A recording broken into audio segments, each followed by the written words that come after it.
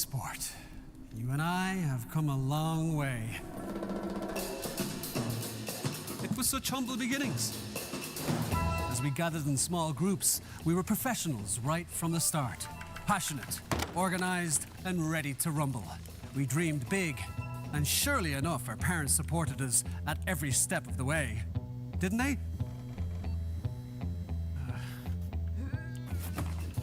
Fired up by all this love, it wasn't long until we caught the scent of competition. To be honest with you, it wasn't always that easy. Joe here, he had to take on 2 side jobs to afford playing professionally. It's gonna get better, Joe. Fist bump. Some of you dared to not even call this a sport. And look where we are today. An endless stream of esports events every year. Bet you didn't see that coming, Mom and Dad. And you know what? We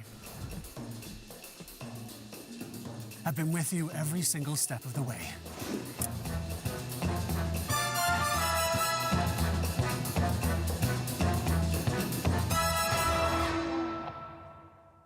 Dream of working with people you watch on screen. Exclusive esports opportunities handpicked just for you. Candidate profile to raise above competition. Let 10GG handle routines. Make a step towards your dream today.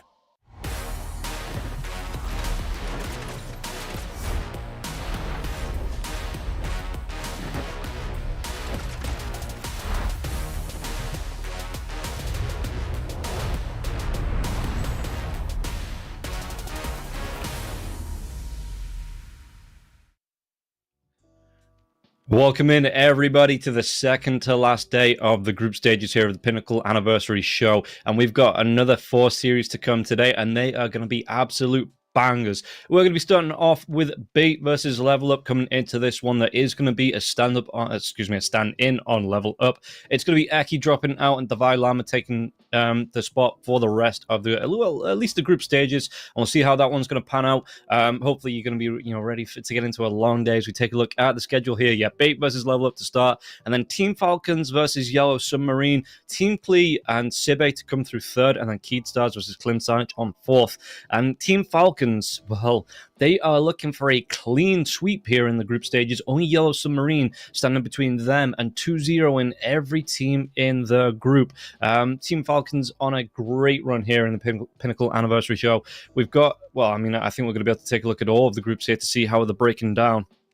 As we move into starting off with Group D, just to see, oh no, going back to Group A. Okay, starting front to back.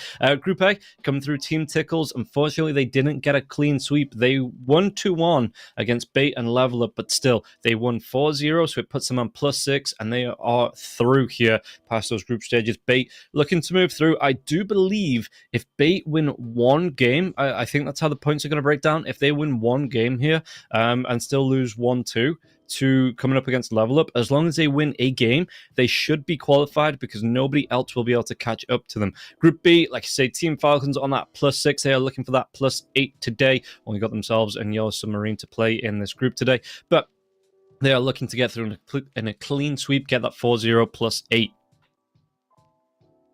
Meanwhile, the rest of the groups, as we break down, Modus Pro, yeah, 3-0, but they have won a couple of... It was just the 1-2 against Team Klee. Excuse me, the 2-1 against Team Klee. That puts them in a good position at the top of the table, and again, looking very comfortable to move on. Got Team Sibe to play, and Group D, the Dudley Boys and Alliance here. Alliance going back down to 0, and Dudley Boys, again, clean sweeping at the top at the minute. So we'll see if both teams are going to be able to do it. Looking incredibly in control, and only Team Namiga left to play for the Dudley Boys. So we could have 2 +8s coming through at the end of the group stages, but moving through, we'll see the first game of the day is going to be Bait versus Level Up, and again, Level Up with that standing coming through for the final couple of matches here. Team Bait, they're looking pretty in control. Like I say, they only need that one game, I do believe, to get the points to get through into the playoffs from the groups. And we can see at the left, look at the lineups: Nande, Dendy, Stormbank, Summerman, as well as Murray Y. They're looking fairly coordinated. There was a couple of stumbling blocks against Team Tickles, who looked fairly good against them, again, going down 1-2. But they still put up a really good fight. And they're up against Navi Jr. as well as KZ. They got the wins on the board. So, yeah, really comfortable here for Bait. And if they can win at least one game here today, I'm pretty sure they move through. Looking at the level up lineups, it is going to be Focus, Stoikov. Eki isn't playing with us anymore. It is going to be Devi Lama standing in. And then Desire and Kadaro here as well. So we'll see how they're going to be able to do, whether that shake-up is going to reinvigorate them, if they're going to get the bounce back through from the groups into this, like I say, the final couple of matches here. Maybe pull it out of the bag and get themselves into that third place spot to move through from playoffs, move through into the playoffs, and get themselves into a good, comfortable position. But yeah, looking forward to today. I think this first series coming up, Bait, if they can execute like they've been doing in the past few matches, they've looked fairly clean. They have that momentum behind them there as well. Like I say, only that one game, that belief that they only need the one game of the series here as well. I mean, of course, you want to go through and you want to win. You want to win it 2-0. You want to be sitting in the most comfortable position you can. But they do have, I'm pretty sure, that belief behind them. So we'll see how they're going to get through today. And again, looking through at Falcons on that 6-0, as I think we're going to be able to get ourselves into the draft, get ourselves right into the action, and see how this first one's going to break down. And yeah, looking through the rest of the day, we've got, again, 4 matches coming through, so we will get the draft on the screen shortly. But yeah, we've got 4 matches to come today. A couple of maybe favorites as well in Team Falcons. And, Bait, it's going to be a little bit more even. Those are going to be the matches I'm going to take you through today. Bait versus Level Up and Team Falcons versus Yellow Submarine. Yellow Submarine, they have only played 2 series. They are 1-1 at the minute, so again, they're looking to climb up, get themselves on a 2-1 with Navi, and get themselves through into the playoffs. And Team Falcon, like I say, they want that clean sweep. And they've been looking fairly good as a team. The one series I cast them, I think the first game, they looked a little bit shaky early on. They picked up the Timbersaw. They got the Mars in there as well. In fact, there was a Doom in that series as well. It was a 2-0. Obviously, it was a 2-0 because they were all 2-0s. But yeah, the way that they're drafting, they're playing, I don't want to say, I'm going to say non-meta heroes, not weak heroes, but non-meta heroes, but they're playing comfort picks. Malrine on that Timbersaw mid. You've got the Mars and the Doom offlane coming out from ATF, and he looked really good. It took the heroes a little bit to get on board and get working in both of those drafts. Crit playing on the Tusk as well, so, Crit favoring that Tusk as the hero that, just he likes to play as a preference. So, yeah, the team overall seems to be playing at the minute for comfort picks, I guess, maybe while because they are newly formed while they sort out their style. So they're playing for a little bit more comfort. They're still winning the series. If we take a look through the rest of the matches they've played, just to see what else they've been drafting. Atlas Burden was the match that I watched with them. They got the Huskar out there. The Luna came out twice because it was Chrysalis standing in there for Team Falcons. So, Chrysalis being comfortable on the Luna. Meanwhile, with the rest of the games, up against Moneymakers, they did get a Luna there for Skitter, but the Pugna coming through, the Puck, Spectres, Timbersaw being in there again, as well as the Mars in one of the games of the series. So they are playing around these comfort picks. Up against Navi, Slark, Marcy actually came out there, Kunka, Snapfire, Shadow Demon. So they are starting to pick heroes, or not starting, but they are picking heroes that aren't considered the strongest, but they feel comfortable on them. Meanwhile, taking a look at the results of again, coming through here, we take a look at the results of Yellow Submarine, because I don't think I was on either of their series so far. They did win 2-0 up against Atlas Burden. If we take a look here, yeah, the Primal Beast coming out, they had the Dark Willow coming through, and just heroes that are considered strong. Lena is starting to creep back into the meta. The Muerta, the Terrorblade. Terrorblade never drops off here. Yeah, so we can take a look at Group B. Yellow Submarine, if they get themselves a win on the board here today, even just a game, no, actually, they need the win. Otherwise, they will drop down to at least 0 on points. So they do need to pick up a couple of, just a win up against Team Falcons, which would be nice to get them above Navi, or get them, in terms of points, above Navi into that second slot. So Team Falcons, like I say, they want to continue this run out. You get that 4-0 plus 8 coming through, and we'll see how they're going to do it. Meanwhile, again, Bait versus Level Up, it is a little bit of a closer matchup. If Bait can win one game, I'm pretty sure on points, they get themselves into that, at least third place, to get themselves through into the playoffs.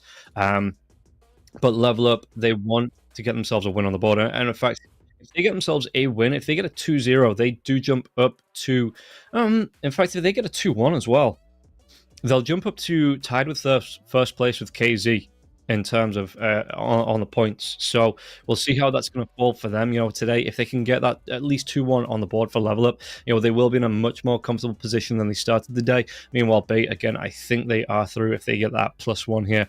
So we'll see how that one's going to fall down. We will be getting to the draft shortly. I'm not. Yeah. Okay, I'm just hearing that we do have a technical issue, so we're going to take a quick break. We'll be back with, Dandy's got himself an issue with his power, and hopefully he'll be, sorted soon. So we're going to take a quick break, and we'll get through these technical issues on Dandy's side, hopefully in the next couple of minutes, and we'll be back with the draft. But see you after this, hopefully short break.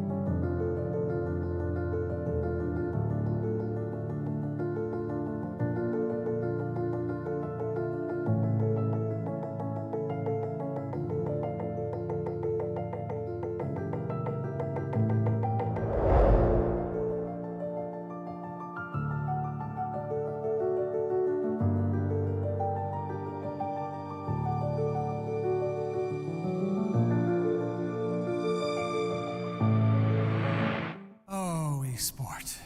You and I have come a long way. It was such humble beginnings. As we gathered in small groups, we were professionals right from the start. Passionate, organized, and ready to rumble. We dreamed big, and surely enough, our parents supported us at every step of the way. Didn't they? Fired up by all this love, it wasn't long until we caught the scent of competition. To be honest with you, it wasn't always that easy. Joe here, he had to take on 2 side jobs to afford playing professionally. It's gonna get better, Joe. Some of you dared to not even call this a sport. And look where we are today. An endless stream of esports events every year. Bet you didn't see that coming, Mom and Dad. And you know what? We have been with you every single step of the way.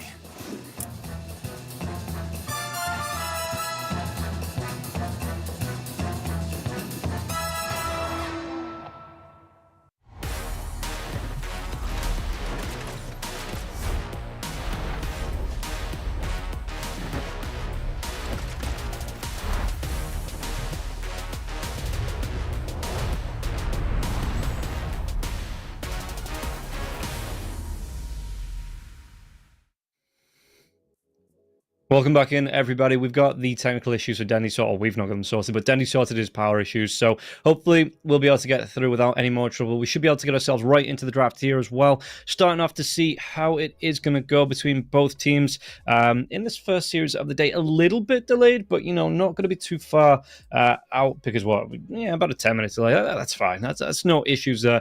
As we see the draft on the screen here, it is going to be the Conquer the Pugner as well as the Phoenix and the Treant Ban out for one side. And then coming out from B, it's going to be the Muerta, TA, and the Nature's Prophet. Meanwhile,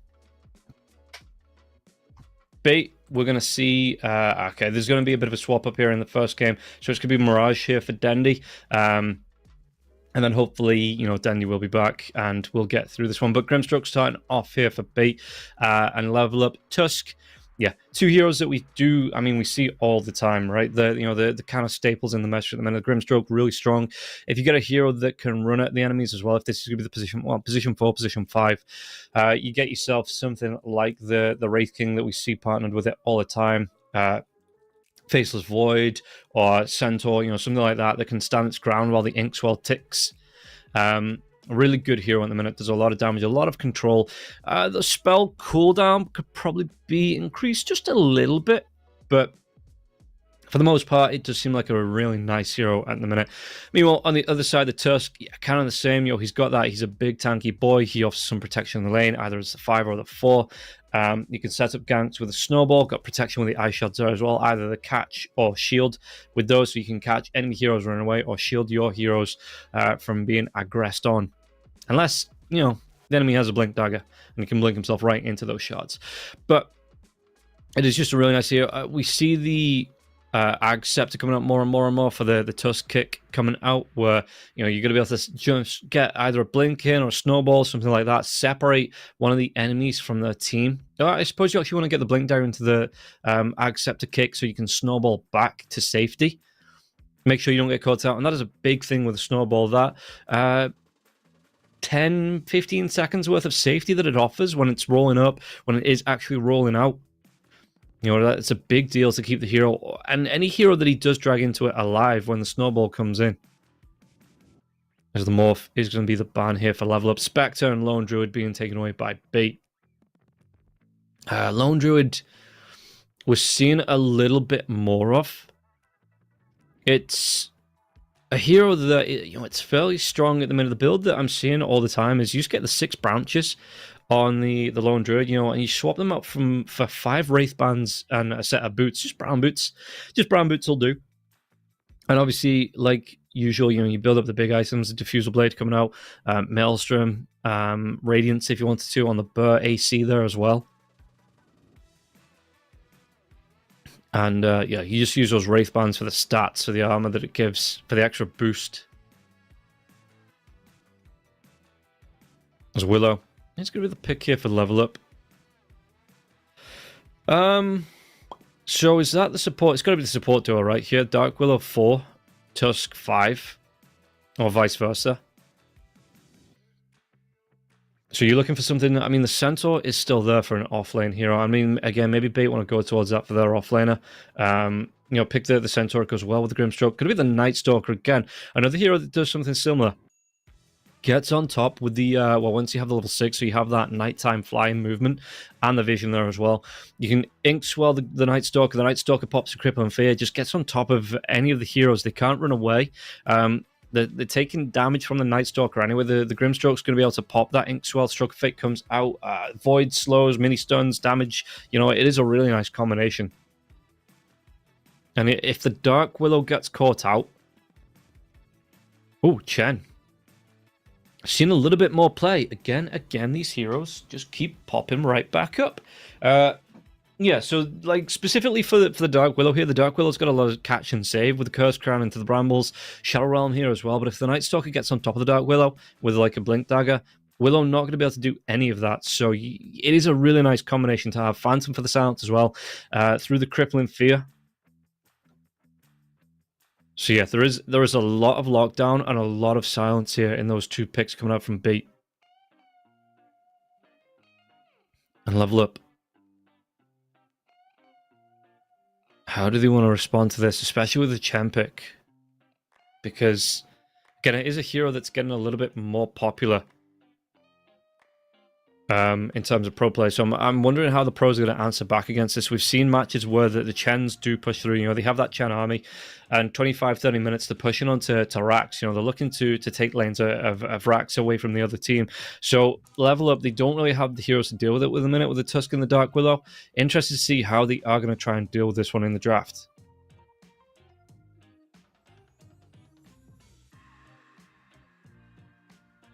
Maybe, you know, and we're seeing, to be fair, we're seeing a lot of Hand of Midases being built. So maybe that's going to be one answer here for level up. The Night Stalker actually with the Shard wouldn't have been a bad answer.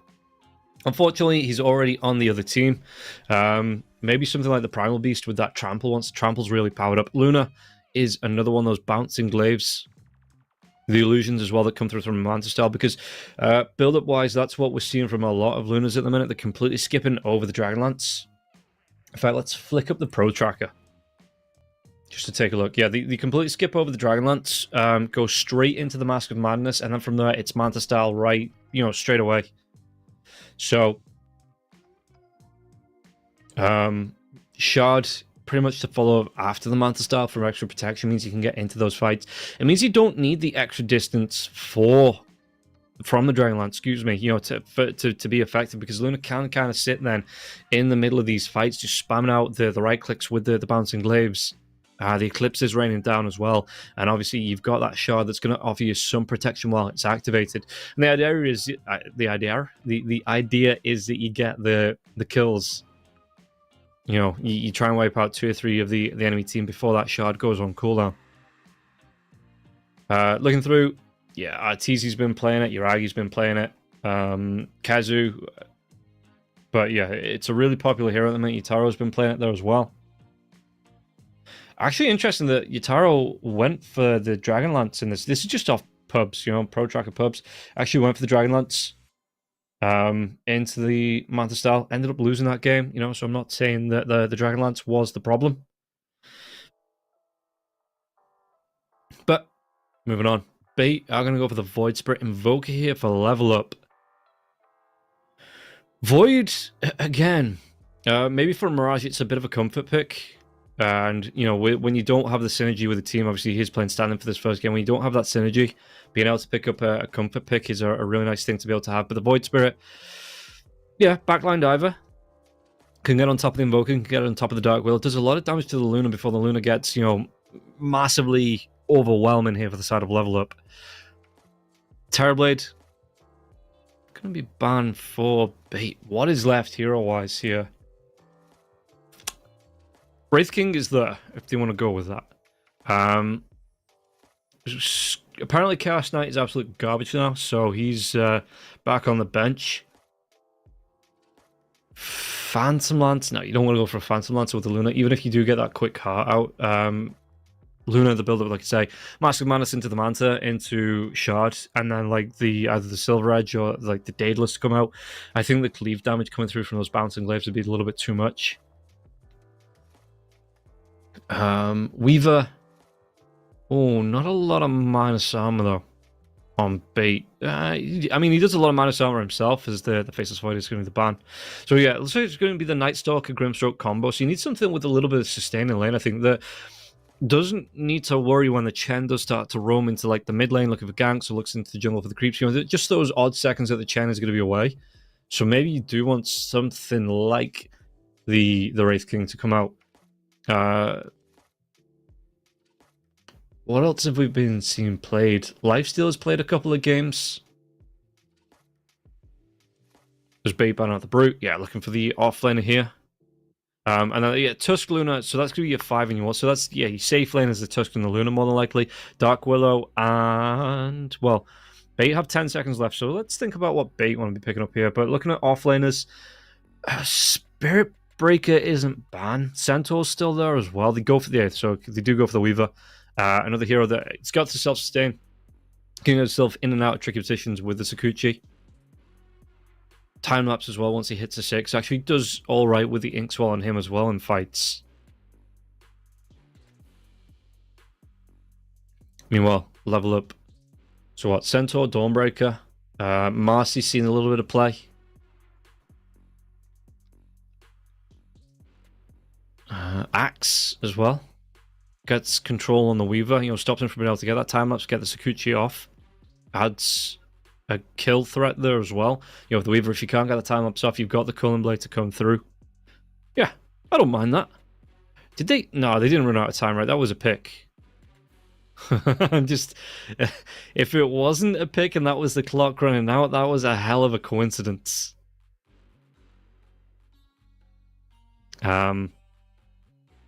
But looking at the lineups, we'll see how Bait are going to play. Well, I mean, both teams have standings now. So we've got Divide Llama on level up. We've got Mirage on Bait, at least for this first game.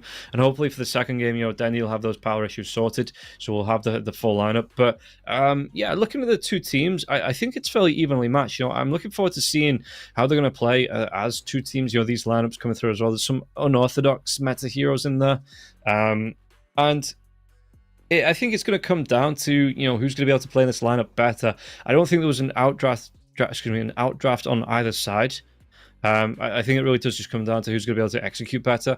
I think in the lane, the Axe as well going to be able to deal with that Chen army with the counter helix coming out as well. In the lane, the Weaver shouldn't have too much trouble, but I'm not saying it's not going to have no trouble at all. They might have, like I say, if the Axe can get on top of the Weaver could get caught out by the call. If he takes too much damage, it could open him up before he gets that level 6, before he's able to get that time lapse off. So I think as we move through, just take a look at the matchup again. Bait versus level up. I think it will come down to execution. I think Bait, like I say, they should be in a little bit more of a comfortable position here. They're further up the table. They should be a little bit more cool, calm and collected coming into the series level up. It might be a bit of a panic for them since they do need this series here to get themselves through. But we'll be able to jump into game number 1 to see how this one's going to break down and whether it is going to be a comfortable game here for Bait or if it's going to be the fight back coming through for the side of level up. And ward immediately goes down. I like this as well. The smoke comes out. Weaver's got that Sakuchi on the board, so he's just like, give me the ward. I can get there quicker than pretty much everybody else. And gets the safe ward on his side of the river down. Let's level up. They did the same. In fact, on the same side of the river as well. Cool. Other wards going down in the Radiant Jungle. Looking to not block the camp, it doesn't look like, but it looks like it's just going to be a little bit to the right. Just to see anyone moving through here. See any, maybe... I mean, you're not going to get any rotations from the Invoker, excuse me, but you might get a rotation from just to see moving through into the mid lane. Some control from the Tusk, something like that. Once the Luna feels comfortable. As a Chen, yeah, it's got both Sentry wards here. So Chen on the complete opposite side of the map. I like this. It sees, you're going to see when anyone rotates off of this rune, like say any rotations out into the mid lane to try and help that Invoker if there's a potential gank coming through onto the Void Spirit. Just offering Mirage some protection here in the early game from Bait.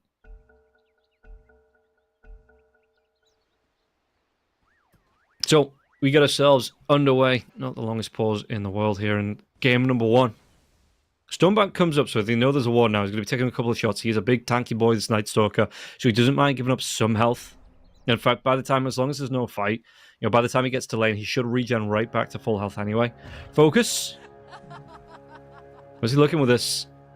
Do they actually want to try and contest? You've got the Werks up here for Stjarkov.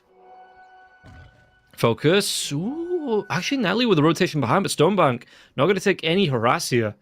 And the Tusk going to be able to move himself away. Yeah, so tag team coming through. They're going to try and go for the right-click trade-off here between the two big tanky heroes. And Stonebank getting a little bit of the worst of it, but the chase down is Stonebank. I think Stonebank maybe... Well, no, in fact, with the rotation from Focus, I mean, he's not going to be able to get the kill, surely. Not this close to the Tier 1 tower, but it will make him burn through a little bit of regen. Some good harass out there as well. Luna, the creep wave does meet closer to the Radiant Tier 1. So you don't really need those body blocks either coming out. It's not the worst thing in the world coming through here from the side of level up. That extra aggression in the early laning stage now. And Stoneman can he get himself away from this one? The right click's coming through with the tag team. It's going to be a lot of damage level 1 on Focus here. Can they get it with a blood grenade? They do. Focus able to pick up the first blood, and Stonebank could only stand and watch as his teammate was being ripped to shreds. Stoikov. How's he going to be able to do against Mirage? I don't think it should be the worst lane in the world here for the Invoker early on. Maybe when the Void Spirit starts to get some dives out, you know, he's got the Remnant Paw as well to get the control out. It might be a bit of suffering for the Invoker. But I think for the most part, it should be a fairly even lane. And, yeah, we'll see how this one's going to play out. Meanwhile, top lane, Devi Llama. Well, Brambles come through, but yeah, starting with the double ring of protection. Just to offer him, yeah, an early boost. And this is what you usually see from the Axe anyway. And then straight into the Vanguard. So you've got the extra health as well. And again, he's going to be going for the Battle Hunger, so he can throw some harass out onto the Chen. The Chen Murray, not really a creep hitter, even a denier here, you know. Not the most attack power in the world for the Chens. So he can try and get the harass off that way. And like I say, once he gets level 3, level 4, maybe tries to get on top of Nande. With the help of the Dark Will, Curse Crown, Brambles coming through there as well, into the call. Could be a potential opening to get a kill off onto the Weaver early on before that time-lapse comes out. So let's see. Mid lane. How's it going here? Stoikov. Just going to be training off the Water Runes. Oh, the Brambles do come through. They might be able to get the kill onto Devi Llama. Devi, can he move himself away from this one? The Battle Hunger onto a creep. Because of course. And it's... yeah, I guess it just takes it down early on. As Axe did go for the call at level 2. Not going to go for the counter helix, probably till level 3. And then I would imagine it is going to be the focus at level 4 and 5 as well to get the points into that for the Axe. And then look to get that call out, get that catch as the Ice Armor on the Weaver. The Weaver is getting fairly brave here. So we'll see what they're going to be able to do. Battle Hunger this time onto the Chen. The Chen again. Looking to try and get those denies, but he isn't the most right-clicky hero in the world, so it gets a little bit harder to get those denies off. Stoikov in the mid lane, up against Mirage. Mirage doing okay in terms of lasts. In fact, a little bit ahead here of the Invoker, and the Invoker maybe starting to suffer just a little bit now that that Remnant is down. Brambles coming through. Nande around the back, though. Devi going to be taking some harass. Ooh, the Battle Hunger. It's going to be onto Murray, though, not onto Nande. Nande does move himself back as well. As the salve for the Axe. How's he looking? He's close to that Ring of Health. Not too far away from that at all. Can they cancel off the salve? It looks like they're going to be able to get that away from the Axe. Nande, though, just taking those right clicks coming through from the Dark Willow. So, Nande, how does he want to play this one? In fact, Axe is going to get aggressive level 3. Didn't have the mana for the gold, but did have a Lotus if he got close enough to pop it. You understand that, right? Yeah, Hill Troll Berserker. Just going to come through, get a little bit of thrust out here as well. From that range. So the damage, it is stacking up here in this top lane. Meanwhile, again, in the mid lane, Stoikov. Just going to go straight for that water, and as the ward comes out here from Mirage, he gets credit for it there as well. You know, that was his own sentry that he ferried out for this. So a really nice pickup, and they didn't get the initial one, but they get the kill. Bottom lane, are they going to be able to get this dive onto Stonebank? Stonebank taking a lot of damage. It looks like it's going to be a trade-up in the top lane, though. We got baited to look at the bottom lane. Leaps on, he gets that Shadow Realm off. He's going to be denying that attack, that right click. That might have been enough to get the kill onto the Dark Willow. Axe does pause. Bit of lag, hopefully will be solved soon.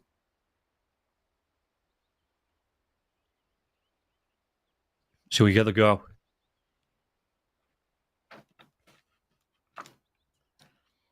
I was looking.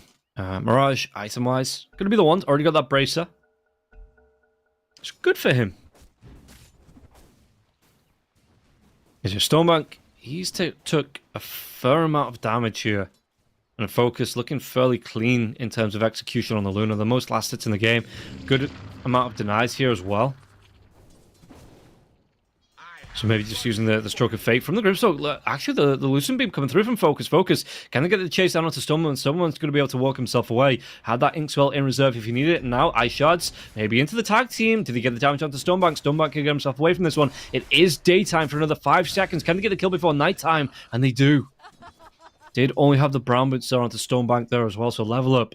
Good clean execution on the kill there on the Night Stalker. You know, top lane. Yeah, the break coming through from the Hill Troll Priest thingy. Devi Llama, do they want to try and get this chase? It does mean that every time he tries to step up here, he's not going to be able to get those counter helixes off. Swift and Sora coming through from the potato now as well.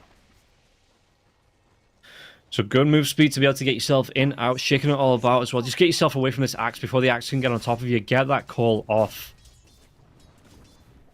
Radiant's middle tower is under attack.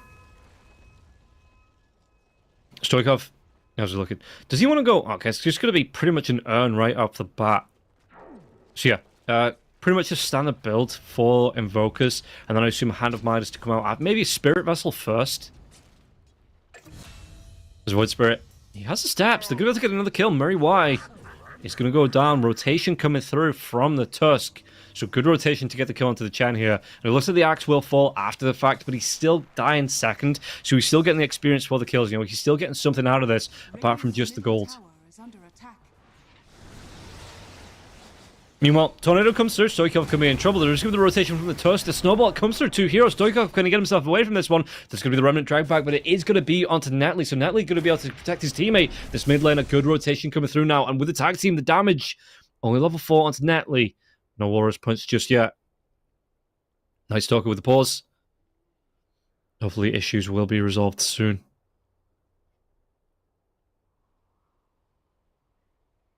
As Divide Llama, what's he got? He's got himself the Ring of Health, not too far away from the Vanguard. The Vanguard should make it a little bit easier to survive in this lane, but I think we've got the go. Are we going back to the fight? Just checking the items. But yeah, Invoker, they're going to be able to turn this one around. The tag team coming through. They get the kill into the Grimstroke, and now the rotation. Mirage did come for this, but the rotation over from the Dark Willow. Brambles don't connect.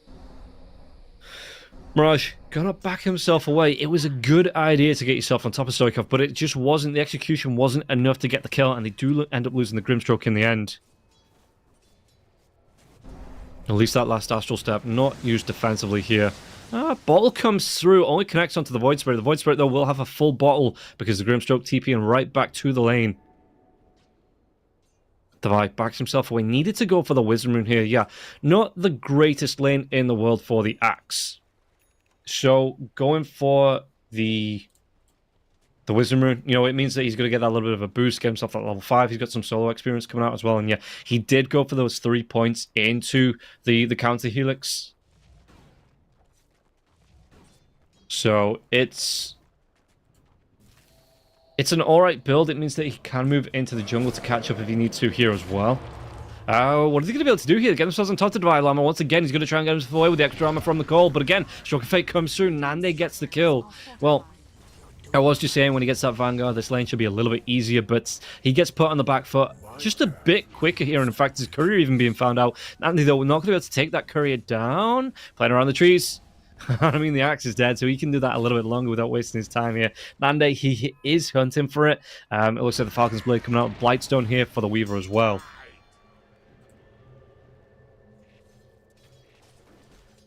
That's Nande. How's he looking farm-wise? Net worth, it's neck and neck, or they're going to be able to go in the mid lane. Can they get the kill onto the Grimstroke? Grimstroke once again. Well, the tag team coming out. Someone's going to be taking a lot of ferocity. Stoikov picks it up, and now Mirage can get himself away from this one. Pops that haste rune. Didn't have the mana for anything else, really, but he did have the haste, so he's going to be able to just quickly run away. Jumping back in, Stoikov is going to be a bit in trouble here. He's got his teammate behind him as well. There's a good bit of that Remnant drag back. You see Mirage just trying to use this haste rune for the max. Trying to do the damage here. Ice Shards come through. Mirage, though, he does have that Astral Step if he needs to get himself away. Cold Snap with the Urn Charge on top of him. Mirage is going to be taking a lot of harass. But will be able to get himself out safe. Silver lining here for Bait is that 3 out of the 4 cores. I say silver lining, as if this game, you know, we're 20 minutes in and the 20k net worth down and some other 20s there as well. But, you know, they've got a 2k net worth lead. They're a couple of kills behind. It feels like Bait, though, in that safe lane. They're protected, or they're going to be able to get a jump out again. Can they get the kill into the Tusk? There's going to be that Tornado coming through once again, though. And Netley getting himself away. EMP is going to be coming through. Stroke of Fate to slow him down. Mirage, Snowball. But he's going to dive back to his teammates. He's not actually going to do it. Still gets the kill onto Netley. And now Mirage, what can he do? Might just give his life up for this. There is going to be the Astral Step out. But that Shadow Realm, if they find the vision, the Remnant, it's going to be able to protect him just a little bit longer. And the Urn doesn't tick him down. He has another branch into a Tango if he needs to use that.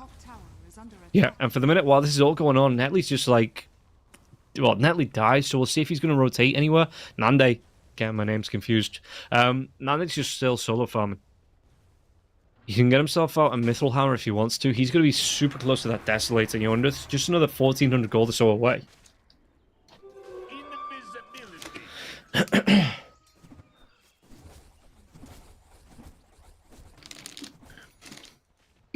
A Night Stalker. How's he looking? I mean, these offlaners, both of them not having the greatest of times. You can see the Night Stalker, though, in terms of net worth, having a bit of a better time than the Axe. About 1,000 gold ahead of the level up offlaner. So Stonebank, we'll see what he wants to do. I mean, we've just come into the second day. So we'll see what he wants to do level-wise here on the Night Stalker. Maybe even go for a gank because he does have the nighttime up. Mirage just choosing to mess with Divine Llama as if his game's not been hard enough already now. Do they want to try and fight this one? The call actually comes out. Excuse me, the Battle Hunger comes out onto the Tomato.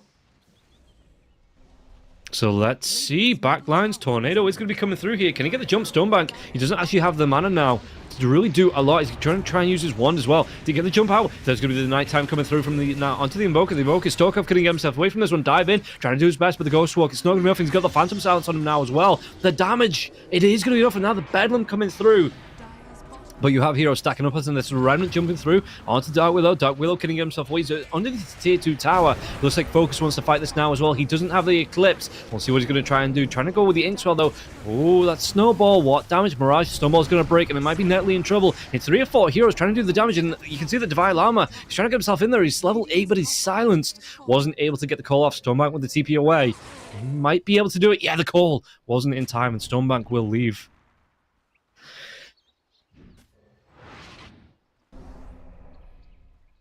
And Invoker still going towards the Hand of Midas. About 700 gold away. Snowball onto Nande will connect, but Netley though, he took a lot of damage and Nande will get the kill. Germinate attack follows through, takes down the Tusk. As Divine Llama just wants to move himself away from this, safety of his lane.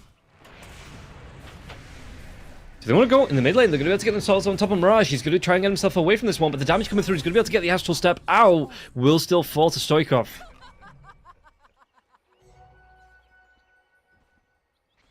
And, yeah, it's...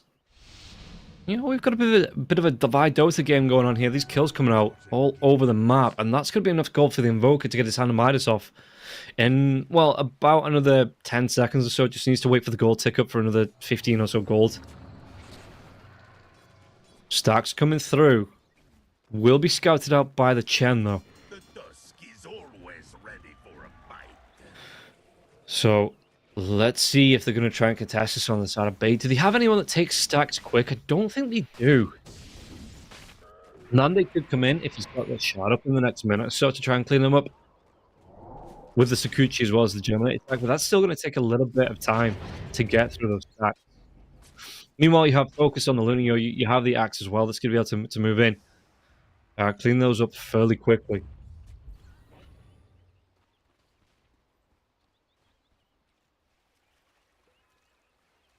So let's see what they're going to be able to do. There's Mirage. Still moving through. It's going to be another Echo Saber. Okay, so it's going to be an Echo Saber for the Void as well. They are looking towards the Invoker. Stoikov is going to be seen by the creep so they can see where they're going to be able to get him. Can they get on top of him though? For the sounds coming through. The jump comes through, but they're going to change targets down as well. They find out Focus coming through the Twin Gates. Can they get the kill onto Focus? Focus is going to try and deal with that Phantom that was latched to him. But the damage is going to be way too much. And they do get the kill onto the Luna. Really nice kill there for Bait. Are they done just yet? Nelly, he might be the next target, Oh, the back line's coming through. Stormman, he's going to spot the Invoker, but Snowball onto him. It might be Netley giving his life for this. Hand of God, they've got the heals, they've got the Inkswell, they've got the damage, they've got the kill. And Desire will go down here. And this is going to open up the map a little bit, because Murray, again, the Desolator, how far away? About 700 gold for Nande. And taking down this tower, a couple of creep waves here as well. Again, Nande's going to be able to pick this one up fairly early on. Mid lane. Did they give the kill into the Void? The Void's going to be caught in the brambles now as well. After the Tornado, they might have the damage with the Bedlam coming through. Cold Snap onto the Void Spirit. The Void Spirit's trying to do what he can with the wand to keep that mana up, but he tries to get himself away. It's not going to be in time to terrorize. They're going to be able to turn this around. The Soulbind coming through, and Nande gets a kill into the Loop Zone. Can they go for the Invoker now as well? The backline dive. They might be able to get the kill onto Mirage. It's going to be the Colin Blade. They do eventually get the kill onto Mirage. Now listen to Llama. He wants to get himself in. Double Colin Blades now. Going to be taking a lot of right-click damage coming through from the Weaver. Focus, level 12. Still no points in the Eclipse. And what can they do here? Axe still going towards the blade mail now as well. Tusk in a little bit of trouble. Stormbank's going to be taking right clicks. Caught out by Divine Llama. They're going to be able to get another Quellen... No, not Quellen Blade. Not even a Cullen Blade here. Stormbank Desire narrowly gets the kill. They're going to go at the Eclipse. They've got the reveal. They've got the lockdown. The Weaver, he'd already used the time lapse. Well, at least that's going to be his Desolator out. But it was a good catch out there. Level up. Taking a really good fight.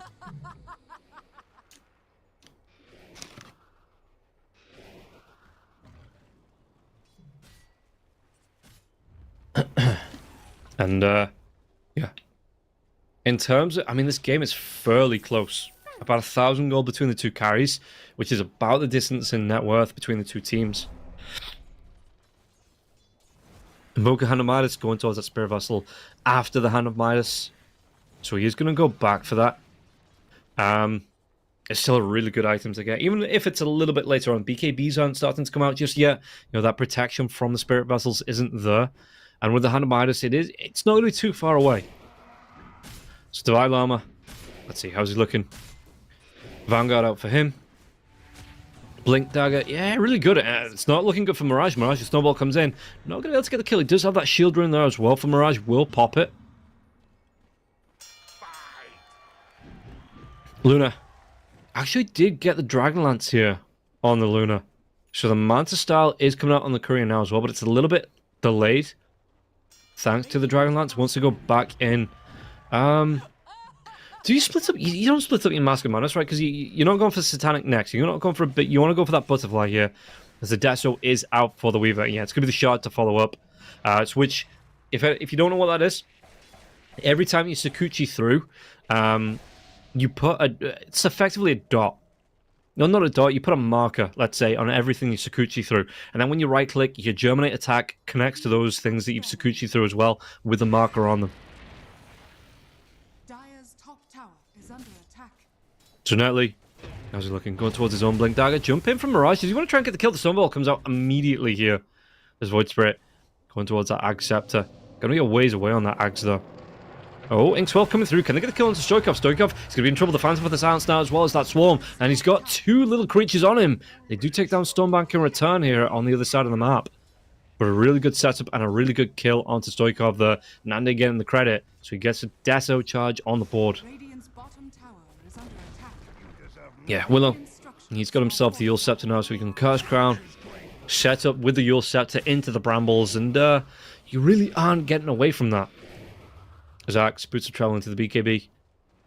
Nice build for the Axe. You know, the extra move speed to come through as well. The control to make sure that, well, I guess the BKB means you're not controlled.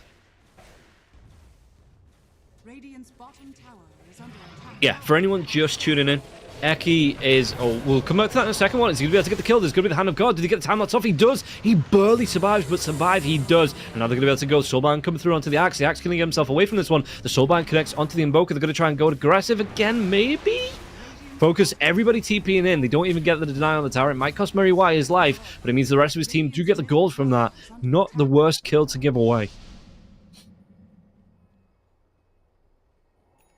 And yeah, the Weaver you can see going towards a BKB here as well. What was it? Oh, yeah. If you're just tuning in, Eki seems to be out of level up. Divine Llama is now the new teammate, at least for the rest of the group stages for level up. And Bait, Dendi had some power problems, so Mirage is standing in for at least the first game. So let's take a look at this again. How low does the Weaver go? Axe, Blink in, Bedlam, Blade Mail going there as well. Hand of God, want everything. Keeping him going. And the silence, or it was the Phantom silence on the Axe. It stops him getting the Cullen Blades. It stops him getting the kill. So, they take a tier 2. They give it the Chen, which again, not the worst thing in the world. And now, Bait, they're going to be able to go into the Roche Pit. What can they do with this? They've got the Mud Golem coming through as well. Scouted out by the Invoker, Sunstrike, but Roshan, it's way too low, and no one on the side of level up's even close. Even if they tried to come through the Twin Gates, it would take way too long. Divine Llama, is that a suicide mission? I think it is. Hides himself in the trees. Going to be seeing Flying Vision coming through here from the Night Stalker. He gets that blink off the Blade Melt. It's not going to be able to get the kill. The Inkswell coming right back onto it. You've got the drag back by the Remnant, and Mirage gets the kill. Okay. At least level up. Should be able to get the Dire Tormentor here. Oh, Lupzone, you've got to be careful. He gets the shard, but it will cost him his life. And yeah, I saw it coming from a mile away. He's just like, you know what, it's cool. It's a 30-second respawn. I'm alright with that. But now that the Payton know where they are, they're going to do the exact same on the other side now as well. Sunstrike comes in just off the Tormentor, trying to scout this one out. Can they get the damage off now as well? And nobody on the side of level up even dies. Is it a Tormentor attempt if nobody on your team dies? Surely not, right? As yeah, the Night Stalker now has that shard, has the Hunter in the night active, which there's no creeps on the side of level up.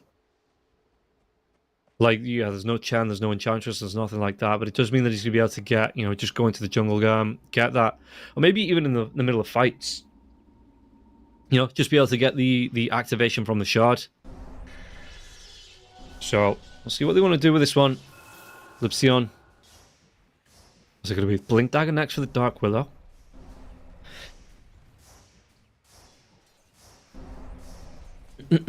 As Focus just continues to push this one out. Double damage in the top of the river there as well. Could be good for Focus to try and force a couple of towers. Oh, they get the catch out onto Stormman. Stormman couldn't get himself away. The Remnant's going to get the drag back onto the axe. He is silenced now as well. So Stormman, that's why the call couldn't come through. They get the damage out. Can they get the kill onto the axe? Divine Llama might be a little bit too far forward. His teammates are going to be coming through. Inkswell now as well. They have the damage. Can they get the kill? Early Hand of God comes out, but the Meteor gets dropped. He looks at Mirage trying to get himself away. Backline Stormman, and he still goes down. Axe gets really darn low. Can they get the kill though? They're going to be able to get the silence off once again. The disarm onto the Void Spirit. And Stoikov gets himself a double. Focus as well with a double damage rune, takes down the Chen. And yeah, the axe, he's a big tanky boy, really hard to take down. And that's the thing, right? The Void Spirit has an initial burst of spells, but it's not enough to get the kill onto the axe. And then once you've used them all, he's not the best right clicker in the world on the Void Spirit. You know, the Spirit's kind of, I mean, the Storm Spirit, I think, is actually the best right clicker of all of them. Yeah, the Ember and the Void Spirit want to kind of be, even the Earth Spirit, they just want to be in the middle of and around the fights. But they don't want to be committed to the front line right click. They want to be using the spells in, out, you know, spells off cooldown, get yourself in and around again. And you can see that it just wasn't enough to get the kill onto the axe.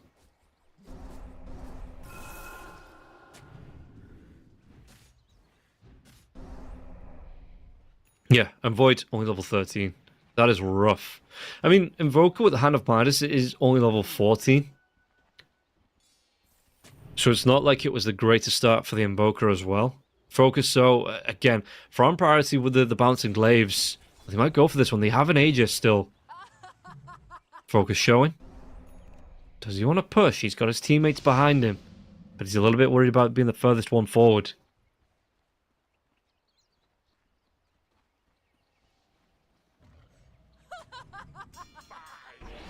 So what can they do? Nande. Just playing his showing. Still got the Aegis for another minute, so he doesn't mind being caught out by the axe. Oh, we get the pause. Yeah, Luna, he's got the butterfly up now as well. So he did actually split off the Master Madness back to the Mobbin Mass without going Satanic first. And I don't think he wants to go for the Satanic yet either. I think it's the BKB for Focus. Item-wise, Void Spirit wants to go towards a Manta style, which, okay, could boost that right-click ability with the illusions there as well. He's got the Echo Saber, he can stack those right-clicks. But again, that's what I'm talking about. Even with, like, the 200 damage on the right-click, so near enough, you know, 190, it's still... Your main source is being able to get around with your spells, diving around with the Astral Steps, getting your Dissimulates off, Resonant Pulses as well in the middle of the fights, getting that control out with the Remnants. And then the right clicks are just kind of the cherry on top. But they aren't the main cake. Speaking about cake, level up with a 67% split of the pie. And bait only 33% there in the win chance probability. But one good fight, I think, swings it right back in favor of bait. They just need to find it out.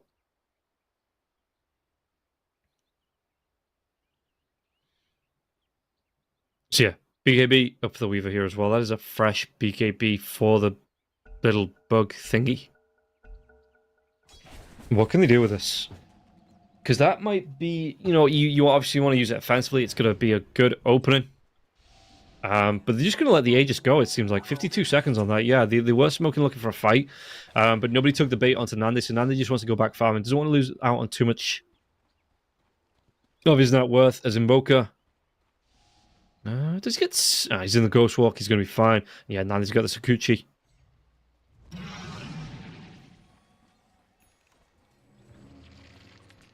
So what can they do? Stroke of Fate to push this out. Mid lane, the call's going to come through. How long does he have that Aegis for? It's going to pop. They're going to try and fight this one now as well. The Swarmbiting comes through. Who's going to be able to come through backlines? Murray's trying to get himself in there now as well. As the Weaver comes back alive, Terrorize is confused, but the Weaver's not going to be effective. PKB's out. He's going to dive to the backlines, gets the kill onto 3. Can they go into Focus? Focus is going to be taking a lot of damage down as well. Pops that Manta style. Time-lapse comes out from Nande. They don't want to go for any more onto this one. Not the Cold Snap as well. It's a Spirit Vessel here from the Invoker onto the Weaver.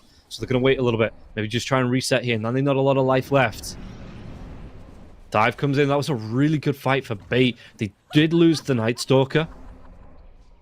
But a 1-for-3 trade. You take down the Axe and the 2 supports. You know, absolutely worth it. They might be able to go for more. The Astral Step comes in. Do they get the lockdown onto Focus? Focus now as well. TP coming back from Axe. Do they get the damage out? There's going to be the Swarm Wave. Backline dive. Axe doesn't find anyone. Ooh, Mirage, though, could be in trouble. Disarmed. Does he get the Dissimulate out to the Astral Step? No, he doesn't. Needed another 2 seconds. But the damage from the saddle level was just enough. The control was just enough. And the kill was just enough. How's the Weaver looking? Level 18. So yeah, Germinate attack is at max level. He has that shard as well. So he's putting on everyone that his Sakuchi's on. Lupsion could be in trouble. Sakuchi comes through. What damage can they do? He's actually going to be able to get it even through the Shadow Realm. Thanks to that shard. Curse Crown going to be used here. Into the mini brambles. But Divine Llama not going to be able to get the catch out. Follow up. And yeah, this Luna is looking fairly strong. Looking really strong. So it is up to Bait to be able to answer back. He's got himself, like I said, the Butterfly is going to be here. He's going towards that Silver Edge. He's not even going to use the mask, the Morbid Mask for a little bit now as well. Could swap it out for the Wraith Band if he wanted to. Which I think if he goes for a Satanic, are they going to be able to go into Stonebank? Stonebank might be in a little bit of trouble. Cold Snap into the call. The damage is going to stack up and up and up. Stoikov, he gets the credit for the kill, but that was a really good team effort here from the side of Level Up. And Mirage, he gets caught again. Straight up dead here. Lipsion, like I said, gets the credit for the kill, but team effort from the side of Level Up there to find those 2 kills. Okay, Focus. He's going to leave that one creep alive to say, tell your friends what happened here. Stoneman was a call. The damage is going to be silenced off. Couldn't get the call off. So it does mean that Divine Llama, he's got 3 on the Cullen Blade stacks. You know, at level 3 on the Cullen Blade there as well. But yeah, he's been silenced a good couple of times when he could have got those kills with the Cullen Blade.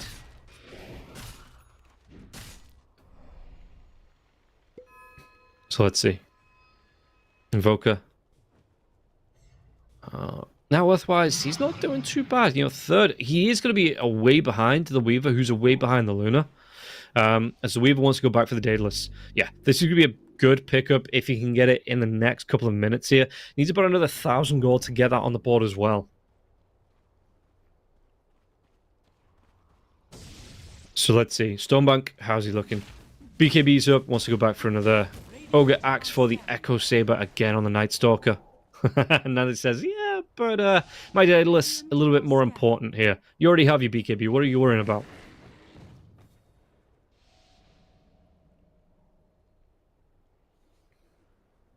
As the neutrals now coming through at the tier 3. It looks like Level Up are grouping for a fight.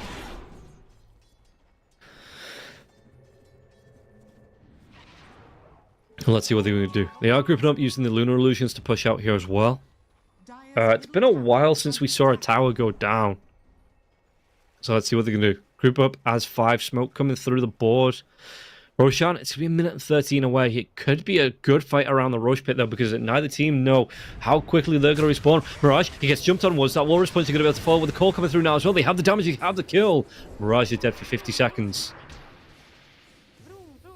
And that's, yeah, the vroom vroom coming through from Lipsion. You know, they got to go quick. Roshan, it might be a big time in here for bait, because Roshan isn't up for 48 seconds. I think the TP away, at least the Vilam is going to TP away here. Try and push out this bottom lane. I might be able to get a catch. But yeah, the Void Spirit will respawn just before Roshan. So he's going to have time to get to that Twin Gate outpost TP. Dire's middle tower is under attack. Bait, maybe, okay, Chen, he's got the Vlads. Yeah, going towards those Guardian's Greaves. Just wants the extra heals that sustain here for pretty much everyone. As Mary Why. He's aware that his teammates are being picked off. So let's see. What can he do, Nande? He has the Daedalus. Wants to go back for an MKB. Yeah, Butterfly's up, so he does need to go back for that. Maybe swaps out the Dragonlance for maybe the Falcon's Blade for the MKB. We're going to see a fight, though, breaking out. They're going to be able to get the Hand of God off pretty much straight away. Tornado connects. They get the kill onto Stormbank. Stormbank, no chance. Soulbind onto the Axe as well. They do take him down. And Meteor backlines. Mirage taking a lot of damage. He tried to get the dive onto the backline to get the kills. But Loopsy's going to be able to take advantage of this one. They take down Mary Y. They take down Mirage.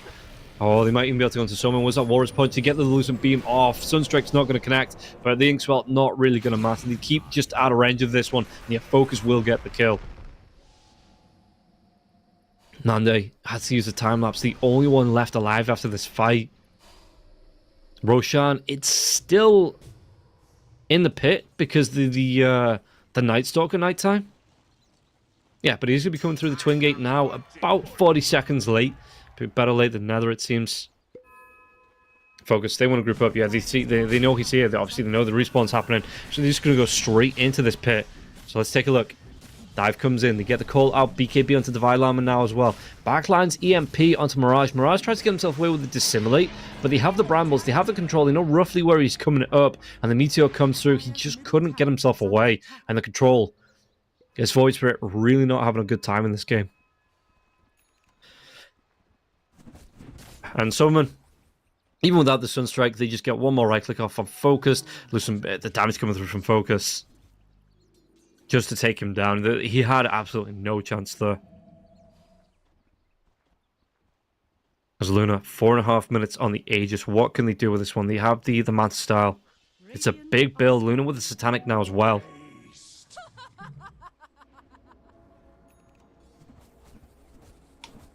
As Focus, everybody on the side of Bait is back alive.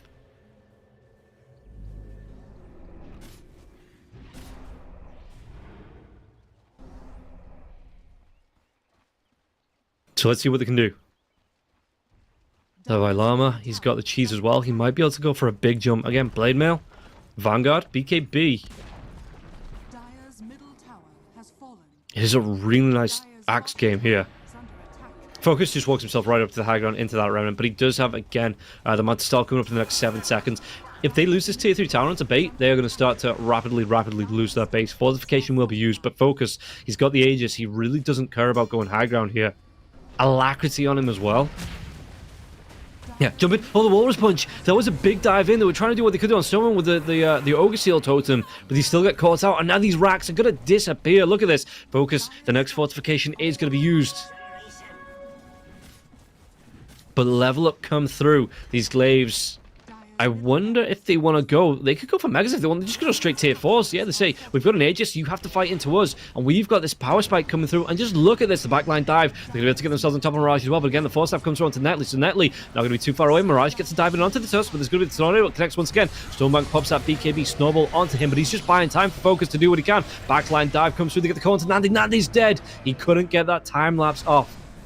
Buyback comes through here from Netley. He wants to get himself into the enemy base as quickly as possible. But I think this might be what a little bit too far here. Yeah, Nande, Bait are going to call GG and level up. they had a really good start. The Luna really didn't get contested. You know, the Night Stalker in the lane was just, he was killed off a couple of times. They lost a Grimstroke a couple of times there as well. So Level Up, they had a really nice start to the game. The Axe got put under pressure, but because of the way that the hero works with the counter helix, was able to move into the jungle. There was stacks for him to catch up. He got himself the Vanguard, the Blink, you know, and some great setups from the Tusk coming through, as well as the Dark Willow with that control. Stoikov, he had a bit of a not a bad start, but it wasn't the greatest start in the world for the Invoker in the mid lane.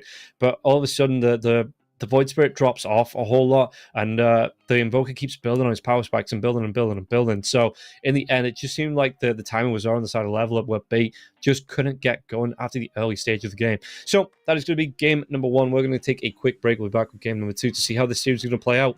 First, we'll take the break, so we'll see you after this.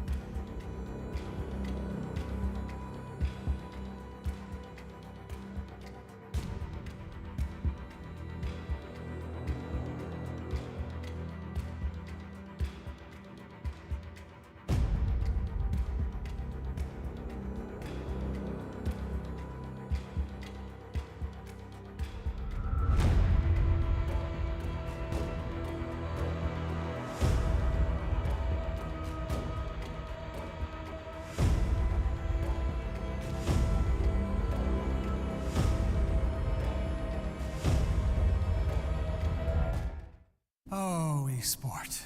You and I have come a long way. It was such humble beginnings.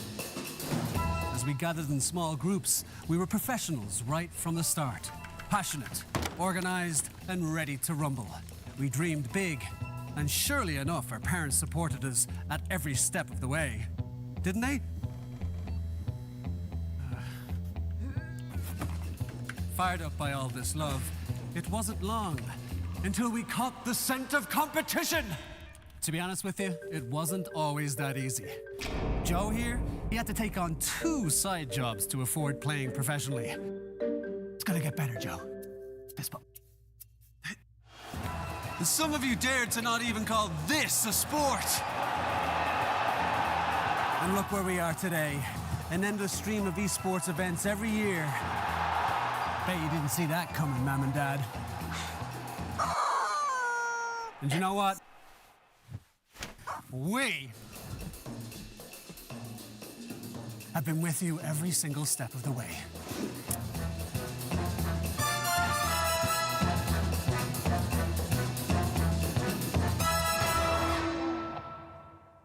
Dream of working with people you watch on screen. Exclusive esports opportunities handpicked just for you. Candidate profile to raise above competition. Let 10GG handle routines. Make a step towards your dream today.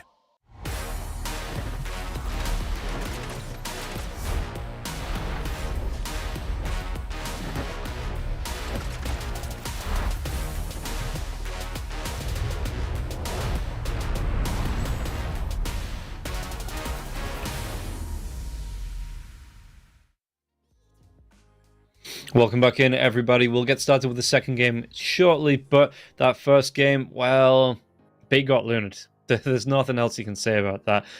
The Void Spirit really didn't kick on as much as I thought it would do coming out of the laning stage. Some great rotations. The Invoker was everywhere on the map there as well. The Tusk, the Dark Willow supports, they were incredibly effective. Axe didn't have the greatest starts in the world, but once he got himself into the game, once that Blink Dagger, the Vanguard, the Play Mill all came out, he was having some real impact, getting some great catches as well. I had to get an early BK. Well, I don't want to say an early BKB, but I had to get a BKB there as well to stop the silencers from coming through to make sure he could finish off the kills with the Quelling Blade. But yeah, overall, Level Up, it was a good lineup for them, and yeah, Bait just couldn't keep up in the end. And we've in maybe another game without the Luna, it might have been a good hero enough to get them the win on the board, but you can see that Bait were taking those fights, and the Luna was just standing on the ground saying, okay, cool, come at me, bro, because I'm going to right click all of you down with these bouncing glaives. You can group up, you can come in one by one, whatever you want to do. I'm going to, and yeah, the Luna was maybe the defining factor there in that first match. That was enough to get Level Up over the board and get them that first victory on the board. But again, I'm pretty sure that Bait only need that one win in this series here to get them the points, to get themselves high enough in the table to at least get through to the playoffs. Maybe even get that second place finish there if they get themselves another point on the board.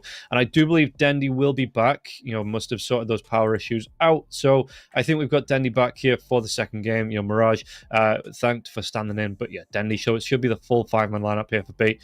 We'll see how they're going to do. Maybe something a little bit different. Obviously, Denny with a bit of a different hero pool, so it's no longer the comfort hero on that Void Spirit, and maybe something with a little bit more impact. And I don't think it was Mirage's fault. I think there was some good rotations from the supports of Bait, trying to establish that control there for Mirage. But Level Up were on the same page as well. They made some rotations. Again, the support Tusk and I was going to say Dawnbreaker then, but Dark Willow rotating in, making sure that the Stoikov wasn't ganked on the Invoker more often than he needed to be. There was some good saves as well. They took the Grimstroke down a couple of times. So yeah, overall, the level of play coming out from Level Up, even if they are playing with standing with the not even standing, like a new member, let's say, with the Vital Armor here, it was enough for them to be able to take at least the first game of the series away from Bait. So we'll see how this is going to work. How when we get ourselves into the draft, who's going to be able to come out on top in the second game. But again, looking at the table, if I could just get that up where we're looking at, for me, Bait are on that plus, well, they're beyond +1 now, but KZ play against Level Up. So Level Up will be on -2. If they win this one, they go to -1, and they would be able to jump above Bait If they win this one 2-0, and then they beat K0 2-0 tomorrow. Yeah, tomorrow is the final day of groups. So there is going to be, you know, an opening here. If Level Up can take this 2-0, even though they are 0-2 and -3 points now, this might be just enough of a window for them to sneak themselves into the top 3. They just need the win today 2-0. They need the win against KZ tomorrow 2-0, and that will be enough then for them to jump into that top 3, I do believe, because they would then be on +1 point, which would put them above B, who would be on 0. It put them on above KZ, who then dropped down to -4. And yeah, Navi Junior on a -3. They've already played all their series, so I think Navi Junior, just waiting on the outcome of tomorrow's match to see if they jump above. I mean, I don't think they jump above anybody. I think they might just be in trouble, depending on what happens here. I mean, I think if Level Up lose today and then beat KZ, Navi Junior might sneak it just because of the way the point breakdown happens. So yeah, it is to be Level Up versus Bait coming through this first series. A bit of a delay again. Hopefully it won't be too long before we get ourselves into the draft. And then to follow up, we've got ourselves Falcons versus the Yellow Submarine to come through as the second series. Yeah, we'll be able to take a look at the table here. So this, yeah, so it's very, very, very close in those last 3 places. You know, 3, 4, and 5 are only a point between them now. Level Up will be on -2, so same points as KZ. And if they win the series, they will jump above KZ on that -1. But Bait might be able to put a bit of a sock in it. If they do win at least 1 game of the series, I do believe that's Bait qualifying, and we'll see what that would do to the table. Coming through to the schedule, Team Falcons versus Yellow Submarine will be the second series of the day. Team Flea versus Sibe and the third. And Keedstars versus Klim Sanich on the fourth and final. How have Keedstars been doing? I cast their first game, but I think they are playing from South America, so they're playing on ping. So yeah, 1 and 2, but -1, and Klim Sanich, God, I thought they were going to be one of the better teams in the group here. Dudley Boys are rocking it on that +6, and yeah, Keedstars, well, they've got themselves at least one series on the board. Did they win it 2-0? They did against Alliance. Alliance were on a bit of a tear there as well. So surprising that Keedstars were able to take that victory against Alliance. You know, Alliance looked like they were having a really good time in the Pinnacle anniversary show. But they got slowed down just a little bit, it seems like. So again, hopefully, just going to see if there's an update, any match info. Okay, we're getting a lobby remake, so hopefully we'll be able to get ourselves into the draft in the next couple of minutes. And like I say, you just have to look at my happy, pretty face for the next couple of minutes before we get ourselves into this draft.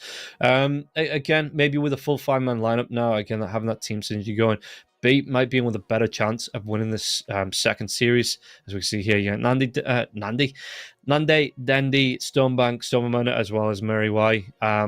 When they match up as a team, like I said, the matches that I've watched of them so far, they've not looked too bad. You know, they've had some clean executions in games, maybe been unlucky to not win a couple of them as well, but it's, yeah, as a full 5-man, I guess, again, Dandy maybe the shot caller. So if you don't have your shot caller in the game, it's a little bit harder to try and draft around. You don't have you drafted there as well. And you have to kind of incorporate the standing. You know, like I say, on the side of Level Up, we're going to see Focus Stoikov, Divide Lava. So we did get the change there from Eki, who is out now. Desire and Lupsion coming through. They want to win the second game. You know, their tournament lives are on the line here to get through into the playoffs. And it would be great for them to be able to win this one 2-0. Great for them to be able to win the next one 2-0 as well, and just get that automatic qualification.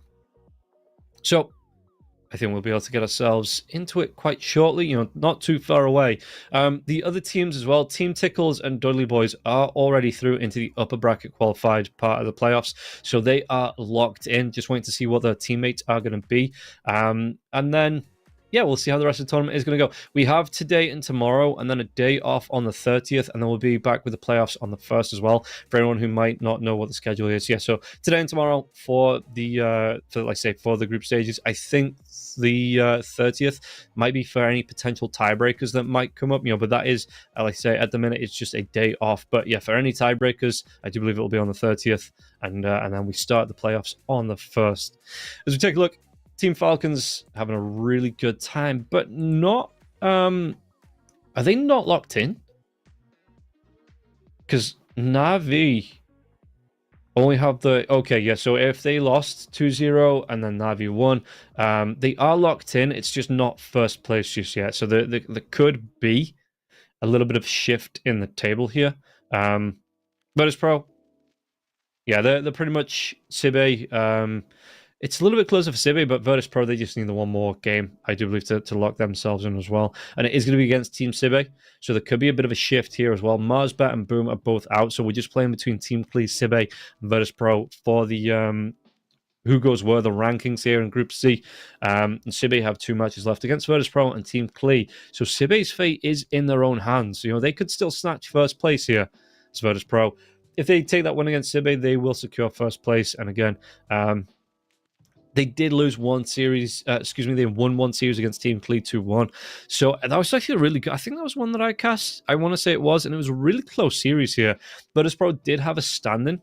Kiritic wasn't playing for them, but it was still a really close series. You know, really good one to watch. And Team Clee looking stronger than I think a lot of people expected them to be.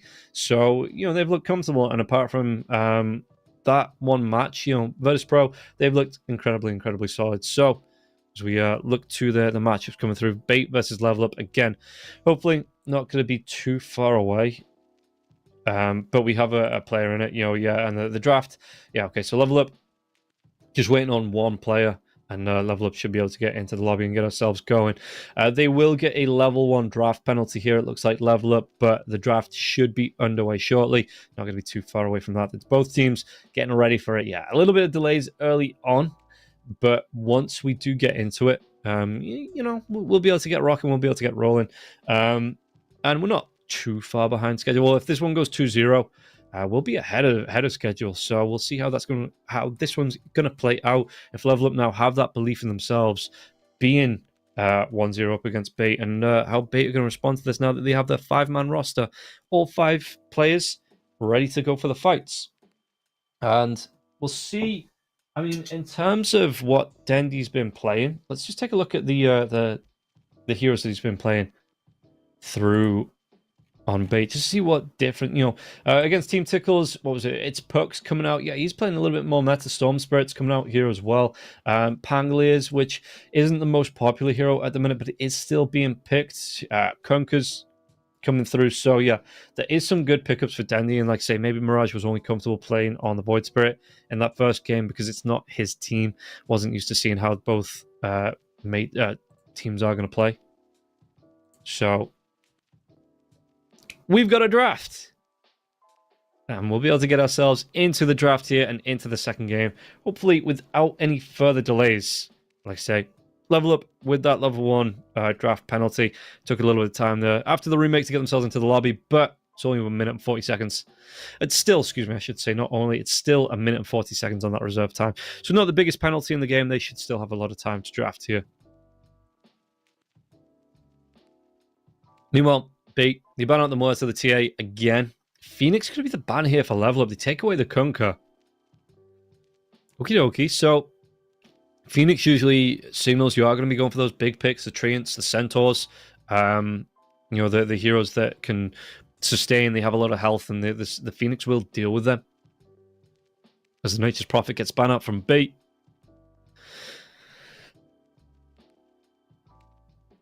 Let's see, Bait now. What choices do they have? They could ban out this Treant here if they wanted to. It means that, again, the Centaur's still there, the Tusk is still there. Grimstroke, which they ban out themselves here. And Level Up. What do they want to be removing?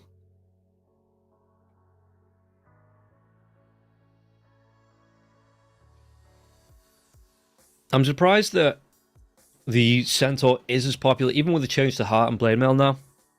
The Centaur is still pretty popular in terms of draft. In fact, I think it's one of the most picked offlaners in the Pinnacle Anniversary show. As Level Up, they ban out the Pugna. I forgot about the Primal Beast. Now, good hero, great pickup, can flex either mid or off. Shadow Shaman comes out for Bait here. So good control. It's got the Hex out. I mean, you get the Hex on the Primal Beast. The Primal Beast carries on running the chicken form, and then you've got a chicken trampling over you. So Primal Beast, yeah, like I say, can flex mid or off. Can even play a 4 and a 5, but is mainly being played in those core roles as they ban out the Morphlin here on the side of Level Up. Shadow Shaman, a little bit something new here for bait. Some good control. Hex, as well as the Shackles. Takes towers as well with the Serpent Ward. Serpent Ward's great in a fight, as long as there's something to stop level up from right-clicking them down. You know, just distract them long enough that these Serpent Wards can stack up the damage. So let's see. Level up, go for the Earthshaker ban. Okay. Shadow Shaman as well, one of the strongest right-click heroes, supports, excuse me, in the game, level 1. Starting off with above, I think it's 90 right-click. So, is a bit of a pain in the ass in the lane. And level up, yeah, they ban out this Earthshaker. So, what a bait want to be taken away here. Well, goes great with the Primal Beast.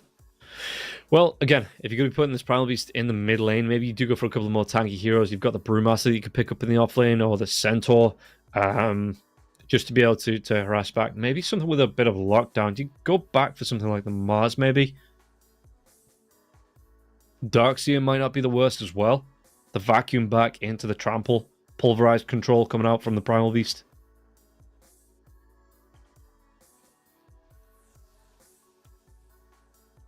As like I said, Bristleback, after the changes, so they ban out the Tusk, the Bristleback is just completely gone from the drafts.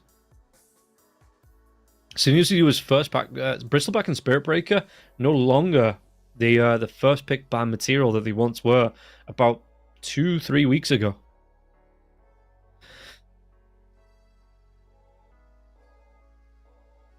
And yeah, let's see. Bait, they go for the Chen. Oh, maybe a bit of a bamboozle here with level up already taking out the Earthshaker. But again, Primal Beast not too bad at dealing with the Chen army. Again, Pulverize and Trample, Onslaught into them. It's a really nice way to just be able to get into the middle of that army, trample them all down, take away the Chen's big power spikes, I guess you say. And then all of a sudden, all he is a big heal creep. You know, he's got the Hand of God, and what else can he do if he's not got his creep army?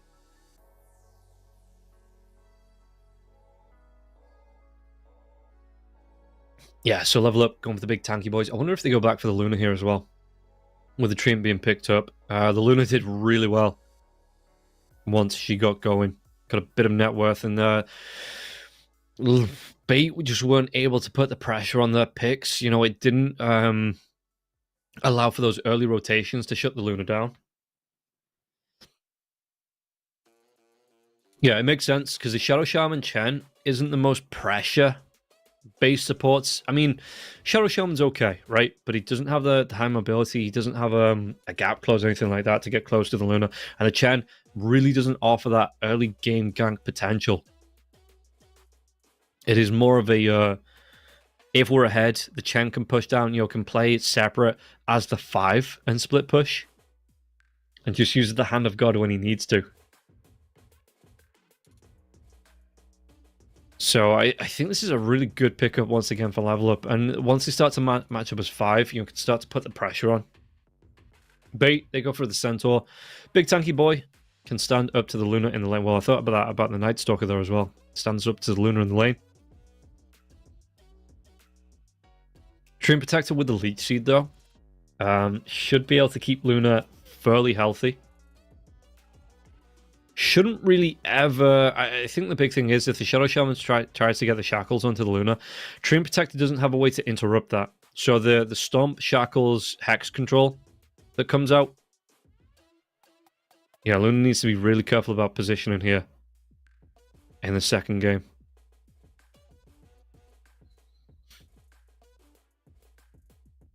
What a bait looking forward. Storm... against the Primal Beast. How do you win against this Primal Beast in the mid lane? Okay, they go back for the Weaver. Yeah, I still don't mind that, but again, if this Luna gets a free game, it's really hard for the Weaver to fight into this one, because Luna will start just to clean up your heroes.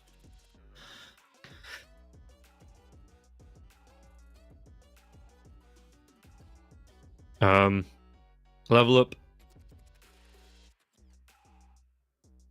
Against the Weaver, offlane wise, what do you want to go for? Again, Darkseer might not be the worst. You've got the control. You can vacuum back.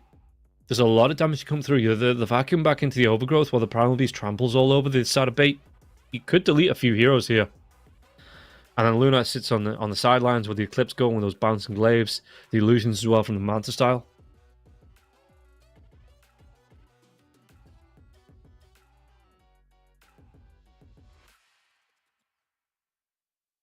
So, what will level up want to pick? Tide might not be too bad as well. Big disruptor. They go back for the Axe. Didn't have the best laning stage in the last game. Wasn't the greatest, but once it found a few stacks, got the Blade Mail up, Vanguard coming through, the Blink Dagger there as well. The control was just enough. It was more than just enough. It was a great amount of control for the Axe. And yeah, with the Grimstroke being banned out this time, the Axe should be able to get a few more Culling Blades under his belt as well.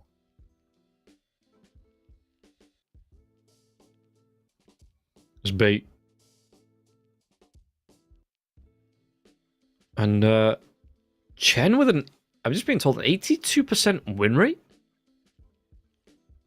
From 82% win rate from 11 games. They take out the Dark Willow. That was great lane partner for the Axe, but that's a lot. I mean, didn't do too well in the last one, but it's still a really impressive hero. So it seems like Level Up, they're trying to build a way around to deal with this Chen. Stop it, slow it down, and take it out of the fights early on, which the Axe and the Luna will do. And again, both of them with the counter helixes as well as those bouncing glaives will deal with the Chen army. Primal Beast should be able to get the control on the backlines there as well, and the Shadow Shaman. And again, that's another thing, right? That Centaur Warrior with a Stomp. You might have a Centaur Stomp in there as well coming through from the Chen creeps as they do ban out the Rubik. But once this Primal Beast gets the BKB, there's a lot of control on the side of Level Up, and I don't know if Bait have enough to fight through that.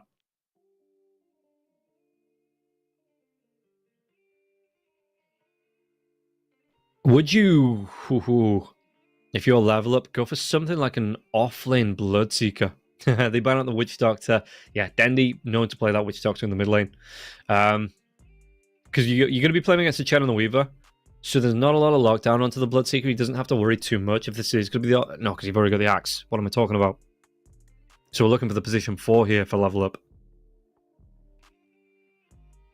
What have we got? Dazzle's still there. They go for the Scarth. Okay, extra burst damage. I look away for 1 second to look at the hero list. Goes well with all three of the Axe, Treant, and the Primal Beast. Overgrowth, Pulverize, Axe's Call as well. Scarth Mage is going to be able to pump out the damage with the Mystic Flare. Concussive shot in the lane as well. It's a massive pain in the ass to play into. Scarth Mage, as long as he's got the mana regen, can put out all sorts of damage, all sorts of harass into the lane.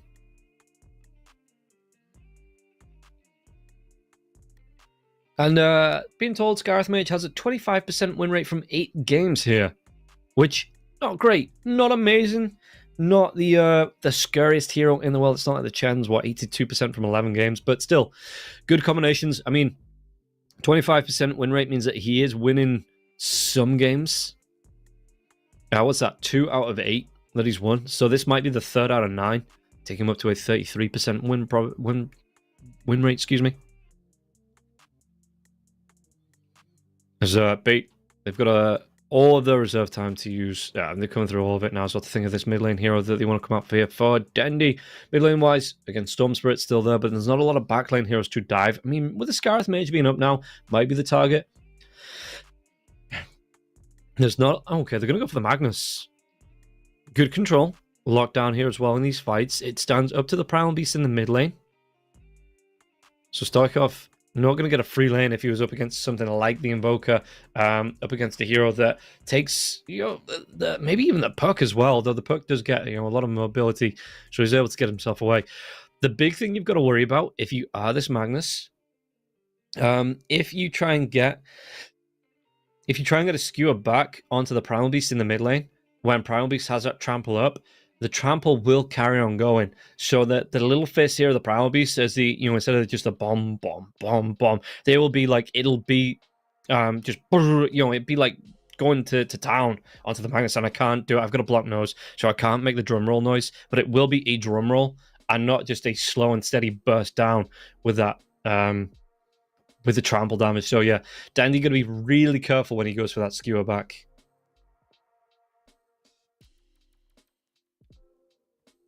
And really 15% from 13 games on Magnus. That is not a good win rate at all here on the hero at the minute. So yeah, we'll be able to dive into the to the second game soon to see who's going to be able to increase their win rate. But yeah, Magnus at the minute, not really the scariest hero in here, and yeah, maybe not a collapse level hero at the minute unless you have collapse playing him. So we'll see how he's going to be able to do in the mid lane here for Denny. But I think the Primal Beast, it's not the worst matchup in the world for the Magnus, but I don't think he comes out on top, as I think we're going to be able to get ready here to go into game number 2 and see how this one's going to come through. Between the two teams on the Pinnacle Anniversary Show. And again, we have 3 more series to come for this one, but level up. Their fate is in their own hands if they can close this out as a 2-0. KZ tomorrow should be another... Well, they could look for another 2-0 there, and they will get themselves through into the playoffs.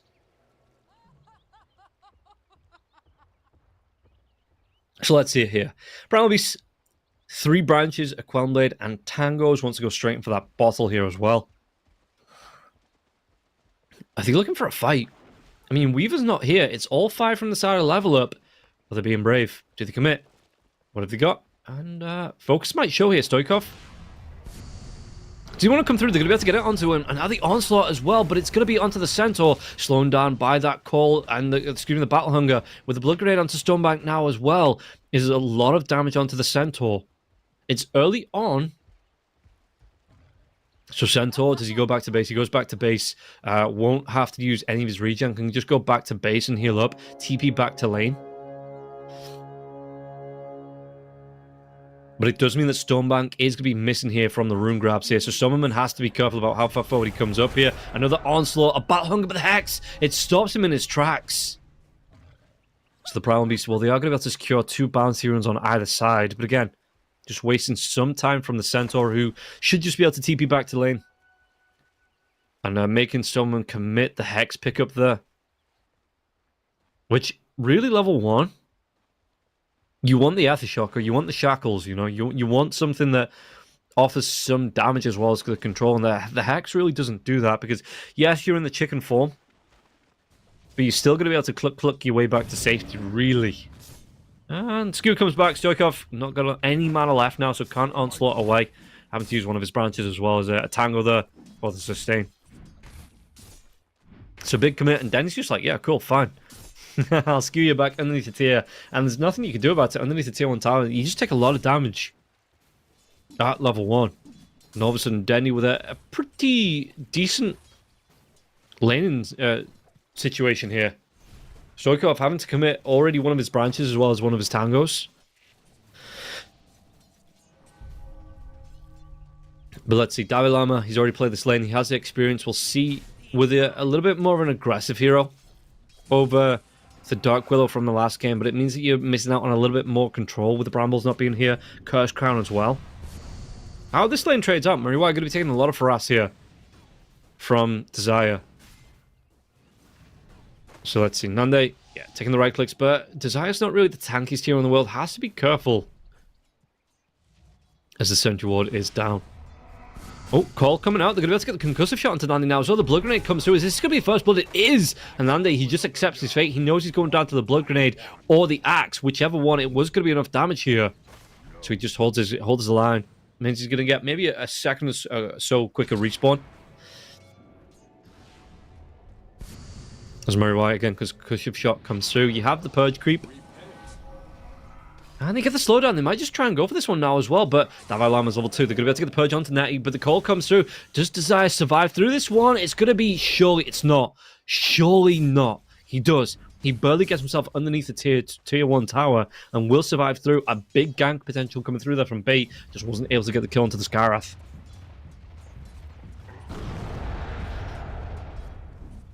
Stoikov has his bottle now as well. Both mid laners going to be able to go towards water runes. I think Dendy, because he had a bit more health and mana here, comes out with a bit more on top. But Stoikov, if he wants to, he can just keep hold of that water rune. And regen up, pop it when he needs it. Break in case of emergencies. How's it looking? Skewer comes back as well. Onslaught just immediately away. And yeah, Magnus, he gets a couple of tower shot damages with that Skewer back. But Stoikov is going to be able to use the water and the bottle charges now as well. Gets himself up to a good amount of health, a good amount of mana. And in terms of the way this lane's going, 13-7 in terms of last hits to nice for Stoikov. Dandy on the other side goes 11-2. Blood Grenades coming through. Stonebank taking a lot of damage here. What can they do? Lipsion just trying to keep this Luna fairly healthy. But Centaur Warren, he's got himself a Tango being shared by support here. He's got him a Lotus as well. So it's looking fairly good. Both sides trying to do what they can in these laning stages. Weaver once again, top of the last hits. Stoikov, he's just like, cool. Try and go for it again here. But then he just moves himself away. So he's trying to pull through into the creep camp, maybe, yeah. I mean, 4 minutes in, but the trample's coming through, so he is going to be able to clean up this creep camp as well as the... Does he go for the jump in? He's going to be able to get to... He gets onto Murray Y, but he's only going to be level 4 now as well, so he's not going to have the pulverize. Stoikov gets slowed down. At least Murray Y, well, he denies the bounty rune away from the Primal Beast. Meanwhile, focus will go down in the top lane here. Stoneman had the control to get the kill. It looks like the Treant, without the stun, wasn't able to do anything to keep his Luna alive. And yeah, Stoikov with an empty bottle. Poor Primal Beast. There's Magnus just using this opening here, using the time. Skewer back once again, and Stoikov out of mana now. He's a big tanky boy. Just gonna use that Tango. Yeah, walks himself away from Dandy. Dandy's having, again, a really good time. He's finding these skewers, doing a lot of damage and keeping the mana and health economy here. Stoikov pretty much constantly has to use that bottle, keeping it activated all the time. So Stoikov, what can he do here? In terms of the net worth, it's... I mean, excuse me, in terms of the last hits, it is even between the two mid laners. A couple of last hits between it, but nothing major, no major gaps between the two heroes. And there, yeah, Primal Beast, he's got his boots coming in, I do believe. Double armor, chase down, Nande. Did they get a silence off now as well? They might be able to get this kill. Do they have the damage with the Blood Grenade coming through? It looks like they do. Swarm trying to do what they can to Divine Llama here. Murray Y on the backlines, doing a little bit of damage. Meanwhile, Danny does get the kill onto Stoikov. Rotation comes through from the Shadow Shaman. Yeah, Danny with the control. Just able to set up level 6 here before the Primal Beast. And this is, yeah. So, Danny being able to keep the health and mana of the Primal Beast so low, it does mean it's vulnerable to a skewer back. Any control coming out from the Shadow Shaman, rotation like that, sets up for a good kill. And the Primal Beast, I thought you'd have a better lane than this, but not going the way I imagined it here. So Magnus, not too bad. Hex, do they want to go for the control? Shackles. Just wasting time with the Primal Beast though, as Denny continues to get the last hits, and now the trample damage though, they're going to be able to get the damage onto Focus. Focus gets a kill onto Stonebank and finishes him off. Stoneman maybe turns it around. Stoikov. RP gets committed. I'm surprised he just didn't turn around here. Try and get the kill onto Stoneman here. But Stoikov, TP coming in from his teammate. Can they survive him? Body blocks now as well. Shackles. This is going to be another kill here. Stoikov controls body blocks. I'm surprised that he didn't turn around. You know, think that maybe he was dead already. And just go for the kill onto the Shadow Shaman. So, Danny having a really good lane. Divine Llama denies himself to a neutral.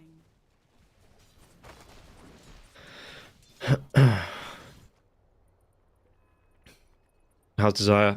Just looking for the Wisdom Rune. Okay.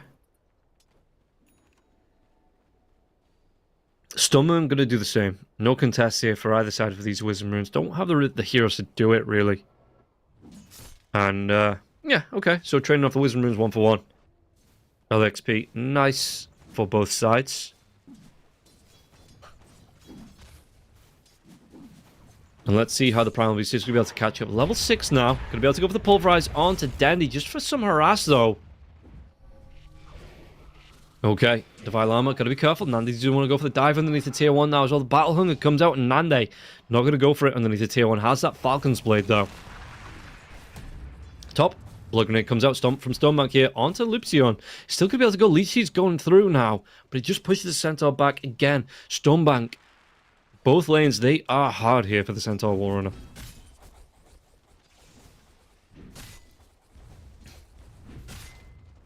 As Focus just continues top of the net worth here as well for the Luna. And this is how the game started in the last, the last game.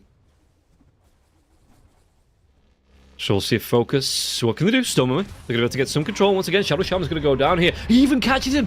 No way. Mid-skewer, the Pulverize comes out. They're going to be able to get the silence here onto the Magnus. And Dendy, he gets told, no, you go no further.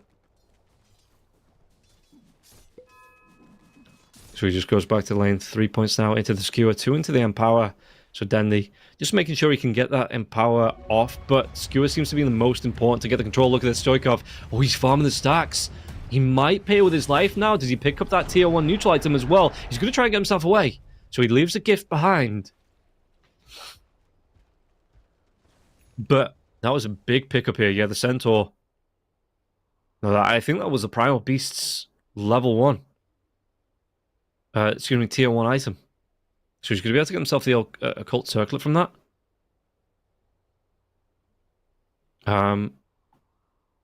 Yeah, can we click on the shop on a Dire player? So, just to see, because I'm pretty sure it was the Dire's, yeah, the Dire's tier 1 neutral item, the tier 1 token. Tree is going to reconnect.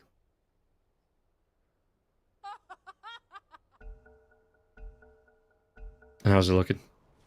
Weaver's not doing too bad. He's going to be able to get himself... I think that's the Blightstone coming out on the current... Yeah, the Blightstone and his power treads for the Weaver. So going towards another Dice Light. And that was kind of the thing, right? In the last game, Nande was doing great.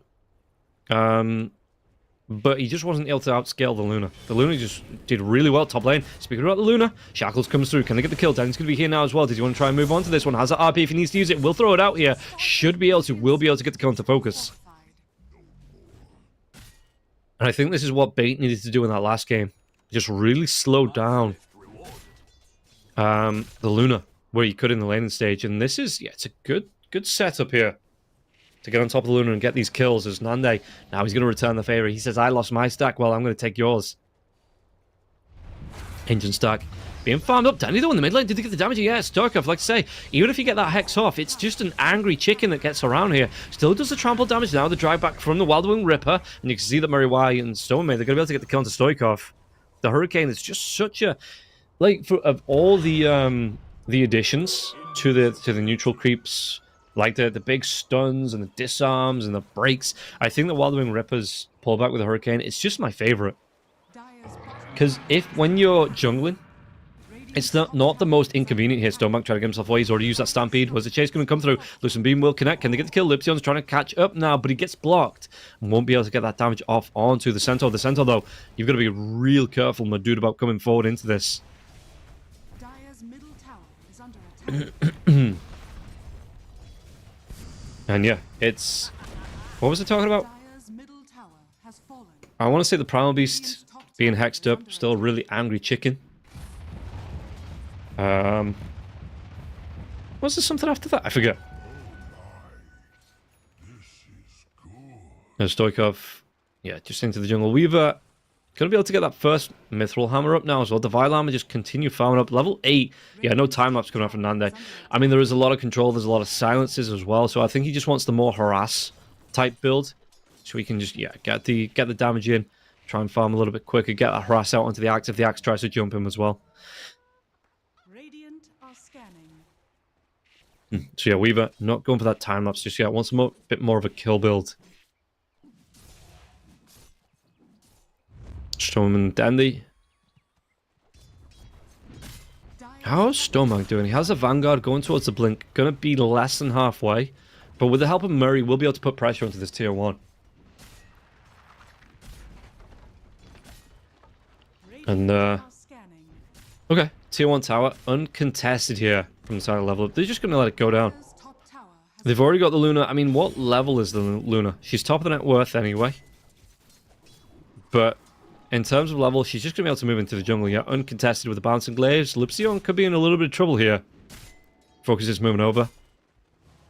Oh, the stack. Chan's going to see it now. What can they do? Treant could be in trouble. The Stomp's going to be there now as well. You've got Stoneman that rotates over. They're trying to TP, and Stoikov's going to go into the backlines now as well. Hand of God will be used. Lupsion surviving through this for a long time here. That leech seed keeping him going now, and Stoneman, he's going to try and do his best. He's going to go down though. Desire gets a kill in the end. And in fact, they might just lose the Chan army as well. They do. Some good gold pickup here for the side of Level Up. They might have lost that stack. In fact, no. I think it was actually found by the Primal Beast while the Primal Beast was getting the kill into Stoneman.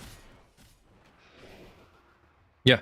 And now he's going to be able to get himself on top of, well, towards the Blade Mail now as well. It's not great in terms of net worth. He's, what, 6th? With the Axe being down there as well. But we saw Level Up in the last game. You know, they didn't have the greatest of starts. They were able to pull it right back. Magnus going towards the Harpoon. Who needs a Horn Toss when you've got a Harpoon? And then into the Blink after that. Okay, so you can see that Luna, full farm, the -8 damage reduction. Excuse me, the -8% damage reduction. Coming through as the skill. So the Luna, not too bothered about getting the ultimate yet and fighting with his team. Can do it if he's close by, but the Luna, for the most part, just wants to be finding the farm, finding these items here. Radiant's bottom tower is under attack. Primal Beast straight into the heart.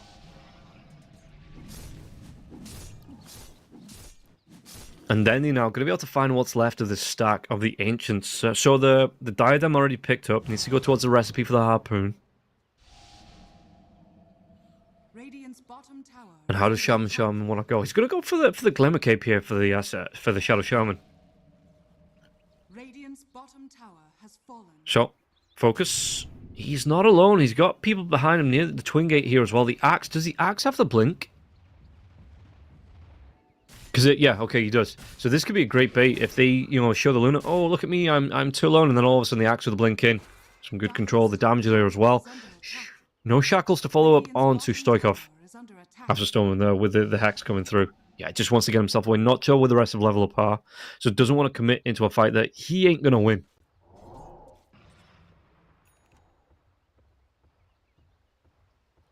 As the Primal Beast, it is going to be the Blade Mail Heart build.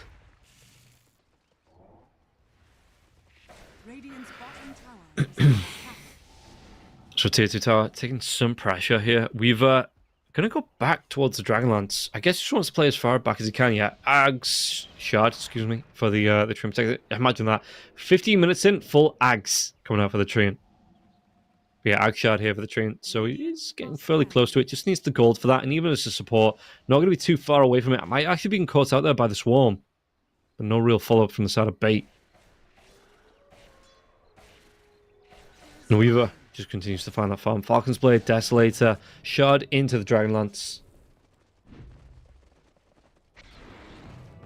And it is going to be interesting to see how quickly Bait want to try and fight into the Luna. Because the Luna, we saw in that last game, just became untouchable here. And did actually go for the Dragonlance again on focus. Where a lot of players are skipping over that. But the stats are nice, the extra attack range is nice. It does slow down your Manta into the... Well, I think he went Butterfly after the Manta style in the last game.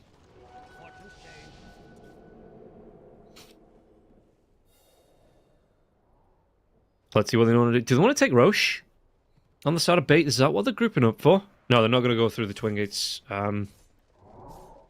Just using Murray's creeps to scout it out. Make sure that Level Up weren't doing it.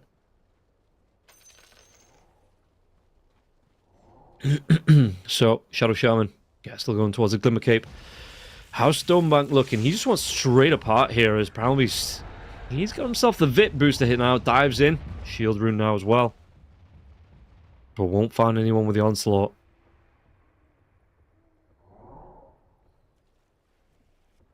Stoikov just moving himself around. Murray Y. Again, the Chen should feel comfortable for the most part. As a solo pusher that can respond to his teammates, either a TP or a Twin Gate, after using the Hand of God to keep the teammates alive if they get gone. And speaking about getting gone on now, top lane, do they want to go? Stampede's going to be used here. The backlines are going to be able to get control. They're going to be able to get the dive. The call comes through. Where's that Cullen Blade? Do they have the damage to get the kill? Pulverize is going to be used here. Surely they do get the kill. It's actually the Desire that picks it up. Weaver wants to get involved with this now as well. The root comes through onto the Shadow Shaman once again. Can they get the damage onto the kill? Stoikov chasing down to Murray Y. Backlines, they want to go into Storm May. And it looks like they might be able to get this dive here now as well. Blade Mail going to be popped here from Stoikov. Murray Y just needs to run himself away. Polupsion.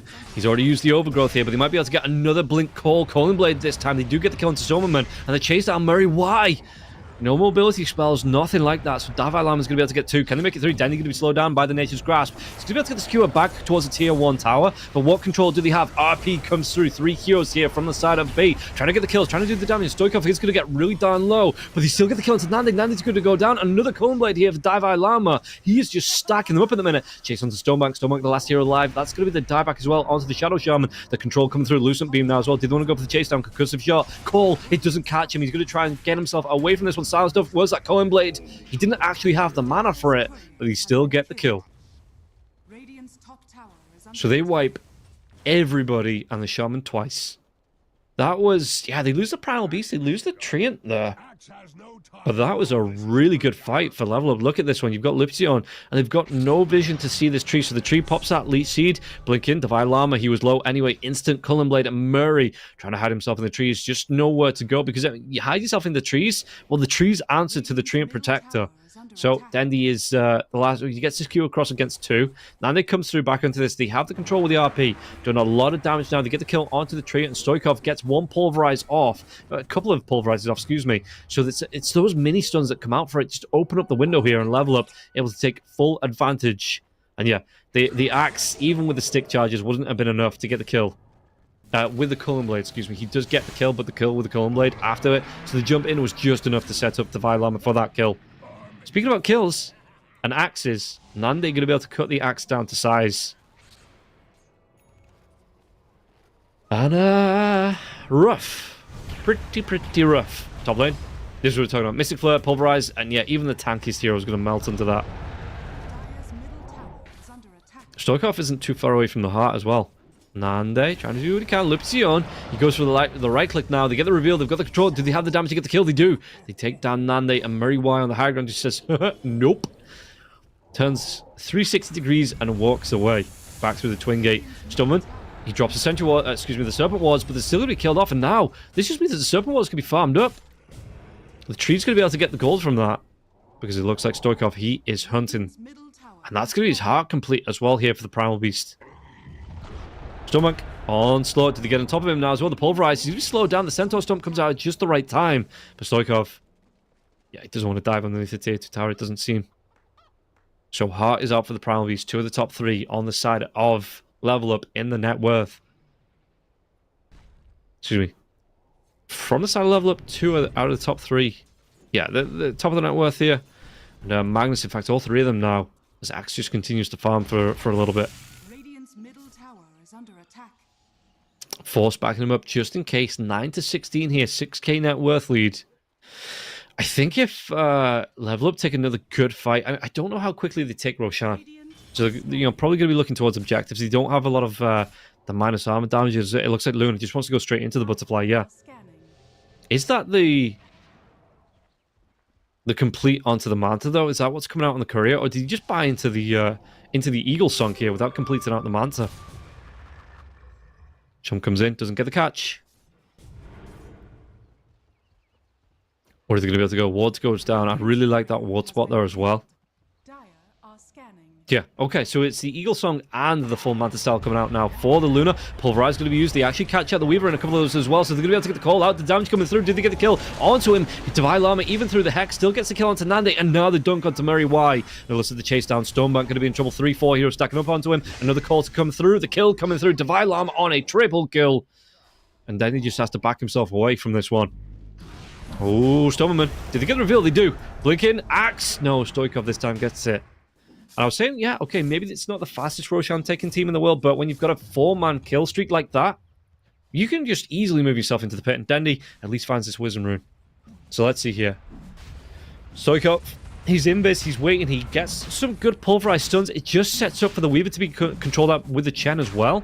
That positioning, just because the Weaver turns to right-click down onto Stoikov after moving outside of the pulverized range, and it just means being so close to Murray White. Divine Llama, it's just a perfect jump here. 4 out of the 5 hero kills. And yeah, Bait coming back alive, but not able to contest this. So Stoikov through the Twin Gates. Where are they going to look to push? Are they just going to let Luna push solo on the off lane towards this tier 2 tower and then group up as 4 or 5 maybe? Because Luna has the Aegis, so that's a protective tool there if they need it. No, okay. Looks like they're just going to play away from each other. So 20-9 here.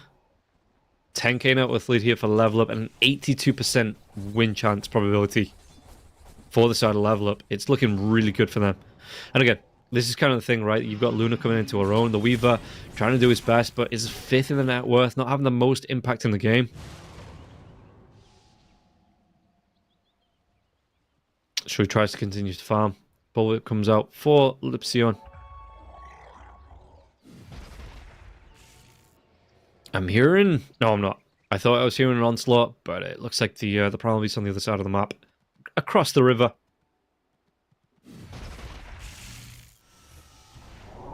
And Stoikov. I mean, he is leading the line here. Actually wants to go back for a Kaya.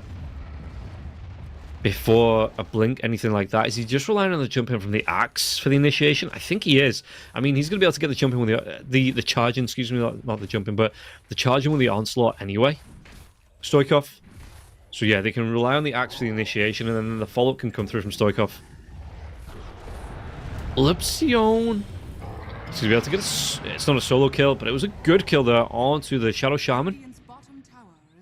Now Stampede's been used. How can level up take advantage of this? Do they want to group up? 3, 4, 5 heroes looking to push down tier 2 towers. Oh, dive in. None of these away though.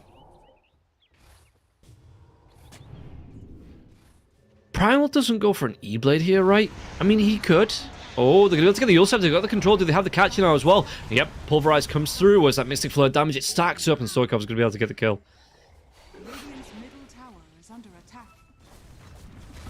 And yeah, maybe the E-Blade for the Primal Beast wouldn't be the worst thing in the world. Because you are grouping up. In fact, look at this. No Weaver for the next 30 seconds. Harpoon was used, but Focus. He doesn't care. Yeah, he's just going to stand and wait. These right clicks onto the towers. 23 seconds on the Weaver. Fortification going to be used here. Can they buy time? Martisal even going to be used? They do have a second fortification after this tier 3 tower goes down. So what are they going to do?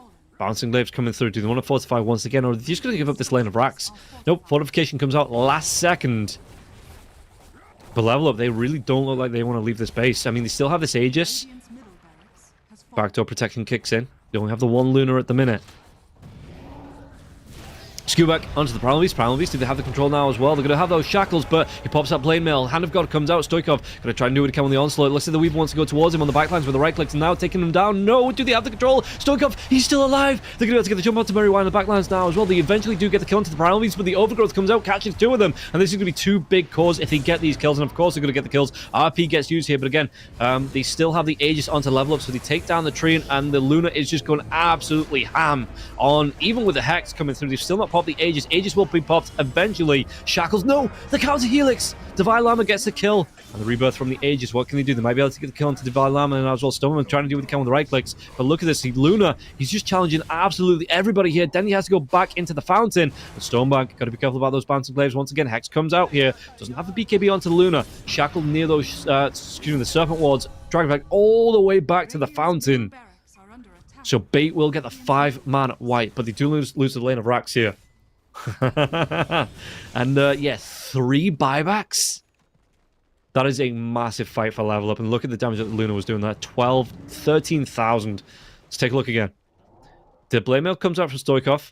He does skewer himself away. And you can see that the Weaver follows him off to the side now as well. This is going on focus, just trying to do what he can with the Balancer Glaives, those Moon Glaives coming through as well. They get the kill onto Murray. Murray already used the Hand of God. And Focus is just like, cool, you've got 2 heroes grouped up, even if they are big tanky heroes. I'll just control those. RP comes out onto 3. Oh, back in the mid lane though. Did he get the kill onto Stoikov? Stoikov, again, big tanky hero, but where are his teammates now? He'll Scepter up. Can he get himself away from this one? He's going to be hacked. He's going to be killed off. Maybe a good fight as the Stampede gets used here. Shackles. And yeah, you still don't have a Luna for 15 seconds. The big win is, though, that initial fight was in the Radiant base.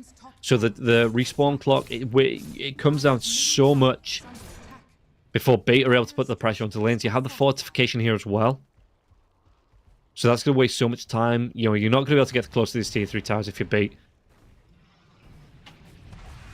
Even with the 2 Thunder Hides here that the Luna's going to be able to clean up. Overgrowth, backlines, they have the control onto Shaman. What can they do with this one now as well? Nande, but you've got Focus. He's got to be careful being controlled out by Denny. He pops those glaives, trying to do what he can, but it looks like the backlines. Can they get a kill onto it? They do. They take down Nande with a dunk. Stormman's going to try and get that blink away, but the chase is out here. Focus. Well, again, at least this time the Weaver has buyback. Stormman gets really down low to this battle hunger. Do they want to carry on chasing onto this? So it looks like they might want to. High Shackles comes out. Divine Llama with the call, by the way. The blink away from the Shadow Shaman. He's just trying to waste time here for the rest of his teammates to respawn. And he's going to be able to get the TP away. And yeah, the push in. But you've already used 3 buybacks. Weaver going towards... Is that the BKB? He's got it queued up if he wants to buy it. But it's still going to be about 1,500 gold from being complete. Magnus going towards his own BKB, about 300 gold away. Oh, Danny's got to be careful. Focus is hunting.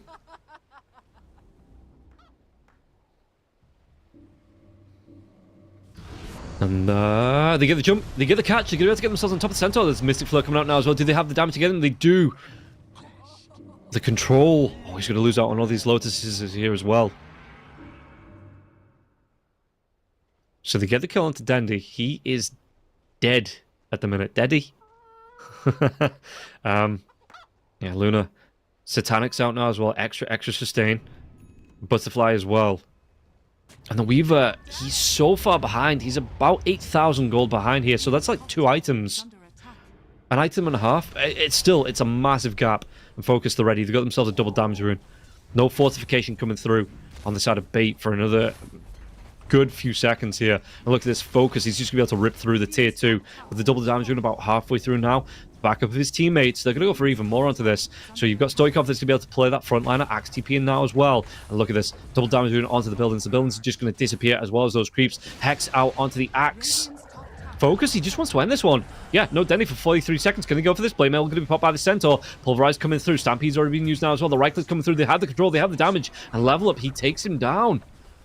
And with the double damage rune, this tier 4 tower is going to fall as well. They want to end this here and now. They know that there's no buyback onto Denny. There's no buyback onto the Centaur now as well. To jump in. Albies gets hexed out into the Serpent Wards, but he is to be able to walk himself out of this one. And Nande going to try and do what he can to defend his base here. Lupsion backs himself away. Fortification will be used. Stoneman, though, the Lucent Beam, the stun, the control. They've got the kill onto the Shadow Shaman as well. They'll be able to go for even more here and Level Up. Oh, they get the lockdown onto Nande with that Overgrowth. They get the kill. Pulverized. Yep, they've got the control. They've got the kill. They're going to be able to go for a 5-man wipe. GG comes out from Bait. And all of a sudden here, Level Up. Well, it looked really good for Bait coming into this one. They only needed a win. I'm pretty sure they just needed that 1 point. And all of a sudden, Level Up have... They've put them to the sword. 2-0 here for Level Up, which will make them climb that table here in the Group B. And... Group A.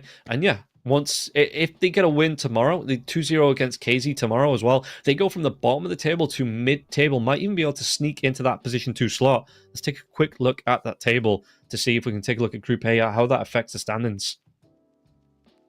So, Bait will fall to 0 points. So no more +2 for Bait. Sorry, I've asked production to do this. Probably they were in the middle of editing the table. That's my fault. Got them to rush it out. So yeah, looking at the table, Bait will be on 0. Be 2-2 in terms of game series 1 lost, 5-5. It'll put them back to complete neutral here. Level Up, they'll be 1-2 in terms of series 1 lost, but because they lost one series 1-2, they're not on -4. They're now going to be on -1 point. If they beat KZ tomorrow, they will jump above both KZ and Bait. And Bait have played their last series. This was their last series in the group stages. So I think Bait are secure in terms of top 3. But if Level Up win tomorrow, yeah, they jump above both Bait and KZ. And they're going to be in the top 2 going through into the upper brackets of the playoffs with Team Tickles. So we will be able to take a look at the schedule here before we jump to the break. Team Falcons versus Yes coming up in about 45 minutes. So stick around for that. we'll be able to get ourselves into that in about 45 minutes. But first, we are going to have a break, and we'll jump to that now because, yeah, we've got a series to come through, but not for about 45 minutes. So it's going to be a little bit of a longer break, and then we'll see the second series of the day. Yellow Submarine versus Team Falcons. We'll see if Team Falcons can hold on to a 4-0, 8-0 in the groups. We'll see you after this break. Oh, esport. You and I have come a long way. It was such humble beginnings. As we gathered in small groups, we were professionals right from the start. Passionate, organized, and ready to rumble. We dreamed big, and surely enough, our parents supported us at every step of the way. Didn't they? Fired up by all this love, it wasn't long until we caught the scent of competition. To be honest with you, it wasn't always that easy. Joe here, he had to take on 2 side jobs to afford playing professionally. It's gonna get better, Joe. Fist bump. Some of you dared to not even call this a sport. And look where we are today. An endless stream of esports events every year. Bet you didn't see that coming, Mom and Dad. And you know what? We have been with you every single step of the way.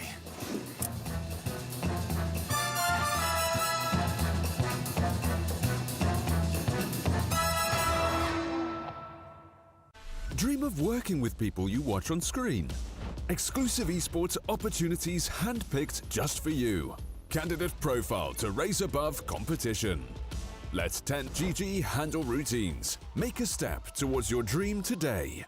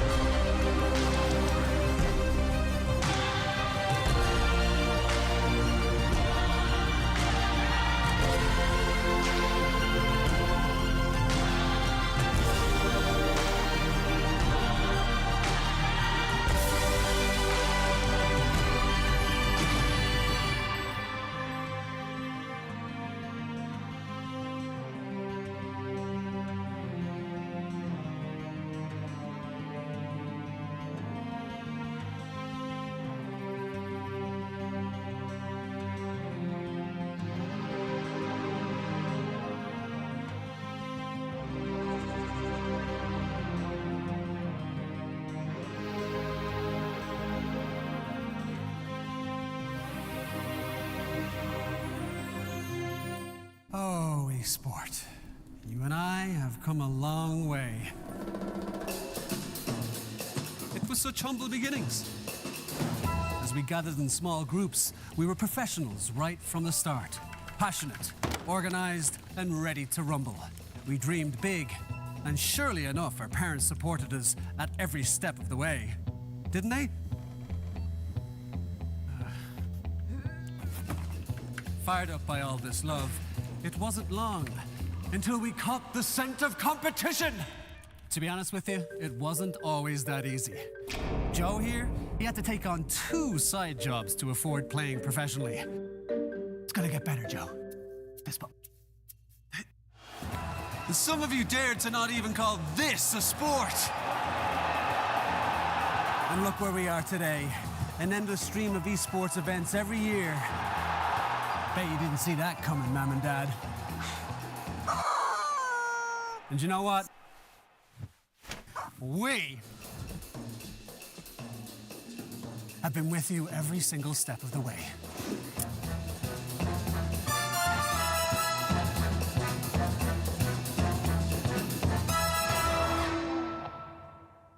Dream of working with people you watch on screen. Exclusive esports opportunities handpicked just for you. Candidate profile to raise above competition. Let 10GG handle routines. Make a step towards your dream today.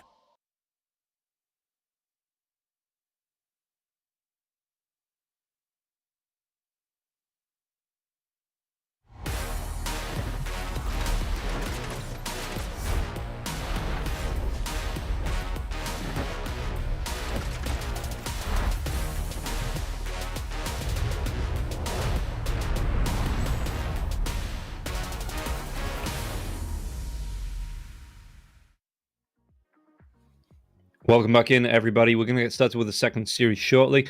Just a bit of a reflection on that first series before we do move on. The breakdown for Group A, it is Team Tickles moving through. Bait's still in second for a little bit, as we are going to be able to take a look at the schedule. Yeah, Level Up move through into third place here in Group A, so we can see that 2-0 from the schedule. It's done them really well. We get the 0, -1, -2, -3. Navi Junior are out. They are officially no more games left, no way to move up, and they are at the very bottom here. KZ versus Level Up will be the second... No, it will be the last, not the second last. It will be the last series played tomorrow. Meanwhile, take a look at Team Falcons. We see here, yeah, they are looking to try and go through clean here. 4-0 in terms of series, 8-0 in terms of games won for that big +8 coming through on Group B. Yellow Submarine, they are still playing for their lives here. If they lose this one, they go down with Moneymakers on that -1. If they lose it as a 2-0, so they still want to be playing up and around here. If we take a look at the matches left to play, Navi versus Yellow Submarine tomorrow, and Team Falcons versus Yellow Submarine coming up pretty much right now. So Yellow Submarines have their fates in their own hands, as we are going to be able to see the matchup here. Falcons, there is going to be a stand-in as well, so Malrine won't be able to play today. So BZM is going to be standing in for Team Falcons. Apart from that, I do believe it's full lineups. Let me just take a look to make sure. Yep. So, going to be, if we take a look at the lineup here for Team Falcon, we're going to have Skitter, BZM standing in, and then, yeah, Snaking, ATF, and Crit playing here for Team Falcons. So, we're close to a full lineup. But hell, if you have to swap out your mid laner, is there anyone better to swap in at the minute than BZM? He's a pretty good laner here. And Yellow Submarine, it's going to be Satanic, Rue, Ake, as well as Absolute Massive and a Race. So, yes, they are going to be playing with a full roster, it seems like. And again, just for Team Falcons, it is going to be BZM standing in for Malrine. So maybe not that Timbersaw mid that we saw the other day coming out for them, maybe something a little bit different. But yeah, Falcons still looking strong. Yeah, maybe we do see the Invoker coming out for BZM, something like that. But yeah, Team Falcon still looking pretty darn strong, and they should be able to, I think, I don't want to say fairly easily, but they should be the favorites coming into this one. You know, it should still be a comfortable draft for them with having BZM standing. You know, they shouldn't have to make too many necessary changes to the way they want to play as well. So, we'll see how they're going to be able to play up here in this first series. And yes, like I say, they are at the minute, they are 1-1 in their group. So if they do move through, if they get a win here, then we'll move through a little bit higher, get themselves up on the board. In fact, I think they're only below Moneymakers just because, yeah, they're below Moneymakers on points. Just because of the amount of series played, but they are still, I think, the positive when moneymakers are negative in their groups. So maybe if they get a result today, you know, they should bop up above moneymakers. We'll see how that one is going to be played out. But I think Team Falcons, they want to be closing out strong. You know, they want to be coming through on that 8-0, the plus 8 points in terms of games won. And I think they'd be a little bit disappointed if they dropped a map here to Yellow Submarine today. So I think they'll be going through all out. And then after that, they'll have a few days off before we get into the playoffs. They'll have a couple of days off before we get into the playoffs. And yeah, like I say, tomorrow is the final day of groups. I do believe Wednesday will be... Wednesday? Thursday. Thursday will be, like, I assume, tiebreaker day, just in case there's any tiebreaks. You know, it is a free day in terms of the groups. So if there is any tiebreakers that have to happen, they could happen on the Thursday. And then Friday, Saturday onwards, we will be getting ourselves into the playoffs. So we are going to be able to get ourselves into the draft to see how this series is going to start to go for both teams, how this one's going to break down. And yes, starting off with the first ban. So we'll see what Yellow Submarine, what they want to be prioritizing. I wonder if they take away the Tusk, because we've seen a lot of Tusk for Falcons. You know, they feel comfortable on that hero. It's something that Crit likes to play. So I wonder if that's something that, in fact, has he played it in every series? No, he didn't play up against Na'Vi. That might have been banned out. But yeah, he's played it in the other 2 series. So yes, actually go for the Razor ban. Meanwhile, on the side of Falcons, they take out the Primal Beast, they take away the Pugna. So yes, taking away the Nature's Prophet.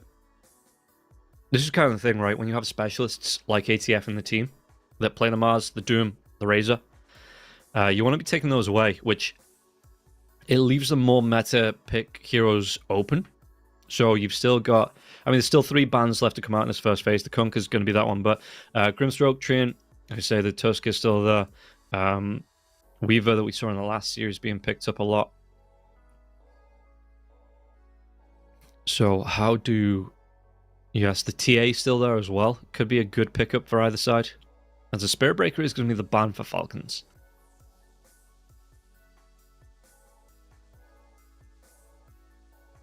And yes, how do they respond? Because they have the next pick, so they could, if they want to. Like I say, ban out something like the Grimstroke, and they could go for the Templar Assassin here.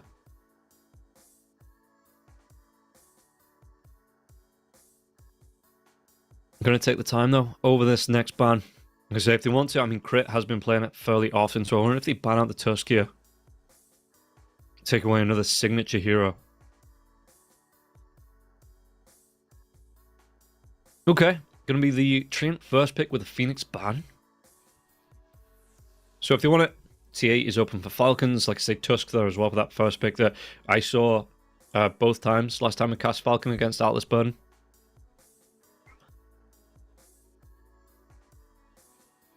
So Falcons, how do they want to play this one? What else? Like I say, the Grimstroke is there. They could go for both supports if they wanted to. Save those cores for when they know what they're going to be playing up against.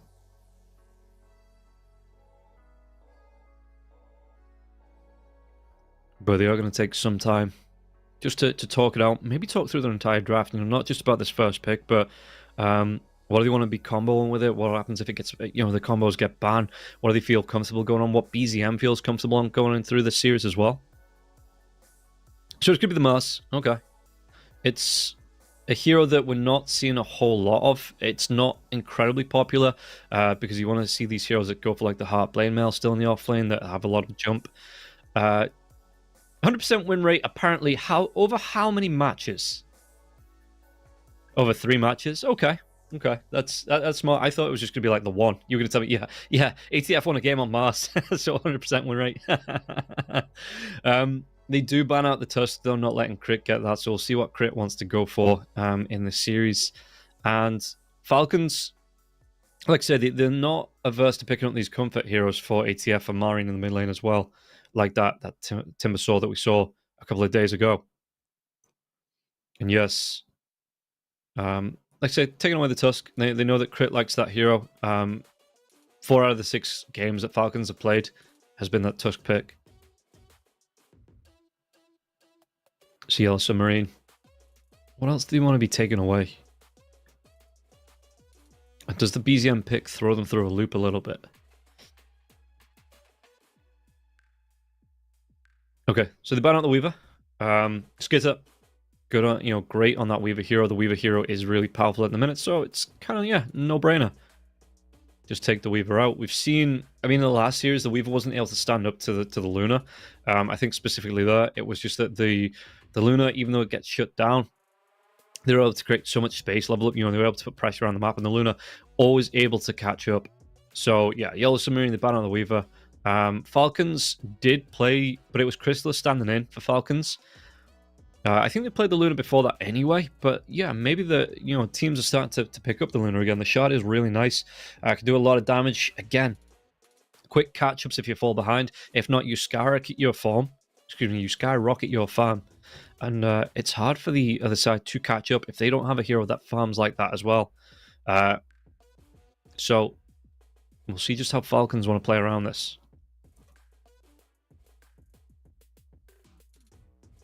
Now they ban out the TA. Okay, so it gets through to the second phase of bans.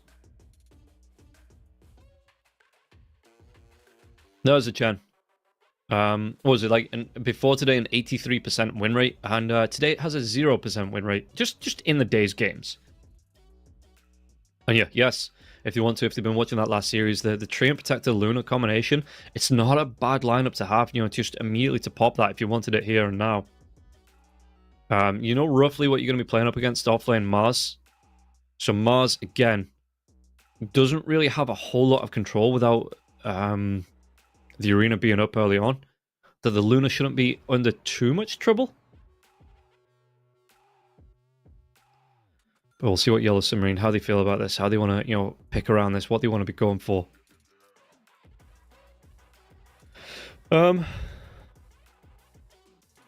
I don't think it'd be too bad a pickup.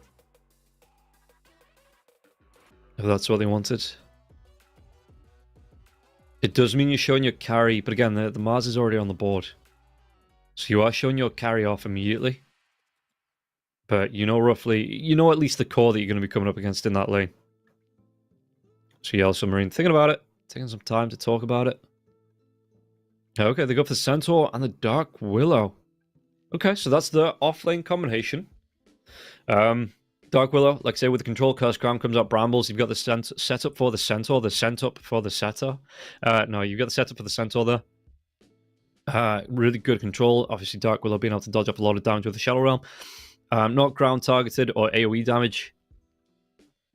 But for the most part, that is a really nice offlane to just be able to play. And Falcons, how do they respond? Because you know what this offlane is going to be. So if they wanted to, they could lock in their carry here and not really give too much away for yes.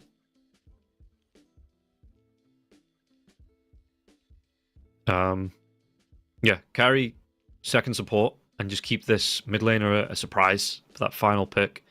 Unless there's something specific like they want to lock in, like say, like the Invoker in the mid lane.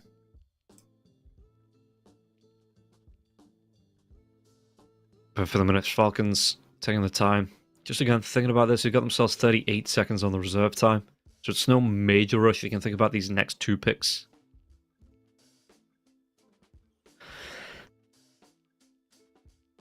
I'm going to go for the Luna themselves. The Lion coming out here as well. I like this. Is it the Chen... Still the Chen 5, maybe?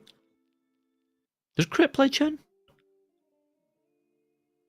No, I think it's going to be the Mars Lion in the offlane, maybe.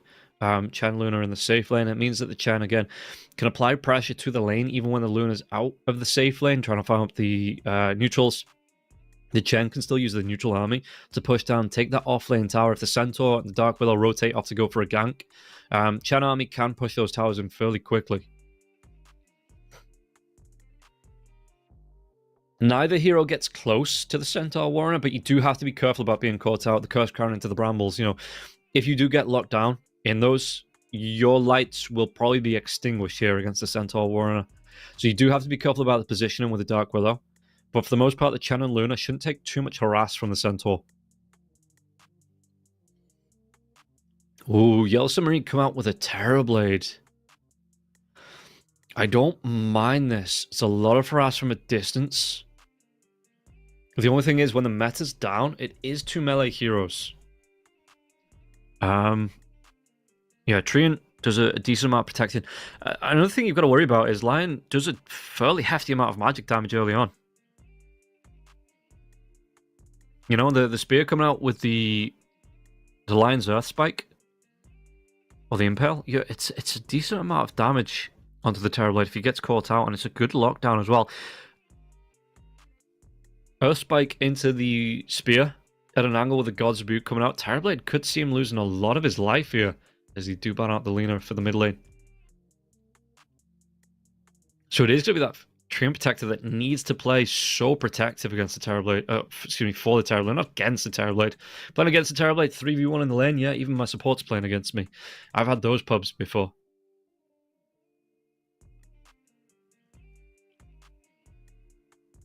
Falcon, final bans coming out. They take away the Dazzle. Mid lane, what's left? Puck. Storm probably doesn't get a good look in here. With on both sides, like the Chen's going to have the heal, yeah, they take away the Pangolier. Maybe something a little bit different for both teams. Again, the Invoker is still there. Just looking at the rest of the heroes that are left. What else could you go for here? The Conqueror's ban out. It's a lot of mid laners being taken away, actually, from both sides. Would you want to go for...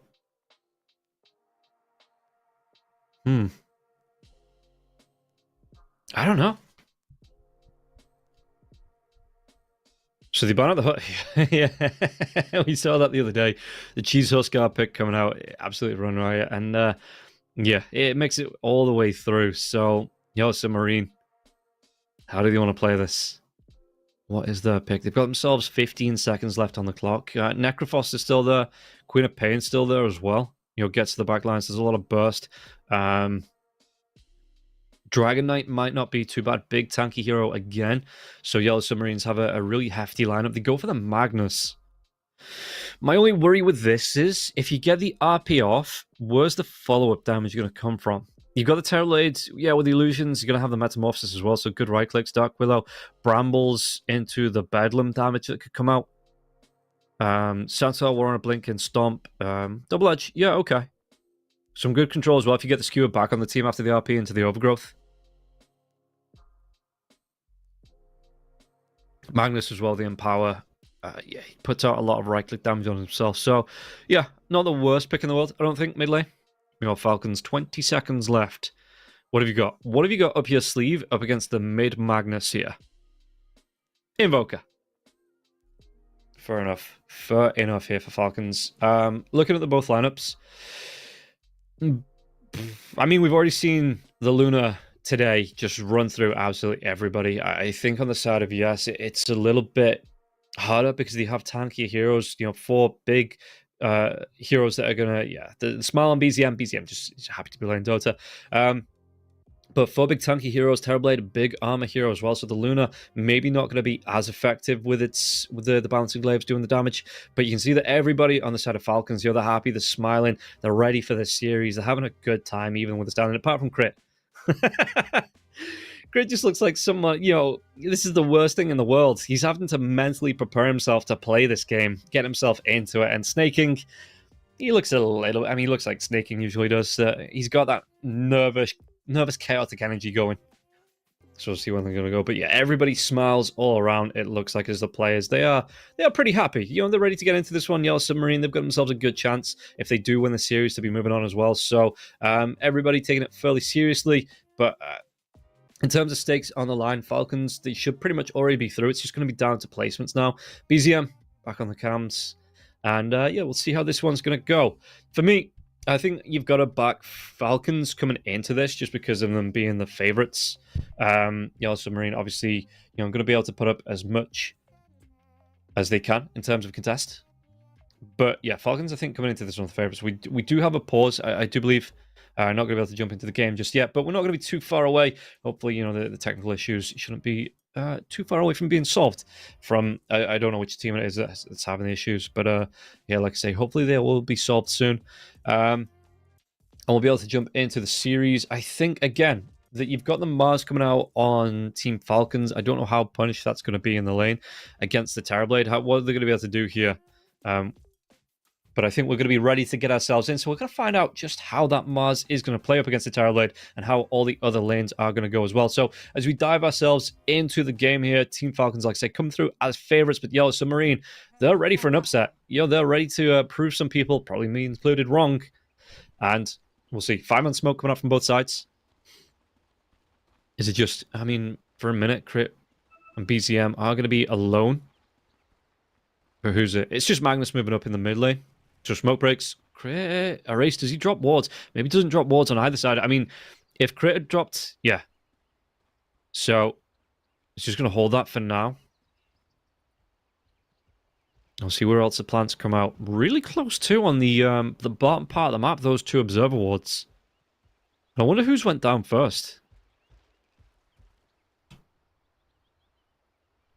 As, yeah, you've got Ake in the trees. I really like this Centaur Dark Willow lane. I think the amount of control, the damage that can come out from it, when you've got a few points into the double edge, the stomp as well, it's a really good setup. And Luna could suffer a little bit. Again, if either the Chen or the Luna get caught out here. As Invoker. Bracer first? Bracer into Urn. Okay, so, I mean, he's got his way. He knows how he wants to... If anyone knows how they want to play the Invoker, it's going to be BZM. So, as the fight starts in the river, 2 for 2. No real contest on the runes, no big fights coming out just yet. You've got the train in the trees just looking to see if they can find anyone. But look at the Skitter. He's going to go around the long way, the TP back. So this gank rotation, they might find snaking though. Did they get in range in time? There's going to be the Brambles coming through. The Stomp now as well, the damage. Do they have enough to get the kill onto the Chen? Underneath the tier 1 tower, Blood Grenade's going to be coming through. Using that Furry Fire now as well. But the right clicks, it is going to be enough. And absolutely massive. It's absolutely massive on the kill. Good start there. And yeah, Ake just straight through the Twin Gate. So good positioning coming through from the side of Yellow Submarine, starting off the way they wanted to. And BZM in the mid lane, let's see what he's going to be able to do against the Magnets, because the Cold Snap will be coming through. It's going to interrupt a race every time he tries to get close or skewer back. Once the Urn is out as well, it is a lot of control. It's a lot of damage to come through. And BZM, yeah, he just wants some protection early on, going from that early bracer. But he's still going to be able to get the harass out. Let's get taking some right clicks from the Centaur. Where's the Chen going? Just trying to get harass. He actually steals one of the creeps as well. Okay. I mean, not great for the Luna, but it's only going to be one creep. In the scale of things, one creep probably isn't going to make the difference in the laning stage. Alright, EMP gets dropped. BZM just constantly going for that harass. But burning through a whole lot of mana here. Up against the race. The race is not doing too bad. I mean, the Invoker going to be able to go to the water runes. Doesn't really ever pick up a bottle on the Invoker. It's not a massive issue for the Invoker. Always wants to be expending that mana.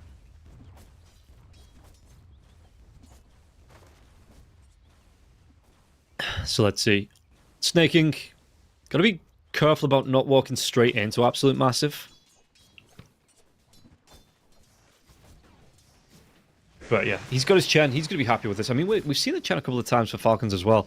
It's a good pickup. Snaking, he plays that kind of split push hero with it. If they do get the space, Falcons, he can put pressure around the map with the other 4 heroes. Snaking, he's got that Hand of God, the mobile Hand of God, the mobile heals coming through.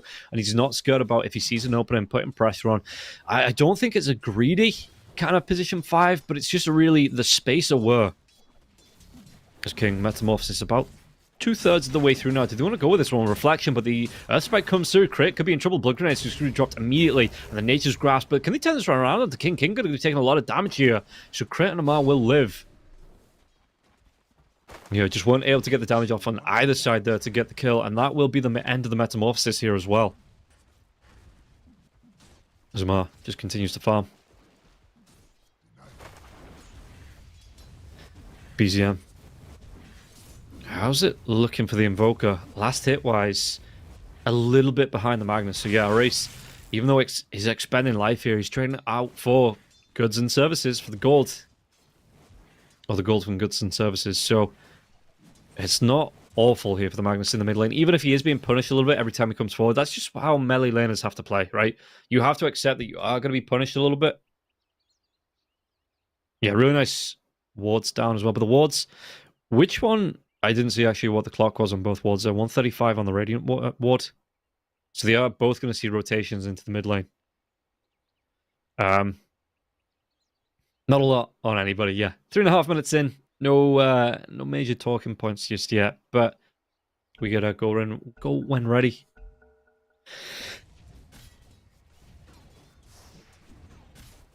So let's see what they can do. I mean, yeah, the Centaur starting off with First Blood. That's going to be a really good boost to get him towards that Vanguard early. And I wonder how Skitter's going to deal with it here in the lane. Because absolutely massive. He's not Skitter. You can see that he's coming forward. He's teasing Skitter. Just saying, yeah, come at me, bro. I'll stomp you.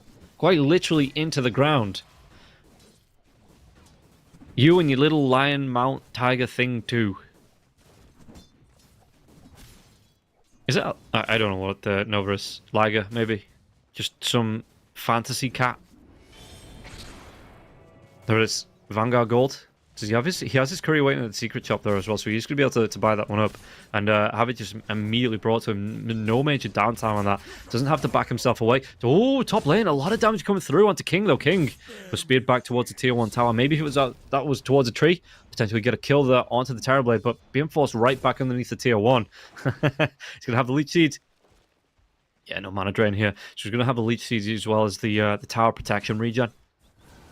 So pretty much back to full health mid lane though. BZM moves away from the shockwave. As Race just continues to keep a bit of a lead over the Invoker in this lane. Not a massive one, again. What was that? 4-6 last hits? Yeah. So not a massive, just over a creep wave and a half. As the Race is going to be able to get those denies out. BZM, yeah, without the points to exhort, your attacks aren't maximally strong.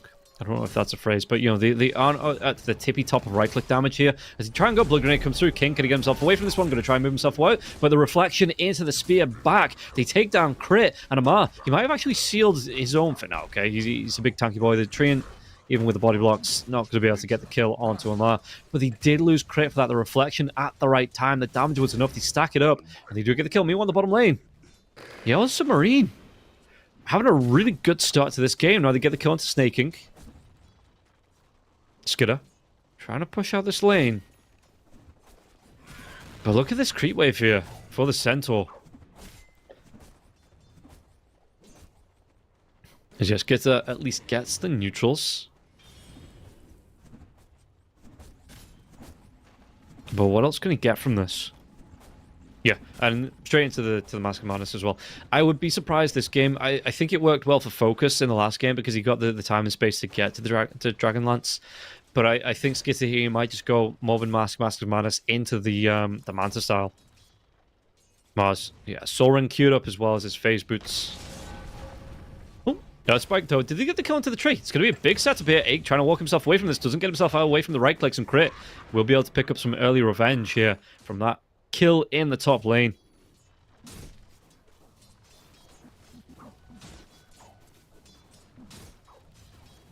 Amar just putting the pressure on, but you can see that the Terrorblade's already moved himself away. He might be hunted here in the jungle. Only level 4. He's trying to play it safe. I mean, this is some good early pressure from Falcons. They know they've got the Chen creeps that can push in as well, so having a decent, like, push. Oh, they find the tree. This is big as well. I mean, Egg, if he keeps getting caught out like this, all of a sudden Team Falcons are going to be right back in it, and if he's dead, they can't get this living armor out onto the tower. So Catapult Wave, you've got your creeps coming in from Snaking now as well. Skitter, meanwhile, farming freely in the camps, at least he's going to be able to stack those himself. It does mean the Centaur's going to have a bit of a free time. I'm surprised they've not moved the Dark Willow up to the top part of the map. Just to help out here. You know, try and contest this one. Leave the Centaur solo farming. Because you can see that Dark Willow's hunting, but not really going to find anything. And while this is going on, Amar, you know, we're 7.5 minutes in. He's already taken himself a tier 1 tower in the top lane. As meanwhile, absolute massive. Yeah, net worth-wise, he might be absolute massive. Just looking towards his blink now, straight after the Vanguard. So it doesn't need a pipe, no extra protection. Just looking to get involved for his team. And I'm pretty sure he's doing the same thing. Soaring right into the blink dagger after the boots. BZM gets the kill onto Rue in the mid lane. Can't think up for any more on this. They might actually have caught out on the Magnus. Magnus, can he get himself away? A lot of pressure being put onto him. He's going to be chased down. Stampede comes through. Looks like the Magnus will be able to get himself away. The rotation comes out. King going to be caught though in the EMP. Loses pretty much everything there. Mana-wise, only level 5, no Sunder either. Burning through those raindrops. BZM taking a couple of right clicks. He might be able to go into Snaking though. Or is it A-Cover extended here? The Blood Grenade comes out. Snaking underneath the tier 1 tower. Has some regen coming through. Shouldn't go down. Don't think he's going to go down. Even has a Tango here. Terrorblade trying to use the last of that Metamorphosis to get some damage onto the tier 1. But can't step up. Doesn't know where everybody else is. 3 heroes here on the side of Team Falcon. So doesn't want to overextend on the Terrorblade. Yeah, 8, 0, 2, and 2. Treant, it's not the greatest game for the Treant here. It's not awful. You are the position 5 as well, so you winning, quote unquote, you know, isn't like the game doesn't rest on your shoulders. But it's always good to have that. I mean, it can do if you get a really good overgrowth off. Camp stacks as well. They might find BZM. BZM's in the Ghost Walk though. Cold Snap comes through. EMP's going to be there. They want to try and go. Brambles have been dropped. Skitter comes in. Lucid Beam onto the A-Connect's going to be able to back himself away. Now, Absolute Massive. They're going to have that reveal. BZM. Does he walk himself away from this one? Has that Tornado. Blood Grenade comes out as well. But Absolute Massive again. Absolutely massive in terms of health here. So they will be able to get everybody out on the side of Yellow Submarine. Amar and Crit, they step up, they might find the Terrorblade now as well. The Spear back, yeah, into the arena. They've got the control. And again, level 6, but no Sunder on the Terrorblade. Really good catch out from Amar and Crit. Stepping up. And again, just because it's not meta doesn't mean it can't work. I tell myself as... yeah, my pubs pick like the position 2 Nicks and position 5 fucking Sniper and whatever else. Middle lane, they're going to be able to go on to Magnus once again, living armor, but is it going to keep him alive? Now, there's a lot of damage coming through, and Magnus caught in the brambles, controlled up, Snaking. He might go down for this one. Do they have enough damage? They do with the tower, but the Tornado comes out, going to waste some of that Shadow Realm time here, and Rue, straight up finger from the Lion to the Dark Willow. The big... let's not get into that. The crit, though. First finger kill on the board. As they will now be able to, once again with the catapults, with these double centaurs from the Chen, be able to push through onto the tier 1 tower. And yeah, Zoo, invest in Zoo. Zoo is making a return to the meta, at least for now, until we get the big patch in a couple of weeks. Hopefully a couple of weeks. With Frostivus. That's the plan, right?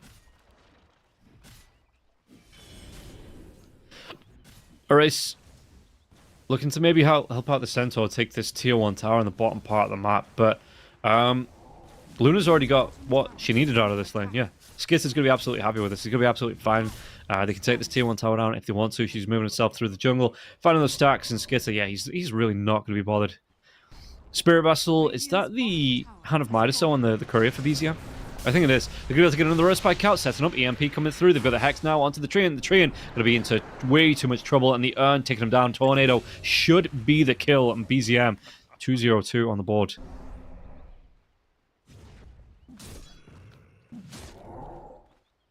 So, how's Lamar doing net worth-wise?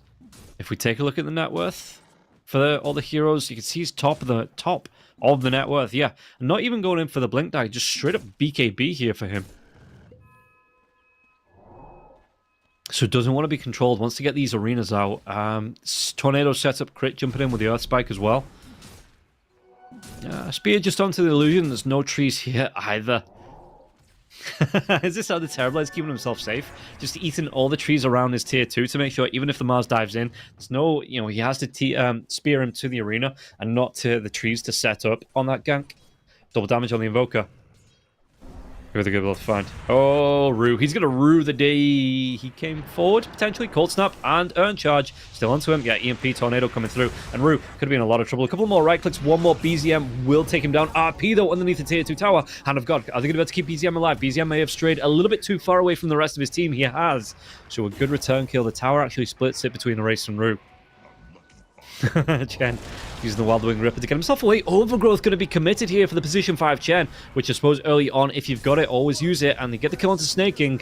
So yeah, a little bit too cocky there from Falcons with the 2 mid lane, or the 2 heroes in the mid lane, not the 2 mid lane heroes, but Skitter, how's he looking?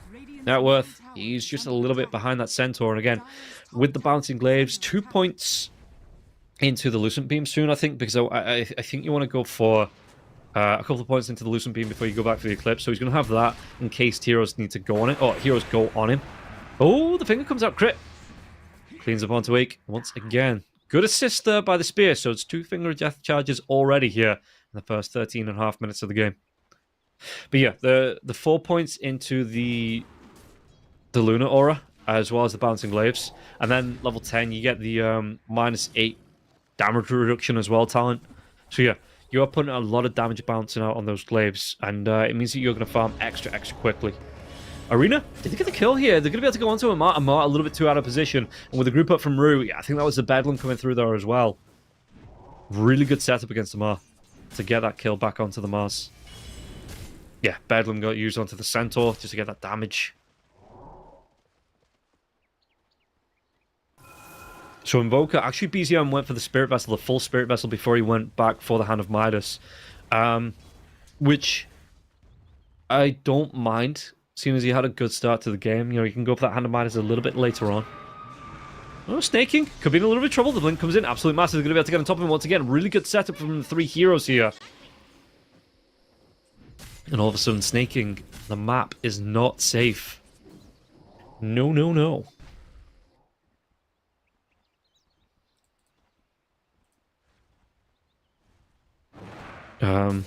Luna. Just trying to, again, carry on getting this farm on Skitter. And again, not really being shut down. Nearly top of the net worth. Should be able to get himself to the top of the net worth after the next few camps, the next few waves.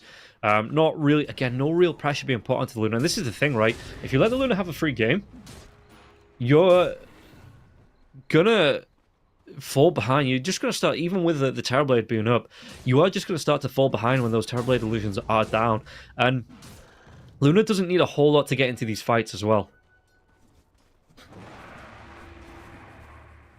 You catch 2 or 3 heroes out in the arena. It did actually go for the Dragon Lance on the Luna, so it is going to demand to start a little bit more delayed. But if you catch 2 or 3 heroes out, while Skitter's there to help out his teammates, you know, just throwing down the right clicks with those the bouncing glaives, that arena is going to do so much work, and it is going to be hard for Yes to try and fight around it.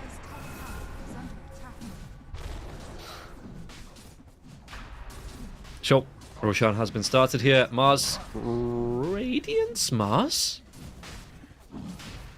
I'm not seeing things right. That is, yeah, the game isn't bugged. He actually wants a Radiance on the Mars. Yeah, fair enough. I guess Miz chance against the Terrorblade, you burn down the illusions as well. You just burn down heroes in general. So not the worst pickup if he does get this on board. BZM. How's he looking? And Midas about 250 away, so the next creep wave, or if he wants to go into the jungle, yeah, he's going to be able to get it from the jungle. Amado has queued up the blink after. Is it going to be after the Radiance, or does he want that now? They get the kills of Snaking again.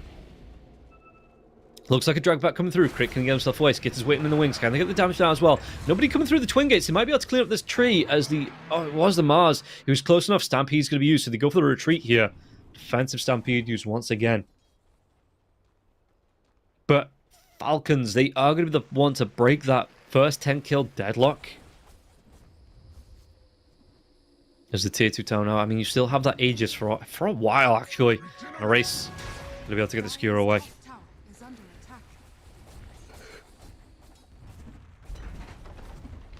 Tier 2 tower.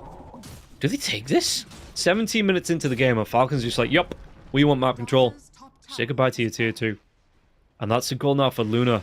On this Manta style, Lucid Beam connects. They're going to be able to get the Hex out. Was that Earthspike? Terrorize going to be used, but there's not going to be any follow-up here onto the Centaur. So Centaur didn't want to go. Hand of God comes out pretty early on. They get the kill onto Crit, though. Amar jumps in the arena. It's going to be trapping out King. Do they get the kill onto Absolute Massive? Absolute Massive is going to go down. Trian forced away by the spear, so they do get the control. 3-man RP, even through the BKB of Amar now. What can they do with this one? They've got the Terrorblade trying to chunk down onto, but they do get the right one. They're going to be able to take down Amar. They take down ATF and Snake King, and now maybe might even be able to get the kill onto Skittick. Skittick getting himself away from this one. The Aegis comes out. Oh, Rue taking a lot of damage now as well. Backline. Skittick's going to run himself away. Shadow round coming out just to keep. No, it doesn't. Rue still goes down. The bouncing glaives are massive. Sunstrike's off the mark. Do they want to fight out? I mean, they lost 2 heroes, but they picked up 3 on the side of Team Falcons. Might make it 4. King. Got to be so careful. Yeah, so let's take a look at this fight again. Crit comes in. Really good Earth Spike, trying to go on Absolute Massive, but they back themselves away, and now the reflection from that does a lot of damage to Crit. Backline jumping, Amar trying to do what he can to get the control. They do get a nice kill, but he hides himself in the trees for a little bit longer. It just sets up the 3-man RP, because everybody's trying to get the kill onto the Centaur, and it looks like as we go live, there should be another couple of kills coming up, maybe, but this was just a really good setup to pop the Aegis. Yeah, BZM rotates himself in, though. Let's take a look, though, at live. It looks like the Earthspike's going to come through. Sunstrike's going to miss. The Finger of Death comes out, and Crit will get himself another kill there. And a race. What's that? 3-4 stacks for Crit. illusion. And Mars. How is he looking? Still, if he wants it, he can buy up that Blink Dagger now, but he might just want that Radiance first. Oh, did they get the kill? No. Okay, Skitter backs himself away.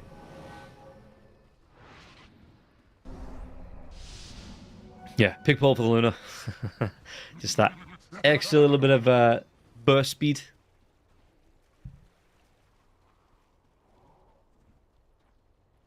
So how's it looking? 3 finger stacks for the Lion as well. Crit doing really good with that. And myself for the Invoker. Wants to go towards those boots of travel though. The boots of travel are really nice because you can sit back as the Invoker, you know, different lanes, different places, just trying to push out on your own with the Forge Spirits. Once you start to get those up, split push. Fight breaks out, immediately TP into a Chan creep. You don't have to worry about towers nearby or neutral on your own creeps being nearby. Just straight into the Chen creeps. And the Chen can position it into a position where it is safe for you to TP into. So you're not just TPing into the middle of 5 heroes having a big brawl, you know, 6, 7 heroes having a massive brawl. You will have that safety net to TP into here. Speaking of, yes, Snake King's going to be able to get the tower. He's got those creep boys coming forward. They're going to be able to get the stomp though. And Snake King, Hand of God safety net is there. Is he going to be able to get it off though? He's not. Pops the mech, not enough to keep him alive. And Amar just carrying on going again. So he doesn't want that blink. He does want the Radiance to come through here from Amar. And Crit is behind him. No finger up just yet for the Lion. If they get a good jump. Yeah, 20 seconds away here. But, I mean, it's getting closer and closer. If he gets another one. He's not level 12 just yet. So he's not going to be worried about, oh, I'm a leveling up. I'm going to get the level 2 finger before. You know, you just throw it out. You know, you are a fair ways away from level 12.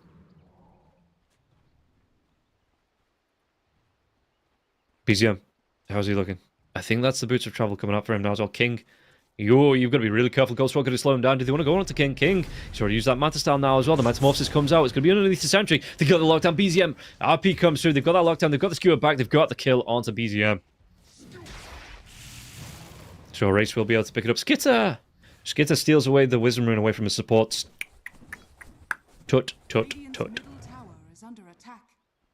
But yeah, looking really good here. Going towards the BKB. Has that shot up for the Luna. So, no Butterfly right off the bat. And, yeah, so we want some extra protection going in with the BKB, which it does make sense. The amount of control coming out for yes. There it is. Amar. Yep, Radiance Mars. Because why not? They get the reveal onto Ake, but Ake is in the trees. I don't think they're actually going to go from here. Nah, he's on his little cliff. Do they actually get it? I mean, if they get a ward down, Crit might see him. Crit is going to see him. Crit. Yeah, it's going to be the Hex coming through now as well. Crit has his finger if he wants to throw it out. Where's the Earth Spike? Where's that follow-up? He can't spear him because you will knock him off that cliff here. So Mark comes in. God's Rebuke. And he will be able to claim that one. And Amar is it 1450 now for the Talisman of Evasion? I say now as if it's not been like that for a while, but yeah. So for 1300. What's 1450? Heart Recipe went up to 1450. I knew there was a 1450 in there somewhere. Don't ask me why I'm getting Heart Recipe and Talisman of Evasion confused, but we'll see that Amar, yeah, no, is going to be safe. Oh, well, this Radiance is going to be up. He's going to be able to just run at you. Burn down the illusions of the Terrorblade. The mischance is really nice, I think. And it means that, yeah, if the Mars is right up to the Terrorblade, the Luna doesn't really need to worry about rushing the Butterfly. Can go for this early BKB here on Skitter. Because there is still going to be the mischance. Ooh, they get the lockdown into the Lion Line. He's going to go for the Stampede. Amar, does he have, well, he went for the Radiance, so no Blink Dagger. So he has to try and catch up on foot. And I do believe the Centaur is away.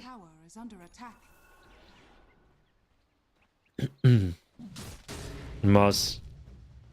Yeah, he's going to go back for the Blink next. Satanic. And this is kind of the thing, right? Amar plays the Mars. You know, he plays his offlane as like a second carry. He's not scared about getting these big farming items. And with the map being big enough now, it is a really nice way to play. And it feels like sometimes even the mid lane are giving up support, giving up farm to the offlane. You know, the offlane feels like not another one, but he feels on par with the two, it feels like, in terms of farm priority. And sometimes, like I say, you do get that big... with a big map, you do get a lot of farm out if you aren't being pressured, which Yellow Submarine, they did a good job early on, but it just feels like Team Falcons, they're getting everything they want out of this map at the minute.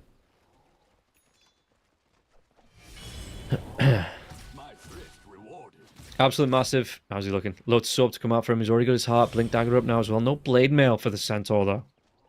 Okay, that's fine. Radiant's middle tower is under attack.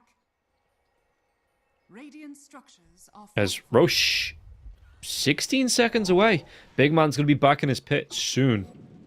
In fact, going to be perfect timing here for the nighttime Roshan. I think he spawns, time-wise, he's going to spawn for like 2 seconds here on the bottom lane. They're going to be able to get the jump in and they get kill onto a Mars. There's going to be a heal coming through from the Hand of God now as well. He pops his BKB, trying to do what he can. God's Rebuke coming out. He might be able to get the kill onto Rue, but has to back himself away. Really good Earth Spike onto 2 heroes on the back line. They're going to be able to blow up onto the Dark Widow. Can they go for any more now as well? Great with the mana drain. He's even going to be able to keep Amar alive here. Great setup. They take down 2. A couple of BKBs expended. And Terrorblade, you've got to leave, mate. You just got to straight up leave, yeah. Goes towards this bottom lane. So let's take a look at this again. They get the jump on. Stampede comes through into the stomp onto a Mars. But the Hand of God, it just keeps him going there. Without it, it probably does die. Curse Crown not going to go through the BKB. Gets himself away. And the double Earth Spike means there's no follow-up onto a Mar. He can turn himself around. They've got the control. They've got the Hex. They've got the God's Rebuke. Great damage onto the Centaur. And Crit even gets another finger stack from that.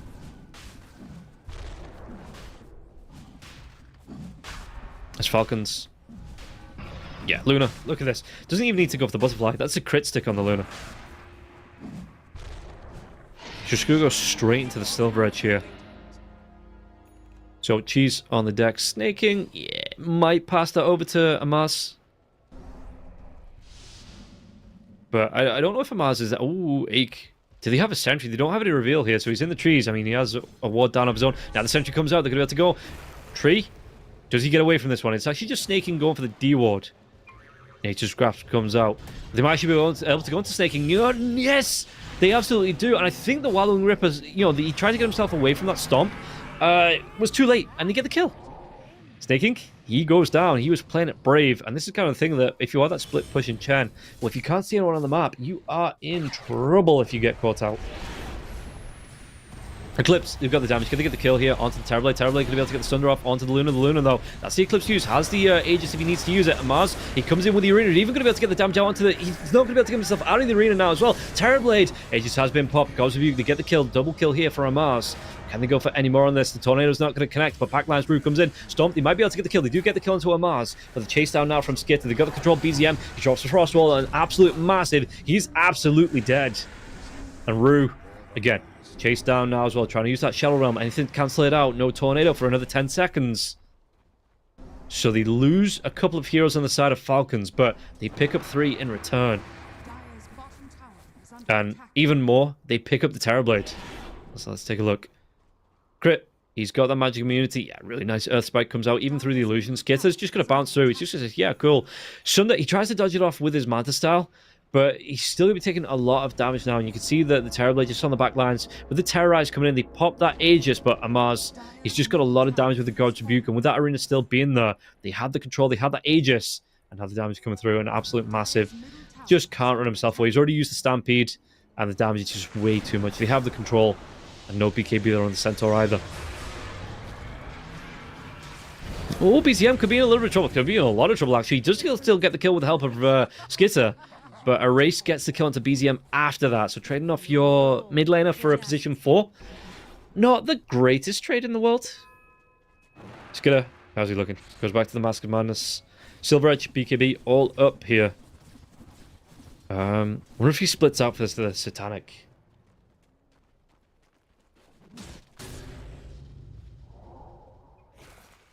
As Amaz. Oh, a spike comes through. Spear to the trees. Anything? Yeah, there's a finger now as well. But the Centaur, I mean, he's a big tanky boy here with that heart coming out with the Lotus Orb as well. So they're going to be able to get the kill to Wake on the back lines. And now Skitter comes in. But, oh, that Lotus, it stuns up 3 heroes. It's still not going to be enough to keep the Centaur alive. It was just really clean looking on the rebound there from the spell. Just rebounding it onto 3 heroes. But double damage Luna, it just says, yeah, cool. He's still dead. 4,500 damage for the Luna, and now we'll go back into the Butterfly.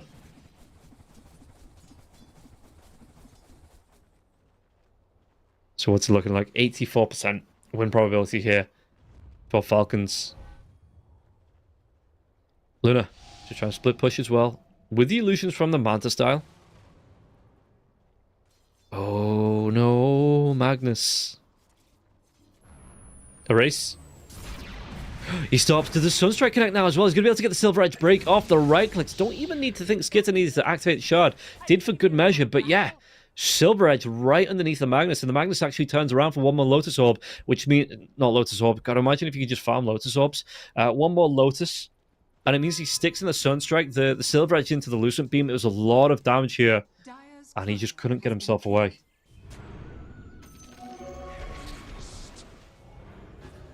Egg. To blink away. God's Rebuke not going to connect here. How's Mars looking? Now, worthwhile second. And yeah, this is what I mean, that the... we've got the potato. So we have the Death Rush. Look at all those buffs as well. Look at all those buffs.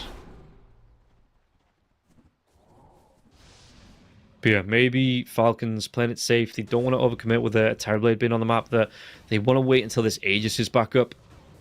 In at least 3.5 minutes here. Wardrums. Okay. For the Chen, yeah. So they've got all these big steroids, all these big boosts. So let's see how they're going to put them to play now. Smoke coming out from Yellow Submarine. Maybe using this Treant Protector as bait as well. See, oh no, our Treant Protector's out of base. You know, well, if he's out of base pushing the lane, you know, they must be in the jungle farming, so this tree's on his own. But Yellow Submarine. Grouping together.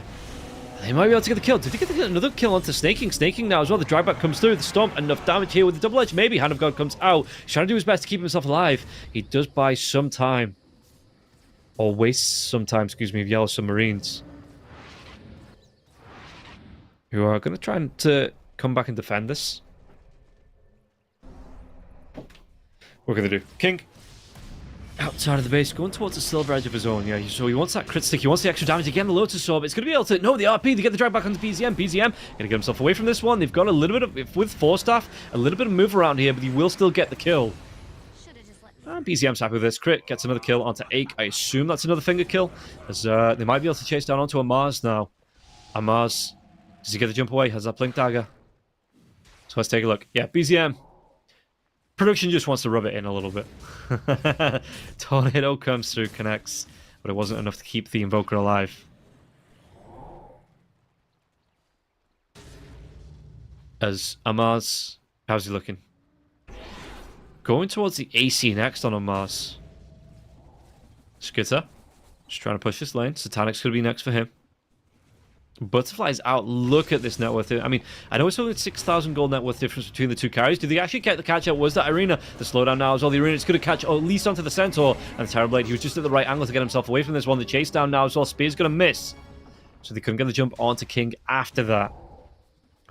He is going towards the MKB. He's sick of missing. He wants to swing for the fences.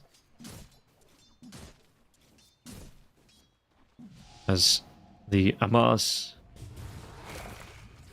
What can they do? They're going to be able to get the hacks out into the Terrorblade. Mana Drain coming through. Crit, though, stepping up. You've got that Bedlam coming through onto the line. The Lion, though, really good spear on the back lines. Lion will go down. King gets the kill here. Skitter's going to be able to get the immediate trade with the Tree and Protector. We'll see what he's going to be able to do with this one, because the Tree going down means there's no living armor now to go into these towers, as the illusions, they do start to push down. King going to take some harass from those bouncing glaives, but will be able to deal with the lunar illusions. As the Empower as well, yeah. So that stack of damage, no matter just yet. Monkey King Bar going to be about 1,500 gold away. And we'll see just how they want to play it. Erase going for his Lincolns. I was going to say, what do you get rid of here? You've already got all your items, but like you have the Brace, you have that the High Lotus as well. So you have space. Bedlam coming through. And it looks like the Dark Willow this time will not be a victim of the Tormentor. Even with that Bedlam going. So yeah, shards. Everybody's sharded up on the side of Falcons. And we've got Ake as well as Rue with their shards here in this game. Radiant are scanning. How's the Amaz looking? Satanic up for Amaz. BKB, Radiance. Yeah, this ain't no ordinary offlane. They're going to be able to get the jump in now as well. They get the catch out onto Centaur. Centaur speared back, long way towards the tree now. Can they get the damage out onto him? Meteor, does it make the Centaur go extinct? It does. And Mars gets the kill. Can they go for any more here now as well? He still has the Arena, going to be able to catch out the Terrorblade, but both BKBs are activated here. Backlines that finger. Can they get the kill onto the tree? It looks like Crit not going to be able to finish him off just yet. RP onto the Mars. And Mars going to get himself away from this one. It's going to be a lot of damage. They have the control, they have the damage to take down a Mars. And yeah, Crit wasn't able to get the kill onto the tree either, even after committing the finger there. And take my word for it, if you try and kill a tree with your bare fingers, it isn't going to go well for you. So let's take a look at this again. Amar comes in, Spear, he tries to not use this Arena, you know, he wants to use it for a fight a little bit, for the fight a little bit later on. Uses his BKB. Arena comes out, you're thinking, oh, this is going to be great. He's got both the Magnus as well as the Terrorblade. Well, the BKBs come out, and they just walk themselves away. Meanwhile, the back lines, you can see that, again, Crit Tornado doesn't connect, so he's not going to be able to get that finger stack now. It's on Mars. He gets skewered back by the Magnus. It's going to cost him his life, and Skitter just can't close that gap to help out his teammates. On either side, really. Radiant are scanning. There's Crit. How's he looking? Just straight into the Ag Scepter. Yeah, okay, why not? Your position 4, but Link 4 staff, yeah, that's good enough. Roshan in the pit. What do you want to do this one? I mean, I know what they want to do is they're going to find out on Dark Willow. Can he get himself away from this one? A lot of damage coming on to Skitter now as well. Skitter going to be able to outlast it. Sunstrike won't latch. As Luna just continues this farm. What do you swap out for the Luna for? Do you just give the Aegis over to BZM? Do you feel comfortable here as the Luna to not have to carry this Aegis? Yeah, for anyone that's only just tuned in, isn't aware, Malrine, he can't play today. I don't know why. He just won't be playing today. But time up aura. So yeah, so we do have a standing in terms of BZM, but it is only a standing. You know, there's no major shifts Yeah, Falcons, they've not gone 6-0 and decided, you know what, we need to change this one up. As the Monkey King bar is out for the Terrorblade now. That's going to be pretty big. In fact, he's going to be decent ways towards the Daedalus here as well. Tower is under attack. So, let's see, Skitter.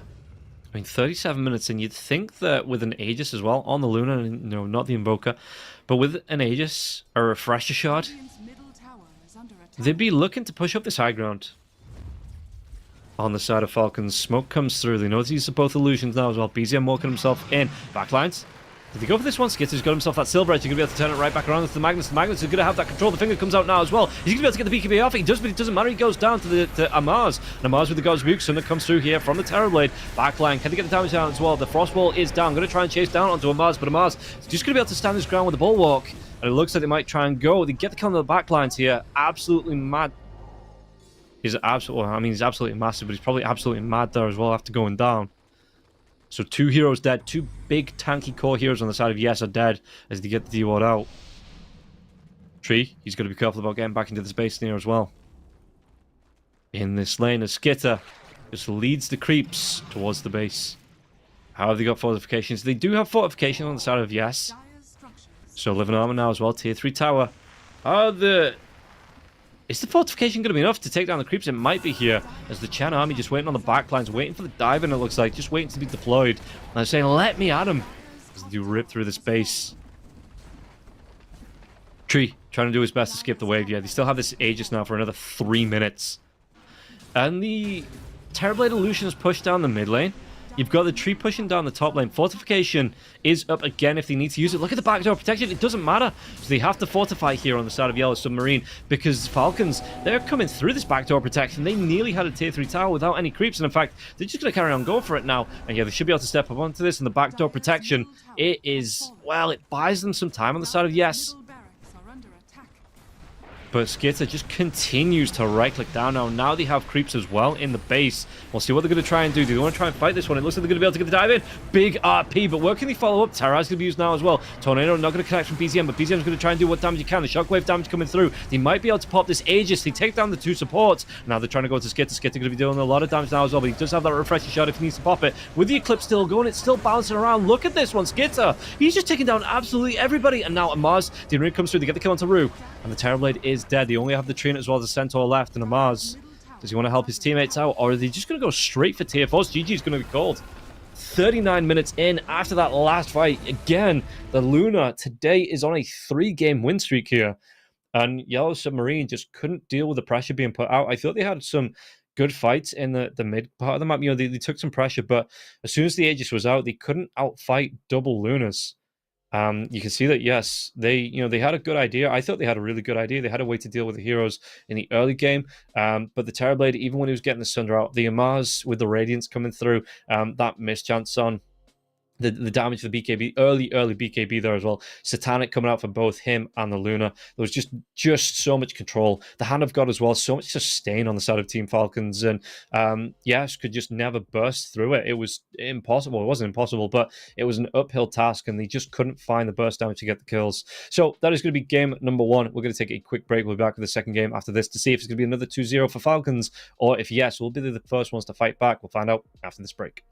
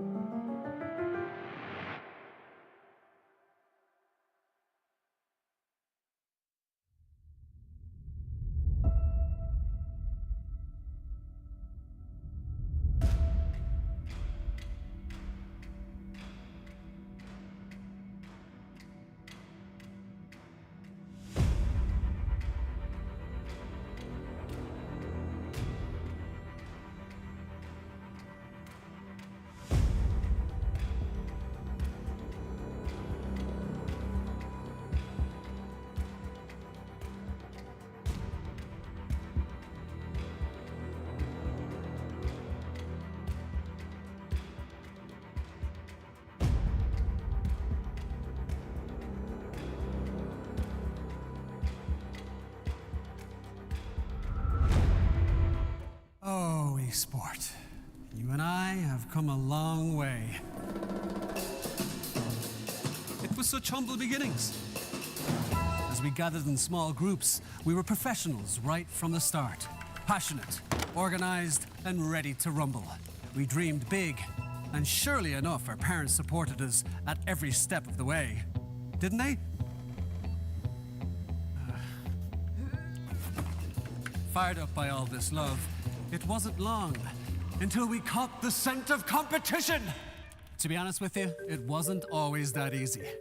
Joe here, he had to take on 2 side jobs to afford playing professionally. It's gonna get better, Joe. Fist bump. Some of you dared to not even call this a sport. And look where we are today. An endless stream of esports events every year. Bet you didn't see that coming, Mom and Dad. And you know what? We have been with you every single step of the way.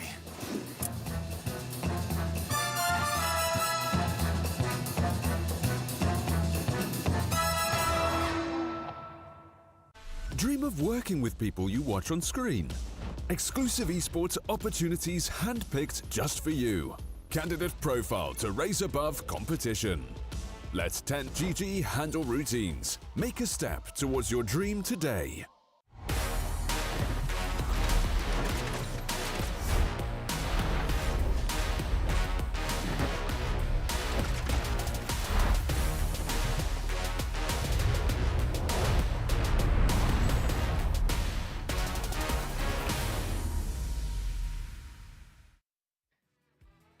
Welcome back in, everybody, to the second series, the second game of the second series of the day. Team Falcons in that last game. It was a little closer than I thought it was. You know, Yellow Submarine putting up some good fights there, some great pickups, but in the end, it was Team Falcons that were able to take the game. So they were going to be able to take the first game of the series, but it is a series after all, so we have at least one more game to come. And I think we're going straight into the draft. That was, yeah, straight into it. The teams want to get into it. We want to get into it. So, you know, let's not hang back. Once again, yes, banning out that Razor. One thing to mention as we get ourselves into it, I have been told that Malrine will be back for the rest of the series, whether that's just this one game, whether it's just, you know, we go for a third game here as well. So Malrine will be back here with the team, so we might see that mid-Timbersaw. But yeah, so it's going to be BZM studying for the first game, and I think now Malrine, you know, we're going to go right back to it. As Yellow Submarine, they've got this third ban now, banning out the Nature's Prophet as well as the Razor. Meanwhile, on the other side, it is going to be the Primal Beast, the Pugner, the Kunkka, as well as the Spirit Breaker here. So Falcons, they have the heroes they want to ban on lock. And now, yes, do you ban out the Mars? Are you scared of that first repick here from Falcons? Because not meta, so not many teams playing it. So do you know how to play against it? If you do, hell, do you even ban out the Luna? The Luna's on a 3-match win streak here for the day. So maybe that's the answer. It's going to be the Phoenix. Again, if they want to tree, yeah. As I say it, it appears on the screen as if by magic. I read the minds of the players. Falcons, like I say, if they want to, they can first lock in that Mars again. Tusk is an option here if Crit feels, you know, he did really well on that Lion in the last game. So it's not just a case of it is a comfort hero from him, but he's got other things he can pick out. Other heroes, yes. So these go back for that Mars straight away. Bit of a bully in the lane. Good control. We saw it again. Amar wasn't scared about using the farm to go for the Radiance. The Satanic coming out, BKB, all before... Well, not all before the Blink there. I think it was the BKB Radiance before the Blink. And then went back for that Satanic a little bit later on. Which, if you pop that Satanic and then God's Rebuke 2-3 heroes, you have full health off that one swing. It is a ridiculous combination. And Amar, he's just like, yeah, I don't know why people stop playing this. I'm making it work. You know, what can you do? Yellow Submarine, they ban out the Chen this time. It was a big proponent of Falcons just be able to push in. You know, just being able to force in with one hero. Massive creep wave behind them. Could still see something like the Enchantress coming out for Falcons if you want to go for that like semi-push. But for the most part, I think the Zoo, at the minute, starts and ends with the Chen. So, yes. What else do they want to ban? Do they want to take away that Tusk from Falcons? Grimstroke this time. Okay, okay. Falcons. They've got, like I say, a good lineup. If they want to go back for that line, because that Lion Mars combo in the offlane was pretty good, you know, so they have a really good... it's probably going to be the TA ban, right? Make sure you get, you know, you don't get the TA, you don't get TA'd, so you can get through a hero that doesn't have refraction charges and get quick picks, quick kills. They're just thinking about it. I mean, maybe they pick it themselves here if they want to. They don't have to ban it. They could pick that TA if they want to in this next phase and then flex it between mid and safe. With Malrine being back as well. Malrine does play the TA.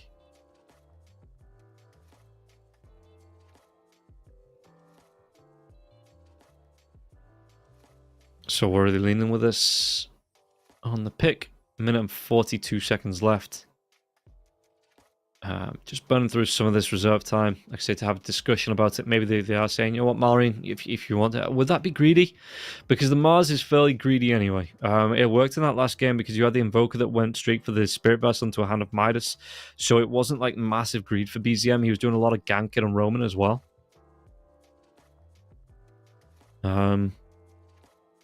As Falcons, yeah, taking a really long discussion about what they want to be banning out and picking up next.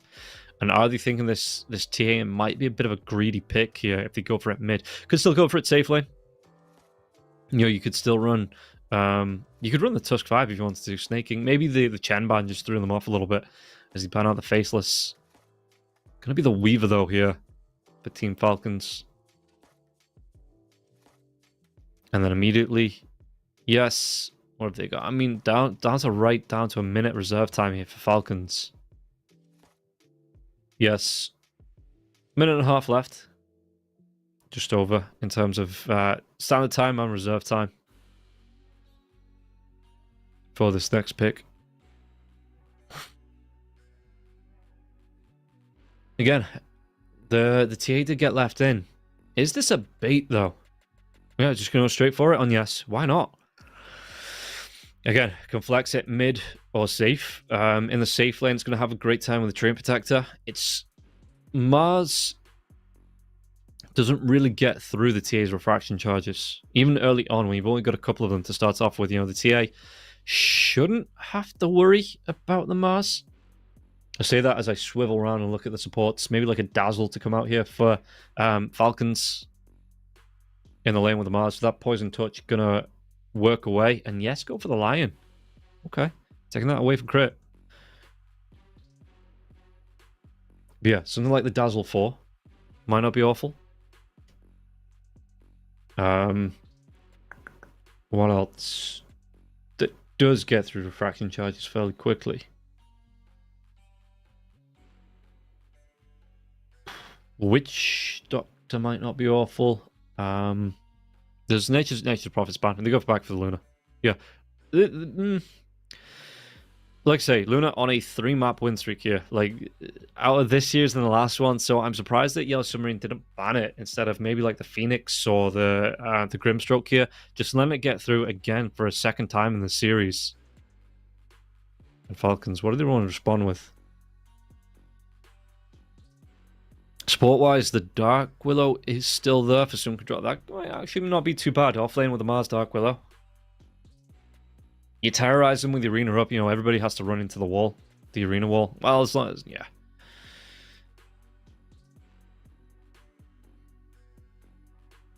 So, what else is it Falcons want to go for? You've got all 3 cores on the board here for Falcons. No, that's a Weaver 4. What am I doing? You can't have 2 safe laners. That's just daft. So Weaver 4 with the Mars in the offlane for crit. They get the Tusk out now. I assume that's going to be Snaking's Tusk. I assume it's the Mars Weaver and then the Luna Tusk. So looking for mid laner here for Falcons. What else could you go for? The Pugna's been banned. Primal Beast. Kunkka's been taken away as well. Still got a Zeus. Zeus might not be too bad. Again, Lena, seeing a lot of play as well. We'll see if that's something that Mallory and Timbersaw is always the pickup if you want to go for it on Mallory. And the Timbersaw would, starts to rotate around, look for the ganks, would get through those Templar Assassin Refraction charges very, very quickly as well. Lesh might not be a bad pickup here. It all depends on what Mallory's been practicing and whether he feels confident stepping off that comfort pick of the Timbersaw. As Yellow Submarine. Okay, they go for the Pangolier. It's, yeah, some escape. If he does go for the Mallory and Timbersaw, you can swashbuckle out of the chakrams once they start to come out. Have to be careful about the Will and Death. Obviously, we are a melee hero, but you can last it from a distance with a swashbuckle shield crash.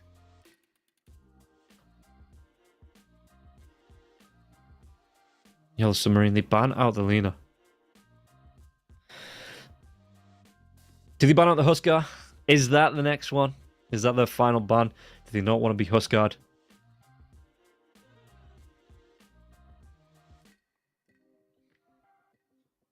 As Falcons. Yeah, with the Pang, I mean, they're looking for offlaners here, right? So, I mean, Magnus still in the offlane. You could go for something fancy like a Pudge. If you feel like you can get aggressive. LC as well. So good lockdown onto the Luna. You've got the follow-up damage from the Lion's Finger of Death. So LC might not be the worst offlaner in the world here if you think you can get the quick burst kills. Pangolier Swashbuckle coming in as well. They ban out the Lone Druid.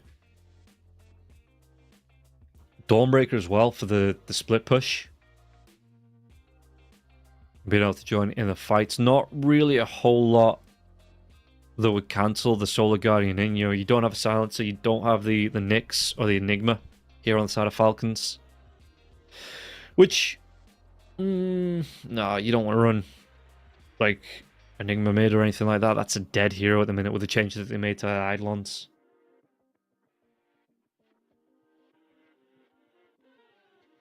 I mean, if you wanted to, you could run Silencer mid.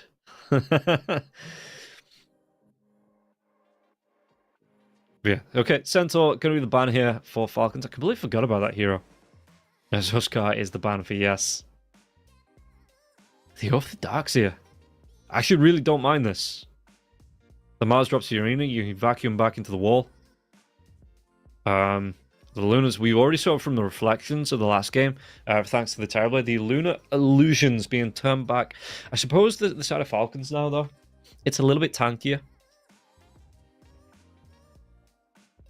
It's a, well, with the Weaver pick, and they go for the Earthshaker. Ooh. Okay.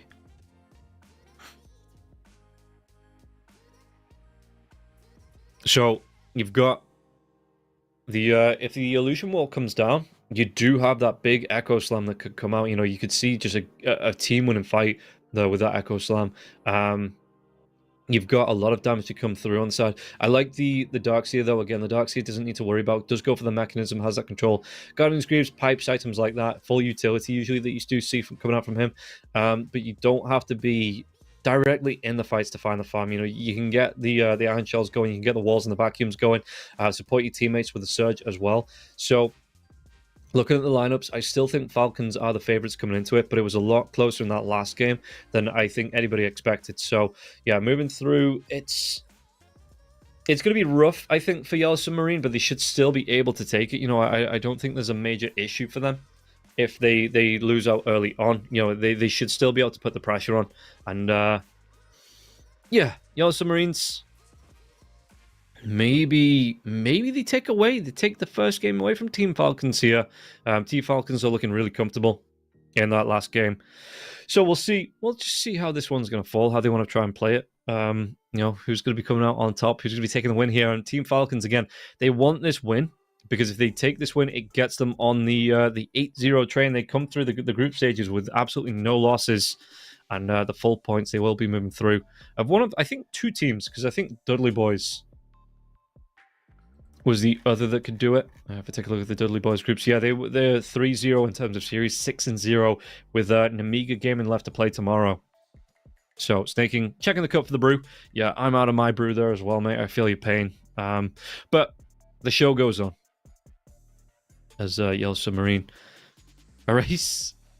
He's got that cam. He's fading out so much. You know, he's concentrating so much that he's putting even putting the cam off. So yeah, we can see what they're going to be able to do. You know, how they're going to try and move around here on Yellow Submarine. I think they do have that early game pressure. You know, they could try and get some ganks out, try and put some pressure on. And once that wall comes up as well, I think they start to move as 5 heroes, move themselves around, and look for the kills.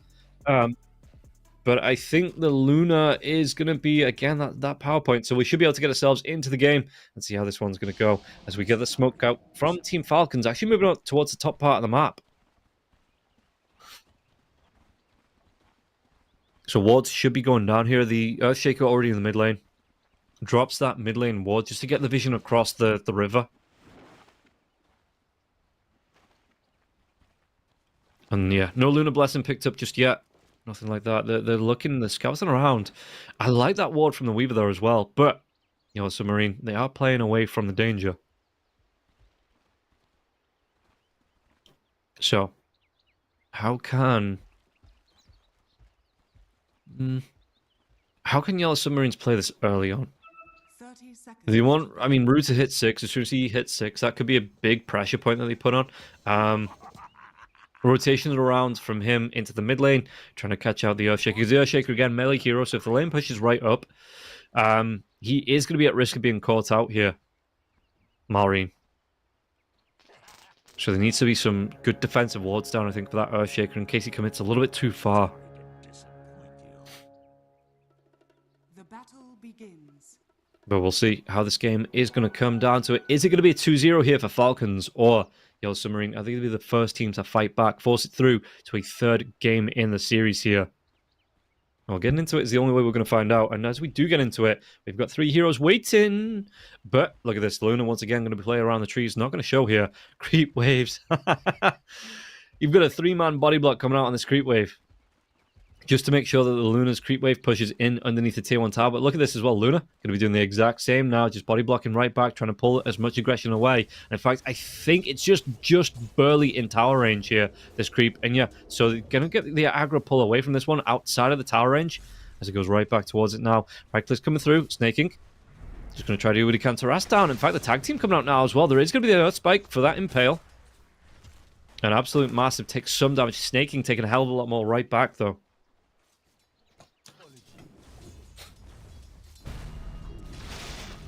Mid lane, Maureen, he's got to be, I mean, he's got to be taking some harass in this mid lane. Enchant Totem's a bit of a rough one when the swashbuckles start to come out. You know, it's not an even trade early on.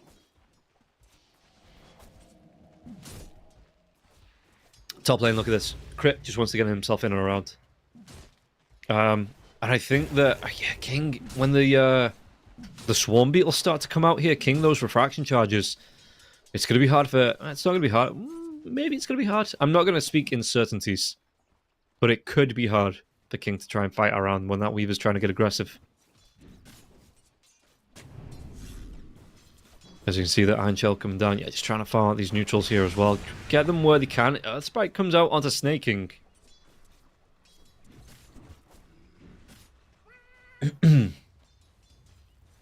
And the Amars once again. Does he go back? I mean, it is going to be back phase boots. 1 Soren coming out, 4 Amars. But is it going to be back? Are we going to see the Radiance once again? You would burn through those refraction charges on the Templar Assassin fairly easily.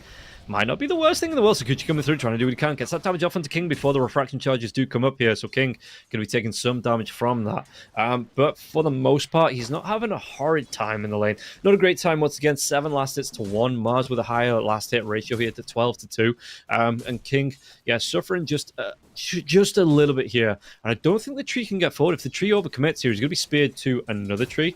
And it's going to be rough because you don't really have the move speed to get away from it. So yeah, it is a little bit harder for Rake in this lane. Trying to throw down the blood grenade into the life drain from that leech seed coming through, and Crit turns around. Swarm's going to be dropping down as well. Did he want to go into Ache? Just backs himself away. That leech seed still going, giving him some sustain. Snowball. Going to try and go for this one. Who gets the Lotus? Going to be snaking. Now with the Iron Shell, they're burning him down. What can they do? Blood Grenade's going to be dropped. Can they get the chase down here onto that? Nope. Lucent Beam. Slowed down. Vacuum back. This might actually be the first blood onto him. Can they get the kill? Snaking. Just tanky enough. The right click surely from the line. Not going to be up here. And yeah, Rue, he tried it. But it just not enough damage here. If Absolute Massive maybe carried on going, he might have gone down to tower damage. But yeah, the vacuum back. It was cute, but it was just not enough to get the kill onto the Tusk. How are they looking here? King.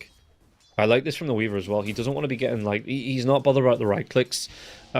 Just wants that Swarm to throw the harass on. Maybe trying to force out these refraction charges early on so he can drop the Swarm. Try and get the damage onto King. There's Maureen. Just continuing to farm. How's it going for the Earthshaker? It's actually really not that bad. I thought maybe with the Swashbuckler he would have took more harass. He is using his bottle charges, but yeah, he's just using the Enchant Totem to secure these last hits. So, not awful for Maureen here. As he will be able to get himself towards the water room. Popping the Clarity here as well. Could be cancelled at a distance. Like that. And, yeah, as they carry on moving through... How the hell did Skitter get up there? The vacuum. The vacuum up there is how he got up there. Bit of a cliff teasy coming through here. Maureen, Enchant Totem again. Try and using it, but again, you can just use it to get the last hit here on the range creep if you want to. In fact, might not even need to. Try to bait in. He's going to be able to get it with that Enchant Totem and then the right click onto a race. And you can see that Erase, yeah, he's starting to take the brunt of this damage now as well. Maureen isn't shy about getting forward and getting aggressive.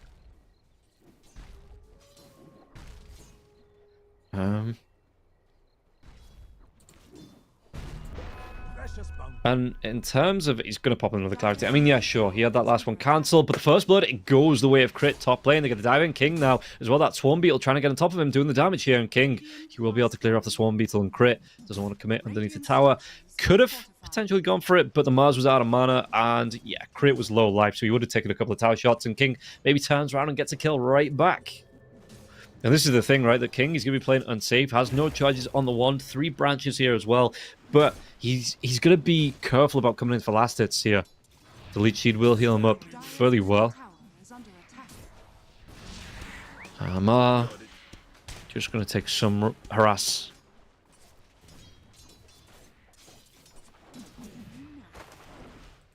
So let's see what's coming out on the career. It's just going to be the Soul Ring. Okay. Okie dokie. So pushing forward.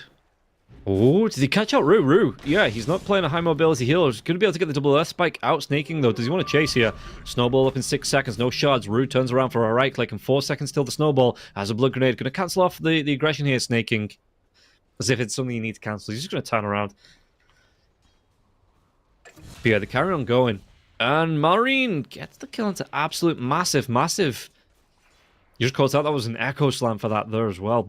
Big use, but a good pickup. And I mean, early on in the game, if you've got the ultimates, drop them, right? Yeah, the 2-minute cooldown, whatever, but it's like, okay, there's not going to be a team fight for 2 minutes now. We're only still in the laning stage.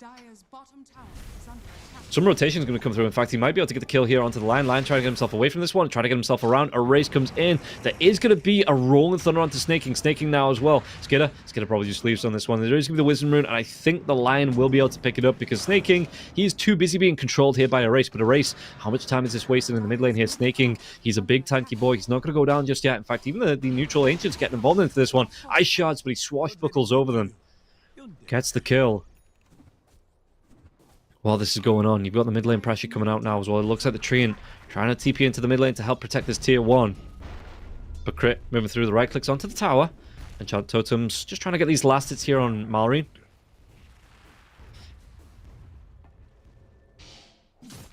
And yeah, not too bad.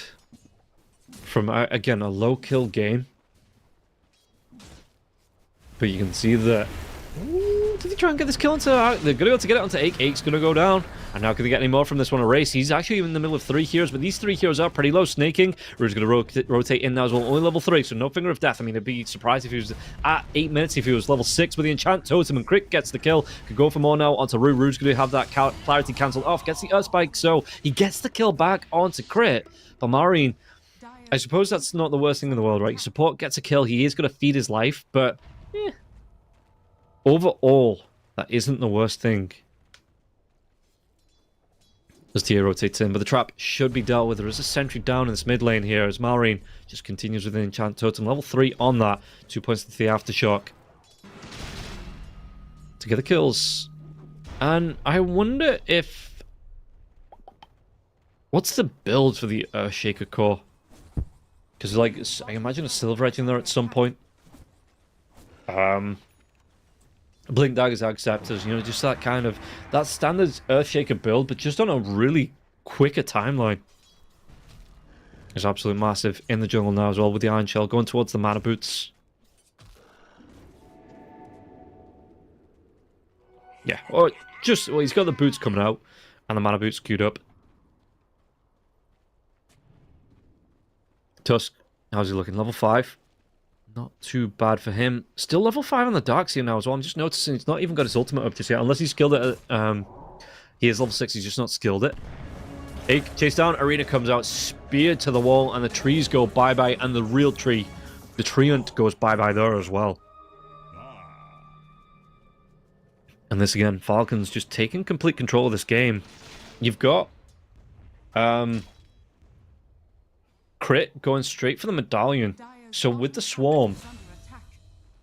oh, they get the kill on absolute massive again, though.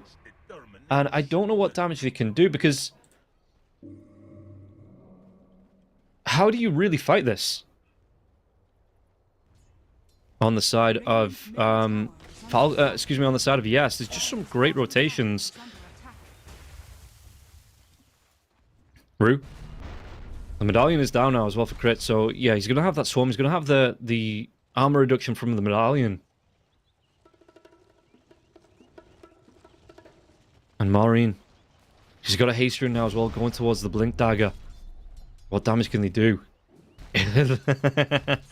He's stacking up haste rune coming in. If he wants to chase down, he's going to be able to get on top of heroes, and there's going to be no way for them to get away, especially with the Fisher now as well. But King in the jungle, he's looking for these stacks, he's looking for the farm, looking for his catch-up. This is the thing, though. He's playing catch-up to a Luna that's already about 500 gold ahead of him, 600 gold ahead of him here. And King, he's going to be able to get the items out, getting towards that Desolator. The Blink Dagger as well.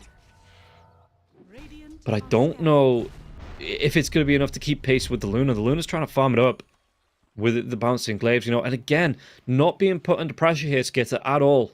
There was some early damage coming through onto the Luna, as well as the Tusk. But for the most part, Falcons are running this map. I don't know what they're going to be able to do. Echo Slam comes out, they're going to be able to get the jump on top of King now as well. King, Rolling Thunder comes in, can they get this kill out now? And it looks like a race. I don't know if they turn this around, they do. They get the kill onto Snake King, and, okay. That was well done. And they can go for a little bit more out of this, I think. Radiant are scanning. They get the kill onto Snake King.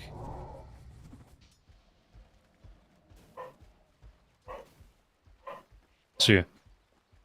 As they step up. Absolute massive. He's got the Vanguard out now. That's good for him. Mana Boots are here as well. Wall is available if they find that jump. But yeah, straight up Ags coming out for the Earthshaker after the Blink Dagger. So it is that kind of the build-up that we used to seeing for the Shaker. Just trying to get on top of heroes, do the damage. If they were a little bit quicker... oh, did they actually spot the tree? They might be able to spot the tree. Do they get the kill now as well? He's going to be in biz, but they do get the reveal after the tree gets broken. And yeah, Ake, he was being cute. But cute is going to cost him his life. Radiant's bottom tower is under attack. How's Snake King looking as well? Still brown boots. Tower is under attack. Dire's courier has been As Rue, a race. move themselves in. Just into the Radiant jungle, just to try and find some extra farm. As King.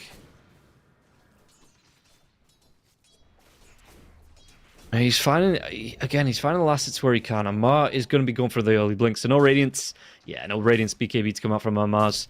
He just wants to be putting that, you know, finding the arenas. He wants to be locking heroes down. And I think this is kind of where maybe the Luna, even as good as she is, maybe feels like it's not on a clock, but you want to be taking advantage of these early power spikes against something like the TA that needs 2 or 3 items before he really comes online here. Weaver with the full solar crest as well. And they are going to be able to maybe rotate around and put some damage back onto Yes. Because again, it's all your 5k net worth to get crit though, finding the bounty rune. And you see the movement is 3 here. Earthshaker snaking, they're smoked up, crits the forward scout, going to be able to Sakuchi himself in and around here without any potential smoke breaking. Might see the tree, just gets to the back lines now as well. And Skitter's going to show. Skitter, are they dangling him around as bait here? Look at the backstab coming through on the map from the Tusk, from the Earthshaker. And Skitter's not going to commit to this one. Absolute massive shows onto the creep wave.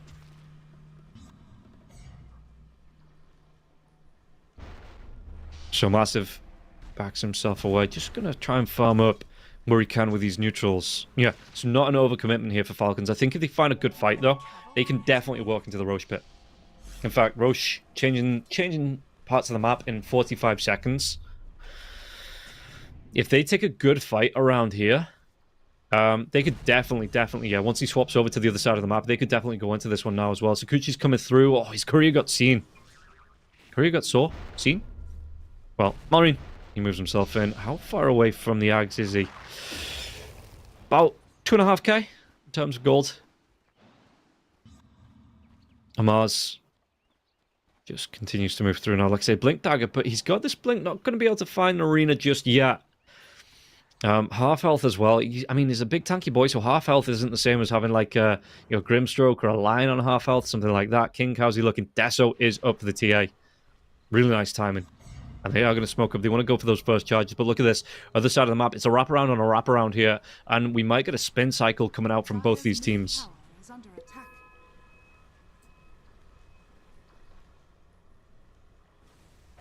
So King, going towards the tier 1 tower, will be able to take it down. But Falcons are nowhere near this. So do they move themselves over to the Roche pit? I mean, yes. I thought they might have taken that tier 1 tower, gone straight for the twin gates towards the top part of the map, go towards Roshan. But yeah, Swarm Solar Crest, that's up. You've got a lot of right-click damage coming through on the Earthshaker now as well.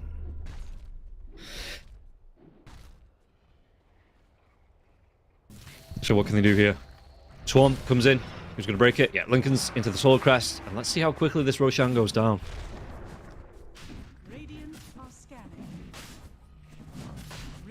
There's Malrine. Just sitting on the edge here. If it does get contested. 4-man rotation though, moving down onto Amaz. Amaz is shown on the map. Could be in trouble. Now gets the blink away. Now through the twin gate to meet up with his teammates. I wouldn't be surprised here if Team Falcons do what they did in the last game. They get the Aegis up. They try and push down the tier 2. If they take a good fight around this as well, they can try and go high ground off that.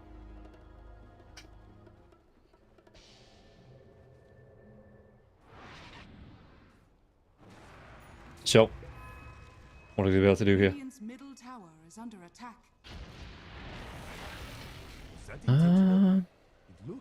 The game state has slowed down a whole lot.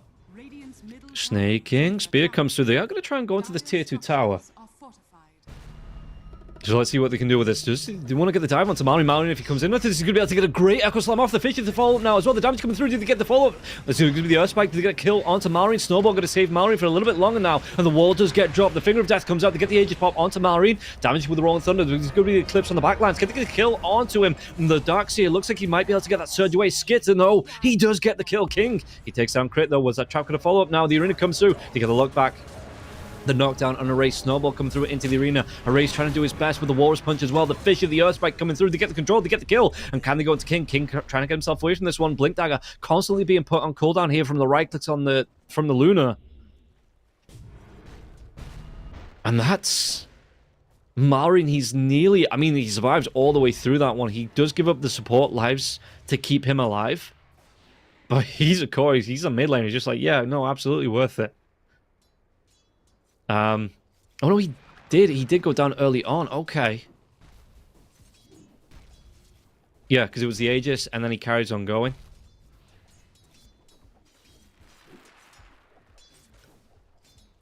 And Templar Assassin. I mean, not a great fight there for ES. They did lose a fair few heroes now, but it did mean they get the Aegis down. Maybe feels a little bit more comfortable to take a fight through this. Skitter is moving around through the, his jungle. He might be able to back up Crit here because they're going to see Ake, and if they get the chase down, Malrine gets a kill into a race now as well, so the Lucent Beam comes through, and yeah, you can see it. I mean, they're still going to be able to get them with the Swarm, and Crit gets the kill. Really well done. So let's see here. Malrine. Accept her up. He's got the Blink Dagger now as well. Shield Rune, if he wants to dive in, okay. He could get up to some mischief here. But yeah, 18.5 minutes in. You can see that Falcons, 13 kills to 6 and a 9k net worth lead. They feel fairly in control. They don't really feel threatened here by Yellow Submarine. You can see how they're splitting up on the map. Then with how deep they're playing as well, they're not really worried about pickoffs. Or at least not really worried about too many pickoffs. They might lose a Weaver, or they might lose Snaking a little bit later, around the map, but for the most part, the cores are feeling safe. Is under attack. Malrine just likes to continue playing the drums. Crit could be in trouble. Are they going to get the diving? As Spike comes out, can they get the time lapse? They're going to have the Hex now as well. The lockdown, though, it's taken a long time. The vacuum. In the end, they will be able to get the kill. A second or so later, yeah. I mean, they had 3 heroes around. They had the big damage if they needed to with the swashbuckle coming through. Even if I'm surprised they didn't throw out the finger for that kill. Get another stack up now. Malrine spotted out. Gonna be able to get the dive away. Accepted doesn't care about your damage. Accepted says, you know what, you don't cancel it. You might cancel my blink, but you're not going to cancel that. High ground self-teasing himself. He's looking for the scout. So the scout teasy on the cliff. You just add teasy to whatever word you want here to say cliff, cliff scout ward teasy. Snaking gets a kill into Ake. Really, dude? He was that far forward. The dust comes out. Yeah, they know. I think they saw him in the sentry walking that way. Or maybe seen him as in a gap through the trees here. A Skidder going towards the BKB again.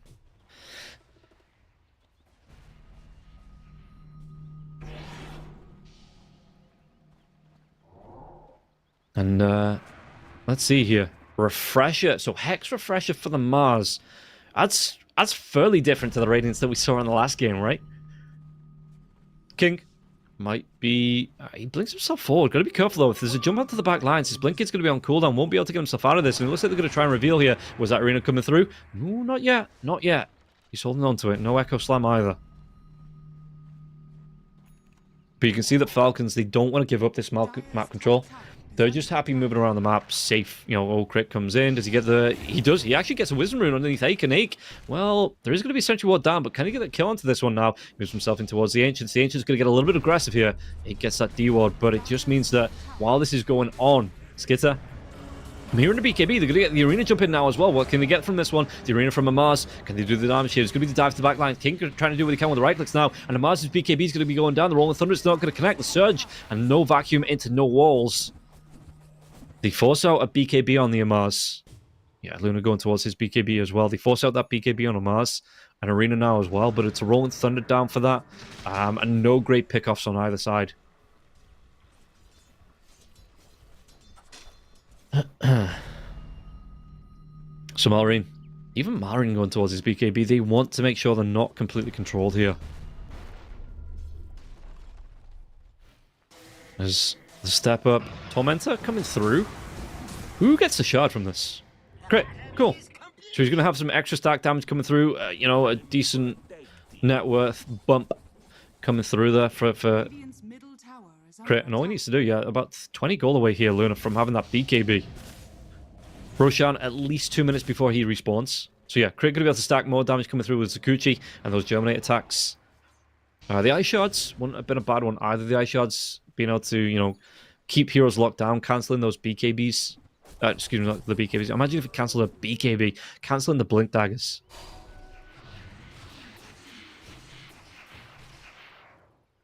As TA does continue to farm. Still about 3,000 gold, though, behind the Luna. As Luna is just an absolute farm machine.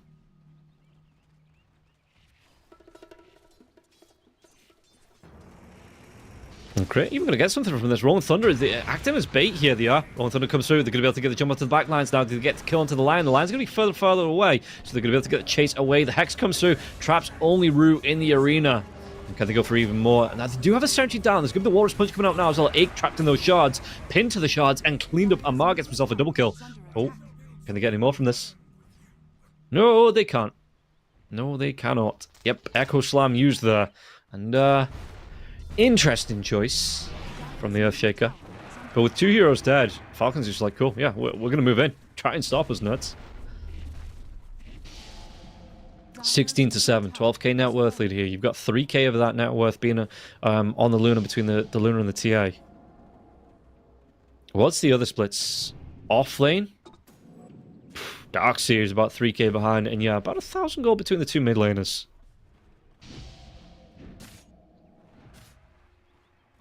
Now let's see. Snaking, just going around getting the D-wards out. Yeah, absolutely. They want to take full control of this map now. Yike. Is he going to be brave here as Weaver? Going towards the Heaven's Halberd. There's going to be a really nice pick of here. They're going to try and get the right clicks out onto him, but he's already got the BKB going here. Earthshaker, can they get the kill? The right clicks is going to be enough, and they do take down 2. Taking down Snaking there as well. Wall gets dropped. Yeah, Heaven's Halberd against the TA means that the TA is pretty much useless. You know, just one big trap machine. Radiant's middle tower has fallen. Amar, how's he looking? Still going towards that Hex. Still going towards that Hex. Gold-wise, was he about 1,400 off the Mystic Staff? Yeah, so he's still going to be about 2k all in all. From being able to complete. Oh, 8 going to be chased down. Do they want to get a kill? Crit could carry on going here. He's not got a lot of mana left, though. Swarm's going to be dropped, and it's going to be the Amar's jump in. Spike onto 2 heroes. Can they go for this one? Was it a little bit of an overextension coming out from Falcons? Arena gets dropped, but so does the Vacuum and Amar's. He pops that BKB. Do they want to go for any more? Amar's just going to go for the TP out of this one. Rolling Thunder. BKB still going. Won't connect and won't cancel the TP. So they swap a support for a support, but again, a BKB charge and an Arena there for Amar's. Dire's top tower is under attack.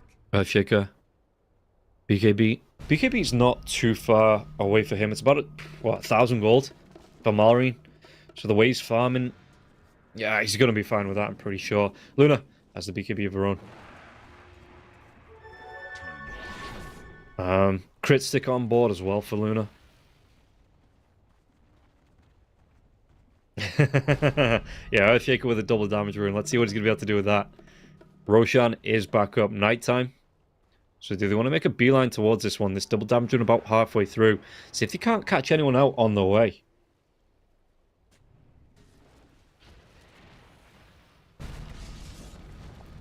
There's Rue.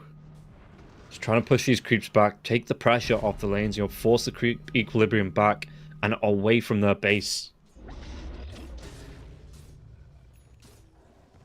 Radiant are scanning. Okay, so they move themselves into the pit. They're just waiting. Skitter. Right click's coming through. He should be able to drop the Lucent Beam here as well, so the Swarm can come out. Yeah, Heaven's Halberd is up now for the Weaver. This is going to be big in the next few fights here. Snowball, just to try and control the Roshan a little bit longer with the Walrus Punch. And yes, Skitter's really not bothered. He has this shard. And Mystic Staff still a ways away just yet, so the full refresher here, the full Hex coming out from the Amaz. Not going to be just yet. Do they want to try and fight this one even after the arena? I mean, the arena's still up, but even after the Aegis goes the way of Falcons. Jump in. Erase. Actually going to bounce back here. But yeah, there's the disarm. Do they get the jump here? There's going to be the wall coming through. They actually catch out 2 of them. Echo Slam on the backlines. Is it going to be enough damage here to get the kill onto the TA? They want to carry on going. The Aegis has been popped already now as well. The Warriors Punch comes out. Can they get the kill onto the line here? You've got Skitter trying to do what he can to bounce around. The Eclipse comes out. And they might be able to clean up with the Fission now as well. Blocking off 2 heroes. These Lucent Beams. Just everything bouncing around here. You've got the Glaives taking everybody out of this one. Skitter wants to run them all down. The TA still going to be able to survive. So the right clicks from the Luna. Ooh, Malrine. TP's away. Trap goes down. Won't be able to get the catch. No, they might be able to get the catch onto Crit. Jump in. Swashbuckle comes out. Crit. He's buying time for his teammates. Go. Even gets a time lapse. No way he gets out alive.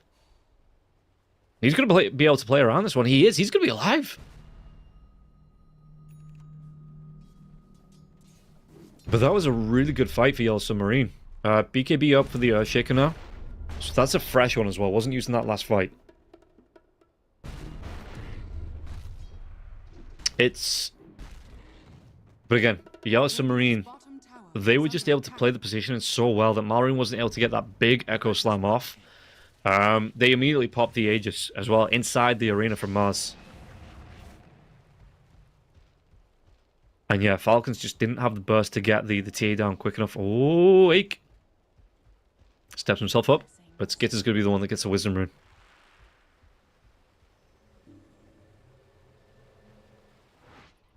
And they were waiting for him to walk back through that dust. He preemptively pops it, but he just turns, he does a double back there, TPs himself out back to the base. Doesn't want to give up any lives if he doesn't have to. Amar's about 350 gold here on the Mystic Staff, and then another, what, 750? Oh, I mean, it might even be a longer. Amar's, he has to pop the BKB. Can they get through this? King, Fisher comes through. Do they have the damage to get out of him? King pops the BKB. Refraction charges come out again. Yeah, it just feels like Falcons, they don't have a way to deal with this TA quickly, and if you don't deal with it quickly, she just deletes your entire team. Oh, chase down now. The Bouncing Glaives, if you can get her trapped inside the arena with at least one more person, the Bouncing Glaives will be able to deal with those refraction charges. The right clicks as well. But I don't know if it's going to be, enough if you commit that. Because you are putting the Luna at risk. I suppose the Heaven's Halberd comes out. That's another way to stop the TA from being super scary. has fallen. But they're not frontlining this TA straight away in the fights. They're throwing out the Rolling Thunders, they're throwing out the Overgrowths, they're even getting the Darkseer in there as well. Just in and amongst the Pigeons. Dire's bottom tower is under attack. Or the Falcons. Maybe Pigeons in the last couple of fights, Zig, just trying to push this lane out. Just keep the pressure off the lanes again. But look at this, the mid lane here. Falcons, even without this Aegis, they've got themselves a 9k net worth lead. They're not scared about pushing in here. Oh, there's going to be able to get the spear back. Do they get the kill in here? This is going to be big if they get the kill onto the TA. The finger comes out, but they do. They take down the TA. No TA for 83 seconds now inside the arena. You're going to have these Bouncing Glaives taking down absolutely everybody. The Eclipse as well, ripping through the side of Team Yes. That was a great jump. Amar, the tips come through here from, well, Amar. Not toxic tipping at all. Can they get through this backdoor protection as well? They've got to wait for the creep wave. That was a great jump to get the spear back, and that's the exact opening in front of the dive base that they needed here, Falcons, to try and break this base. Let's take a look again. Yeah, the dive comes through. They have the control of the spear back to the tree, and then Malrine, who's just able to do the damage and the control with the enchant totem, and he gets himself a big echo slam. The Bouncing Glaives as well. The damage coming through the Eclipse, Skitter, and Malrine. Everybody here cleans up, and they're going to be able to get. Is this going to be? Did they get the catch out here on live? They are going to be able to get the catch out, so they get a kill here. I think that was onto the tree, and yeah, tree goes down. Ake was trying to do his best to pull the creeps away, but they've lost one lane. What can they do here? Still no TA for another 26 seconds. Do they want to go for any more on this? Everybody's mana starved here on the side of Falcons. So Skitter just TPs himself away. I'm surprised that they didn't go for at least a tier 3 after getting that kill onto the tree. But they can just reset. Look for the push out, and that's going to be the Hex for the Mars. Yeah, so Mars really happy about that. How's the race looking? Got himself the Ag Scepter Blink as well as the Diff Blade. Basher's going to be fairly nice. But how much can they really do with that? Yeah, Falcons, 91%. It's just dropped from 4, though. Oh, no, okay. We're back to 94. Okay. Bit of a rubber band in there on the win probability. There's Lion. How's the Lion looking? Going to be the Earth Lens into the 4 staff. 4 stacks are on the Finger of Death, so yeah, he's got a few. He's got a few. As Earthshaker. What's going to be? After the Shadow Blade. So Silver Edge here for the Earthshaker. Big crits on the enchant totems. Yeah. Silver Edge. Wouldn't surprise me if that comes out from the Shadow Blade. Bottom tower is under attack. Massive. Gotta be careful though. Don't want to be caught up solo like that when there was 4 or 5 heroes from Falcons moving up. Are they going to be able to get the dive? Did they get kill on Snaking though? The Overgrowth comes out and you can see that it's going to be, well, 3 heroes now. They get the kill onto the Luna. The arena comes out, but it's still going to be 2 heroes dead already. They try and get the kill onto the Lion. The Lion will fall back lines though. Weaver, he's going to give his life for that. And Mars, he just TPs himself out. And this is where... That surprises me. Falcons being split up like that. You have the control around the maps. You have the mid lane pushing in. Sure, you stick together as a team.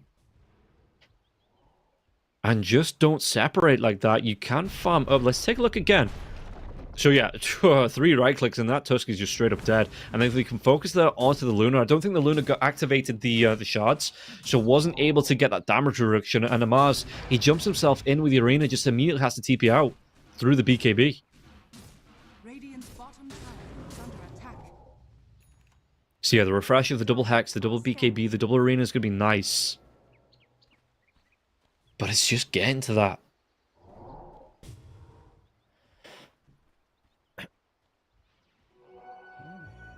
And look at this Panglia. Yeah, he's got the basher up now, going towards the Octarine core. It's going to bring his cooldowns right down.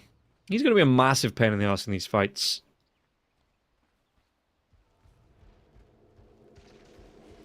Tree. How's he looking here? He's king. You know, so he's got some protection over his carry if he needs to jump in there. Tower is under attack. They are playing in this kind of buddy system here, it seems like, on Yellow Submarine. They don't want to be fully caught out. There's absolute massive. Going to go towards, yeah, his Ag Scepter.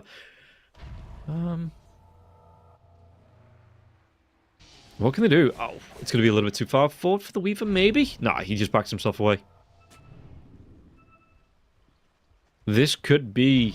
I mean, it definitely is. Unless it's like a 30-second respawn timer on the Roshan. Excuse me for hitting my mic. But yeah, unless it's a really quick respawn timer, which it is. Well, joy. It's still going to be a nighttime Rosh. Yeah, it's still going to be a nighttime Rosh. The timing's just right here. And everybody's gathering around. Apart from Malrine. So 13 seconds on the respawn. Dire's bottom tower is under attack. Yes, are in control to take it. But if they do take it, I mean, the longer they're out of the base, the more of their base they're going to lose here through the mid lane. So who comes back? It's going to be the Darkseer, just to come back to push this one out. But Roshan is back up. I mean, I suppose if he's done it on foot with the surges and that... Well, Twingate, but... Lads, you're on the wrong side of the map. Marine's TP'd himself up here. They want to go for Rosh. You've got these Lunar Illusions pushing the lane out. Oh, the TPs, yeah, they know now. And they can't TP to the outpost, because if you've got map control here, Falcons, in this little corner of the map, if you TP into that, you just get picked off one by one by one. So they have to TP back to the tier 3s. How quickly can they get here?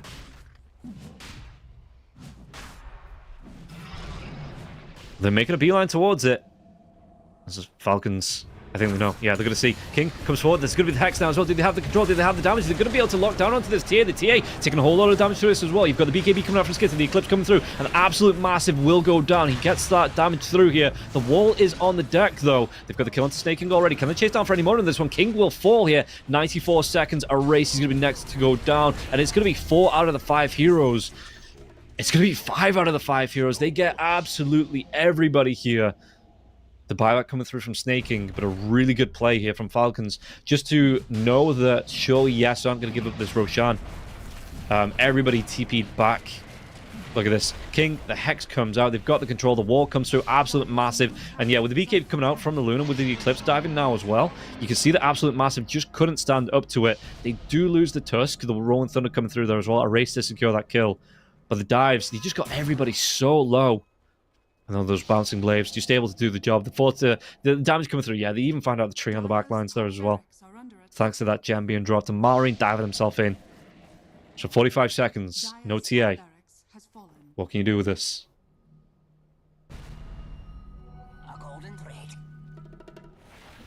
Oh, a double damage rune in the river here as well.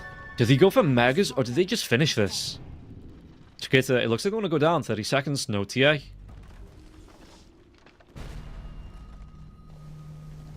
Malrine with the double damage rune here as well. Living Armor's going to be used on the tower. Fortification comes out as well. Just trying to buy them some time. But again, they have this Aegis if they want it. Okay, they're going to back up Tormentor. Double damage rune here for Malrine. Yep, should be able to, will be able to take that really damn quick. And Malrine gets his shard now as well.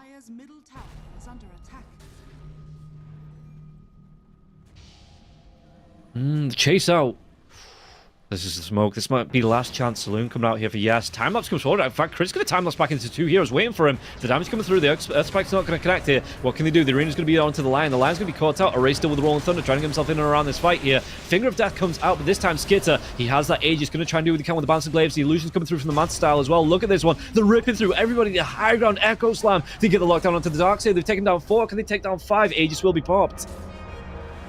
And they've got a buyback onto the Darkseer as well as the Pangolier. They pop the Aegis. TA's still alive. Yeah, immediate buybacks. Immediate buybacks here. They want to try and contest this. They want to try and fight this one out. Skitter going to come up to the right clicks now as well. BKB's going to be low with the Hex. They've got no BKB onto the TA. The TA is dead.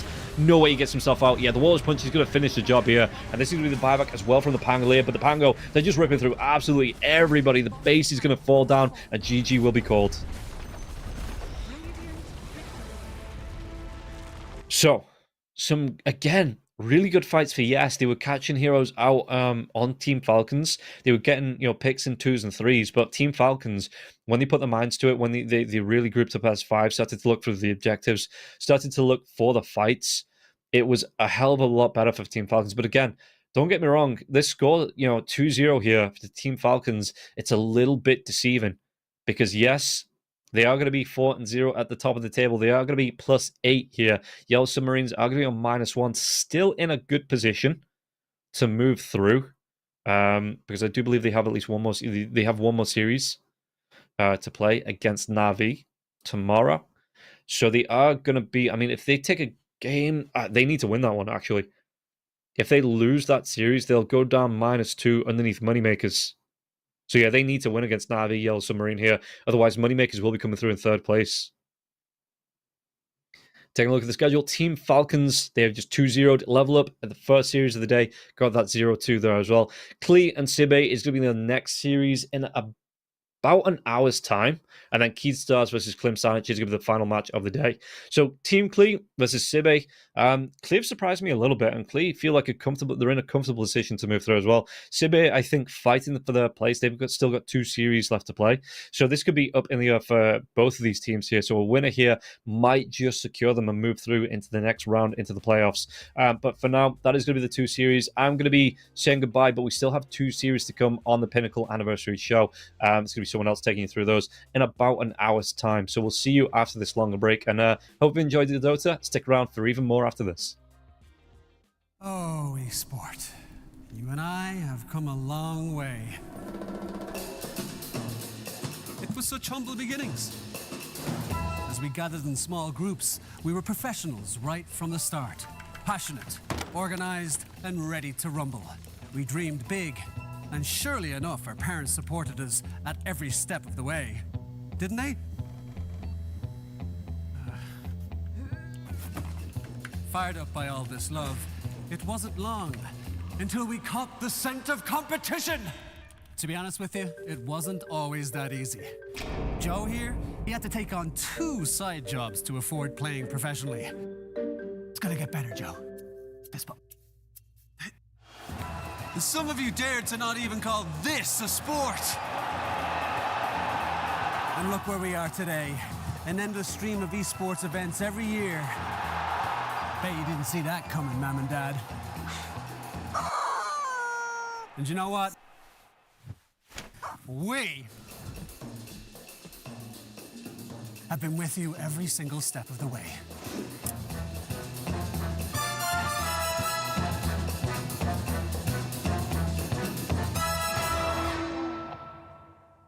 Dream of working with people you watch on screen.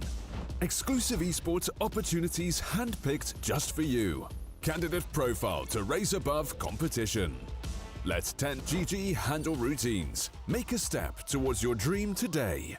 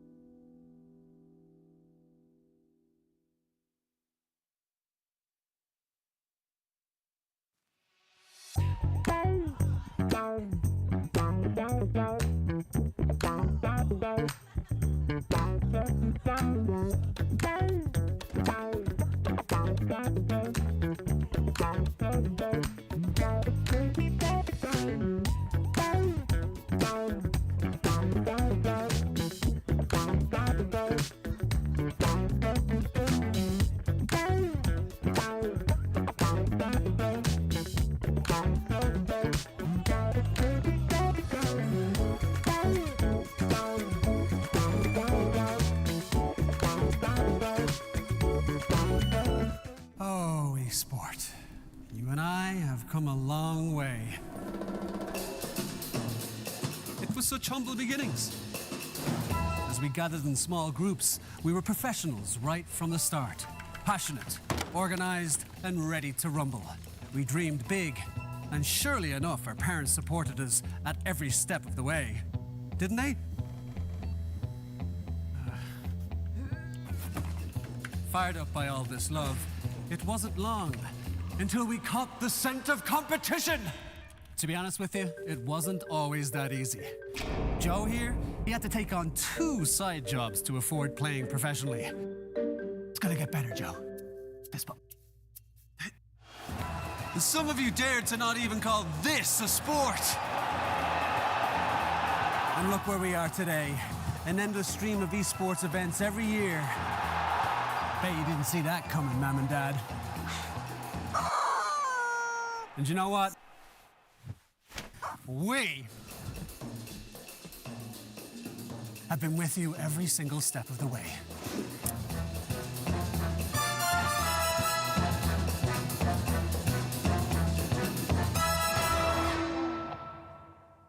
Dream of working with people you watch on screen. Exclusive esports opportunities handpicked just for you. Candidate profile to raise above competition. Let 10GG handle routines. Make a step towards your dream today.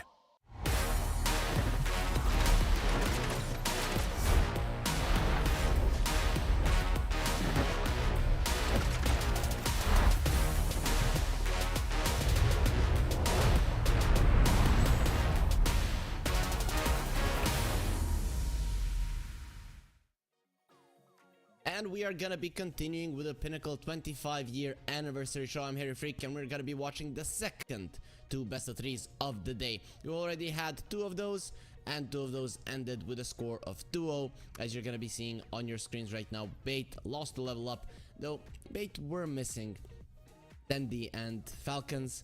Well, they dismantled the Yellow Submarine, thus we had this bit of a longer break. But now I think we're gonna be moving on to matches that are gonna be much more interesting.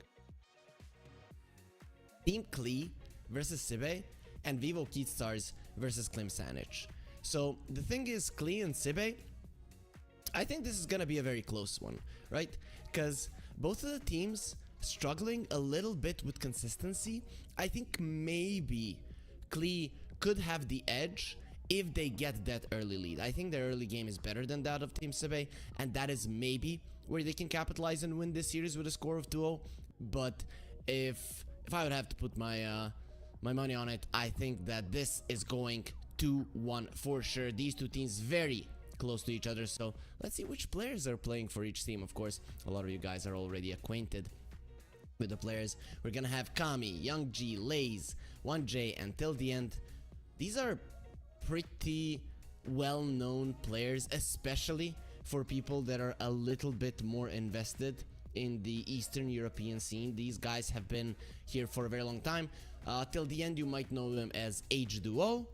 The guy has played for a couple of Eastern European organizations and was always really, really good. But talking about being good, but not that long in the scene, let's look at their opponents. Sibe, these guys, their growth in this year is insane, and they have stayed together throughout it. We'll see what happens in the next year. I'm hoping that there's gonna be a lot of tournaments. Pinnacle, already this is our 5th tournament this year. We had 4 Malta Vibes, and now we have the 25-year anniversary show. So we definitely want these guys to thrive. We want them to have a place, a platform to compete and show what they're made of, as they're really stepping up, especially in the group stages of both Malta Vibes 3 and 4. And here, well, they've only played 2 series, so we can't really say, but thus far, Sibe are undefeated.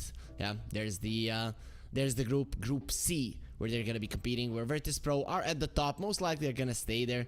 Marsbet and Boom Esports, we're already waving goodbye to them. So both of these teams will go to the playoffs. The question is, who's going to go to the upper bracket and who's going to go to the lower bracket? Klee, if they want to get to the upper bracket, they need to win versus Sibe. Though Sibe will be playing versus Virtus Pro tomorrow, which is the last day of the group stage. It went by so quickly, but it was a very nice ride for sure. Though Sibe and Klee, this is what we are focusing on. This is it's gonna be an interesting matchup. Klee, as I mentioned, they do have pretty known players, right? Kami, that's Dream. Some of you guys might know him by that nickname, or Dr. Dream, right? Either way, he has been in the scene for quite some time, despite being relatively young. He's actually 23. Though Young G, Lays, those two, they have played in some pretty solid teams, so I'm expecting quite a lot from them. This is the type of match where I think the teams are pretty much equal, but there is this part of a little bit more experience on Team Klee, right? More experience gives you more consistency, less energy expenditure, let's put it that way, when you're playing a stressful series, so that should give them a slight edge. Younger players, or players that have been in the scene less, are hungrier, and that, even though you might be trying harder, even though you might be concentrating harder, losing energy more in a series doesn't matter, because the drive might take you over the edge and actually get you a victory into the series. So I'm looking forward to this one. If Klee are winning this one with the toe, I think it's out of the laning stage. They never let it go. On the side of Sibe, they tend to make some huge mistakes, in a sense that they do everything well, they do everything fine, and then one team fight decides their game. That should never happen, right? But that's where the experience comes in. Throws do happen. If you guys remember the 10 years ago when people played Dota, comebacks happened all the time, because even the top tier teams at that point, they didn't have so much under their belt. Things were changing, Dota was evolving, players were getting better. Nowadays, of course, the top tier echelon is very rarely going to be throwing games, but when you come down to the tier 2 level, that's where those things still happen, and that's something that Sibe are gonna have to work on. And I'm hoping already today that we're gonna be seeing them taking care of those mistakes that could cost them some games. Let's get into the draft. And there we are, Klee versus Sibe, officially starting. So Klee, they have this 4-leaf clover. We'll see if the luck will be on their side. Maybe they're using some witchcraft to really make themselves luckier. If you guys are feeling lucky though, pinnacle.gg/odds, and we have some nice odds for you for this title, other titles as well. As we are mentioning here, it is the 25-year anniversary show, so we're celebrating that. Almost 14 years in esports, but Pinnacle does exist since 1998. Overall though, we do advise you to bet responsibly and carefully, and put down only as much as you're willing to spend, and of course you do have to be 18 plus, so all of you underage guys, just enjoy the show, the 25-year anniversary show, because in the end, that's what we're here for. We're here for good Dota. So there's gonna be a ATA ban. The other side, Centaur banned out in the first phase. Centaur is extremely popular, but being banned out in the first phase is weird. I'm leaning towards Sibe maybe wanting a Phoenix when I see this, as it's one of the heroes that Phoenix uses the egg, use the stampede, run away, then you run back in, suddenly that egg actually did nothing. So there are other heroes like that, but Phoenix is one of the, well, not really successful heroes that has been picked quite a lot in this tournament, and well, playing versus a Centaur wouldn't be too great. Sibe themselves, they have played a Phoenix. They're one of the teams that did actually manage to strike a victory with it versus Marsbet team. We'll see if that's something they want to pick up again. Yesterday they didn't play a Phoenix.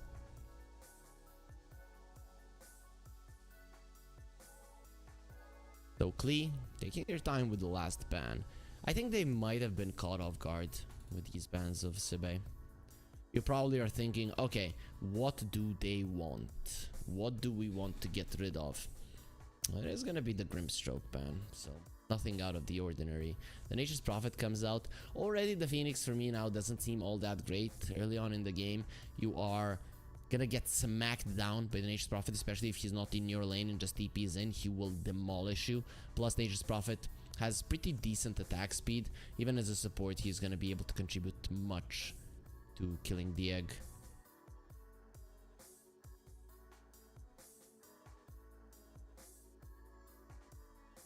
There's gonna be a Weaver.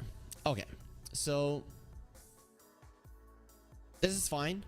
You have the mobility, you have the flexibility, you have the speed to move around the map.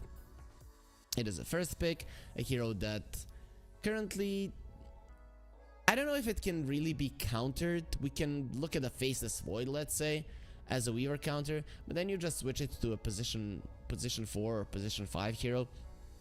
And suddenly, that Faceless Void, at least versus the Weaver, doesn't make all that much sense. I mean, a lot of the heroes, if you just chrono them, that are supports, are gonna die. Weaver as well, so that counter kind of goes down the drain. The Pugna ban, though, I really like. Klee has been playing Pugna quite a lot. Versus Marsbet, they played Pugna all 3 of the games. Man, that was a long series of Team Klee versus Marsbet. So it seems that they have been focusing a little bit more on the late game as well. Let's see versus Virtus Pro. Yeah, they won in 40 minutes. One game, but 2 of the games that they lost sub 30 minutes. So could be that actually the early game of Sibe isn't really all that much of an issue, as Team Klee does go for longer games. It's usually normal that teams from Eastern Europe that are kind of a same level, that they play similar type of Dota as well. So I'm not sure if we're gonna be seeing some gotcha outsmart moves in the draft phase. Probably not, even though I'm a big fan of those when the teams are from the same region, where they know each other well, where they're probably scrimming each other, where they play pubs almost every day against each other. You probably don't get anything that's super surprising. There's the Faceless Void ban, so he is out. And Sibe, where do you want to take it? I don't think they're gonna be revealing much right now, so heroes like a Dark Willow or something along those lines seem like a pretty normal pick, right? You just get the support, you leave the enemy guessing about the Weaver, you get some lockdown on that support. That would be something I'd expect from Sibe.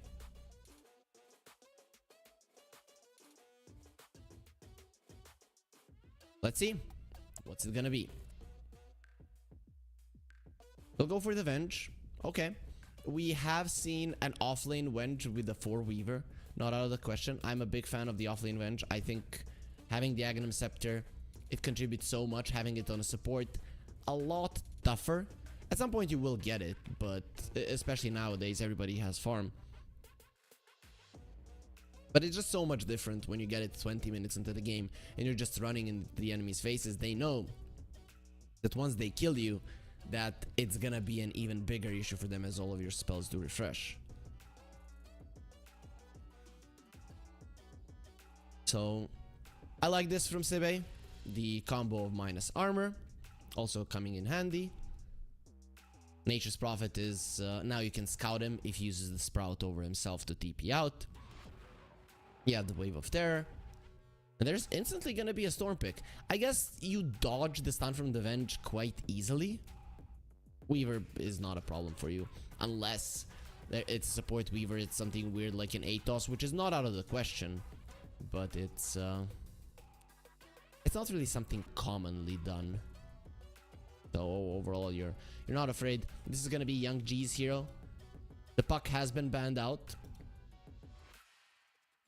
Sibe, they like to play the puck. Klee, I think they played a couple of puck games themselves as well.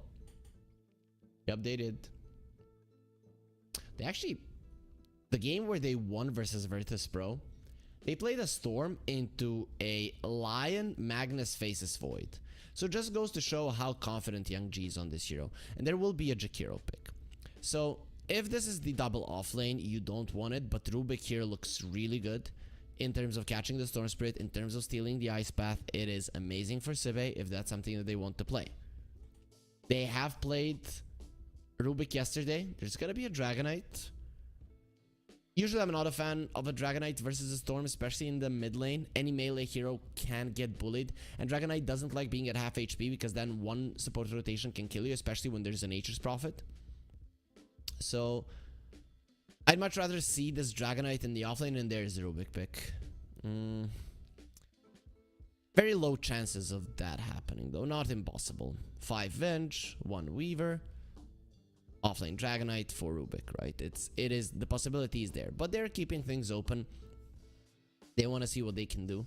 Weaver here, it's still not super easy to catch him, right? But so far we haven't seen the matchup versus the Weaver, and we haven't seen the Klee carry.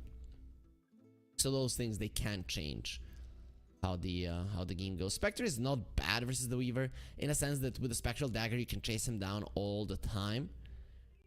But the thing is, can you really get on top of him? Your lockdown is still relatively limited. Klee will ban out the Tide. Tide for them is not that good, as in a lane with a lot of minus armor with the Swarm and the Wave of Terror, he will get bullied out quite easily, even though it would be a good hero for their lineup in general. You would be risking the hero getting bullied in the lane. You don't want that. Heroes like a Dawnbreaker, that would be a good hero for Klee. Not because it can kill the Weaver, but because it has some kind of an escape mechanism in the laning phase, and it actually contributes in the burst damage department, right? If the Weaver goes for you, you turn around, you smack him around. It's pretty squishy. And then he really cannot continue the chase. Again, this could be a 4 Weaver and an offlane Vengeful Spirit. It's not out of the question. Rubik could be a 5. It is still quite open for Sibe. I'm just hoping that they themselves know where they want to play the heroes. The thing about it is, if you don't at least have some certainty of where you want to be putting heroes, you could draft yourselves into a corner with this, oh, we are gonna be super flexible, where this is gonna be flexible as well. They don't know what we're doing, haha, they're dumb. And then you understand that you don't know what you're doing, and it's a problem.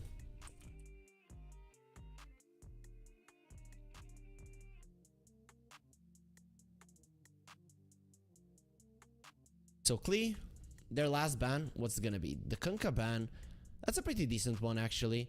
Kunkka is pretty tanky. You get like a raid band bracer, something along those lines, and you just annoy the Weaver in the lane. Again, you keep him low, it's a problem for him, and won't be able to commit for you.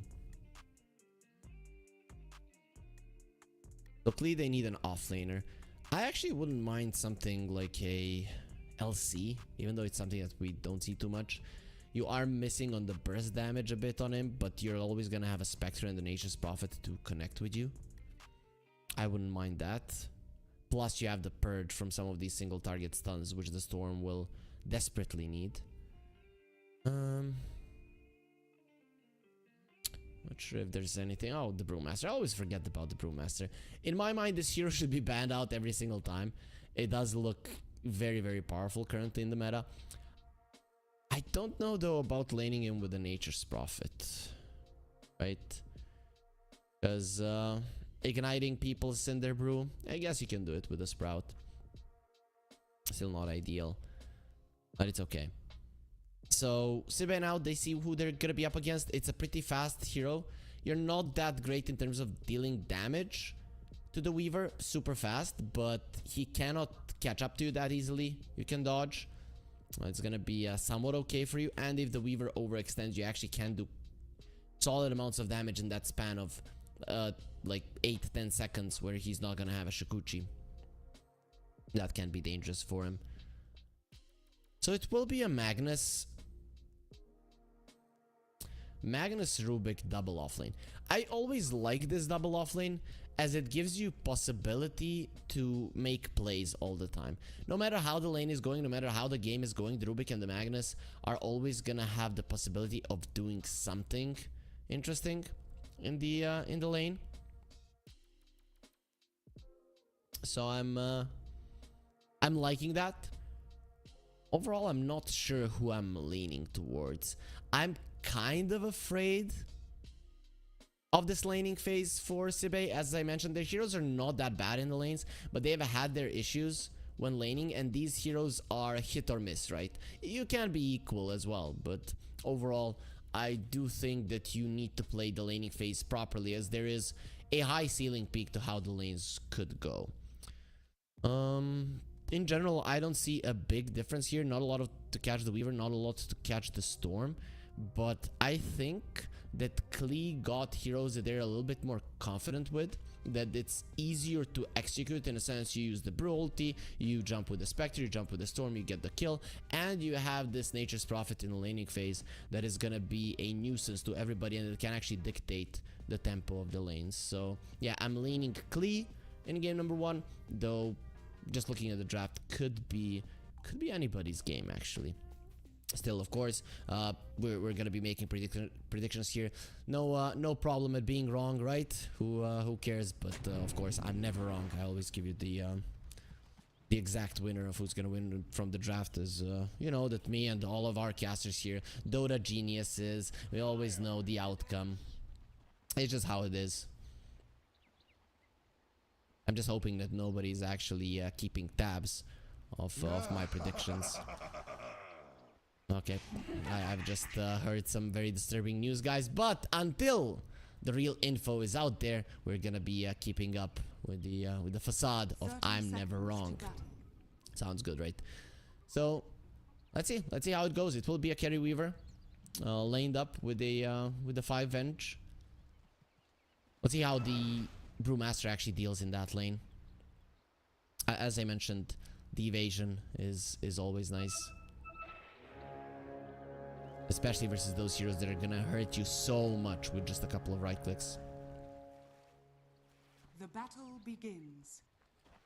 So it is gonna be a 2-for-2 in terms of runes. Nobody even dares to go for a fight. I'm looking at the heroes here, and really none of the teams have that big burst or something. You would be, if you run into a Rubik lineup, you're gonna be in trouble. If you run into a Jakiro lineup, you're gonna be in trouble. Spectre says we offer mercy. I'm guessing that means that they just kill you. Oh no, nobody here wants to die. As mid lane, should be good for Young G. It is a Storm versus a melee hero. Obviously, a Dragonite isn't gonna be bothered too much by the harassment, but it's still a pretty decent lane for the Storm either way. Top lane, Brewmaster starts off with a Thunderclap, so wants to be able to maybe secure the range creep, as Nature's Prophet doesn't really contribute in that department. That bottom lane for Sibe is gonna be dangerous, as the Brewmaster can somewhat hold his own, and he doesn't care that much about early farm. It's always nice to have, but it's not that big of a deal. But that gives you the opportunity to just TP to the bottom lane. And that's the problem. That's the problem, as Jakiro can't keep heroes low, and then Nature's Prophet TPs in. It's a problem.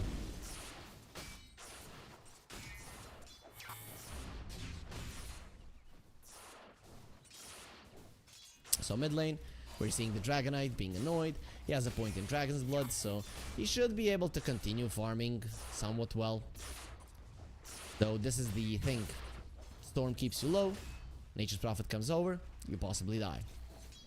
If this continues until the Dragonite is also level 6, you can't really go that far. 1J, dropping low, he's dead. Nesphere goes for the Shikuchi, gets himself away and lays. Well, he cannot finish off Rain. He was way too high in terms of HP. So that is gonna be our first blood. And that's what happens the second that the Weaver gets the Swarm. Swarm plus the minus armor from the Wave of Terror. It's too much damage, really. In the early stages of the game, if you have no armor, you're pretty much screwed. Later on, you can position well. You can hope that you're not gonna get caught in the laning phase. You're always showing, so there's always a possibility of the enemies going for you.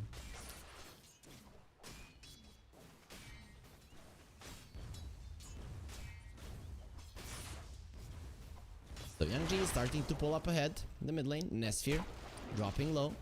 Doesn't really have that much in terms of region. He's being fed tangos, but it'll take some time before he's actually back up. And there's the TP from 1J, putting Emptiness in a very tough spot, out of which he will never come out. One more hit from the Spectre. Actually, he's gonna go into the Roach pit. Roach will get a kill. Nope. He decides he wants to live.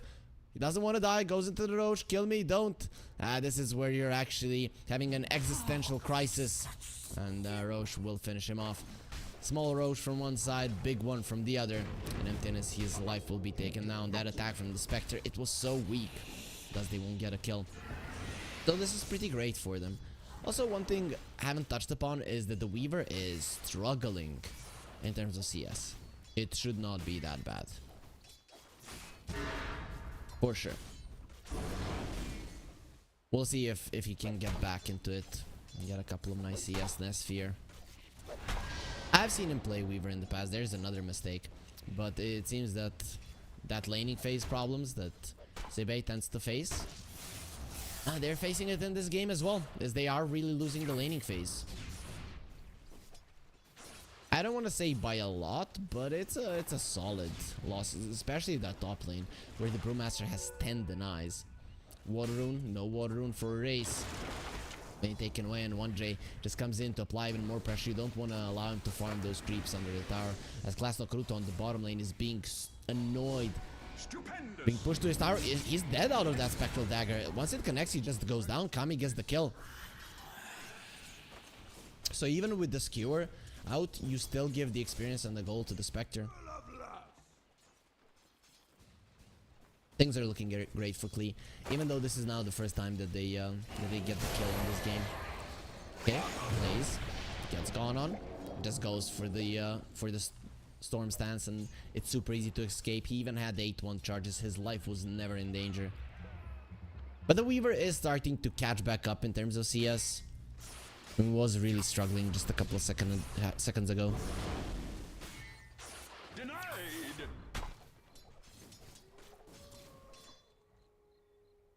There will be a pause. Overall, nothing. So there's lag for Sebe. Emptiness seems to be on the receiving end. Nothing super interesting happening in the laning phase, really. Rain, he's still clicking. Probably just trying to keep himself warmed up still. I remember when I was playing for a team, our coach was like, we are not getting into a scrim, we are not even getting into a pub until we're warmed up. So there were a couple of different exercises that he would make us do. Kami seems to be having fun. Everybody on Team Klee seems really happy. It would be nice if they could share it with us. We want to share the happiness. Though Dota does that anyways. Just kidding, guys. This is what happens just to people who don't play Dota. This is how people who play Dota look like. They always have this shine in their eyes. They're always super happy, super excited. You see, Kami, God, Japanese, he's literally in heaven. Why? Because he's playing Dota. Like, look at all the whiteness behind him. In heaven. Why? Because he's playing Dota. So this is what you should do. Either watch or play Dota. When there's Pinnacle 25-year anniversary show up, you watch Dota. When we go offline, that's where you play. All of the info that you got here, all of the stress that you saw from the professional players, of course you try to imitate it as best as possible in your pubs. Your teammates are gonna be super supportive towards you becoming a better player, and it's just the best game to play ever. Another deny from Lays. Nesphere, I think he's gonna get ultra annoyed here. At least he got a little bit back in it with the CS. Okay, this Magnus will be in a world of hurt. Even the Nature's Prophet is coming over. There will be very nice placement of the Sprout, doing even more damage, and Class Kruto is dead. From one side of the lane to the other offlaner though, it might be the Brewmaster dropping down as well, as he's running away from two heroes. Lays still alive, dodging a little bit. He has the Tango that's healing him up, and there's the hit that should kill him. No evasion will assist you this time around. They finally kill him, though the Rubik could be in some trouble as well. The two supports doing a significant amount of damage, not enough to take him down, however. As Young G, he is going to be getting a regen rune for himself.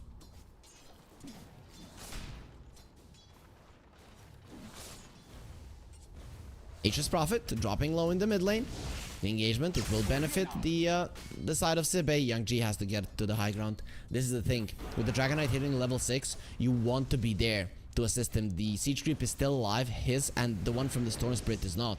So let's see if they can slow this one down. You really don't want the Dragon Knight attacking your tower. You don't want the Siege Creep attacking your tower either. Slays is level 5. Not close to level 6 just yet. You see him going through the stances. There is a dragon with one head hunting the one with the two. Class Kruto again in trouble.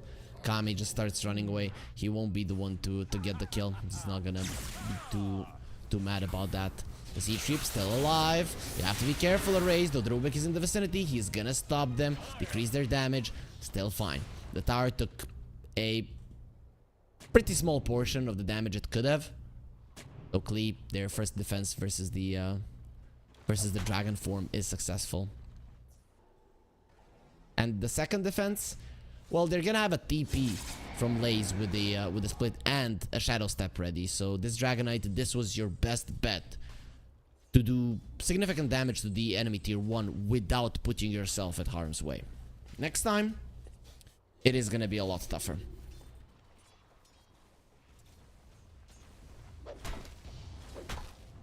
So 3-3. Not a lot of kills really, but there is some action. The tension isn't really that high in this game, so both teams can take it slow, think about their next move. There's the jump from the Spectre, and there's a dead emptiness. Young G barely gets the kill immediately. The Spectre goes back to the lane, so the Rubik will die. They get themselves another one on the board for Klee. He actually picked up that Invis rune, so if the hit did not connect, actually there was a sentry there, so he would have died either way. But he took the rune away from the Storm Spirit, so his death, it's not gonna be for nothing. Top lane, both of these heroes have level 6s, both of these heroes very hard to kill. I'd be very surprised if anybody attempted something onto their lives, but they're attempting something onto Spectre's life, and there will be an ice path, a perfect one. Klaus Kruto will die. Nesfir TP is in 1J, deciding to fight until the end. His own Rain won't be dying to that Turn of Shadows, as Nesfir is chasing for more. He knows that the Spectre is low. There will be a Cobble dug out of the ground, so he's going to be giving some extra gold to them as the Storm does rotate. Race, he doesn't want to die. They're going towards Kami. He jumps to the side. He gets stunned up, and the Dragon Knight, he can't kill him. Actually, the overtime damage will be enough for Race to bring down Kami. That was a beautiful play. Not good enough, however. He dodged a lot of things. Not enough of them. Blaze did TP in. This means that the Vengeful Spirit will be dropping down as well, as the Weaver is using the portal to get to the top lane, so the Twin Gates will get him to safety. The second Dragon form, not great, but you did bring down the Spectre. Is it gonna be enough? I don't know. The Spectre is already having a very decent game, and the thing is that the Storm is having a perfect one.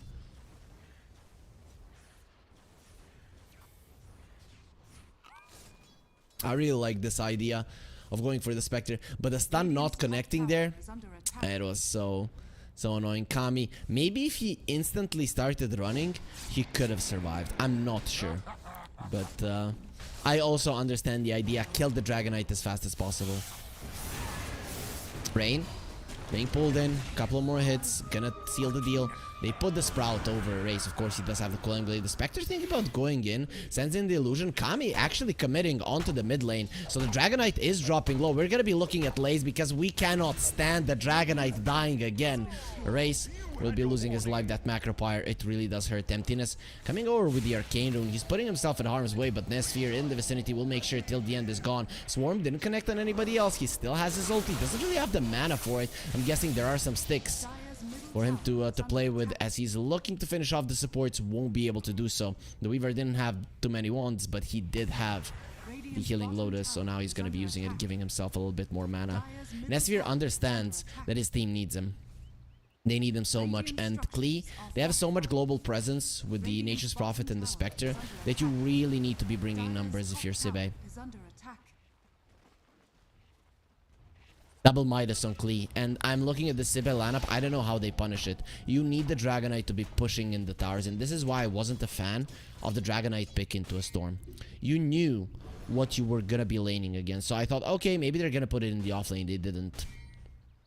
They're paying the price now. So the Dragonite, he is thinking about a blink.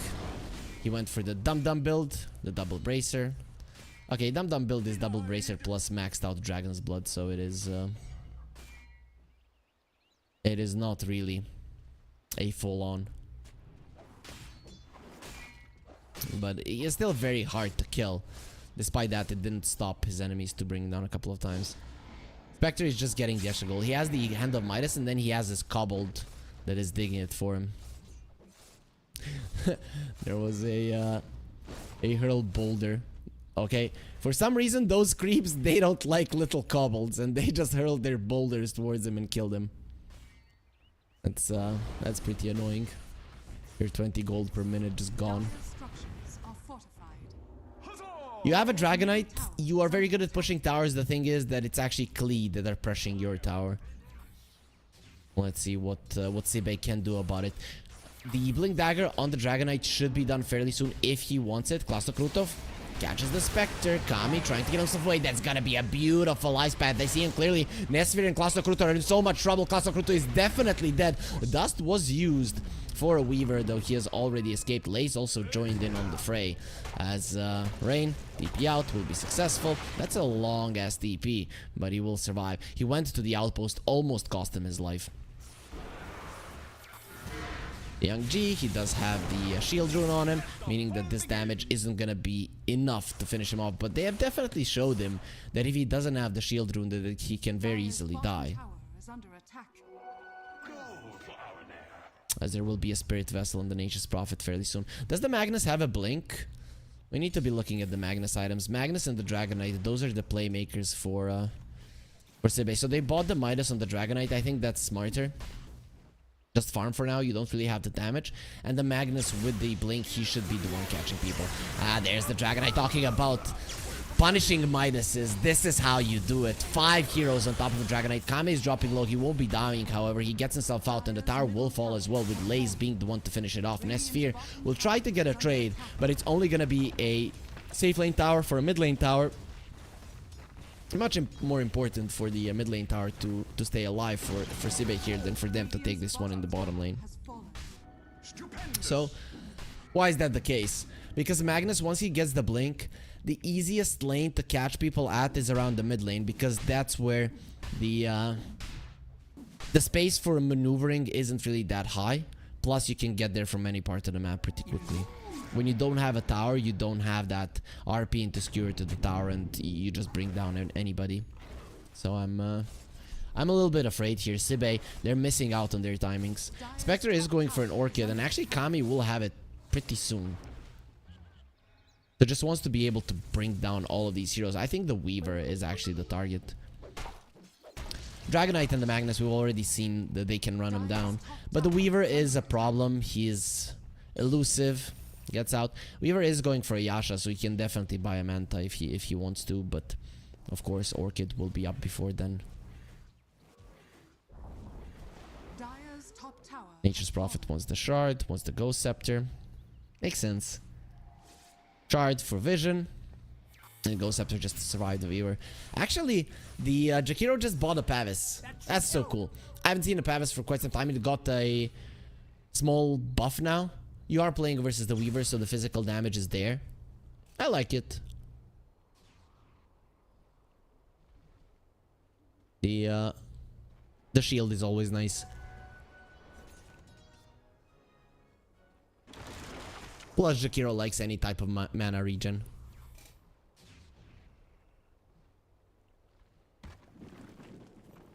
So for now, Sibe are not really forcing anything.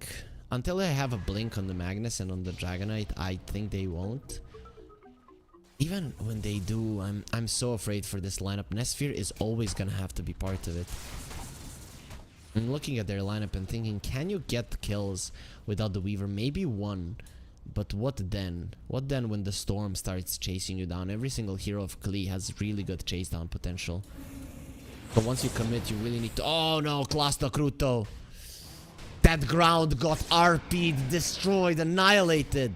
Though, the ground wasn't the one that he was gunning for. It was actually Kami, who now will have the Orchid, meaning that the Weaver could easily die. Klee's going for a smoke, and it is going to be the Weaver that they're going to be hunting for. You can see that the Storm is already moving towards there. Nesphere, he feels that something is wrong.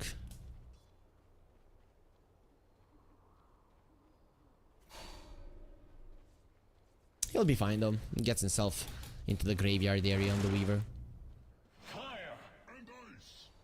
So this move, are they gonna go super deep? It seems that they think that's a smart choice. Sure. If you want to go, that goes, the wall will be placed. They see Nesphere, he's gone. He's so gone, and Rain, he came over to try to swap him out. He's just gonna be a second target that goes down. Yang Ji takes him, no sweat. The Weaver is now working towards the Manta because he knows what he's up against, but it will take some time. There's a chance they kill him once more. Very fast fingers from Kami. Jump in, see him on vision, instant silence, it's over. After that, the only question is, do you die in half a second or 2 seconds? Like that's the span of your life. Dire's bottom tower is under attack. And that Weaver is the highest net worth on Sibe. He's the one that they have to be looking at this moment to do damage. Sure, the Dragonite with the Midas could be a problem later on. Though that later on, not sure how much you can actually survive. Magnus didn't go for a blink. I like this because the tower had fallen in the mid lane. And the Dragonite going for a BKB, I like this as well. Blink Dagger doesn't give you much. Oh, he'll be caught. Dragonite is dead. It's looking so easy. They're always bringing in 5 heroes. Sibe, they're always going to be outnumbered in this game. The Magnus needs a blink. Now he buys it. Now it's necessary. As Klee, they've opened up the map. They've started slaughtering you. You have to at least have the possibility of that counter initiation. So either you do manage to do it once, it dissuades Klee from going for more, or at least they see the blink and they're like, okay guys, let's put the foot on the brakes. And then Sibe have time to actually think about what to do next. Though this game is getting out of hand. And this is what I was talking about before we got into the series. That laning phase into the early mid game could be a problem for Sibe. It is a problem for them. There's the Orchid. This Magnus is not getting out of that Orchid alive. Actually, he gets out of it alive, but he dies either way to the Spirit Vessel right after it. Pavis onto 1J, TP's away. He'll be fine. Lays in the vicinity with the Radiance. Items, kills, everything is just... It's just popping off for Klee. As Young G, Lincoln Sphere is the thing that he's going to be looking towards. So many single target spells, so it makes sense. The RP will be the only thing that can catch you off guard. Things are looking grim for Sibe. Really, really grim. Blaze wants the shard. Of course you do. Bots as well. The thing is that Sibe, maybe when they were if they were together, they could do okay. But the thing is that you can see how well Klee are playing in a sense of shoving out the waves. If the waves are shoved out, so easy to read Sibe. He will have his Manta now. And the Dragonite has the BKB. Those are big items. That means that your Orchid is not as valuable as it was just a minute ago. Well, let's see. The double smoke was bought by Klee. So they're gonna be trying to make something happen. This is the thing. You know that split pushing, you know that separating yourself is just gonna lead to more death on your side. So you come together. 1J geniusly moved here. Nice glyph though. He's gonna try to run away with a Treant, run with a Treant, delay this push. Not gonna be delaying it all that much. Erase, he does get the tower to attack him.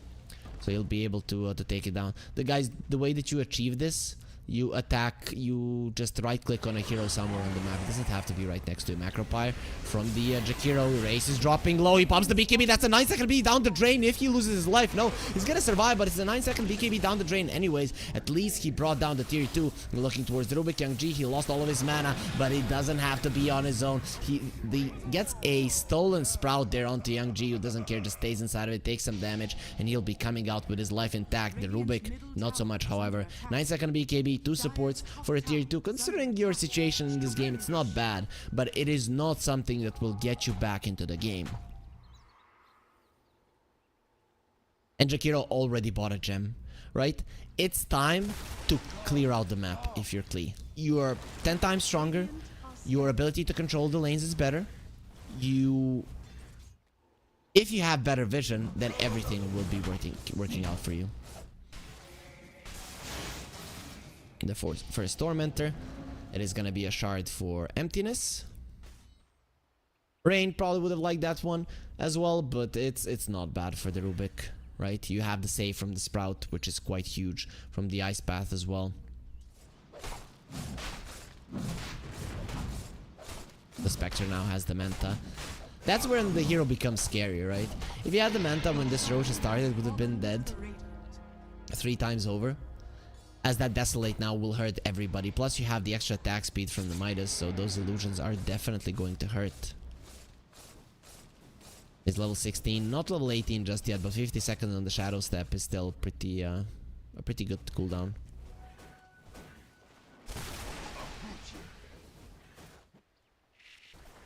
And you can see how the Nature's Prophet is itemizing even more for lane shove.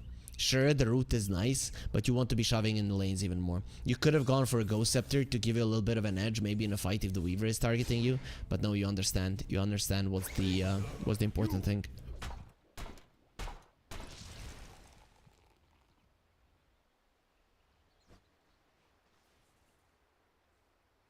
Weaver is getting items, right? You get the Mjolnir. You maybe can destroy the backlines, but you're going to be needing a Nullifier. As we know, those Ghost Scepters will come out. And then the question is, how do you even kill the cores?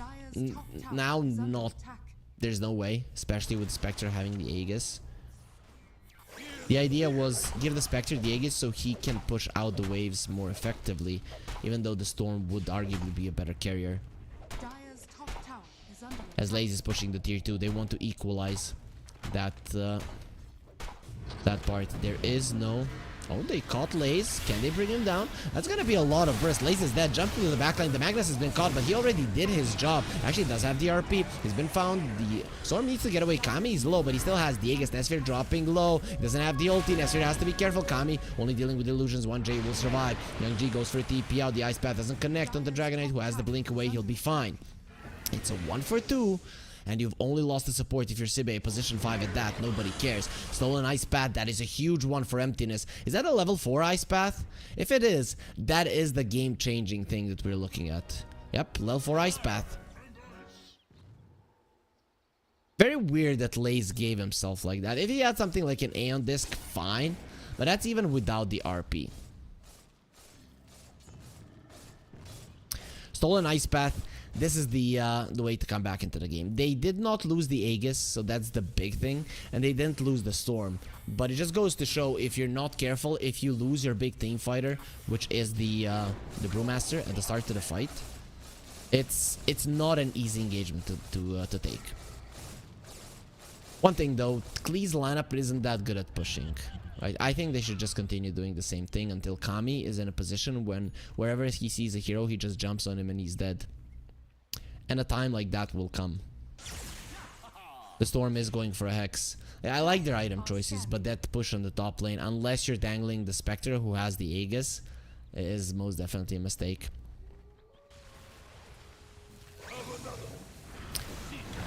So, Weaver has been found. Nesphere goes to 1J. He's gonna be killing him quite easily at that. Turns back time. But now he doesn't have the Shikuchi, meaning that he doesn't have his life. The stolen Ice Path, beautifully done by the Rubik, and Nesphere will just be waving goodbye. The silence does connect, and he can wave goodbye to his life as he will be taken down. It is gonna be the Radiance from Laze that gets the kill. Storm trying to find something else.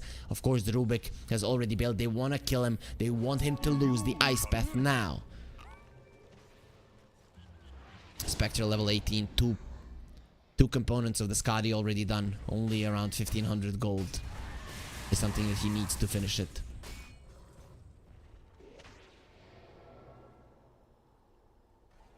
Kami just trying to find some farm, won't be able to do so. Now is okay to push the top lane a little bit, but we can see that the Magnus is already there. He understands what his enemies want to do.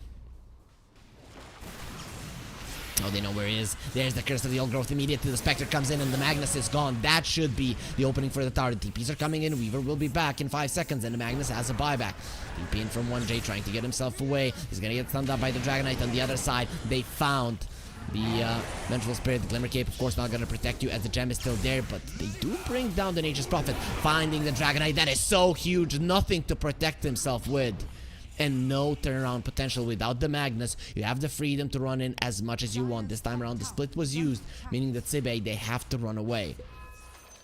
I'm actually surprised that the second that the Magnus died, that they didn't just put all of their emphasis on shoving out the waves. But this is the thing. This is why things are looking so hard for Sibe, is if you try, okay, we lost the hero disperse, there's still so many ways to catch you. So that disperse around the map, it could end up just being you dying one by one. Still, without the Magnus, I think it's impossible to even think about a fight. This is the hero that repositions the enemies. This is the hero that gets the big turnaround fight going. You can see that it's not easy for him to do so, but if he's dead, there is no possibility. It's not hard, it's impossible. Plus, Kruto has been having a hell of a game. And not in a good way. He's literally in hell. The Dragon Knight will have an Aghanim Scepter relatively soon. Nesphere farming some flowers. We don't know who the lucky lady will be, who's gonna be enjoying those flowers. As Laze is working towards the Octarine core, he should have it in no time, considering the amount of farm that he's getting. He's actually just behind the Spectre. And there's the Skadi, plus level 20 on the Spectre. See which talent he'll get. It's not looking good. Definitely not looking good. So the Storm, well, the Hex is the item that you want. There's the Aghanim Scepter from the Nature's Prophet. So good luck shoving out the waves now even more. Weaver wants a BKB. He needs a BKB. The Manta will get used in the fight at some point, and really, even if it's not only the Orchid, you getting lifted up into the air in itself is a problem. Rain gets taken down, Lace finishes him off. Erase is just so freaking dead that Desolate doesn't care about your BKB. Young G finds the Magnus, he got lifted up into the air. The Rubik silenced up. Now even if you get the RP onto all of them, there's nobody to do the damage. This game, it's not looking impossible. It pretty much is impossible. Sibe, they cannot shove out the lanes. They cannot win a team fight. They cannot take Roche. There's nothing you can do, right? There's a couple of ways you come back into the fight, into the game. It's split pushing. You can't do it versus this lineup. It's team fighting. You're too far behind. And then there is pick off, right? But for pick off, you have to be able to at least somewhat shove out the lanes. You have pick off potential with your heroes. It's not that it isn't there, but the lead up to that pick off is just pretty bad on your side. Or Please lineup is very good at defending it. The second that the laning phase went as bad as it did, this game became very tough. I don't really like using the word impossible as there are probably teams in the world that, even with the bad laning stage, would be able to crawl back up, make some moves, make the game faster, make the game more chaotic, and force Clean to mistakes, but there's not that many teams that can do it. Young G, he's level 19, is approaching that Hex rapidly. Not so hard when you're getting all the farm in the world, and also heroes are jumping into your hands as well. Last no Kruto, we still haven't seen a good RP. We still haven't seen an RP period. The RP the ground, that's the only thing that we've seen. Jump in from the storm. It is gonna be the Weaver caught. RP onto a Spectre, has the DD. Nice Manta. Nestor turns back time. He's gonna be fine. The Rubik dies on the other side. Lays just takes him down, and it's gonna be another one. Young G is wicked sick. He doesn't have too much mana, so the chase isn't gonna be easy, but they're still gonna go for it. Train being smashed. Nestor, they see him clearly because of the dust. He's gonna be running towards the base, but really no kind of pushback, no kind of damage, no response from Sibe. They're just getting slaughtered with no chances given to mount any kind of a defense, to bring down any of these heroes. The tier 3 in the bottom lane will be taken down as well. There is a glyph, will buy some time. As the Weaver finds till the end, who goes for a TP out. The storm is coming over. Weaver has been caught. He actually gets the kill, but will he pay the price? Has the BKB to get himself away, uses the time lapse. They still see him quite clearly as the Spectre is coming over. Kami, think about the kill. Nesphere will be able to get a solo kill, get himself away, but it is a BKB charge down the drain. He does get to level 20 as well, so even more damage for the Weaver. We'll see if maybe this is a start of something big.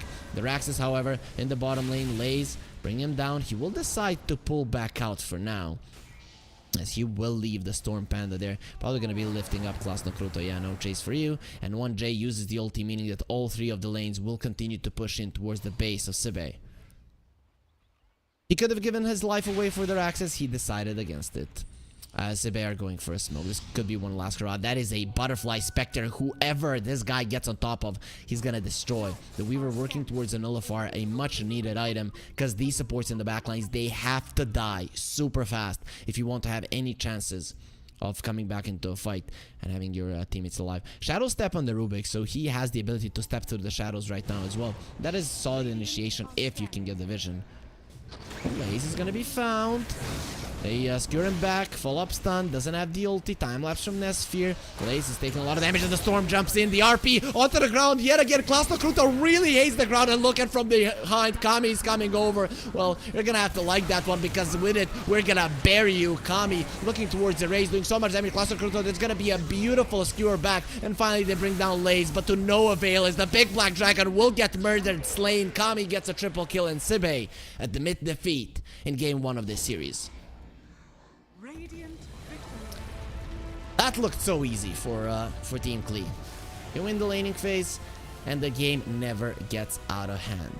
It got out of hand for Sibe though, really quickly there. It just took a lot of time for this kind of a lineup to end the game. We usually see it with this kind of lineups, because you're getting a ton of kills, but you're not really progressing in the objective department.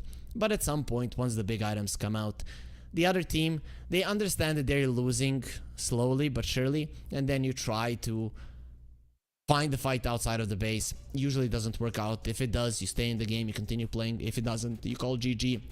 You understand it's over. Go back to the drawing board and come back stronger in the second game of the series. That's exactly what we're expecting Team Sibe to do. So let's take that short break, and then we'll be back with more Dota.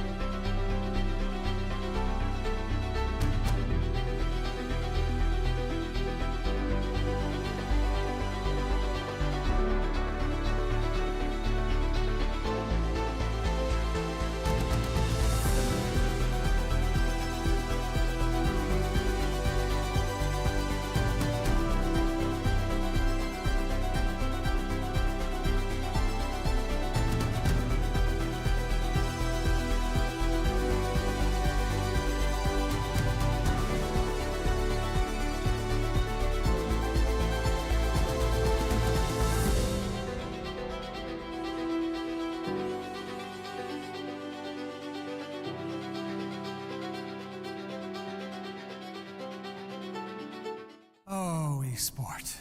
You and I have come a long way. It was such humble beginnings. As we gathered in small groups, we were professionals right from the start. Passionate, organized, and ready to rumble. We dreamed big, and surely enough, our parents supported us at every step of the way. Didn't they? Fired up by all this love, it wasn't long until we caught the scent of competition. To be honest with you, it wasn't always that easy. Joe here, he had to take on 2 side jobs to afford playing professionally. It's gonna get better, Joe. Fist bump. Some of you dared to not even call this a sport. And look where we are today. An endless stream of esports events every year. Bet you didn't see that coming, Mom and Dad. And you know what? We have been with you every single step of the way.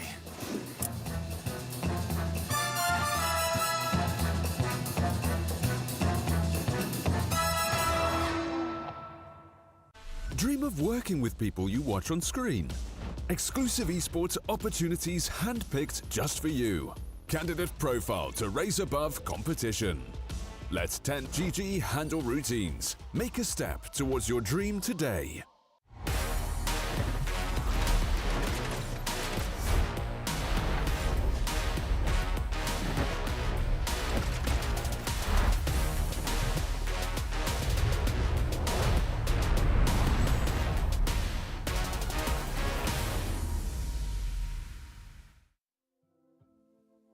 And welcome back to the Pinnacle 25-year anniversary show. I'm Harry Freak and we're watching a series between Team Klee and Team Sibe. If you're just joining us, game number 1 did go towards Team Klee, and it was a pretty one-sided game. I have to say, there wasn't much there you saw from the side of Sibe. Ever since the laning phase, they were struggling, and in the end, well, they took a loss quite easily there. Though that doesn't mean that the series is over. Team Sibe, yesterday they lost game number 1, then they won the series, so reverse sweeps have happened in favor of this team already. Team Klee and Sibe, though, here they are fighting for the 2nd spot in Group C, right? Virtus Pro is gonna be the definite top in this group. I guess if Sibe wins this series and then wins versus Virtus Pro, sure, but Virtus Pro losing at this point, it looks pretty tough to happen, especially what happened to Team Sibe in this series already. In the previous game that we have just watched, or maybe if you haven't, then you should, right? It was a fun game, because Klee, they were controlling the entirety of the map, they understood how to approach it, they weren't being reckless. Maybe one time they gave away a hero or 2, but in the end it didn't really matter. In the grand scheme of things, they knew exactly what they should do, how they should do it, and they got their victory without much pushback. We'll see if Team Sibe are gonna be changing something significant in their drafting phase, but whatever the case, the series, it is still not over. Klee, they've had some game losses in this tournament, though. They lost versus Marsbet. Did they lose? I guess they lost versus Virtus Pro, but they also did take a game off them. When I'm looking at Klee now, and the more I'm thinking about it, they might just be the counter, the real counter to Sibe, as Sibe only wins very long games, right? Or usually wins very long games. Klee are a little bit better in the laning phase, and probably just as good in the late game as Sibe. So Sibe are gonna have their work cut out for them. This is not gonna be an easy series to win, especially now when you have your backs against the wall. But one thing about Sibe, they've already qualified to the playoffs. Both of these teams have, as the bottom 2, Marsbet and Boom Esports, are already eliminated. Marsbet with -4 points and Boom Esports with -6. So their performance in this tournament was really not up to their standards. Hopefully they're gonna be doing better in the future.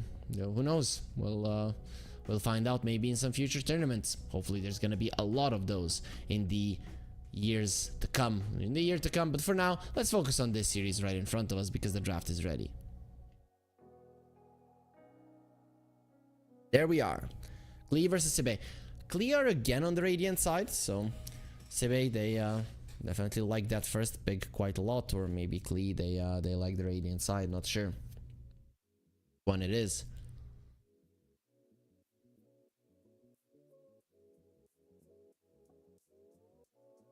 So there will be a Nature's Prophet ban. On the other side, ban for a Primal Beast.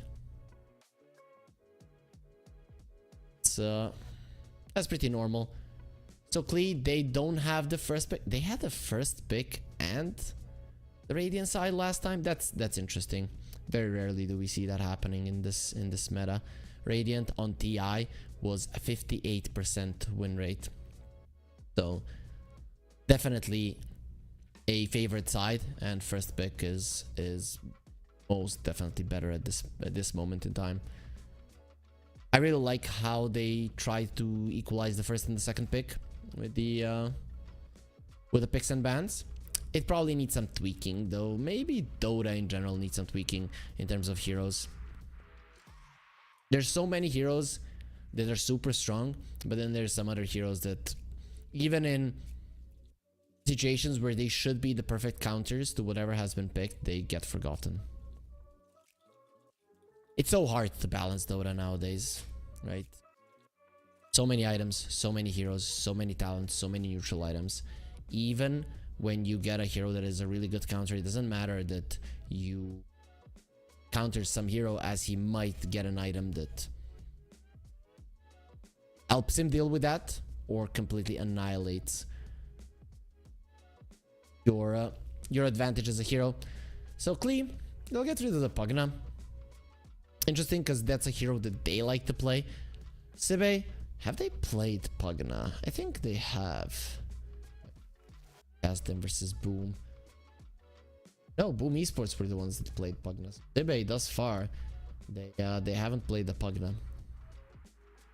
Klee, considering that they valued this hero quite a lot, I'm kind of surprised.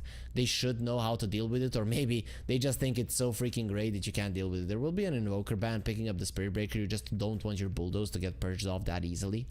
Okay. So the Spirit Breaker makes an appearance. Weaver is in the pool. Treant Protector is in the pool. Those are some heroes that might be picked up here. You could go for a Dark Willow if you want to counter the Spirit Breaker as you buy the Yules, and of course Bramble Maze is super good versus the charge, but they go for the Grimstroke. It's still nice, but overall, Spirit Breaker, you can do so much damage to Spirit Breakers. The Bulldoze gives him so much status resistance, so you use the Phantom's Embrace on him. It's gonna do the damage. It won't silence him for long enough, but it will keep returning to you. So that can be fun. But overall, I think they just got the Grimstroke because they don't want to ban it out. The Grimstroke and the Spirit Breaker would be very, very strong.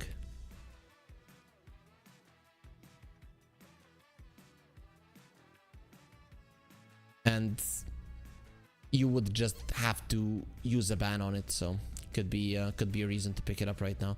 Plus the hero is just universally good currently.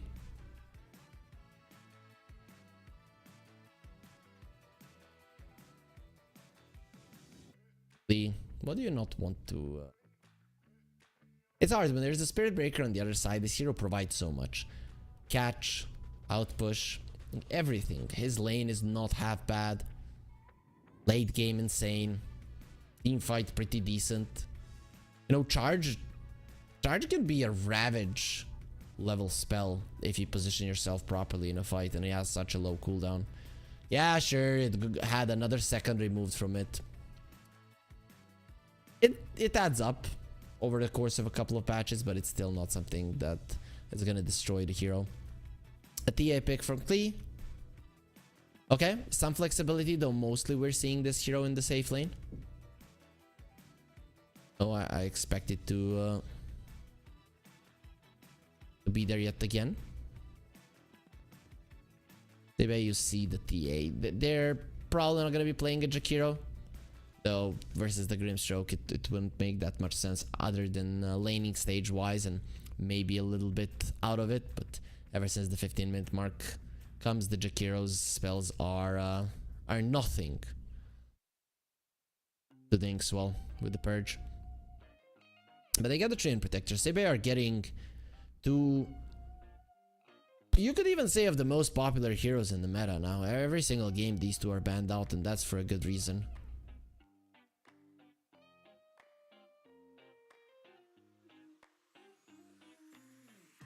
Muerta is in the pool, which I wouldn't hate right now. It gives you flexibility, gives you great lane. Whoa, okay, I wasn't expecting that. That's an emptiness hero for sure.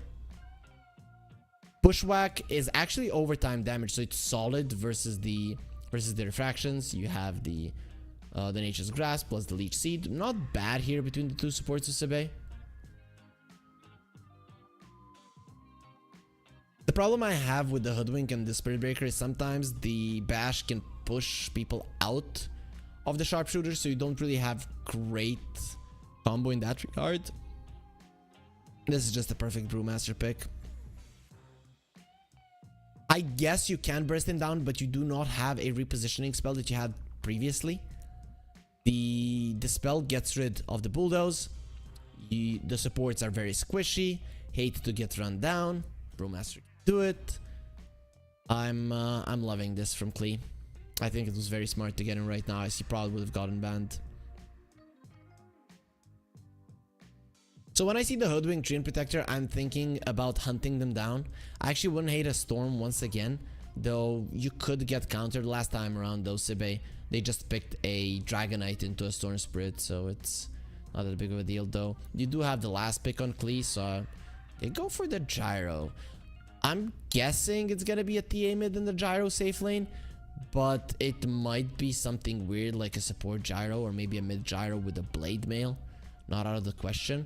This is an amazing lifestealer pick. It lanes well versus the Brewmaster. It doesn't care much about the split, as you do have the Rage, so the Cyclone isn't going to be constantly on top of you. Gyro does nothing against you. Yesterday we saw how the lifestealer in the later portions of the game can deal with the TA when you have the Radiance. I love this pick for Sibe, and it is an S-Sphere type hero, right? Plus Klee, they don't really have that much push early on, meaning that the lifestealer will probably be able to stay in the lane for a very long period of time, which is what the hero wants. I love it. I think this is a great pick for Sibe. So they get rid of the Slark. They're thinking that this is a support Gyro. Could be the case. Slark really does look insanely good here, right? How do you ever kill him? You have no burst. You have no lockdown that he cannot anticipate with a Dark Pact. You are pretty much screwed versus the Slark in this game. So that's why you're not going to be playing versus him. That easy.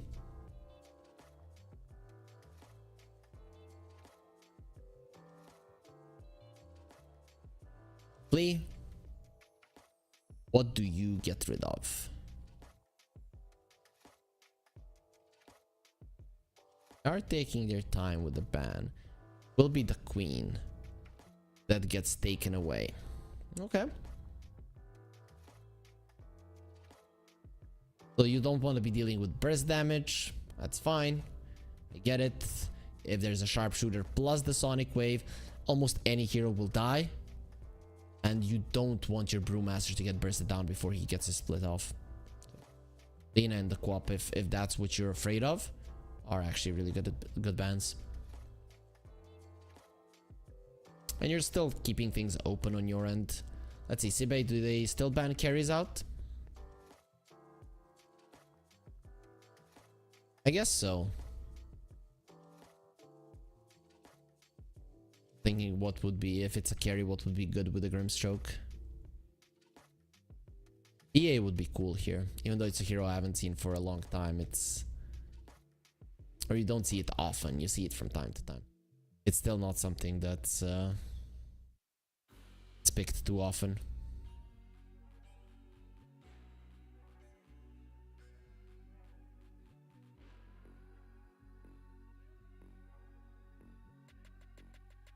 They did have a ton of reserve time, so that's why they are allowed to think about this for so long.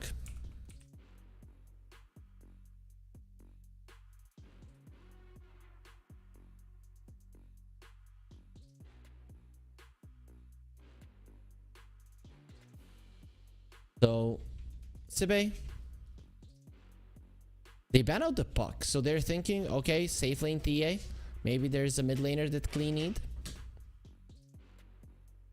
That's an interesting ban, and a lot of things that the puck can dodge here. Pretty much the same idea as the Slark.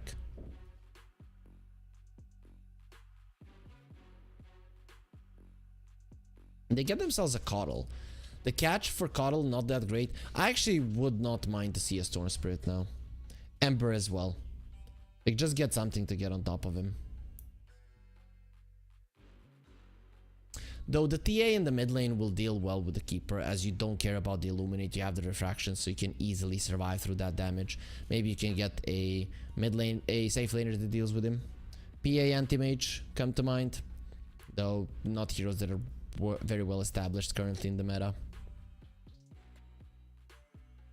It would be cool if they pull out something like a Ricky or something along those lines. I actually think there is an argument to be made about that hero, but if it's not something that you play, you're probably gonna be skipping on it.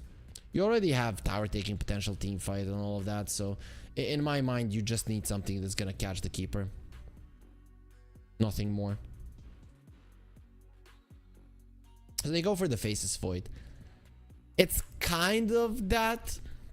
You have the catch, and I guess when you see the Hoodwink and the Keeper, you don't really need much damage into the Chrono. So I like it. There is a chance to burst him down. Not a lot of it, however. If you mess up on the Sharpshooter, the Faceless Void will go for the time walk, and well, at that point, your ability to kill him is very low. Plus, time dilation here looks pretty solid, especially versus the Keeper of the Light. He spams his spells. He wants to continue spamming his spells. If the time dilation catches him, it really is a huge slow that he's gonna have to be thinking about. But if Erase plays this game perfectly, I actually think he can win the game. Though, one thing about this one, Sibe, this is something different from what I'm used to seeing them do. So unless they have practiced this to perfection in pubs, I think they're actually in territory where they're not going to be feeling super confident. Not with the heroes. The heroes are fine. They probably play them in pubs. But with the way that they click as a team with this type of a lineup. And those things can sometimes be more important than actually how good your draft is. I'm thinking this might be a 2-0. Coming into the series, I really expected a close series. But now when I'm seeing what they have, I think there's a good argument to be made that it can be very easily punished. This Keeper of Light is going to be something that needs to do so much for the team of Team Sibe, but will it be able to? We will find out in the game. Let's get into it. There we are. So this is my philosophy here. Keeper gets a lot of items, a lot of kills. He gets an early E-Blade, then the Faceless Void Chrono, not that big of a deal. The Keeper of the Light doesn't have that great of a game. He has a decent one. He gets Chronoed a couple of times. His laning phase is not going to be that great in terms of destroying Young G as you're dealing with refractions, and suddenly you don't really have that much damage on the side of Sibe. Right, everything is going to have to be done from the Hoodwink side. And really, if there's a hero that gets on top of the Hoodwink, the hero just dies. Keeper of Light has some chances of getting out of that one. The Hoodwink is just dead. But definitely Emptiness and the Race are gonna be the ones that we're gonna be looking towards, and the ones that Klee are gonna be hunting as well. I really want to see this Faceless Void every single Chrono that is available. Just try to kill one of these two. It's so easy. They're very squishy, so you're definitely capable of doing so.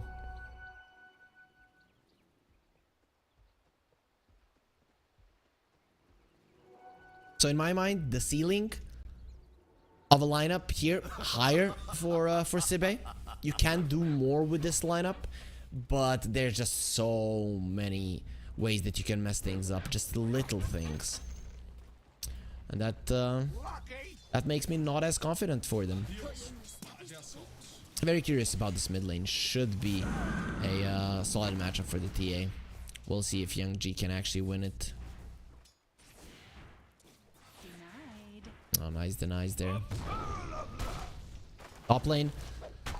Two melee heroes, two very strong melee heroes. You are versus the Grimstroke. Lifestealer can do well there, but you don't really like to skill the rage early on. Versus the Grimstroke, you have to. It's just how the hero works.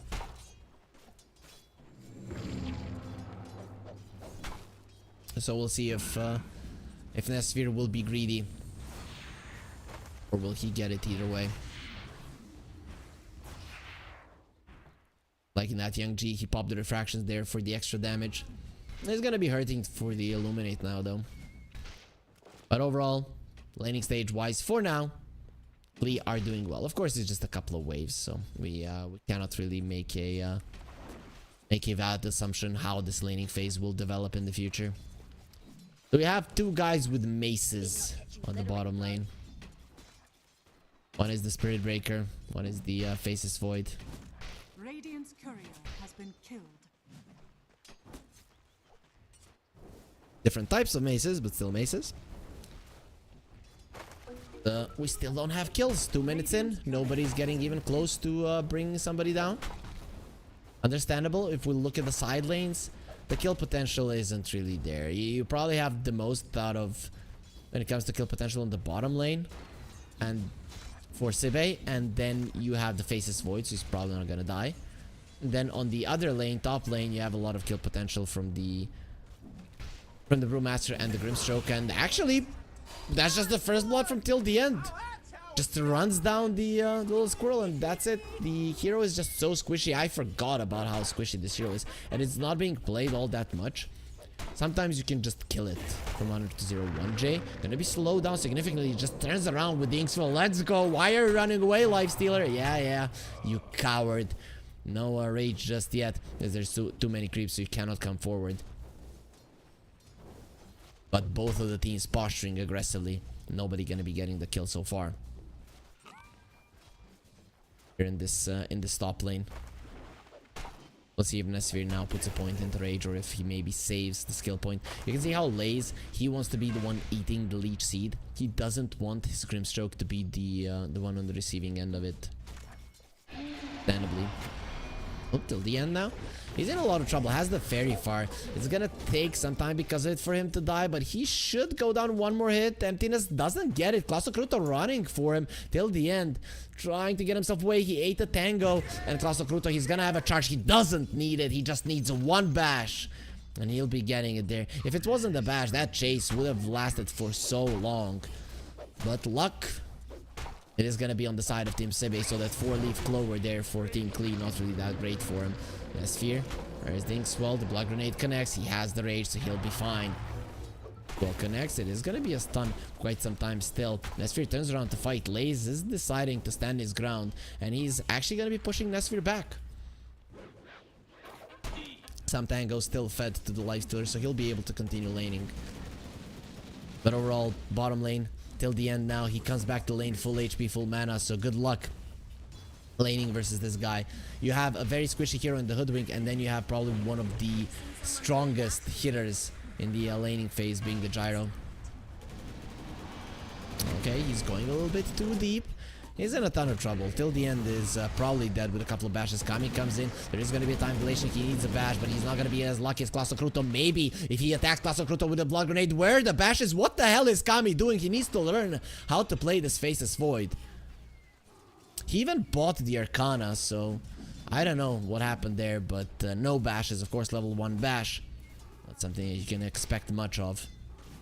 Still, both of the heroes here super low, so it is a question if they're gonna be able to even get the last hits under their own tower. Speaking of, Lays is farming pretty well underneath his own tower, so he's quite fine. And the Grimstroke is in stacking duty. You do have a TA on your team, and you do want those stacks to be up.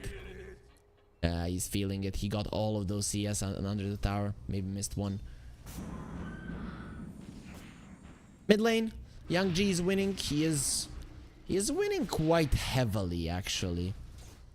This might be a bit too much. I expected him to win. We'll see what the future will bring. If Erase will be farming the stacks faster. Very hard to do versus the TA, however.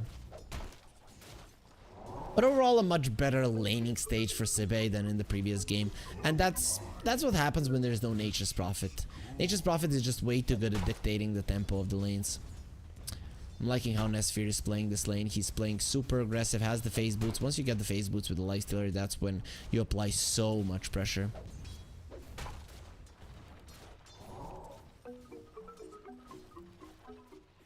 But other than that, the laning phase is super quiet. Young G gonna be taking so much damage, doesn't have the refractions, he's hiding in the shadows, turns around with a hit, but he's definitely dead. And the charge in from Cluster Kruto Dinkswall will connect. The two supports, however, they don't really do that much damage. Going over to the trap, there's gonna be a solid amount of damage, and slow as well. Rain needs to be careful, but that Illuminate will make sure that they get another kill, and also keep Rain very, very healthy. It's gonna be 2 kills for Sibe in the mid lane. They just bring in the needed numbers. Does leave the Faceless Void alone, but I think that Sibe are quite happy with this one. In the previous game, it was usually Klee that had the numbers advantage. Emptiness will eat the homing missile to the back, but he'll be fine. As there's no man on the gyrocopter, you don't decide to chase that.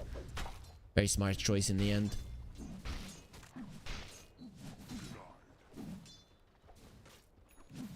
See, Kami, he gets the power treads. Okay, now this becomes a problem for Klasno Kruto, as there's gonna be a lot more attack speed on Kami to work with. So this Spirit Breaker could actually die to some bashes. Just like that, 1 kill on the TA, and the Keeper of Light is ahead in terms of CS. Still behind in terms of denies, as he has 0. Understandable versus the TA, but in terms of CS, he is keeping up. Gyro caught, Gyro dead yet again, or is he? Here comes Kami, where are the bashes? He turns around with till the end, he wants to fight, he's actually doing so much damage, you need the bash Cluster Kruto, but this time around, he's not gonna be the one getting the bash till the end, getting into the trees. He uses the barrage, and he gets the kill onto the Spirit Breaker. 2 heroes dead, just like that. They thought they had an easy kill till the end this time around, he just baited them into their deaths.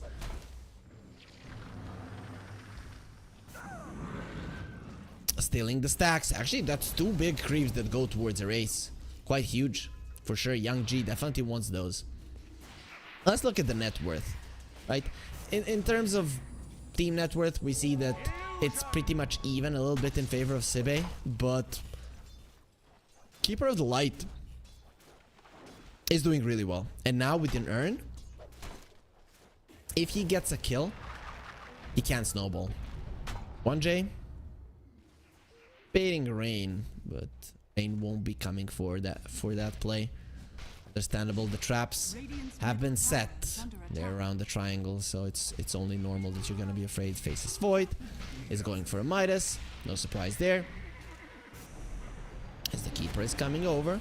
Kami, oh, he misses on that one, so Kami will survive now for sure. He actually has the chrono, decides to go for it. The TP in, maybe they can get the kill. Laze is in the vicinity. The homing missile onto Cluster Kruto. It's not going for a raise, but he's still dead. No chance in hell you're getting out of that one alive. Just no hesitation about the chrono. Cluster Kruto is gonna get pulled by the Astral Pull. They're trying to finish him off with the split, but it seems like Cluster Kruto is more than tanky enough to get himself away. Those phase boots coming in handy. Still, you did bring the big guy down. The one that was the top of the network chart will probably still be even when he comes back, but it is a huge kill.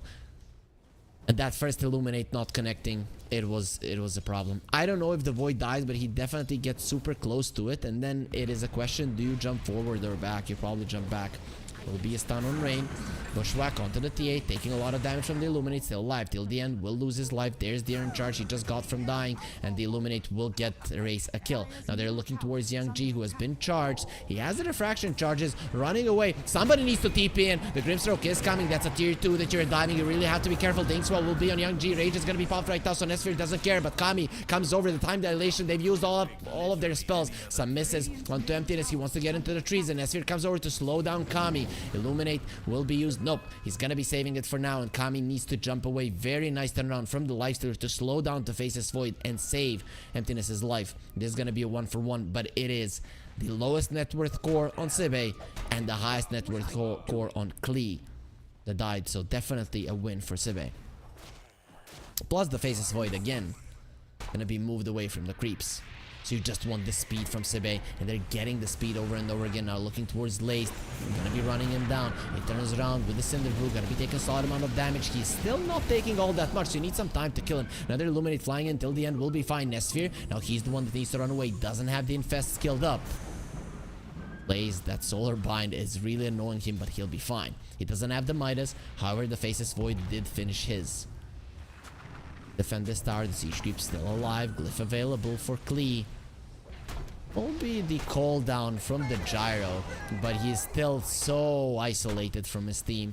So till the end had no chance of surviving that one. And this tower, it is dropping low. Faceless Void doesn't have the Chrono. There will be a split in a couple of seconds, and you have to be careful. It is time to bail. The Siege Creep will die, and the tower will survive. Meanwhile, mid lane, the Grimstroke is trying to apply some pressure as well, and he will force this Keeper of Light to come back to the lane and defend it.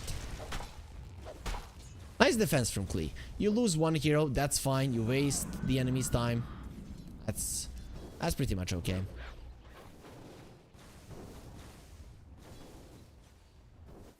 The Grimstroke, we'll go for a Glimmer Cape at some point. You definitely want that. As the Spirit Vessel will be done. That is a huge item for sure. Even taking away the ability of the Faceless Void. Heal back up. Charge now. Spirit Vessel connects. He doesn't get the jump on. He's just dead. He tried to go for it. The animation was there. He didn't even turn around. So it was a nice attempt at survival, just not good enough. Young G comes over. They get a kill. But again, highest net worth of Team Klee and the lowest net worth core on the side of Team Sibe. They're gonna take the trade every single time. Spirit Breaker will find his place in this game. Lace is going to be going through the Nature's Grasp. He doesn't care. In the Storm stance, Nesphere is just going to be missing so much. And 1J dies on the other part of the map. It's still going to be a dead, yep, a very dead Keeper of Light. So this time around, the trade will definitely benefit the side of Klee. Still the end, going for Emptiness. Very nice usage of the Bushwhack, but it still looks like he's going to be ran down. Young G with the Blink Dagger comes over and one-shots the Squirrel. There's gonna be a nice dinner this evening. Kruto? Be smacked. Where's the bashes? Kami, he has the Midas. Gonna be going for the Maelstrom as well. His farm speed will be insane. It's getting dangerous for Sibe. They need more. They need more from this Keeper. He just cannot continue dying. And this is what I was afraid of. That Sibe don't feel super confident with a lineup like this. It is not an easy lineup to make work. Bushwhack connects and Dead Void once again. Kami taken down. These are the things they need. Get a kill, but there's no return. Just punish the enemies every single time they're out on the map all alone. That's exactly what they did this time.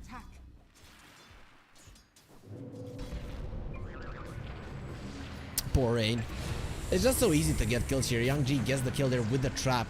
And the Illuminate doesn't go through the refractions first. So he's not really going to be taking any significant damage. Very nice Bushwhack there. Though, Keeper of Light, he's in trouble. Till the end, coming over the homing missile will connect. No, he's so freaking fast. One more hit. It will stun him down at the tier 2 where he's more than safe. Young G has the blink. Has the refraction charges going for the mid lane tower. This tower should fall. There is a glyph to delay it. But it should be taken down with ease. There's also a split available. TPN for the Treant Protector. He uses the Living Armor. Now they need a bit more in terms of hits, and Lace will be the one to finish it off. Charge coming through. Going towards the TA, decides not to go for it. There will be a Cinder Brew. That's too deep, my friend.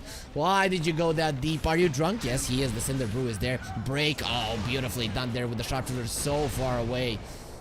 Sibe, they get the kill. They lift up the Keeper. It's bad if he dies, and there's absolutely no chance that he's not dying. Lace is the one that gets the kill with the overtime damage. Young G has the Ink Swell on him. No reason to chase down these supports.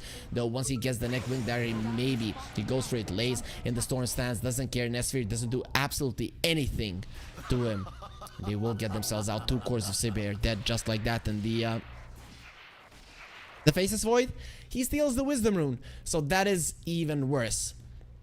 The supports on the side of Sibe, they're already struggling in terms of levels. Yes, they have their level 6s. Yes, they have their ultis. But this TA will destroy them. They need more levels. They need more ways to be able to save themselves from getting one-shotted, basically. And now the TA has the Deso, so it's going to be even easier.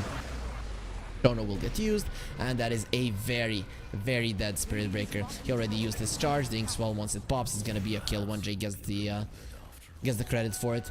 I don't know if you guys saw that one. Very nicely done by Kami.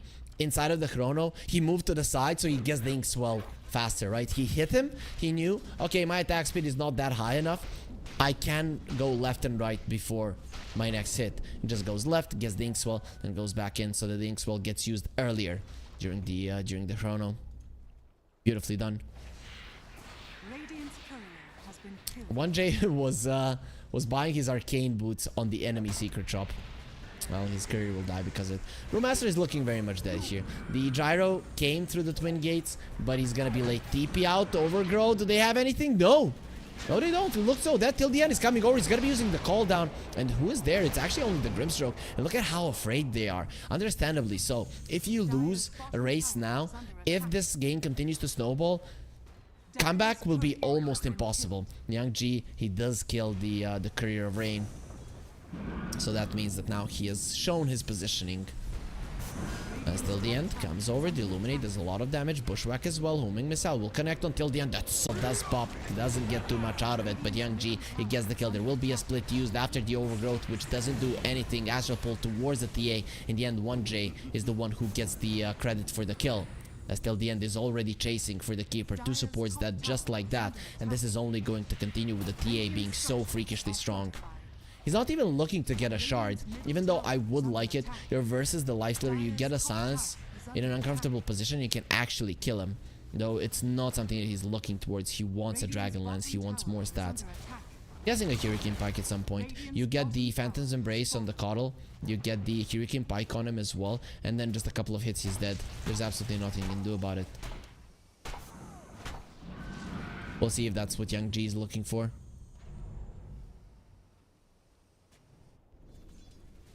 Now it's just gonna be a Dragonlance. Gyro has the boots, has the Fairy's Trinket.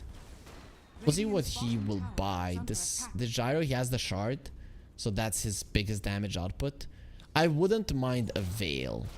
The Faceless Void does some magical damage. The Brewmaster will have a Radiant, speaking of. Nesfir will be finishing his right now. That's gonna be a solid timing, and maybe finally a time for the Lifestealer to start being with his team, to start going into these fights and not allowing his teammates to die. The Infest onto a Coddle a couple of times maybe could save his life. And change the current state of the game, which isn't benefiting Sibe whatsoever.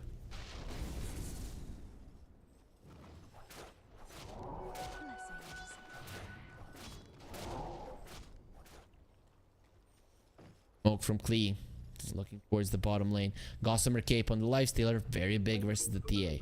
Whenever I play versus the TA, that is the go-to item, right? You just want to dodge that first attack. There it is, the Gossamer Cape on the Keeper as well. The side of Sibe understands how important it is to dodge the first Melt Strike. If you do, it completely changes the damage output of the TA in a fight. Brewmaster very, very close to the Radiance. So he is gonna have the same items, same item as the Lifestealer.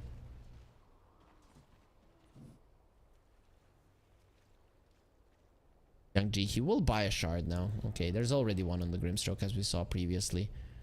Overall, we're seeing that Sibe are definitely not willing to fight at this point. They did only take down one tier 1 tower.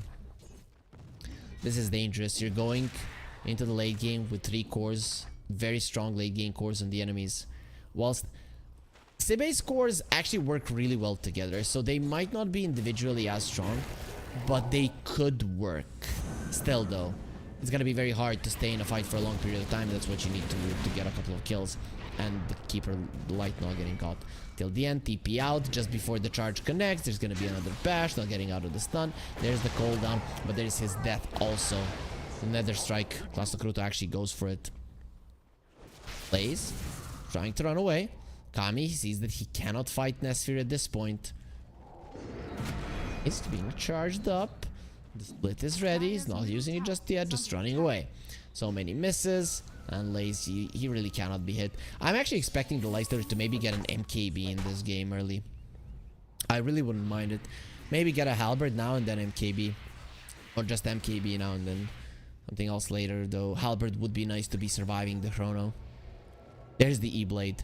Okay, this is some huge items coming out from Sibe. The question is, can you utilize them properly? You're running into trap territory, onto the TA. Class Naruto in so much trouble. There's gonna be a bullwhip to slow him down even more. A couple of more hits from Young G. Not enough for a kill. Now he's been caught inside of the overgrowth. There will be a bushwhack as well as the sharpshooter, but Young G does not care. Only now they went through his shield rune. Actually, he will die. He should care, as he is dead. Emptiness will lose his life, but Klee, they've already lost 2, and one of those was a TA, a top net worth hero. But Kami now comes over. He's gonna be trying to fight. He will be finishing off. Class Naruto turning around onto the race as the lifestealer has been caught. He gets the infest in the last second till the end. Almost finish him off with the rocket barrage. Kami wants to run away. There is gonna be an infest coming out, and Kami will be slain as well. Lace came back into the fight, understanding this is not their fight any longer. It has already been won by Sibe, quite heavily at that.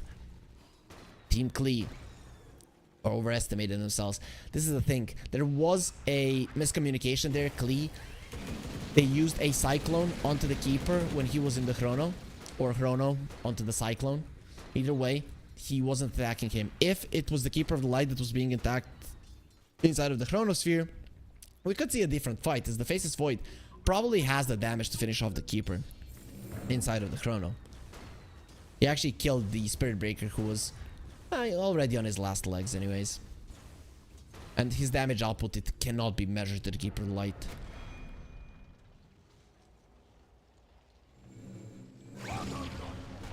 It didn't change much in the whole net worth lead from Klee, but it's definitely showing that Sibe's cores, as I mentioned, they can work better together.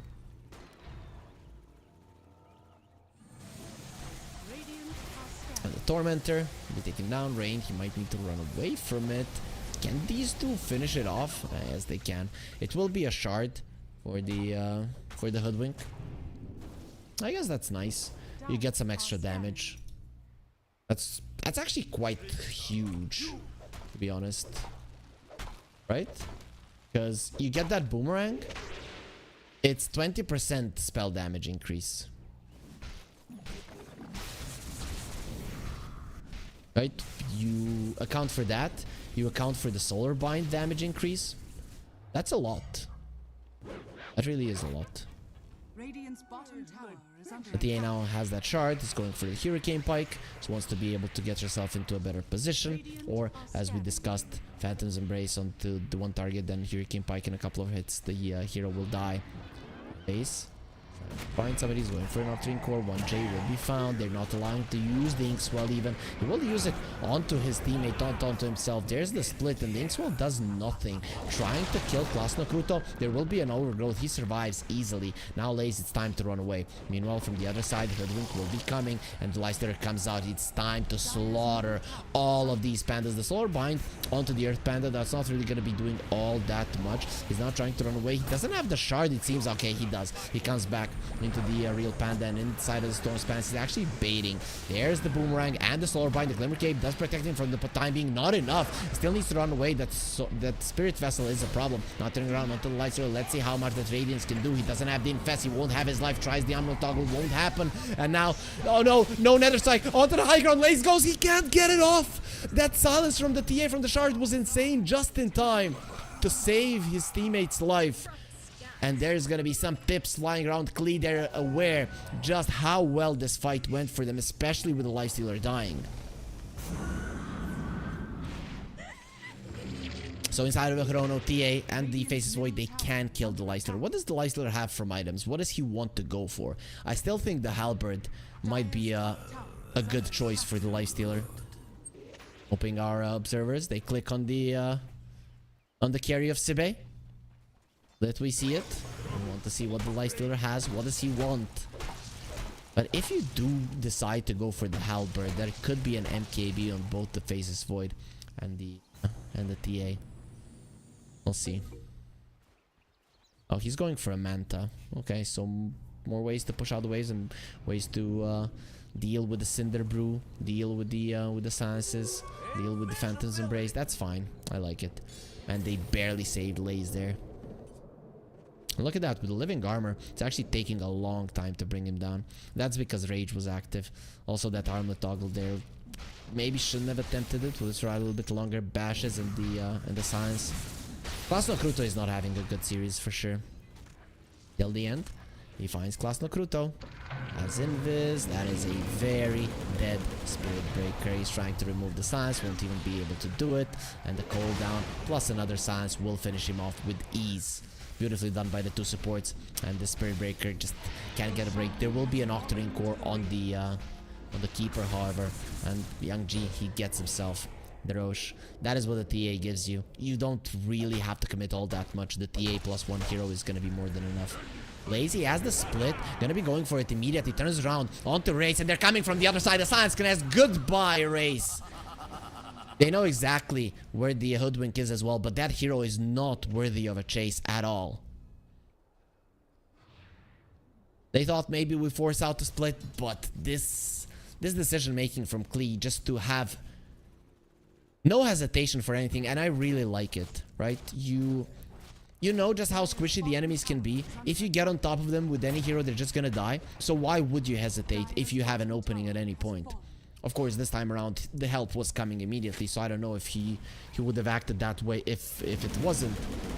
It's pretty nice. Klasno Kruto is coming forward. He had that bulldozer. The stun isn't going to be lasting all that long. Glimmer Cape, dodging. He is actually just baiting them in. The Soul Bind didn't connect on them. There will be an infest. Actually, the Lightstealer, he put himself in such a bad situation. You're not getting out of this one alive with the bashes. I don't know what he was doing. He does have the Manta. Let's see how much he can do to survive the buyback. They want to save them. There will be a Manta from Kami to get himself out of the overgrowth, as now he uses the time dilation. The E-Blade, nice save there from Erase, but here comes the TA with an Ink Swell. And nice bushwhack, but immediately it removes that one. Kami will turn back time. He'll be okay. And here comes Lace with some hits. They need the bash. Nesphere will be able to get himself away. Kami, he cannot get in with the hits, meaning no bashes. You saved the Lightstealer, but you gave away your other two cores. It is still not great for Sibe, but it is amazing for Team Klee. There's also going to be an Octarine core now on the Brewmaster, meaning that split, the cooldown, it's not really going to be that high any longer. And he also finds the Cloak of Flames even more AoE burn once he gets into the faces of his opponents. With every single passing minute, it's looking worse and worse for Sibe. They lose the series, they're probably going to be in the lower bracket. Of course, there's a match versus Pro tomorrow, though. Here we're seeing that still versus the top teams, Sibe can't hold their own. They're good versus tier 2.5 teams. These teams that are maybe slightly better than that, they are still inferior to them. Display from the Lightstealer, it could have gone so much worse. Luckily for them, it didn't. But next time he makes a play like that, there's going to be even more items on Team Klee. That trap usage was amazing, and that Ink Swell just to save Young G. Kami actually got low there. If Nesphere was able to bring him down, it wouldn't be that bad of a fight. But close, it just doesn't count in Dota. You need to kill him. Through and through, he needs to be dead. What was I doing? Tier 2s still haven't dropped down. Till the end. In goes Glimmer Cape. There is a Prime Split ready. The end is taking so much damage. He uses his ulti, but so many Illuminates gonna be flying through rain. He makes his presence known. There's the dust, there's the science, and there's a 1-for-1 with the TA going towards the Nesphere and the Chrono. Kami is gonna be using it. That Lightstealer is in so much trouble. The E-Blade will be protecting him for now. The science flying through, it's gonna be caught in time. He uses the Manta way too early. He did remove the silence instantly, but I don't know if he's getting out of this one alive. They infest into his Manta illusion. Immediately they kill it. Another E-Blade trying to get himself away. Where's the lift? They don't need it. That they do have the hurl boulder, and now running away with a Coddle. He has a really fast horse, but this faces Void. He's faster. 3 heroes dead just like that. Whatever Sibe comes up with, it turns to be a disaster. At this point in the game, they're just that much weaker than their opponents. It comes down to this Spirit Breaker really not having a game, right? He should be able to push out waves. He should be able to create openings for his team, and he's not able to do it, as the two supports of Klee can easily, literally easily kill him. And now Emptiness trying to get himself away. He gets ignited already. If the homing missile is used, he's definitely going to be going down. But look at it. This is only overtime damage. Finally, he gets the hits in. And you are definitely dead from the Radiance, from the Cinder Brew. Shouldn't be drinking on the job. But Lays, he is very persuasive. As the tier 3 on the bottom lane goes down just like that. They couldn't take a single tier 2 for a very long period of time. Now tier 2, tier 3, they fall down without any defense. There is a glyph available if they want to defend this. Their lifestealer is alive and their Coddle will be back fairly soon. Chrono, not available. It's time for Klee to bail. They have an Aegis. Nope, it's gonna expire right now. But is it the time to go back? Nope, Lays, he does have the split. He can go for it easily. 3 of me and then 4 pandas appear.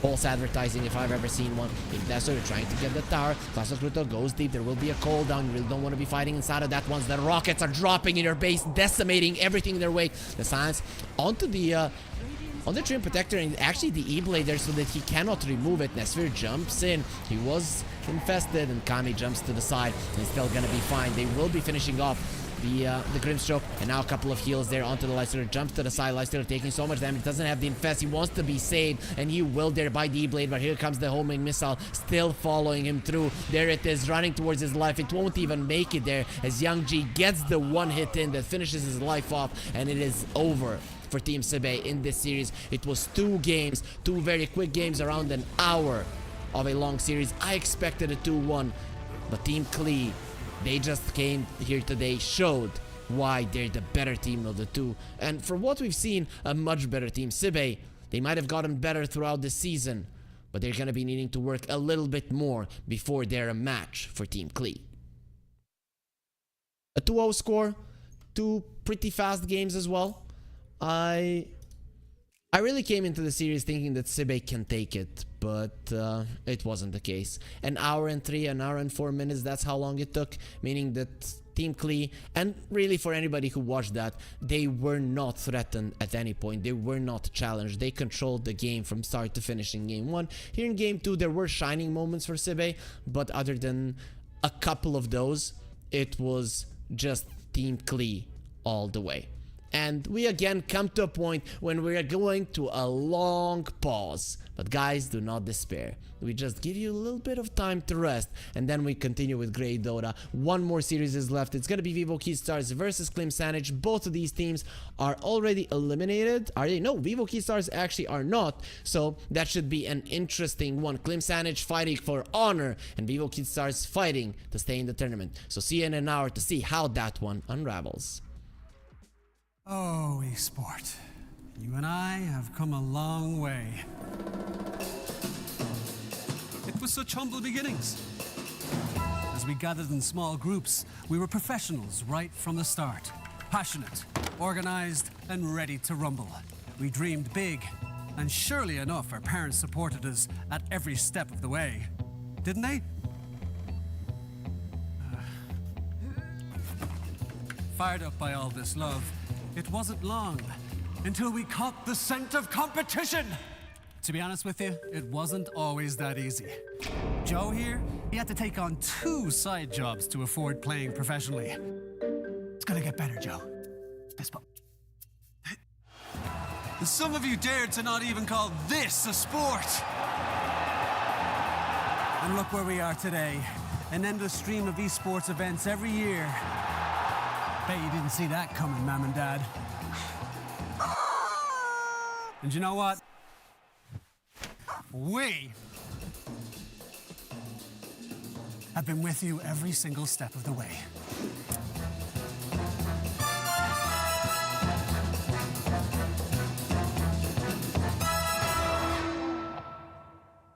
Dream of working with people you watch on screen. Exclusive esports opportunities handpicked just for you. Candidate profile to raise above competition. Let 10GG handle routines. Make a step towards your dream today.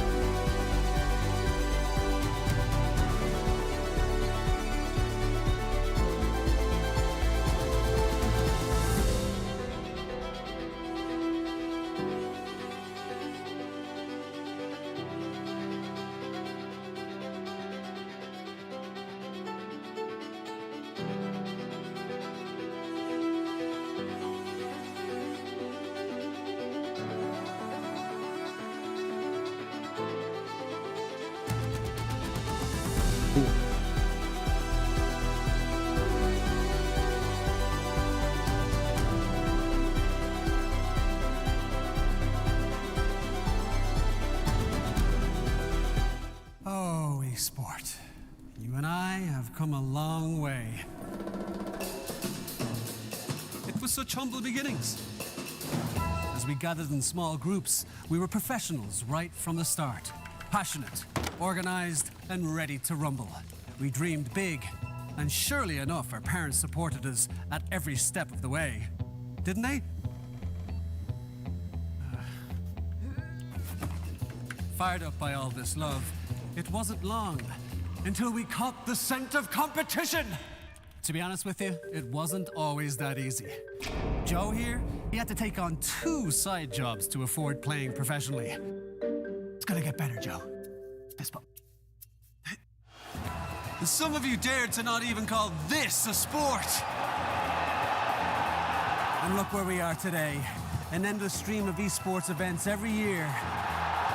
Bet you didn't see that coming, Mom and Dad. And you know what? We have been with you every single step of the way.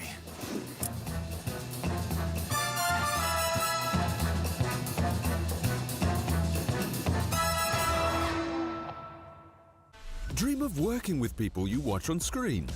Exclusive esports opportunities handpicked just for you. Candidate profile to raise above competition. Let 10GG handle routines. Make a step towards your dream today.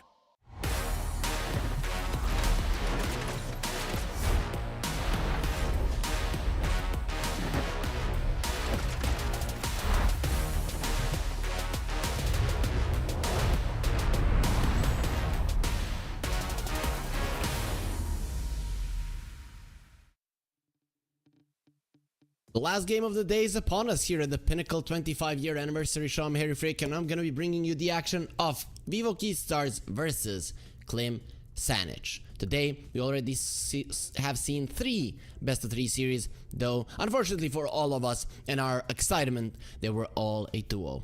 Love beat Bait, Team Falcons beat Yellow Submarine, and Team Klee beat Sibe. So, I gave you hope.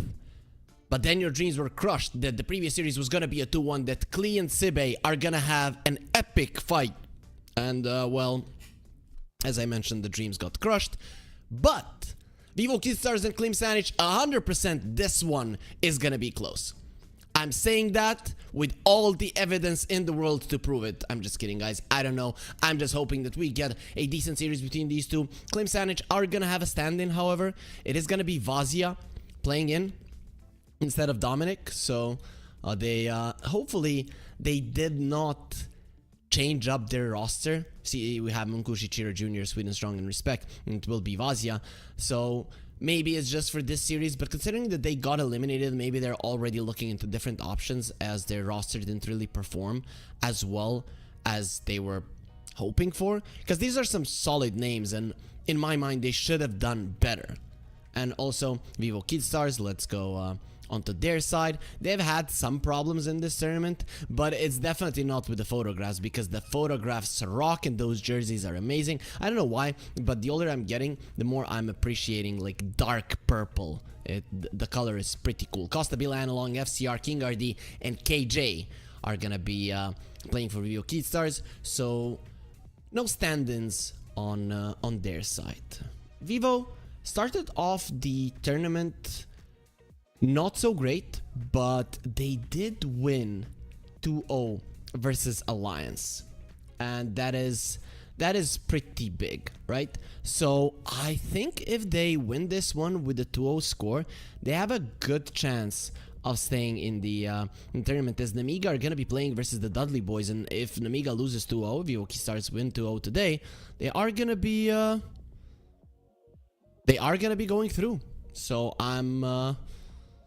I'm really looking forward to the series. I think Vivo Keystars are gonna be doing their best. Clem Sanich, I don't know if they have the motivation to continue fighting, as they have already been eliminated with -5 points. There is absolutely no chance for them to do anything. But as we know in Dota, it's more about dragging your opponent down into the slums than climbing out yourself, right? So we've seen a lot of times when teams, when they're out of the tournament, they just decimate their opponents, show them what's up, and bring their A game when there's nothing left to lose. Really nothing left to lose from Klim Sanic. Now they're playing for fun, maybe a little bit for experience, but either way, they are not going through to the playoffs here at the 25-year anniversary show here at Pinnacle, our 5th tournament of the year here at Pinnacle. We had 4 Malta vibes. Now this tournament is worth $100,000. That's how much the prize pool is. We have 4 groups, 5 teams each.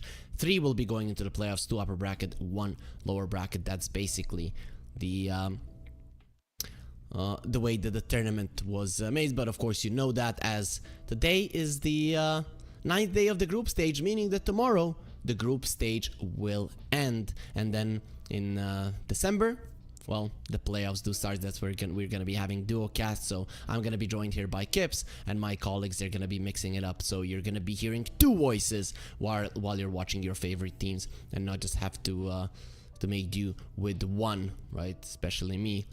My colleagues, they're awesome, right? So either way though, guys, go to Pinnacle Esports Dota 2, follow that channel. We have Dota 2 bingo. We are trying to get all of those things crossed out. I actually thought throughout this group stage that a lot of those things will get crossed out, but actually it seems to be very very tough to hit some of those goals. I still haven't seen double rapier, and that is the one that I want to see in the game. But the draft has started, and we're gonna get right into it. Here it is, Klim Sanic versus Vivo Keatstars, Game 1 draft. So, one thing about these Eastern European teams is that I mentioned it a couple of times, they don't stray too much from the meta. They play what is definitely good, there's no doubt about it, and they try to be as best as they can in the meta that is in front of them. They don't experiment too much, they don't come up with too many new heroes, they don't go for any weird types of drafts, they just play what they feel confident with. Vivo Keatstars, being a team from South America is, I mean, currently they definitely look like the weakest region, right? They're definitely not super high up there, but Vivo Keatstars and even other South America teams, I think what they're lacking is consistency. They're still in the early stages of developing their Dota scene, and for them, this is still mostly a game, right? As we're seeing the old teams, the old guard. I mean, the Chinese teams never looked at it as a game. They were always super competitive. Everyone is, but Vivo Keatstars and other South American teams, maybe they don't have that sense of professionalism just yet. So either way, this is just me talking nonsense, but the fact is they tend to alleviate from the meta quite a lot and actually play what they think is fun, what they think might be good. And I think that clashing those two concepts is going to be very fun to see, as Eastern Europe used to be like that 7-8 years ago, right? But that was probably before the time of a lot of these Klim Sanic players, at least the time of their professional careers. Some of them might have played some casual Dota with their friends from time to time after school, but none of them were competing at that point. They're all pretty young. Nkushi is just 20 years old. How old is Sweden Strong? I actually don't know that. I met him and he doesn't look that young. He actually is only 20 years of age. When I met him, he did look a little bit older than that, I have to say. More mature, let's put it that way. As the Keatstars, they open up with a Kunkka. That is a hero that South America teams have loved for the longest period of time. Now it is in the meta, but overall they definitely know how to use it. I like the Necro as a response, as the Kunkka definitely doesn't like laning versus it, though then again, you can put it in the offlane. It is not out of the question, it can be played there. We have seen it multiple times in this tournament, not just in this meta, but only in this tournament, so it is a possibility. We'll see if FCR is looking to take it, though. Kunkka is mostly an analog hero. A lot of the teams that we've watched in this tournament really bursted through their reserve time super fast. But these two are actually going through the drafting phase without using much reserve.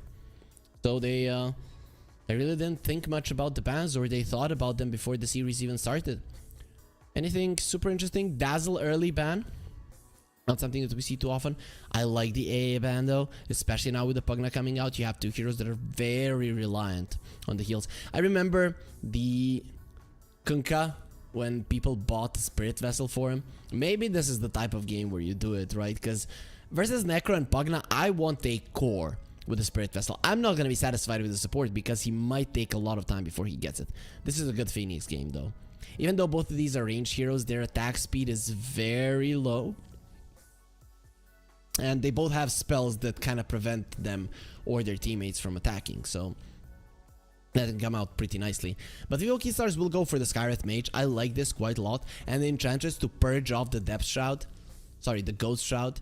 And the Crepify. So that's a pretty nice support duo overall. You have some lockdown between the three. You have some tower push. You have a lot of magical damage. I like it. It actually makes a lot of sense.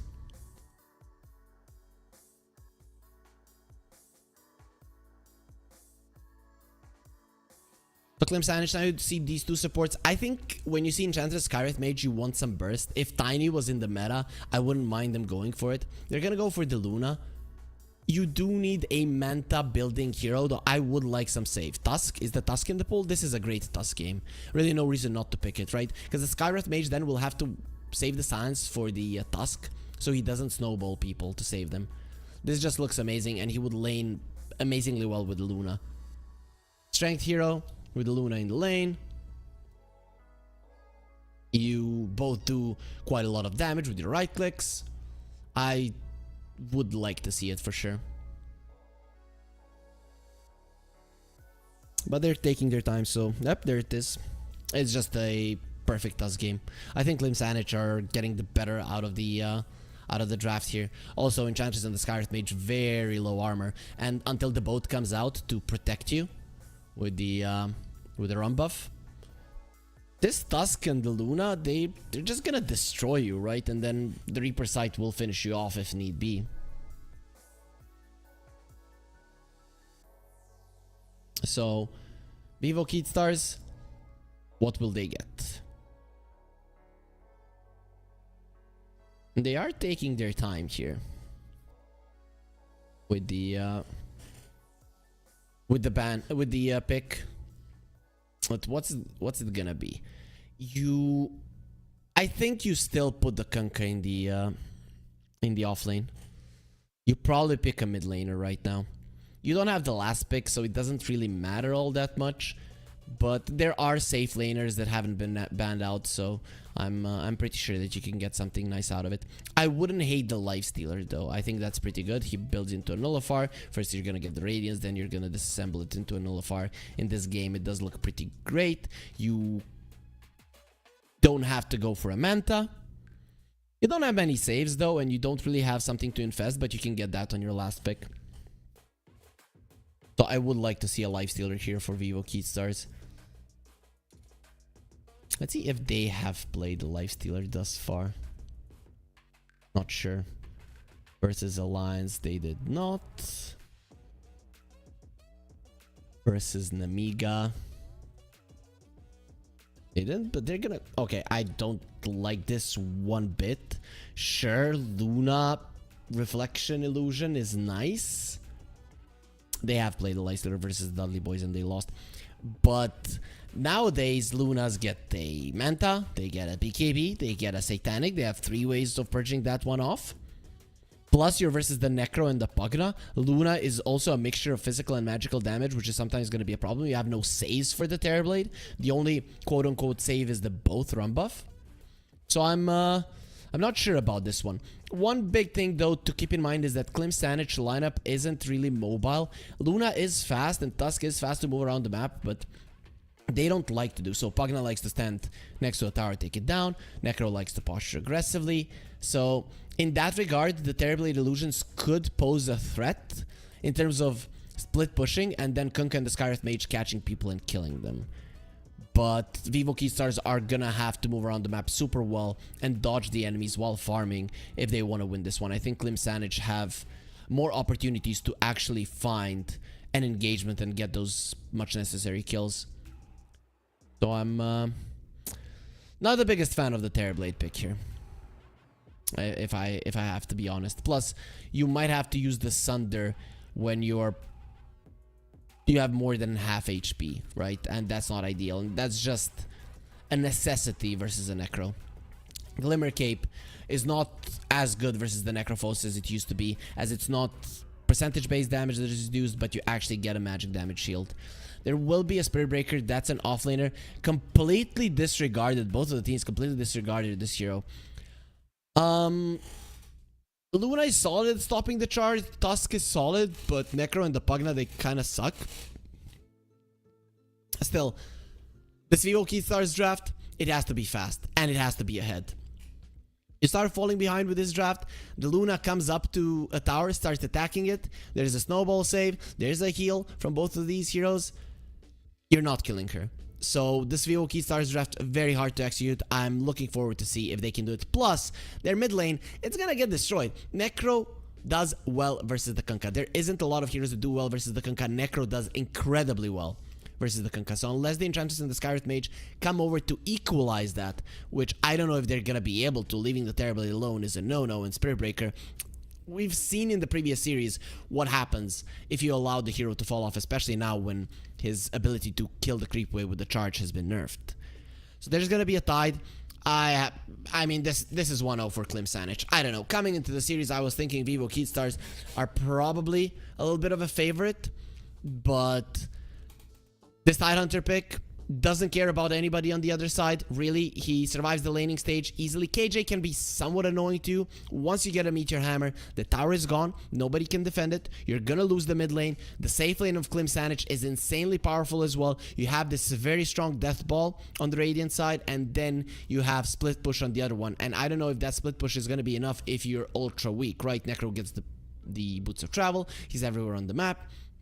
And you can't do much about it. It seems that Vivo Keystars, they've traveled home. At least some of them aren't in the boot camp any longer, from what we can see from the cameras. But overall, I'm definitely leaning here to the side of Klim Sanic, especially when I see Vazia and that big arm. Man, you don't want to get slapped by that. We'll see how it turns out. But overall, Klim Sanic for me got the better end of the draft. We're seeing Sweden strong. He's excited. He should be excited. They definitely have set themselves up for success. The other side needs to take it easy in the laning phase, spread out the map, go for pickoffs. In the current meta, you can always win like that. So even if you're countered, not the biggest of deals. But overall, a big advantage for Klim Sanic. I think, I don't want to say it's a like 70-30 out the draft, because that would in competitive games usually mean you are losing this game 100% Vivo Keystars, but I think they're in a very uncomfortable position. I would not be confident playing that draft. But then again, it's South America. They draft differently and they play Dota differently, and it's not always easy to read them unless you're not well acquainted with the region. And I have cast some South America in the past. I have worked some I think 4 tournaments in South America as well, plus some of the teams did join us here at Pinnacle for our previous tournaments in this one. But I don't really see how they're gonna get out of this one. If Klim Sanic does everything right, you will most likely lose here in game 1. But it's a best of 3, so who cares, right? Still, if they lose only one game, they're kind of out of the tournament. So I think Vivo Keystars, they should put everything they have into this one, and didn't set themselves up for success. There is a pause in the game currently. It's normal. South America not gonna be doing that well here on the European servers. Hopefully we're not gonna have any more power outages. From what I've heard, it seems to be the problem. It was maybe the problem with Dendi today with Bait. I had a power outage yesterday, which never happens. Somebody's trying to sabotage the best tournament in the world here, but it is impossible because the Dota is so awesome that there is nothing that can slow us down, guys. Pinnacle.gg/odds if you want to spice it up a little bit, but we do advise you to bet responsibly and carefully and only put down as much as you're willing to spend. We have this title, a lot of other titles, esports, casual sports, just normal sports, or whatever you wanna call them, or just sports. Everything is there. So if you want to spice it up, you can definitely do it, but you do have to be 18 plus, and also follow Pinnacle Esports Dota 2 X channel, and you can follow me, Harry Freak, and all of my colleagues on X is there. We're gonna be giving you the info when we are going to be coming live, and you of course do want to watch us, as you don't want to be missing out on any of the Dota action. We have quite a lot of it. 10 days of 4 best of 3s a day. That's 40 best of 3s that you could watch here, and it really was amazing Dota. Really was amazing Dota. I enjoyed it thoroughly, casting it, watching it while my colleagues cast. It was pretty good. Some of the teams look better than others. Some of them have already made it to the upper bracket. Team Tickles, Team Falcons, Team Klee. All of those are already in the upper bracket. Virtus Pro most likely are there. And the Dudley boys have made it as well. This Group D, for that last spot, it's gonna be a bloodbath for sure. Namiga Gaming, Vivo Kidstars, if they win this series 2-0, they could actually go to the upper bracket. It's not impossible, really. Look at it. So Alliance are done, right? Namiga, they need to play versus the Dudley boys. And Vivo Kidstars, this is their last series. Clem Sanich are already out, unfortunately, right? So Namiga, if they win versus Dudley boys tomorrow, they can go into the upper bracket. Vivo Kidstars, if they win this 1-2-0, they can go to the upper bracket. If Namiga lose and Vivo Kidstars lose, Alliance will go to the upper bracket.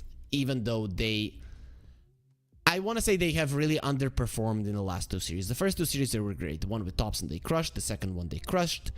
But then they just started dropping the ball. And this is why I'm not 100% on the Klim Sanich side. I think Vazia coming in is probably a good addition for them.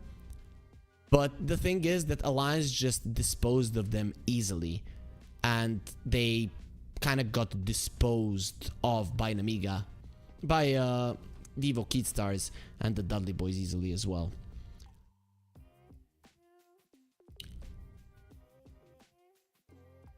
Currently there are connection issues with one of the players. We are going to be taking a tiny break until that is resolved, but as soon as it is, we're jumping into game 1, so stay with us.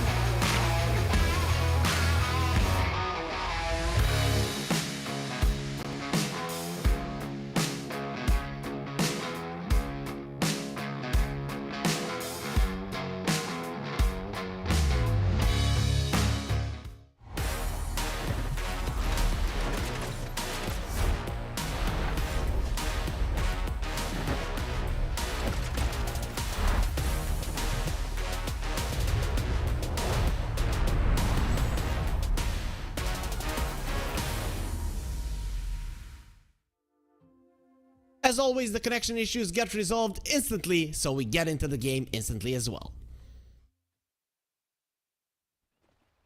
And there we are. Klim Sanich versus Vivo Kidstars will start, and it's gonna start off with a fight. Let's go. The wars get placed down. Everybody sees everybody, and everybody is afraid. Oh, where did the courageous men go? we need some red pills here, guys. That should have been a bloodbath. That should have been a fist fight. 5 versus 5. Me and my 4 friends versus you and your 4 friends. And nobody just does it. Okay. Cowardice has spread, guys. Just kidding. They are waiting for a perfect moment, you know, like generals. This is what the idea is. They're just very good at strategizing at war. Everybody has a plan until you get punched in the face. The battle begins. We'll see what's gonna happen in the future. They're coming over to claim the bounty on the top there, so I'm expecting Klim Sanich to get that war down. Costabile knows about this. He's not gonna be caught. There's just some white paint on the ground. Is there something on that paint job? Well, what is there? KJ coming in onto respect. He's gonna get punched. Tusk has a sentry, and he will just TP to the bottom lane. So Skywrath Mage did some damage to Chira in the mid lane. This is pretty cool. So you try to get him low, give your mid laner a bit of an edge. Is it enough to swing it the Kunkka's way? At least in the first couple of levels, it's definitely gonna help. Chira would be feeling much better in this lane if he was now 80% HP rather than being at 40%, so it's gonna hurt somewhat. Top lane, I'm very curious to see how much KJ can do here. He actually went for the enchant, so wants to be able to attack there with the heal troll. We'll see how much that brings, but overall, without the impetus, Vazia isn't gonna be taking all that much damage, is he? It's still an enchantress, so the annoyance will be there. There's the net, and some trolls come over, helping their brother out. Blood grenade onto respect. He has 2 stick charges, uses it right now, but there's the attack from far away. Who got the first blood? Okay, it was FCR, Sweden Strong. He got KJ down at the exact same second, but it was actually the milliseconds that counted there. And there will be a Luna dropping down as well. Okay, that should not have happened, but Vivo Keystars, they're starting to get some kills, which is quite big. Chira coming forward. There will be a torrent. He uses the fairy fire. A couple of more hits, not gonna be enough. Analog does not have the Tidebringer for 2 seconds, and Chira, if you're not careful, you could die. And he's not careful at all. He's gonna be coming forward towards Analog now. It's Analog that is in trouble. Who has the fairy fire? He'll be able to live. Both of them saying hello to death, but also there is only one god, and what do we say to him? Not today, right? So that's gonna be what Analog and Chira are gonna be saying. Chira dodges the torrent barely. I'm not sure that would have resulted in a kill, but it was hella scary.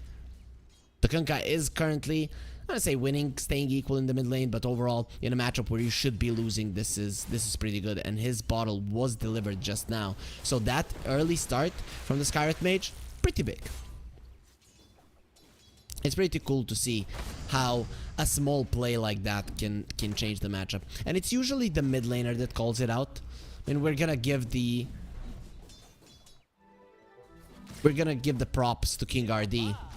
But the thing is that usually your mid laner tells you to do something like that, because he knows that the lane probably wouldn't go too well for him. Luna again dropping low.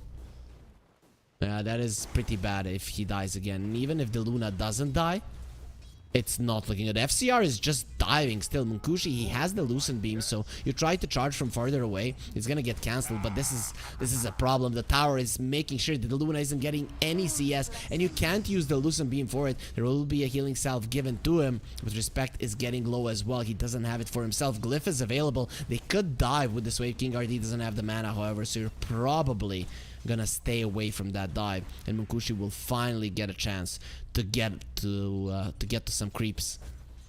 But the Tusk Luna lane, they're doing well in CS, however, right? You gave away 2 kills, but the Luna is crushing it, doubling the Spirit Breaker in terms of CS. Chira now Turns around to fight Analog and King RD. He's literally a chicken. Still, it is a Kunkka. You go back to base, you X yourself, and you refill the bottle and get all of your HP up. So it's not that big of a deal, really. It's Vazia. He's working towards his Meteor Hammer, and nobody's really gonna stop him. The Terrorblade, however, is farming pretty well for himself, and that's most likely not gonna stop anytime soon, which is big. You need the Terrorblade to be strong. You need him to be able to outpush the waves. You need those stats items as fast as possible. Mantascadi. That's probably what he's gonna be looking towards. Maybe Dragonlance somewhere in between.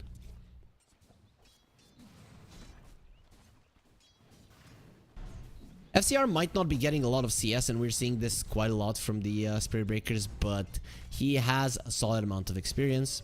Those kills definitely coming in handy. So it's not too bad. Chira is finally starting to apply pressure onto the Kunkka, but it's not enough for a kill, and it's not enough to make a huge difference in terms of CS. AJ doing Enchantress things. Costabile pops the meta just to be able to farm a little bit more safely. Or easily, let's say. Not really safe.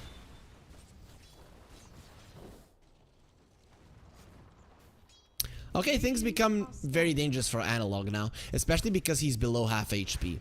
The Reaper Scythe is available, and Analog, he has the X and TP back to the base. So he'll be okay for now. But we're seeing the difference in strength between the two heroes. Still, the Kunkka got pretty solidly out of the first 6 minutes of the lane. I don't think you can complain how things could have gone. That's a very dead King RD. He pops the silence and he will die. Reaper Scythe not even needed. I'm guessing you still want to use it just so you can get the extra regen, but the silence does last for a very long time. That Ancient Seal is going to be a big problem. So I'm expecting this Necro to maybe look towards the Yules in this game. As you're versus a Kunkka, you're versus a Skywrath Mage, you're versus a Spirit Breaker. The Yule Scepter does make a lot of sense. KJ here with the Warpine Raider. Sweden Strong has been caught. The boat is coming to end his life. He only has 4 stick charges. He's not going to be able to survive this one. And King RD is there to cover for his Kunkka, though the run buff helps you. So the Reaper Sight really wouldn't have done any significant damage to the Kunkka. This does leave Munkushi all alone. There's no ulti on FCR, but he might have it faster than the Luna herself. So I'm curious to see if he's going to be able to threaten her life at all. We see that the bashes actually do quite a lot of damage. Those are beautiful shards from Respect. It was looking like they were going to take his life, but he makes sure that that doesn't happen. Really good vision from Vivo Keystars though in that river, so they see exactly how the Tusk is moving, and they really want this Kunkka dead. Vazia doing Tidehunter things. Now he's gonna be doing Meteor Hammer things once the career comes over, and it is there. Analog, very nice movements around the mid there, making sure that the tower doesn't fall. But make no mistake, Klim Sanich will be taking the top and the mid lane tower in the next 3-4 minutes. You really can't do much to stop it. You would need your supports to be level 6, and actually they're smoking with the 2 offlaners, right? FCR will come over, and King RD is there. The Necro is a little bit too deep, and the Snowball, it didn't come there for a save. The boat will drown. Chira Jr. now Respect trying to get away. The Nether Strike will not allow him to do so with a bash onto the high ground. He tries to get himself really onto the high ground with the shards, but look at the other side. KJ is already blocking any hope of a runaway, and Vivo Keystars, they just overwhelmed Klim Sanich in the mid lane. It looked like the pressure was gonna continue, but Vivo Keystars, they go with an unconventional move. That's it. South American Dota, it is unconventional as well. Now look at that Warpine Raider just helping the mid lane tower take a lot of damage. Sweden Strong coming forward. Analog could be in trouble. That's going to be a long TP. KJ, he had the stick charge. He's going to be surviving this one for a bit of a longer time. Very nice torrent in the back there to slow down Respect, but he's still going to be able to get the snowball off, and that means that KJ is dead. Jira will use the Reaper Sight. He wants the extra regen. He wants the extra mana. Well, let's look at the net worth. The top tower gets denied. Costabile makes sure that the extra gold doesn't go towards Klim Sanich. That makes sense. That's actually quite nice. The Luna is farming pretty freely though, and should be the fastest farmer in this game for quite some time. Maybe if there's some stacks from the Kunkka, he can keep up, but the Luna should be ahead. For now, we're seeing that Spirit Breaker that was not doing so well in terms of CS, that is actually at the very top, though the difference between the top core and the bottom core is 200 gold, so we're gonna be seeing that equilibrium switch all the time between the players. Nkushi, he didn't go for the Eclipse build. We see some Lunas get a couple of more points in the Lucent Beam and get the Eclipse. Nope. He's all about hitting the creeps. And Klim Sanic, all three of their cores topping the network chart. But as previously mentioned, the difference in gold is really not that high. Bottom lane, there's gonna be some TPs. Vazia coming over. You have to run away from the Tidehunter. He's gonna get silenced up. You just don't want to attack him. That will be a kill. Chira gets the last hit as Analog will get spat on. He's running away on the Kunkka. He still has the boat. That's gonna be a very nice slow. Vazia is just not moving. That is a very fat watermelon, and nobody can carry it home. I haven't found like a 18-19 kilo watermelon this year. No, there's always that one. But yeah, I didn't find the really big ones this year. Don't know why. So we're seeing one in game. Very heavy.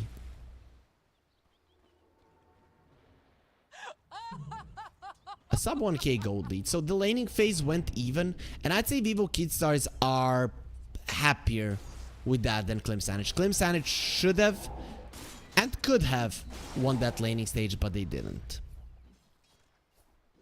Still, it doesn't mean that Vivo Kidstars are out of it yet, like that they have dealt with all of the problems they might have. Nope, it's not the case.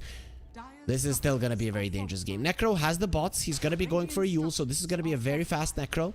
And Vazia is coming to the mid lane to make sure that this tower falls. Denied. Not going to be happening. This time around, it will be Vazia who claims the last hit on the tower. And there it is. Both of the tower on the top. And the mid lane will drop down. Klim Sanic, they use their strength advantage now with the Tide. Coming in with a snowball. There's the Thunderstoy as well to get him closer. Silence onto the Tide, but King RD is still dead. The two supports with the tag team onto a hero with very low armor. This is the outcome. The Tide's help wasn't even needed, even though his gush really would help. Skostabile, Dragonlance into a Yasha. We can expect a Manta for sure. Maybe he just goes Yasha Skadi. I'm looking at this currently. Manta is solid for the Anchor Smash. Other than that, they're pretty fine without it.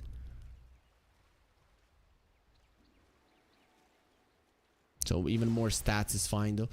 You know, is it better to make one illusion stronger or have more illusions? I'm guessing more illusions here as you're versus a Pugna.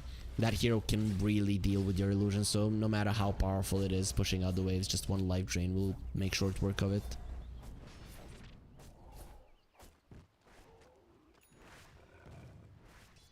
Chira is having some mana issues, but it is a Necro, so he'll get back pretty soon. Has the Occult Bracelet. Pugna as well. So 5-5 in terms of kills. South American teams have had this idea of slowing down the game around this time. And I think Klim Sanic, they don't want to allow that to happen. As shoving out the waves is something that Vivo Kidstars are solid at, and you really don't have clear towers to go for, and that's why Klim Sanic are going for a smoke. The Kunkka is gonna be targeted. He's farming his triangle, and he seems to have been caught by the snowball. The boat will be used, and movement speed is gonna be more than enough. Nice silence onto the Necrophos.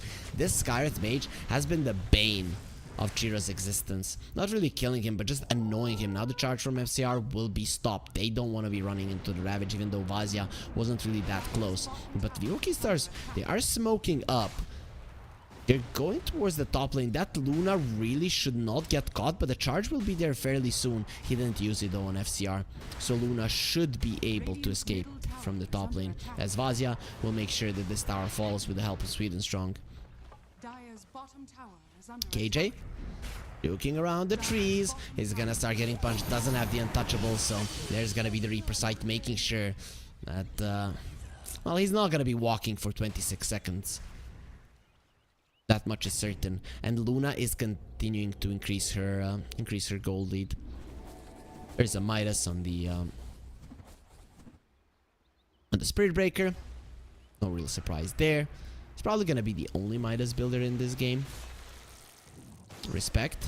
He found analog. You don't have the bow this time around. He pops the blade mail. The uppercut punch is there to slow him down. Shira coming over doesn't have the Reaper sight. The question is, can they kill him without it?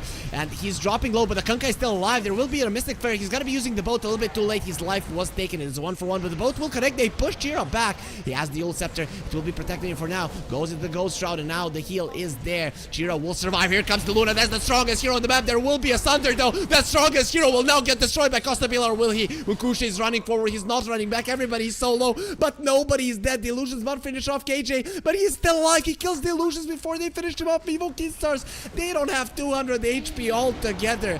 Okay, FCR does. At least Sweet and Strong will get taken down. Silence out of the Tidehunter. He can't do anything. Mukushi, he got some of his life back there from the Pugna. Literally gave her life for this. Extra night vision isn't gonna be enough for them to find FCR. He's gonna have the charge in 2 seconds, and he'll never get a chance to use it. He gets a tip from Sweet and Strong, as that kill definitely wasn't worth it. But what a fight, and such a low amount of kills happening. Luna standing her ground, Costabile standing his ground, and in the end, none of them die. It would have been so huge if they were able to bring down the Luna. Very nice read from Vivo Keystars when to start running away. Those Luna illusions chasing down the Enchantress. That was scary for the Enchantress.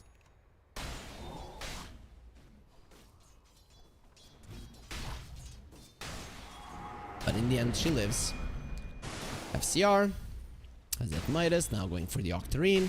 Pretty much a standard build for the Spirit Breaker. He's still the lowest net worth out of all the cores, but him and the Necro are kind of neck and neck. Respect wants a blink here with the Tusk. Just want to get it as fast as possible. The snowball saves should be one of the key factors in team fights in this game. You can see he's not buying anything. He understands what his job is in this game. Really nice turtleneck sweater though. Might be cold where he's at. Vazia is level 12. I think we haven't seen a single Ravage yet. He has been posturing aggressively on Vazia, but every single time that he comes into a fight and is actually looking to use it, he gets an Ancient Seal. Poor guy. There's a shard on the Enchantress. There's a pipe on the Tide. No blink just yet. Atos, the Scarlet Mage. Items are flying out. There needs to be a 4-staff Pugna. Is gonna be getting it, but needs a little bit more gold before it is done. That means he could die to that Atos now. They really want this tier 2. Glyph, still not there. Being used. Those Nether Blasts are flying out. As the Glyph will be used, they really wanted this tower. And there's the Glyph from the side of Evo. Not gonna give it, not just yet. The spam won't end. This is the death ball that we're talking about.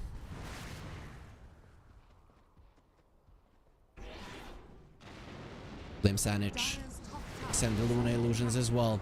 And that tower now should be taken out with ease. Luna is level 15, -2 Lucent Beam cooldown. Being pretty solid, but the Terrorblade is farming more and more. And again, the towers are dropping. Only 2 outer towers left for Vivo Keystars. We're 18 minutes into the game. We only have 16 kills, but really in that fight, you could say that we have gotten an action worthy of a lot more. King RD is trying to find something, though he wasn't spotted by that ward, luckily. Luna isn't really a target. That's a hero with a Manta. Lincoln Sphere is something that Luna wants versus the Spirit Breaker. You don't want to get charged from across the map. I'm really liking the item choices of Klim Sanic. Tactically, they're playing it really well. There were some problems with how they executed some things, but tactically, I'm loving it. Their draft, their item choices, it's all on point. The Terrorblade will have a Skadi. That is a huge deal. Versus the Pugna, versus the Necro, versus the Luna as well. As they do lose respect. Hopefully not for each other. And that's one hero down, so straight into the pit. Metamorphosis is ready. Tidehunter is in the vicinity. This is not a hero that you want to get into a clumped up fight with. But the Terrorblade with a Scotty is still dangerous. This is taking quite a long time. There is no scan on Klim Sanic. This is just a Roche that's gonna be left for free. OTPs are coming through. They understand that something is up. The bullwhip is there. Everybody from Vivo Keystars is working together. The Tidehunter coming over. He's actually gonna get rid of the Watcher. And, well, it seems that Klim Sanic is just gonna be watching as their enemies take Roche. Costabile will be taking it out. Gets the Aegis. It's over. Charge forward. That's a very dead Kunkka. Blade Mail not really going to be helping him. It will be a Reaper sight that ends his life. Analog for a Roche. But the thing is, can you get out of this one alive? Costabile standing his ground and fighting on the high ground. That's very dangerous. Ravage from the other side. Here comes the Meteor Hammer, but not before the Sunder. Vazia taking some damage from the Sunder, but other than that, he's going to be completely fine. It will be FCR taking down Vivo Keystars. They have to run. They might have the Aegis, but they don't have anything left in the tank. Costabile trying for a TP out. The snowball. It doesn't get on him in time. That was so close. King RD. At least the consolation prize, at least for Klim Sanic, as they have lost the Terrorblade. They would have been able to kill him twice for sure. King RD will pay for the sins of his Terrorblade, but at least the Terrorblade gets out of that one alive and retains the Aegis.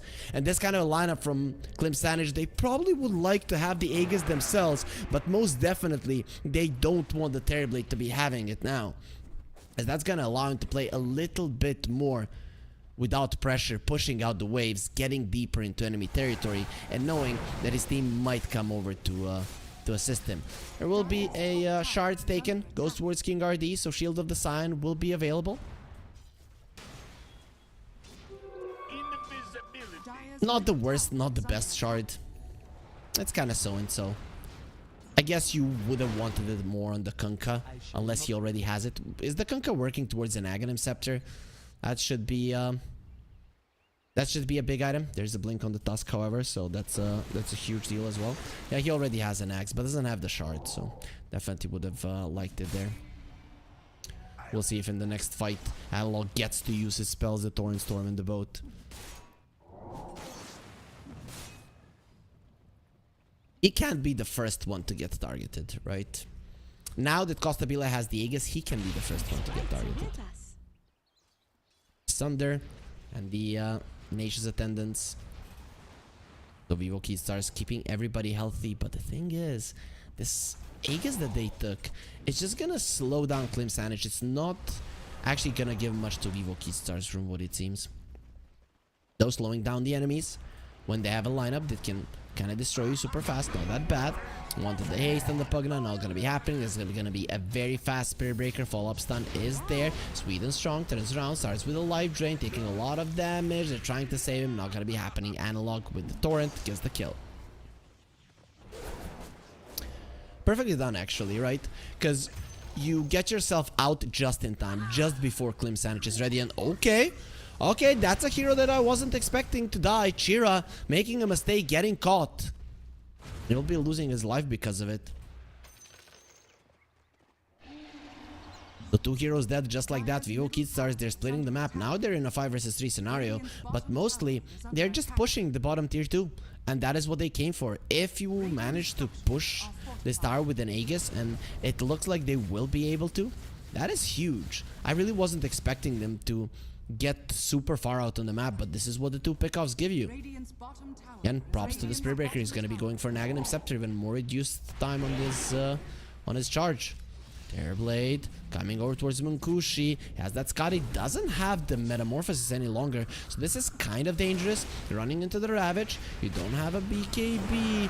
This is going to be taking some damage. Has the Sunder on the other side. The Pugna has been caught. Still alive. There's the Sunder onto Vazia, who's going to have to Ravage right now. That's the first life of the Terrorblade gone. Doesn't have the Sunder, so we'll see if he'll be able to survive. Chira has his ulti. Here comes the boat right over the Terrorblade. He's going to stand his ground and fight. Chira, he needs to be using it. There's the Reaper sight. Is it enough for a kill? No. He'll be be protected. He's standing his ground and he's winning versus the Luna. Munkushi is doing his best, but his best is not nearly good enough. Sweden Strong with a 4-step to the high ground. FCR does look like he wants to continue with the chase, and Sweden Strong hiding in the trees. Costabile gets a double kill and running down Vazia, barely surviving, and they want to be able to get a full team wipe as they're running down the Pugna, but the Glimmer Cape will protect him. Look at the fearlessness of that Terrorblade. Costabile just running in, understanding what his job is, forcing Vazia to use the Ravage before the Aegis was popped.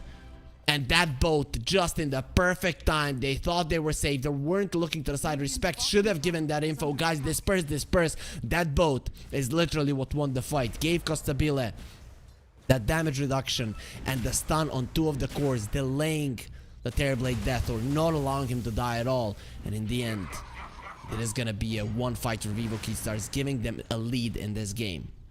Radiant are scanning. I think in terms of execution, there's no doubt that Vivo Keystars are a better team. They just are. Because you're doing everything tactically right and you're still losing. That should not be happening. Vazia is going to be caught. He doesn't have the Ravage. The Torrent is there. And let's see if Kunkka will get his revenge onto the guy who sunk his fleet. There will be another boat, a ghost ship coming through onto Sweden Strong. He has the 4-staff. He'll be taken out. Vazia pulled back in, but that wave is not heavy enough to pull him out. Respect with a snowball blinks to the side. That's not the side that she should have gone for, as the Torrent doesn't allow him to escape and they get a kill. Finally, after a lot of pokes, Vivo Keystars will get a kill out of that engagement. Radiant's top tower. Munkushi now has the shard, so with the glaives he'll be able to protect himself a little bit more.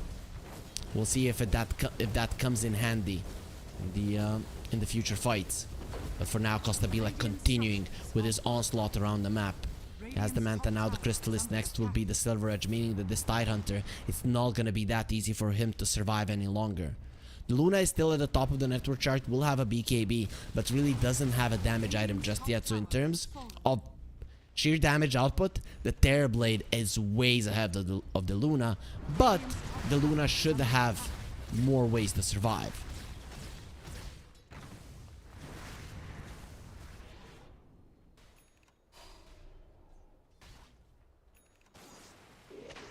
Bushi, he really wants that illusion rune and he will get it. King RD not taking it there, even though Luna illusions, we know how strong they can be. 4-staff to the high ground and King RD will actually be able to survive.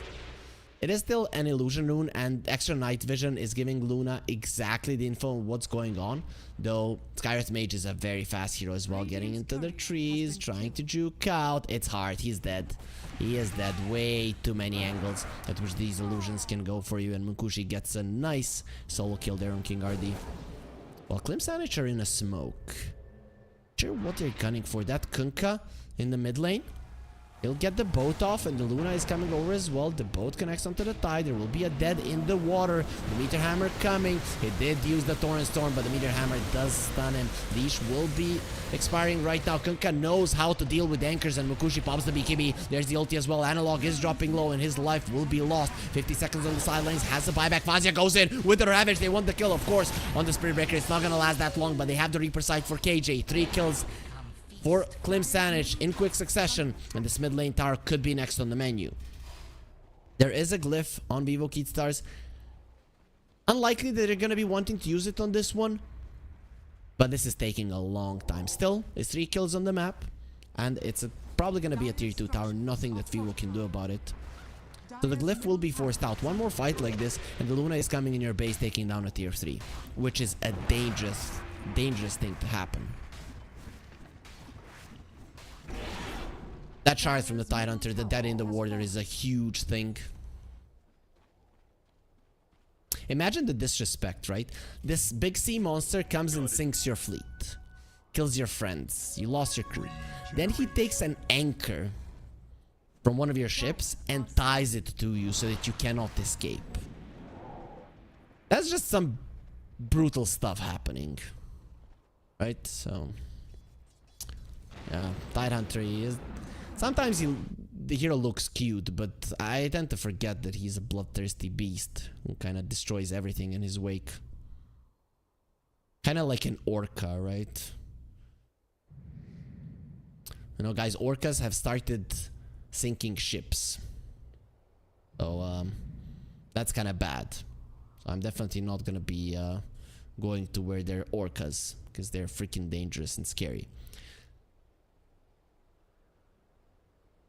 There seems to be some lag issues. Hopefully those do get resolved quickly. Vivo Keystars had some issues at the start of the series.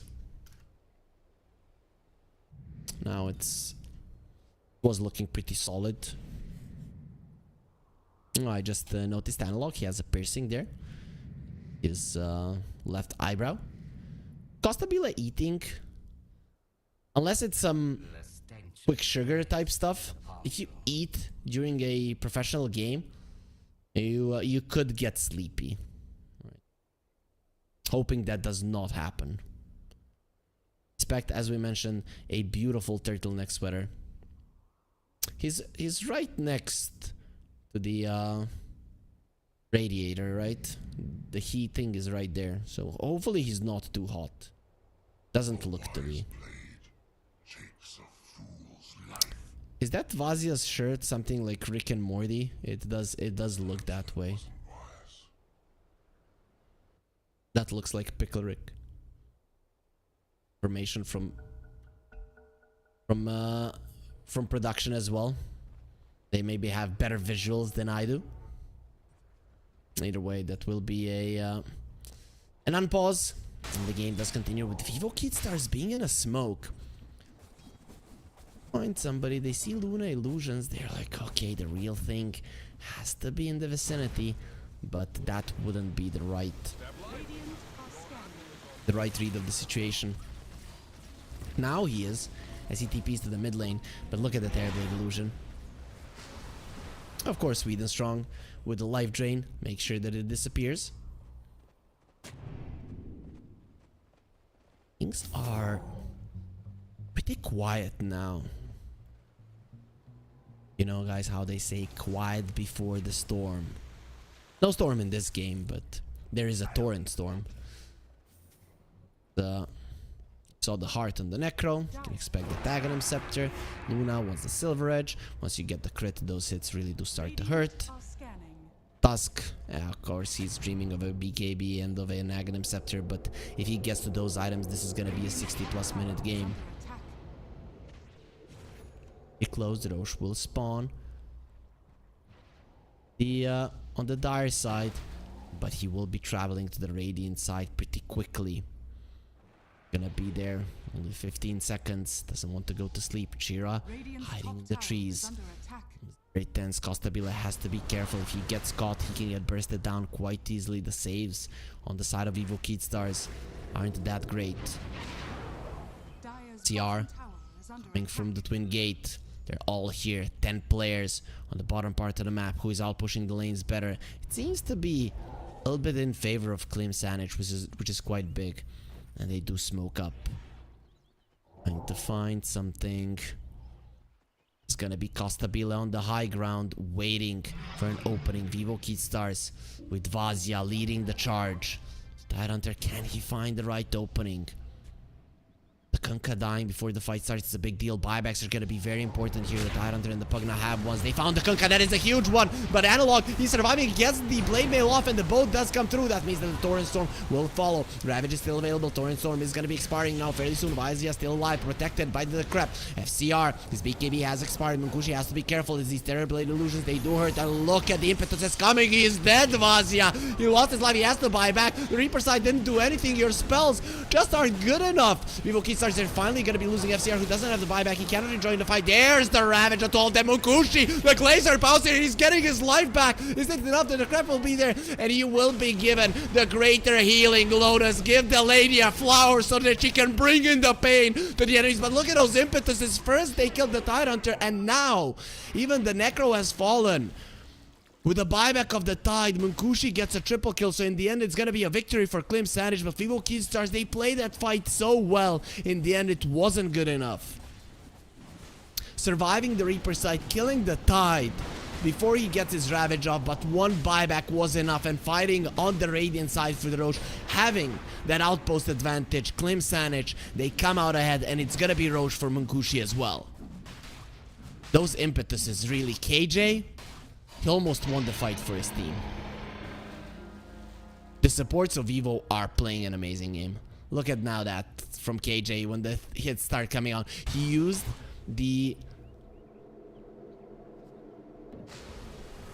the Hurricane Pike on the Tide, and he just waited for the Decrep to stop. Then he got those hits out. It was just stupid how much damage he was doing. But Fazia, he came back. Man, those heals onto Munkushi. Insane.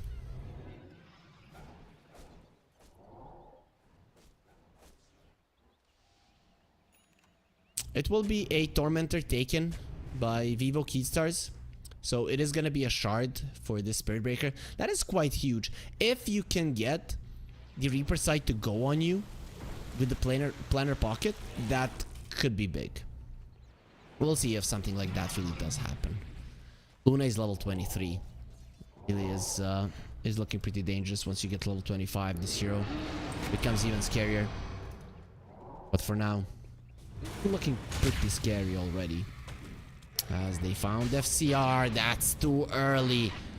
That's too early with the Walrus Punch respect, and he made a mistake. That could have been a kill. That could have been FCR dead. Klim Sanich are back in the leading position. They have a 2k gold lead, but their Luna has 27,000 net worth, leading the net worth chart by a solid margin over Costabile, who needs a BKB. Dire's bottom tower is under attack.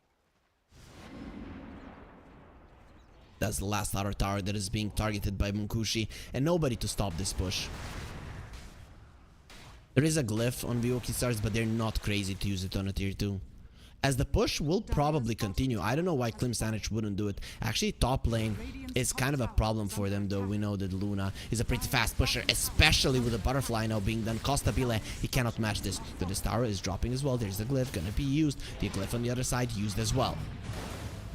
She running forward. There will be a leash and a break. Poor Skyret Mage is not getting out of this one alive. 50 seconds on the sidelines. The Tidehunter has been caught. Look at the impetuses coming in. Vazia still survives. The snowball save will be there, protecting him from the X for now. Goes to the side. The Terrorblade is dealing with the top lane though, so there will be a glyph, and the next creep wave is coming in. So Costabile will be able to trade this one. Not too good. Actually, it's not even a trade. Oh. He might get it there with the illusions. He will be able to. Chira chasing him down. Costabile has to be careful. I'm not sure he survives this one, and Luna stays in the base. So Costabile, he cannot TP back. And CR, they're going for respect. They're trying to finish him off. We'll be able to do it. Both of the sides have lost a lane of racks. Reaper Scythe, can he get it off? Munkushi finishes off FCR. That's Analog with the BKB trying to run away. X's Munkushi back. BKB a little bit too late, and Costabile got soloed by Chira Jr. 77 seconds on the sidelines. That means that this game is probably over. Munkushi, he's not gonna stop. He's gonna be relentless in his chases, in his taking down of the enemy base. He still has an Aegis. Even if he dies once, you need to do it again. The charge will be coming through. Munkushi goes invis, and he will not be losing his life just yet. The Arcane Bolt does finish him off. X onto the Tidehunter. Without the Terrorblade, you cannot stop this. You're in a 4 versus 3 scenario, and Munkushi is hella strong. You have no glyph. Once this tower falls, good luck stopping him from pushing it down. There is a pipe on him and his illusions as well, as you see the glaives destroying the base of Evo Keystars. Klim Sanich showing that their tactic seems to have been good enough, or just amazing, even with a lot of mistakes in this game, even with overextending a couple of times, giving some unnecessary kills to Vivo Keystars, getting outplayed in team fights. They still came out on top, and then now they're looking towards mega creeps. The Luna is being protected. There is a Pugna behind him, so Munkushi now also gets the Solar Crest on him, meaning that there's gonna be so much damage. Vazia jumps forward, wants the kill, won't be able to get it, but in the end, doesn't matter. Nice snowball save there to the side. The Tidehunter will get pulled out, and the Terrorblade coming back to a base that has been destroyed. He took the enemy Raxes on the top lane, but those super creeps can't do anything versus the Megas. They're going for one last Kara. There's the Tidal pulling in respect. There will be a Decrep to prevent him from dying. Actually,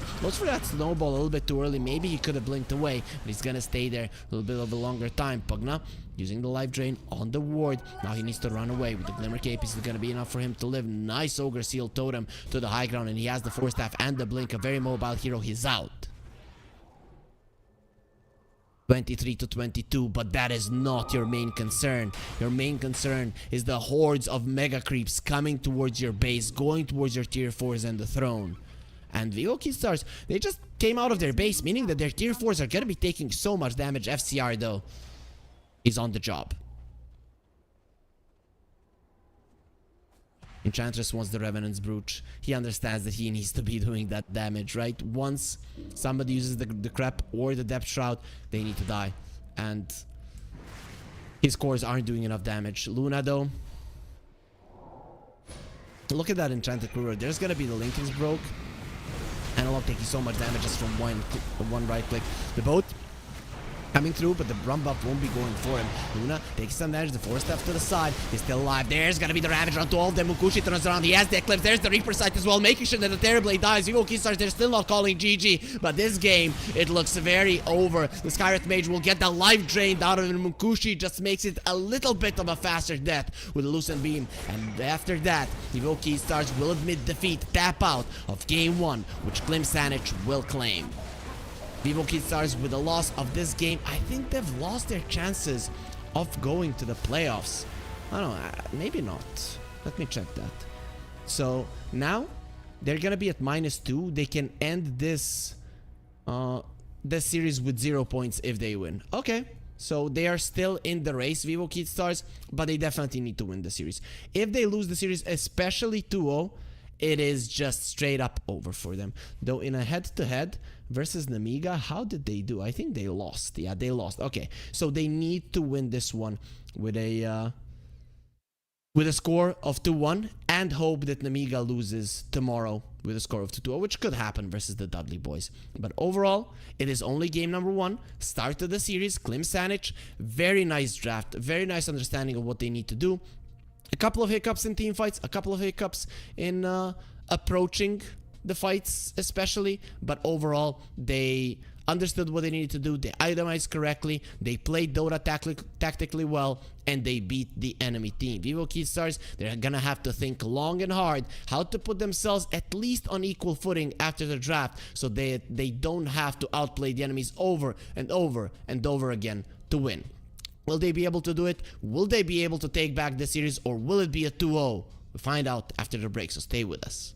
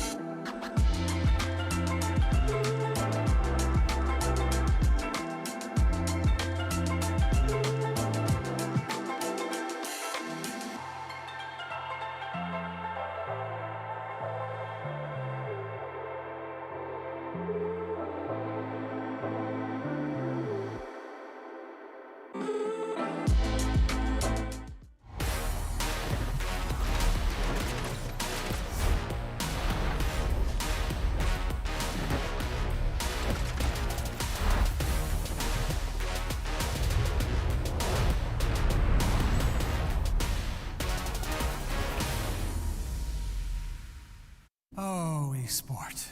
You and I have come a long way. It was such humble beginnings. As we gathered in small groups, we were professionals right from the start.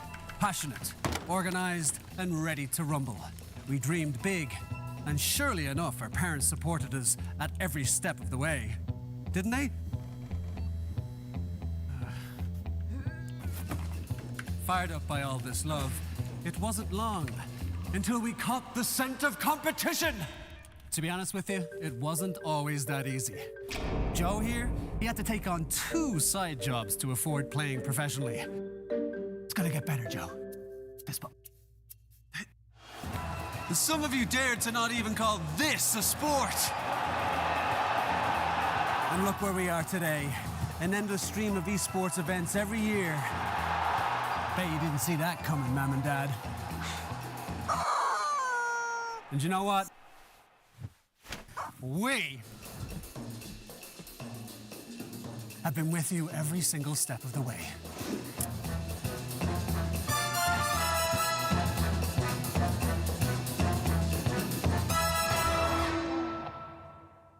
Dream of working with people you watch on screen.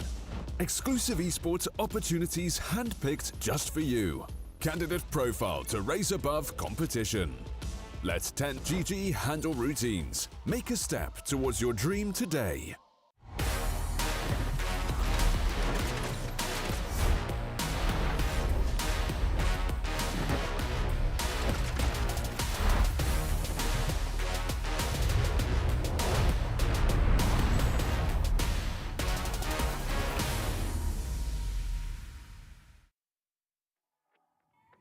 And welcome back to the 4th best of 3 of the day here at the Pinnacle 25-year anniversary show. I'm Harry Freak and we're watching a series between Vivo Keystars and Klim Sanic.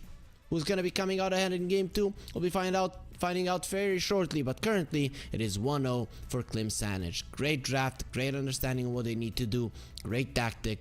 Those are the things that brought them the victory in game 1. Vivo Keystars, however, against all odds, they were still fighting, they were still juking around, they were still dancing around their opponents.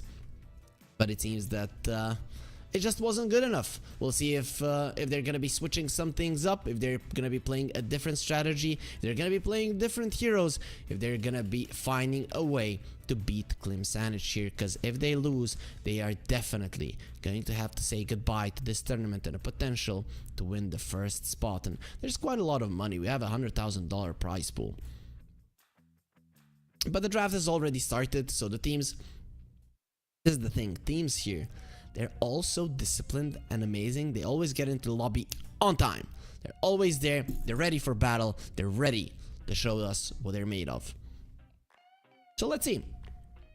Let's see what the Vivo and Klim Sanic actually have in store for us in the second game of the series. From what I've seen in game 1, in terms of gameplay, I'd take Vivo Keystars. But they really have to think harder and longer about the draft. And also Klim Sanic bringing in Bazia. I'm not saying Dominic was bad. Klim Sanic in general were looking pretty bad in this tournament. They did so well in a qualifier a couple of weeks ago, but here not so much, unfortunately, for them and all of their fans. Right, we have some pretty solid players in this lineup. Sweden Strong, he got to Division 1 or Western Europe, right? Because he played for Level Up after the abolition of the DPC. That might not mean much, but it is still quite a feat to, in the most competitive region, get to the top 8 teams. That is huge. As Klim Sanic will open up with a Pugna, so this time around they're gonna have this hero. Oh, they had this hero in the last game as well. Scratch that. The last game they opened up with the Necro though, and they were on the Radiant side. So let's see. Kunkka got banned out, so I'm guessing you didn't want the Kunkka to come out now and you do not have the Necrophos. Then things kind of become scary. Vivo Keystars, they get an AA. Okay, they're super annoyed by all the heals that happened in the previous game. I'm fine with that.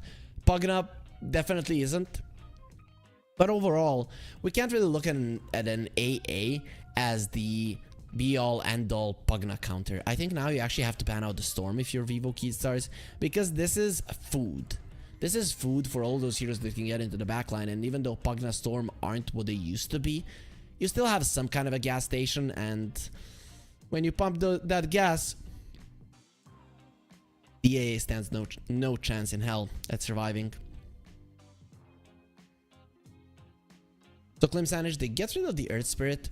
So for now, they are most likely protecting the Pugna. This hero definitely doesn't like playing versus the mid lane Earth Spirit, as there's so many stuns. So you're never going to be able to use your life drain for more than a second.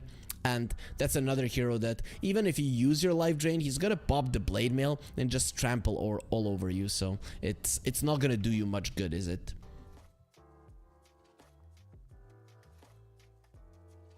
As Vivo Keystars, they are... They banned out the Spirit Breaker in the first phase. Didn't work out too well for them in the previous game. We're seeing the Spirit Breaker after the nerfs just not being as much of a nuisance. And there will be a Clockwork. Both of these heroes on the side of Vivo Keystars, they rely quite heavily on their level 6. But Clockwork is actually very, very good versus the Pugna. At any point in the game, laning stage, early mid-game, late game, at any point Pugna hates playing versus the Clockwork, as the battery assault is way too annoying. Of course you're gonna get a 4-staff, but sometimes it's just not enough.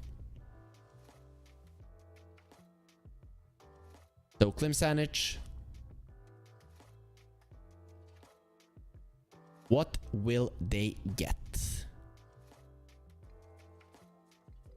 I guess you don't really want now a fat frontliner that is gonna be relying on the life drain, as there is an AA. So those kind of things can backfire, especially when there's a Clockwork.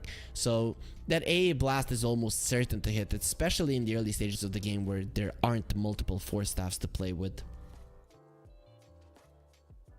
They'll go for the Grimstroke, which is the same pretty cool duo of heroes, right? You use the Decrep, then the Phantom's Embrace, and there's no way that hero alone will be able to remove it. Centaur, Grimstroke, and the Pugna, however, neither of these heroes like playing versus the Clockwork. You have very low attack speed. You don't necessarily like building a 4-staff. Pugna does. And Vivo Keystars will go for the Naga and the Dazzle. I actually like this. You have okay ways of dealing with the Naga illusions, but overall, with the Dazzle on their side, this should be really good for Vivo Keystars. Plus, this is the type of lineup that they should be quite comfortable with playing. Also, with the Sleep, you can set up for a nice Ice Blast. You can set up for a nice Cogs on the Clockwork. So it's quite nice overall. So Clemsanage now, looking at them, I think either you go get a Radiance builder, or you get something that's gonna help you deal with the waves that the Naga Siren will constantly be pushing in. Okay, so this is 2-in-1. Radiance builder. We'll see if the Spectre does go for the Radiance, because not every Spectre does do it, though in this game could be quite well. And it is a hero that, you know, you get Radiance, you get Manta, plus you're very fast to be around the map to assist your team. With the Centaur and the Grimstroke, the catch is pretty decent on Clemsanage. I think, again, Clemsanage are getting the better end of the draft. Their ideas of how they should draft, what they should go for, is really good. And it makes sense. Sweden Strong played with the Hawk in a team for a DPC season, and with Milan. And those are some people that have a lot of experience, a lot of knowledge, a lot of good ideas. So you're going to pick up on that. And now him being a part of Clemsanage is definitely going to be bringing those ideas and that knowledge. It might not always be the easiest thing to execute, but it is definitely good approach to the drafting stage. And Clemsanage are going to be the ones that ban out the Tidehunter.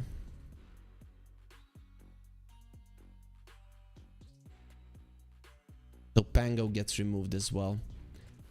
A lot of melee heroes struggle versus the Dazzle, but the Pango can get himself away. This could be an offlane Dazzle, don't get me wrong, it's not impossible. Clockwork Dazzle sounds like a pretty good lane. Considering that Vivo Keystars, they have the last pick, they can definitely make a decision. I wouldn't mind a Necro ban here from Clemsanage, as you do have a Spectre, and you don't want to be playing a Spectre into a Necro. Plus, you could get a mid laner that might get decimated by it. Though then again, Vivo Keystars are lacking... either big AoE team fight or a little bit of mobility on their team. No, the lack of mobility could be a problem. Sure, the Naga Siren shoves in the waves and then you can prepare for any kind of an engagement with just the clockwork. But you do want to have a hero that is kind of speedy around the map.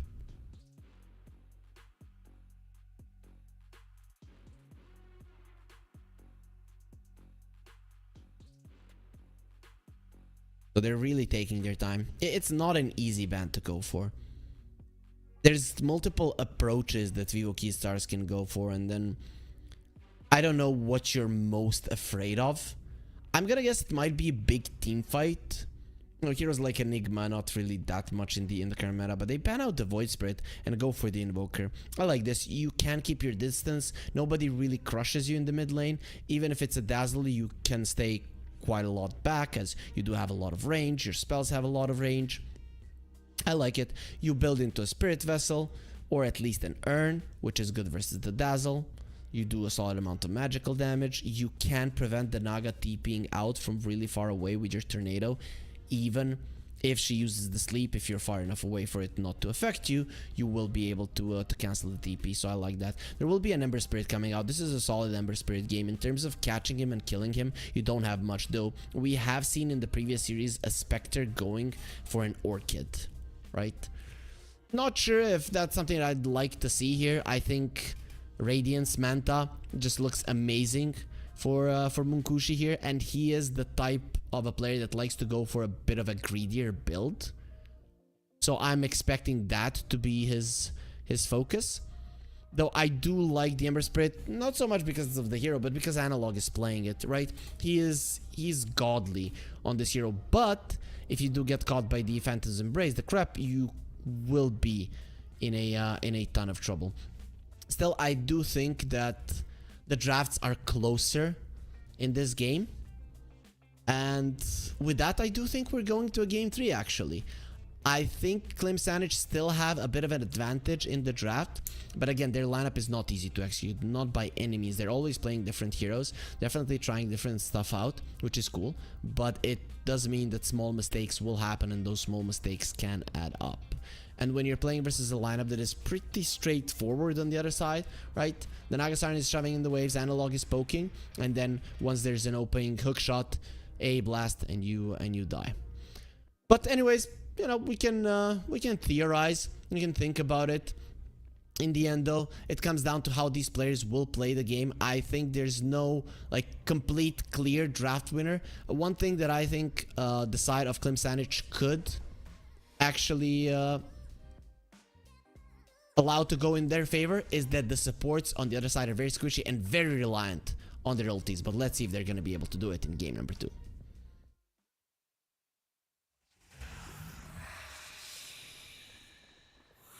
So you could punish these supports, right? You have the Spectre, you get your level 6 around minute 6-7, and maybe 8, and then you try at least 2 or 3 of your Shadow Steps to be used to kill KJ. Let's say slow down his AA blast. I think that's a good way to start it off. But until you have a blink on the centaur, it's not that easy to catch people. Chira is gonna have to be doing quite a huge job in this game. We'll see. It is easy to theorize right now, but in the end, some missteps can happen from both teams, and then all of that goes down the drain. I'm very curious to how the top lane will go, though, as the Spectre Grimstroke is a solid lane in terms of killing people, but Dazzle protected by the Clockwork, that sounds really scary to run into. So if I'm Klim Sanic, I'm just trying to get that Spectre a solid amount of farming experience. It is the Invoker and the Centaur that I want to win. Okay, I have no idea why Munkushi went for that one. That is super dangerous, and it will be ending in a kill for Costabile, so pretty huge. He wasn't seeing anybody on the map and just walked up the high ground versus a Clockwork level 1 all alone. Obviously the battery assault is going to be a problem for you, and obviously you're going to be giving your life away. So it is going to be a first blood. In the last game, you Keystars, they got the first blood as well, but it was kind of a trade One kill happened on the bottom lane, one on the top lane, pretty much at the exact same time. And actually, they sent the Dazzle to the bottom lane. Yeah, I understand it. This is not because of the Dazzle. This is because of the Naga Siren, right? Though, you could win all 3 lanes like this. Maybe not as heavily. Though, what is the center gonna do to a Dazzle? Center doesn't do that well versus ranged heroes in the laning stage in general, and especially when there's something in front of them that's the clockwork, or between them actually. So yeah, this is a really nice lane swap. I love it. Grimstroke is not bad at dealing with illusions, but he's not amazing either. We'll see. We'll see. This actually does look like a very smart choice from them. The mid lane is gonna be pretty interesting. Ember Spirit, though, he is a melee hero with very good animation, so we do expect him to farm well. It is the harassment of the Invoker that he's gonna have to be afraid of, but with so many runes. When Handy, sweet and strong, turns around to do as much damage as he can before he dies, and FCR, he is gonna be taking a beating. There's the stun from Vazia. He doesn't have level 2. If he had the double edge right now, that was a kill. He's gonna be very sad about it, and now cogs are gonna be beautiful. He's trying to go through them, but he cannot punch his way out. Finally, will get out of him, but the damage has already been done. Vazia dropping low, a couple of more hits from FCR. Oh, that's a little bit too deep, my friend. He's gonna be losing his life, and Centaur lives with the extra tower regen and armor. The poison touch just doesn't hurt him as much as it could. Radiant's courier has been killed. Okay, that lane started off amazingly well. FCR pushed it to the limit, and that limit was broken, so KJ gets the Spectre Courier. This Munkushi Spectre is being bullied so much. I guess respect in this lane. He gets more points in the Stroke of Fate. 2 points once you're level 3. I think that's the only way to make this somewhat okay. Nice deny from Analog. Does he get the range creep as well? That's beautiful. Chira even tries to slow it down with a cold snap, and it's not enough. That is so huge. Analog Ember Spirit, it's nothing to laugh at, really. Radiant's middle tower A is under very, attack. very dangerous guy on this hero. I mean, he's literally the only one who plays it. The Ember Spirit was almost unpicked in this tournament, apart from Analog playing it a couple of times.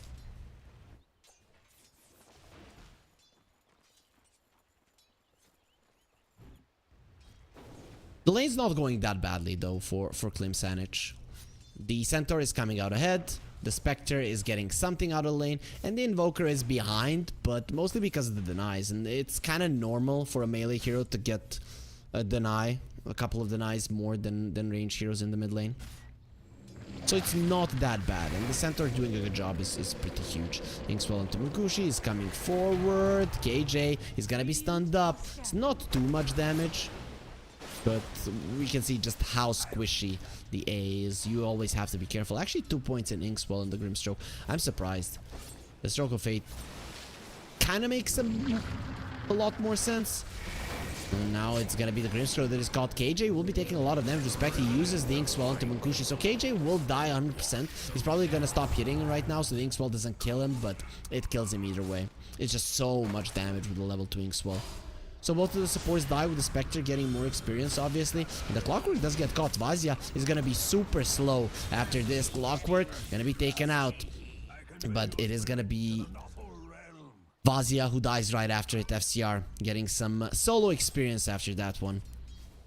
Once you get Poison Touch on yourself, you can try to run away, but it's probably better to trade like this. Of course, it's not ideal, but it is something. Invoker being caught, Blood Grenade is there. He's gonna go for Invis, the Dust, a couple of more hits. He had the Fairy Fire. He's actually surviving because he kills KJ, but the Sleight of Fist will finish him off. And Chira, he's gonna get tipped by his own player.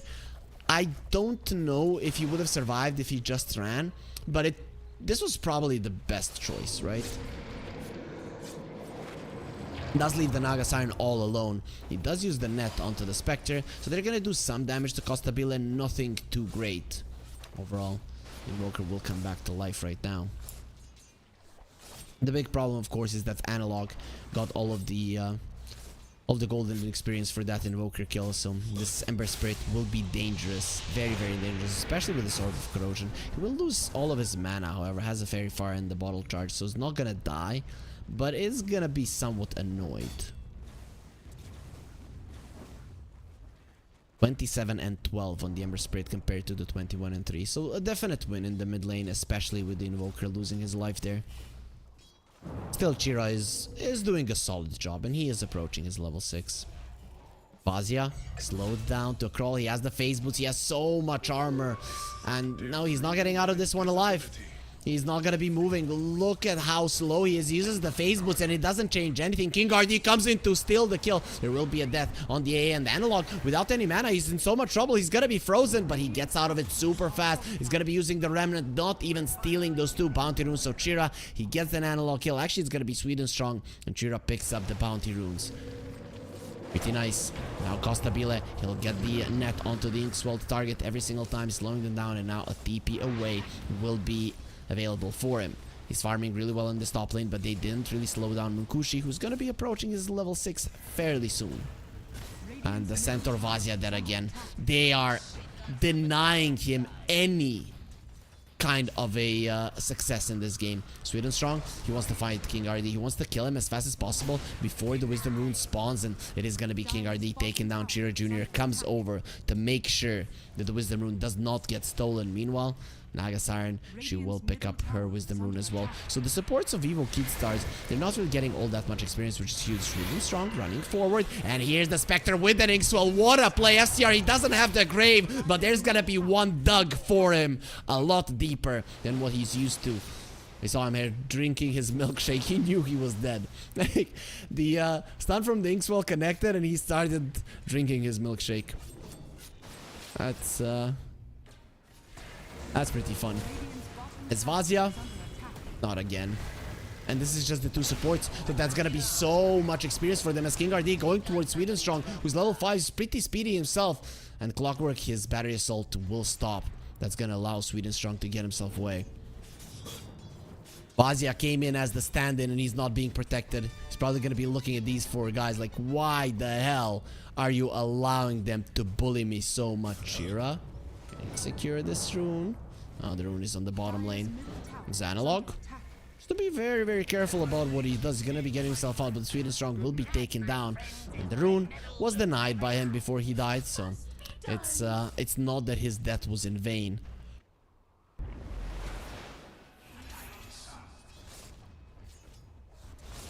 There is another Shadow Step on Munkushi now. He gets given a Healing Lotus as well, so he can definitely join the fray if he wants to. Has 5 stick charges and can go into Trez if he wants to. So let's look at the net worth. We're seeing that the gold lead is switching left and right here between the 2 teams. But how does it look for the cores there? Who's at the top? I mean, probably it is Costabile gonna be topping the net worth chart. As Spectre comes over, there's the play with the Inkswell once again. And that's gonna be a very dead Clockwork. It's actually the Sunstrike, level 1 Exort, that gets them the kill. Nicely done. That pure damage is never to be underestimated. Vazia, he is farming the jungle. He doesn't want to get into the lane any longer until he gets his level 6. There it is. Sweden strong is level 6 as well, and immediately he's gonna be giving his life for Vazia. He didn't protect him in the lane, but now at least he's gonna be mending his wounds. Despite dying that many times, I mean, he's not looking that bad in terms of net worth. He's not looking good either. Stampede will be used. That's gonna be the A caught and brought down. KJ loses his life. The supports of Evo Keystars, they're still not level 6s. That's a big deal. We'll see how fast they get them after the 10-minute mark does come. Pagna caught. The Crapify not really gonna protect you all that much inside of the cogs. He's burning down. There will be a very nice tornado purging off. That Flame Guard in Sweden strong, he dies. But the cost was too big for Vivo Keystars. Sweden strong almost surviving that one in the end.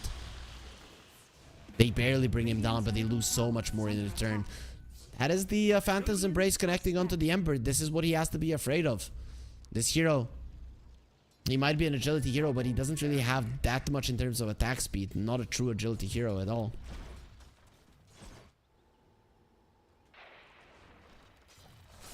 Spectre. What's gonna be the item that he goes for? Radiant are I'm scanning. very curious. Something is being delivered right now. I'm guessing that could be a blade mail.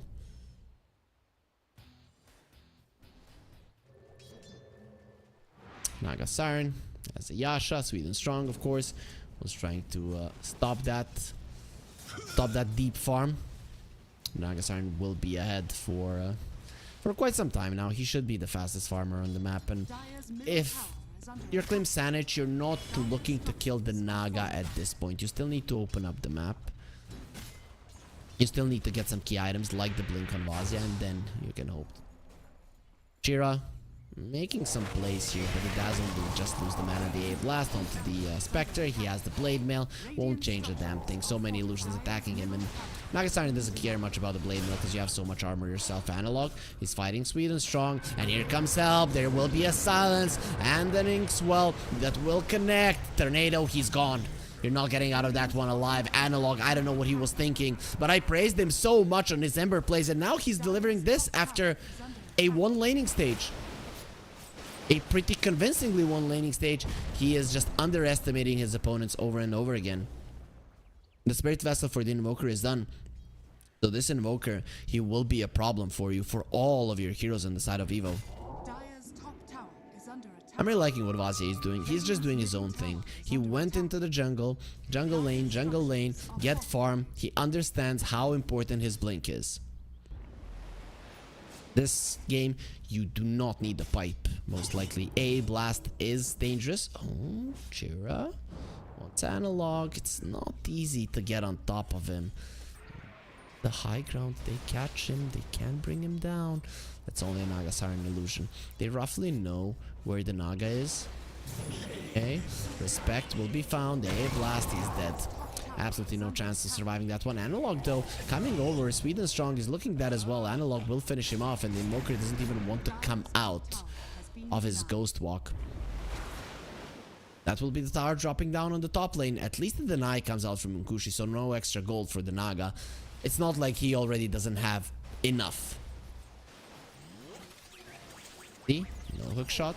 He can get on top of Chira.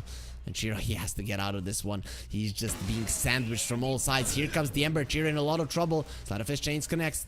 No hook shot. So King Gardi can't get on top of him that easily. Chira coming forward. There will be an Inkswell. They will get inside of the cogs. The Cold Feet will be there. So Invoker, he cannot move. The question is, can he get out of this one? Very nice Deafening Blast getting the Nagasarn away. And the Stampede will run him out. Nice.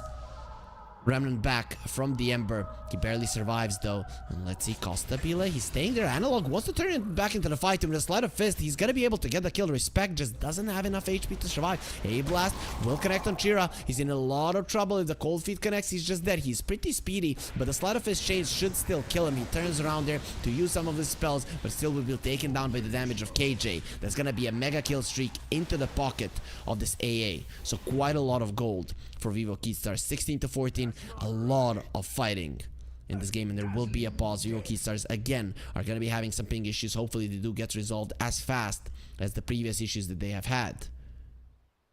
Dazzle is working towards his Aghanim Scepter, so he'll have it in no time. The Clockwork, this set reminds me of, you guys remember Evil, Grim and Evil on Cartoon Network? Evil Concarni, was that what he was named? The guy that was just a brain. What? Give us the Invoker. Like, how the hell? Where is he?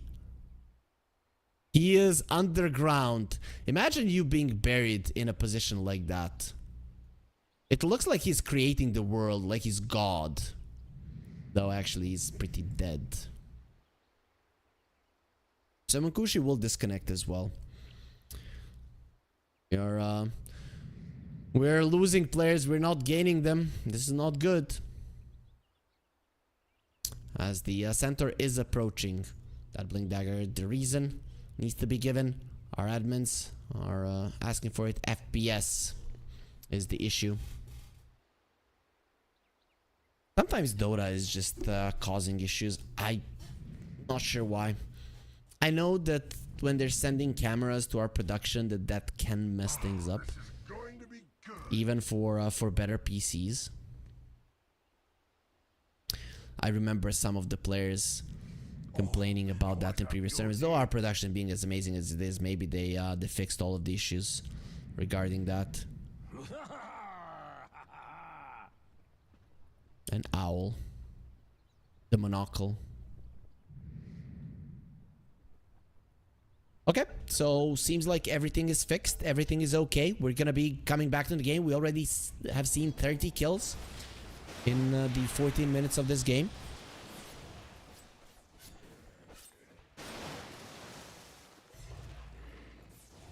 As the Dazzle will be finishing off his Aghanim Scepter. It's gonna be 3 big creeps going his way. And then he wants a Midas. Makes sense.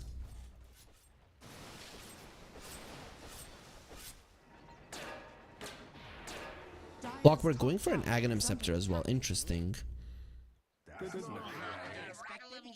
Really wasn't expecting that. So, there was FPS issue for Vivo Keystars. Now there's ping issues for Klim Sanic. Hopefully there's not gonna be electricity issues for me, because that would literally be 3 in 1. This looks so cool. Invoker. Imagine if you're like this wizard with all of the knowledge. That would be so awesome. I have to tell you guys, our world sucks. There's no spells.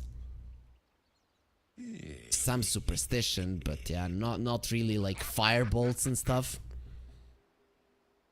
That's what I kind of would like. Imagine then. World would be so much cooler. No dragons. Even the dinosaurs are kind of extinct. Closest thing we can see to them is I can think what they may have looked like is a crocodile. Imagine that times 20. Just kidding, guys. Our world is amazing because it has Dota. Dota is the most fun thing in the world, while Sweden Strong, he is being the most unfun guy in the world, just taking this tower down. Nobody is stopping him from doing it. The next Nether Blast will be able to get him the mid lane tower. Vazia the Bullied. I think that's the epithet that he's going to be getting after this game, but he's actually at the top of the network chart when it comes to Klim Sanic heroes. So he has been fighting his way upwards after a pretty bad start.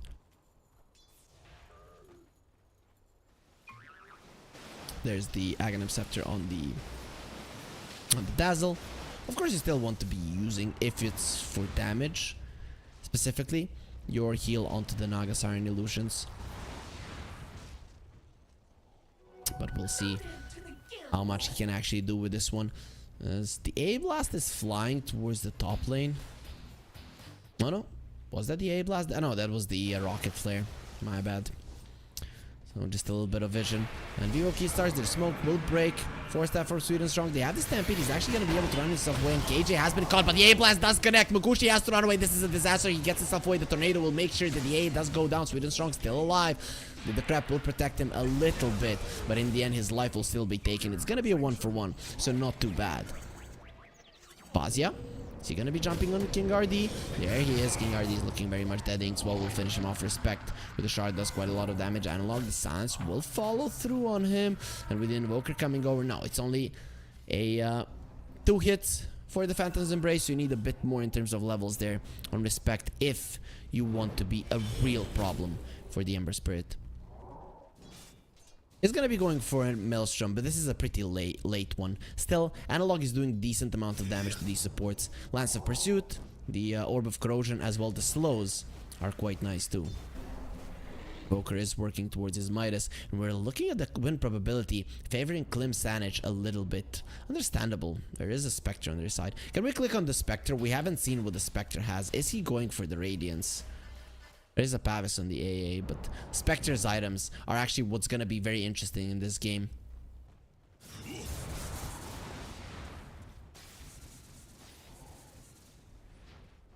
Sweden Strong comes to the mid lane. He is going for a Glimmer Cape.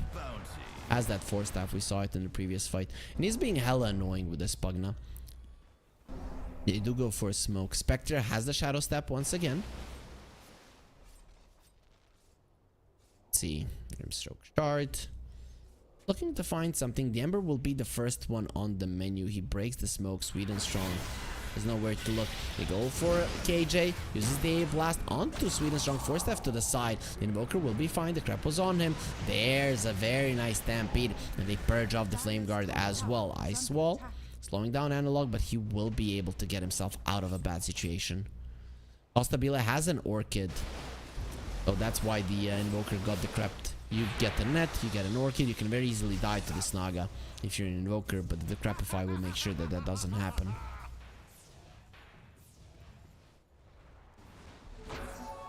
The Invoker will need a way to remove that. I'm guessing BKB is the best approach you can go for.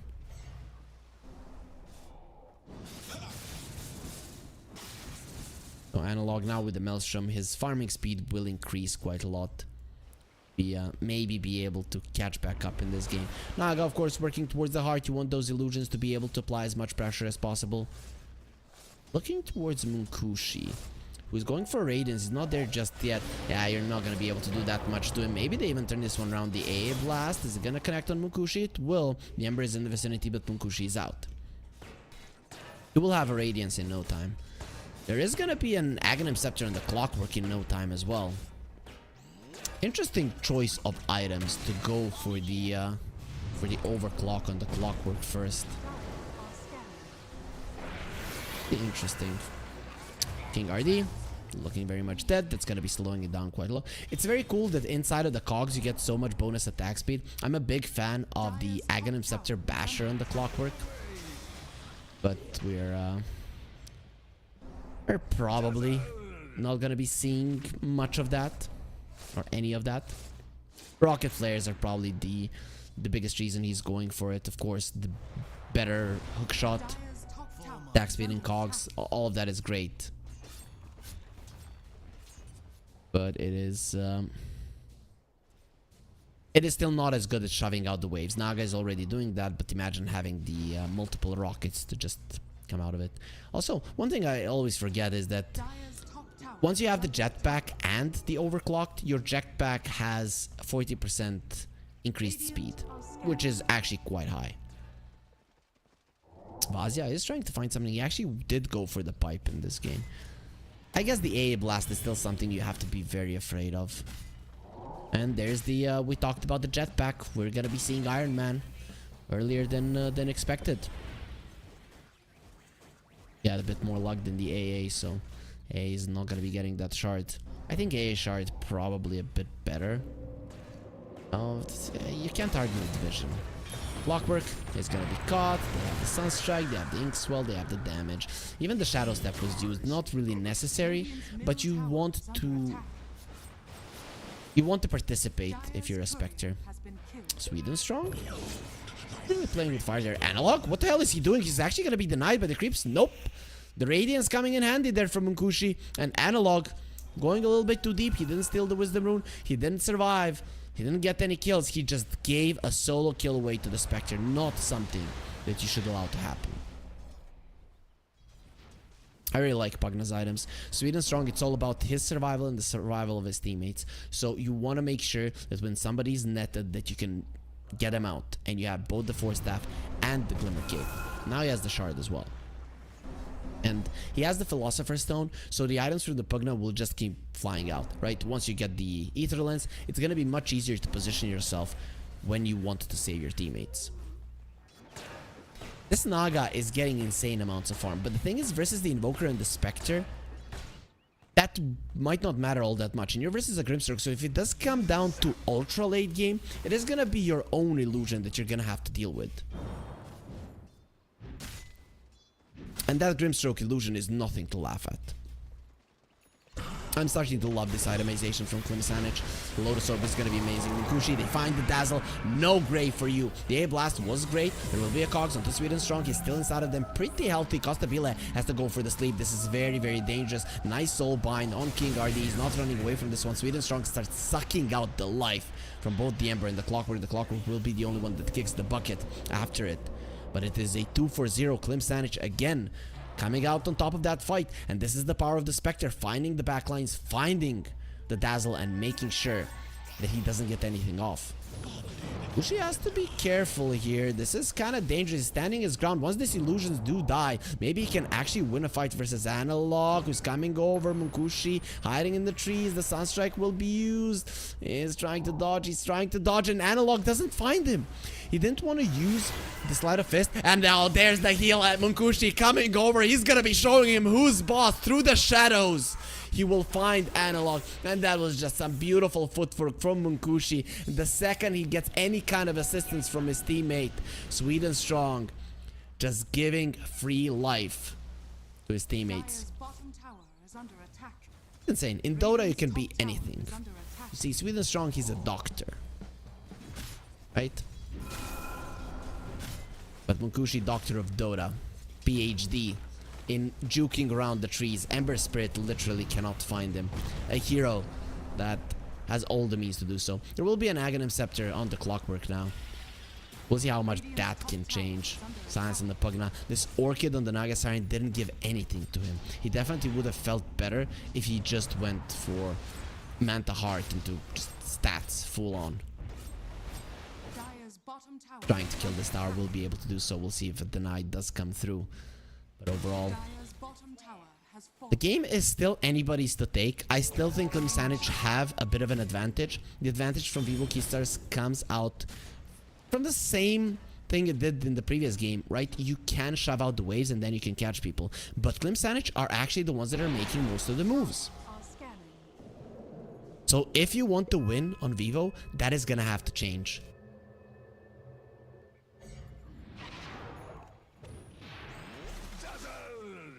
The Lotus Orb is done on the Centaur. That is a huge item.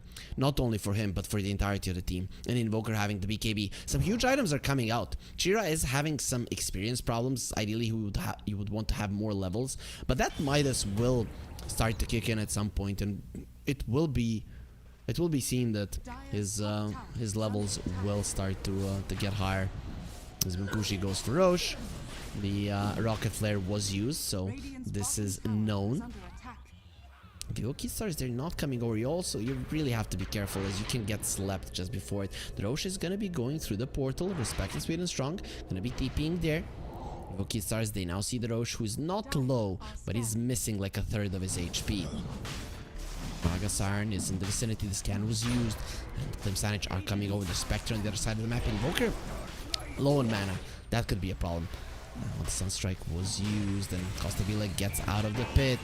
There's gonna be, they get on top of Vazia. He has the Inkswell and the Lotus Orb on him, so he's gonna be fine for sure. Costabile turning around. There's so many illusions. There's gonna be a Stampede. Costabile in some trouble. The Hoof Stomp does connect as well. And look at the Pugna draining everybody. It's a lot of damage. He's gonna get silenced up. The Inkswell is on him. Costabile has to be very careful. They know which one is real. In the backlines, the A has dropped down, and the Sunstrike is gonna be amazing. Not enough for a kill. Costabile turns around to fight. He's super low, but the Dazzle is in the vicinity. Jira is the one that's taking so much damage. He'll still survive. No, in the end, it's gonna be the Remnant that finishes him off. As Munkushi does come forward with FCR, he has the Shallow Grave, keeping him alive, gets the heals up. Munkushi should be able to bring him down as well. That BKB on FCR, is it gonna be enough for him to get another grave off? No. Costabile is super low, no mana. Vazia, do you have the stun? Yes, he does. And now you're left all alone, without mana, without friends, and without your life. Vazia finishes him off with the double edge. It's gonna be 4 heroes dead on Vivo Keystars, as Klimsanich only leave the Ember Spirit alive. The A does have a blast. There's the question now, can you finish off that Roche? Spectre is pretty solid at doing so. No BKB on the Ember just yet, so you really have to be careful of that Phantom's Embrace. But Munkushi, he's level 20. This is the hero that you have to be afraid of. The A blast will connect. They don't really care. They're just gonna be finishing it off. It is gonna be the first Roche into the hands of Klimsanich, and Spectre gets the Aegis.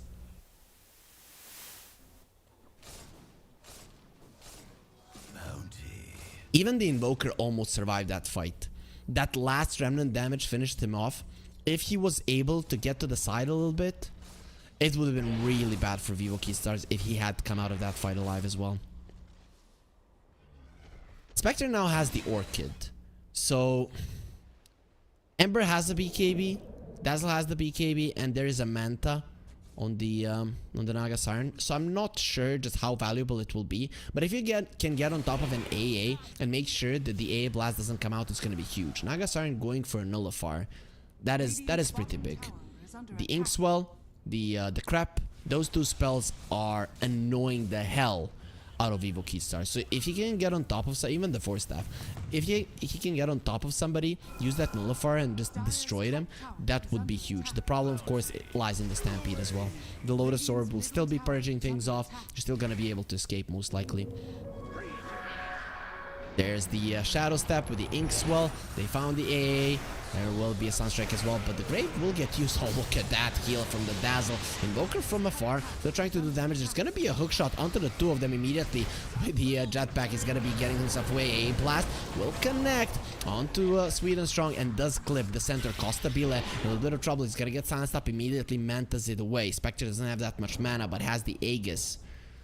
His strength is currently on the map unmatched. 8k gold lead by Klim Sanish, and now they're looking towards tier 2s. They're not that great at pushing, but they're very good at killing enemy heroes. Man, those heals from the Dazzle is just insane. Log, Science is there. He might have to BKB. There it is. Has the Remnant back, and will have to use it if he wants to live. 9-second BKB down the drain. Munkushi gets buffed up by the Invoker. It's not so much about the damage that he gets from the Alacrity, but about the attack speed. When the Desolate starts to kick in, it is a huge output of damage. Now you have the gem, right? So, Klim Sanic, they want to be able to clear out the map. And with the Spectre having so many stats, pushing is no longer an issue. Plus, he's gonna get his mana now. Sweet and Strong doesn't have an issue with giving his life away from Mukushi's mana. As top lane, the tower, it does survive. Mukushi, of course, he goes. There will be a TP back by the Naga Siren. Nothing that the Spectre can do about it. But the idea here is you defend that side of the map, and with the Shadow Step, you can join your team once again. There's still a tier 1 on the top lane, so the Spectre can probably focus on that as an objective. As the Centaur now has a heart. Items are just flying out from Klim Sanic one after the other as Vazia jumps into the enemy base. There will be a 4-step back, but the Science makes sure that FCR doesn't get a single spell off. And Munkushi is running in even more. The Tornado coming through, now connecting onto the backline. Sleight of Fist chains onto the Spectre. Still has the Aegis. Even if Munkushi dies, it's going to be a big deal. Very nice. Cogs there onto the two of them. 4-step gets Vazia out. He'll be fine. Sweet and Strong gets clipped by the AA Blast, but he'll be fine. King Ardil dies. It seems that he died to the Nether Warders. Sweet and Strong was just running away. The Spectre might be looking to lose the Aegis here. Nope. There will be a life drain used, and Munkushi will get a lot of his life back. That's the glyph used. This tier 3 could die fairly easily, and if it does, there's not going to be any more glyph refreshes.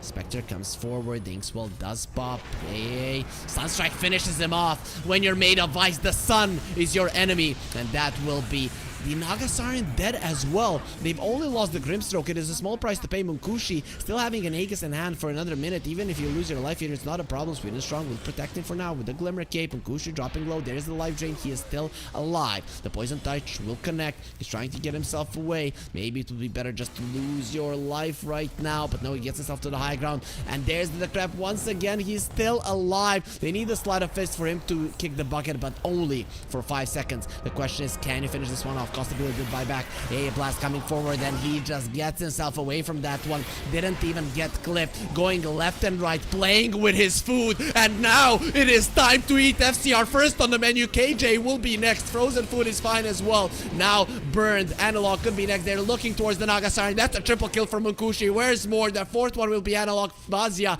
make sure that the ultra kill does not happen. As Munkushi, just perfect usage of the Shadow Step in this game, confuses his opponents, and that's gonna be a dieback on the enemy carry. The Naga Siren that was topping the network chart for 90% of the duration of this game is no longer an issue, as Munkushi disposes of him easily twice in a row. You are nothing.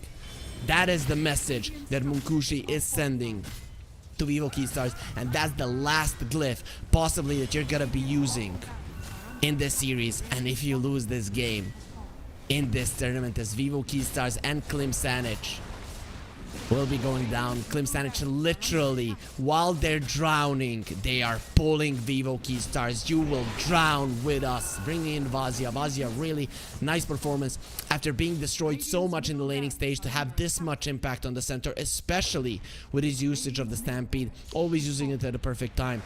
He for me, played an amazing game of Dota. King RD, get out of those cogs. He missed a couple of times there because of the Radiance burn on the illusions, and luckily he'll be able to get up into the air and get away from those illusions, as this Spectre really does pack a punch. He's going for a Mjolnir on the Spectre, not something that we see too often, but versus Naga illusions, it actually does make solid sense, as his attack speed is quite high.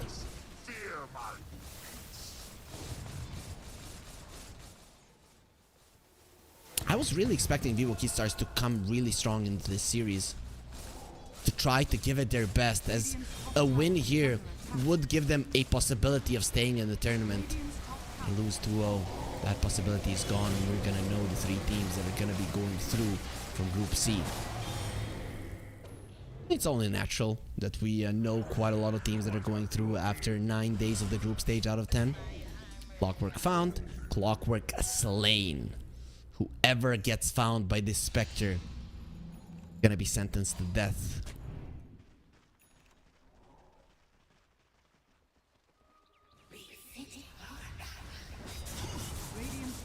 26k gold lead. It doesn't seem like they can change the outcome of this game, the outcome of this series, but they're gonna try. Vivo Keystars, they're still not giving up. Vazia coming forward. He has that heart. Look at that, 127 HP per second. Can't really go through that one. Reminds me of Sword Art Online. You're doing 60 damage per second and I'm healing 200, so you can never kill me. That's kind of what it feels. He was even given Electricity. This Centaur is packing a punch. There will be a sleep, a nice lullaby, but I don't know what kind of dreams they're having. Reality is looking pretty amazing for them, as they're making sure to win this series with a total score. Klim Sanic, they might not have gotten a lot out of this tournament. They might have been the first team to get eliminated out of Group D, but still, they have shown here that Vivo Keystars, a team that went to TI, can still be beat in a quick 2-0. They're not super happy, understandable. They're not going to be advancing through this tournament, but at least they got the victory. And they should be happy because they managed to make it happen. Coming into the series, they were probably the underdogs, especially with losing every single series thus far. But they will, at least they won 1 game before this, but this series, they will be winning 2-0. When the tournament was starting, or just before it was starting, the production asked all of us to give them the predictions on who's going to be winning the groups. And I watched Klim Sanic in a qualifier before this tournament happened. I said Klim Sanic. I put my faith in them. And, well, at some point I was disappointed. But now after them winning this series, I can see that there's a lot of potential to this team, to these boys. And I'm hoping that in the future they can prove even more what they're worth. Vivo Keystars and Klim Sanic at -3 points. They're eliminated from the tournament. Dudley boys are going to be in the upper bracket, and tomorrow they're going to be playing versus Namiga Gaming. If Namiga loses that series, which they probably will, Alliance and the Dudley boys are going to be going into the upper bracket. We can look at the other groups as well to see how things are looking there. As they're in Group A, Team Tickles, they're already going into the upper bracket. Bait and Level Up, we'll see who goes where. KZ team, they're going to be playing versus Level Up tomorrow, so Level Up could go into the upper bracket. Level Up could get eliminated. Who knows? We'll see. Let's go into Group B to see how things are standing there. There we have Navi and Yellow Submarine. That's going to be the match for tomorrow as well.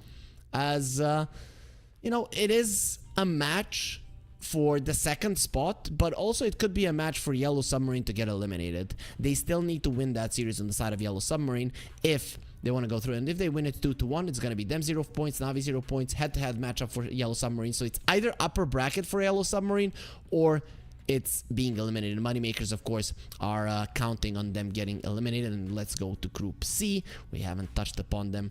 Well, that's from the previous series. Virtus Pro at the top. Team Klee and Sibe are there.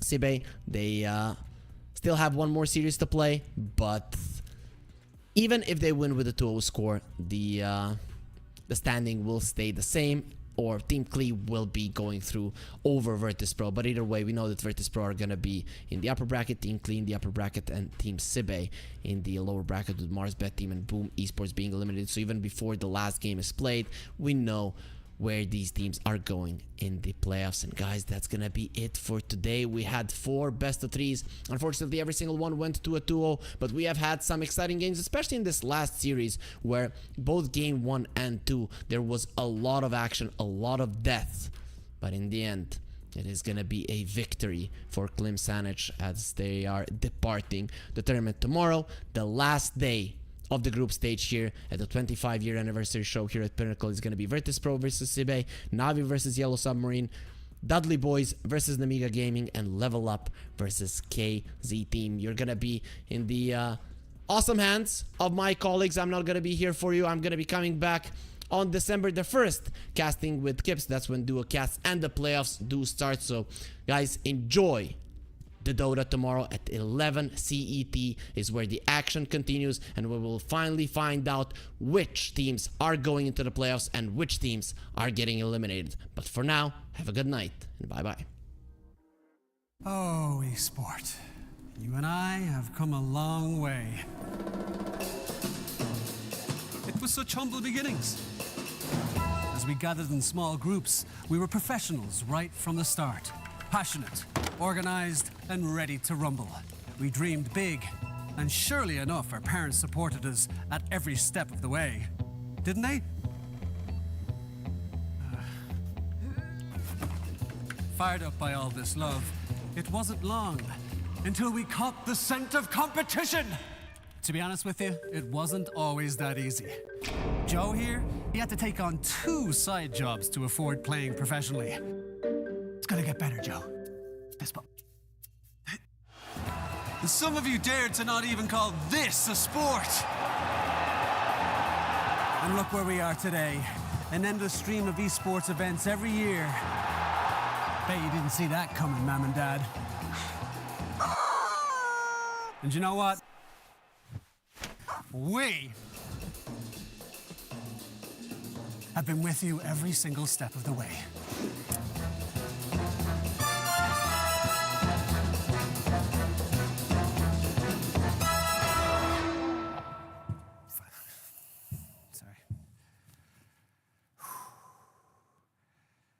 Go on, you go back. That's it. That's better. Keep going. Let's bring that down here. No. Keep going. Go. Roll. And cut. Cut the thing.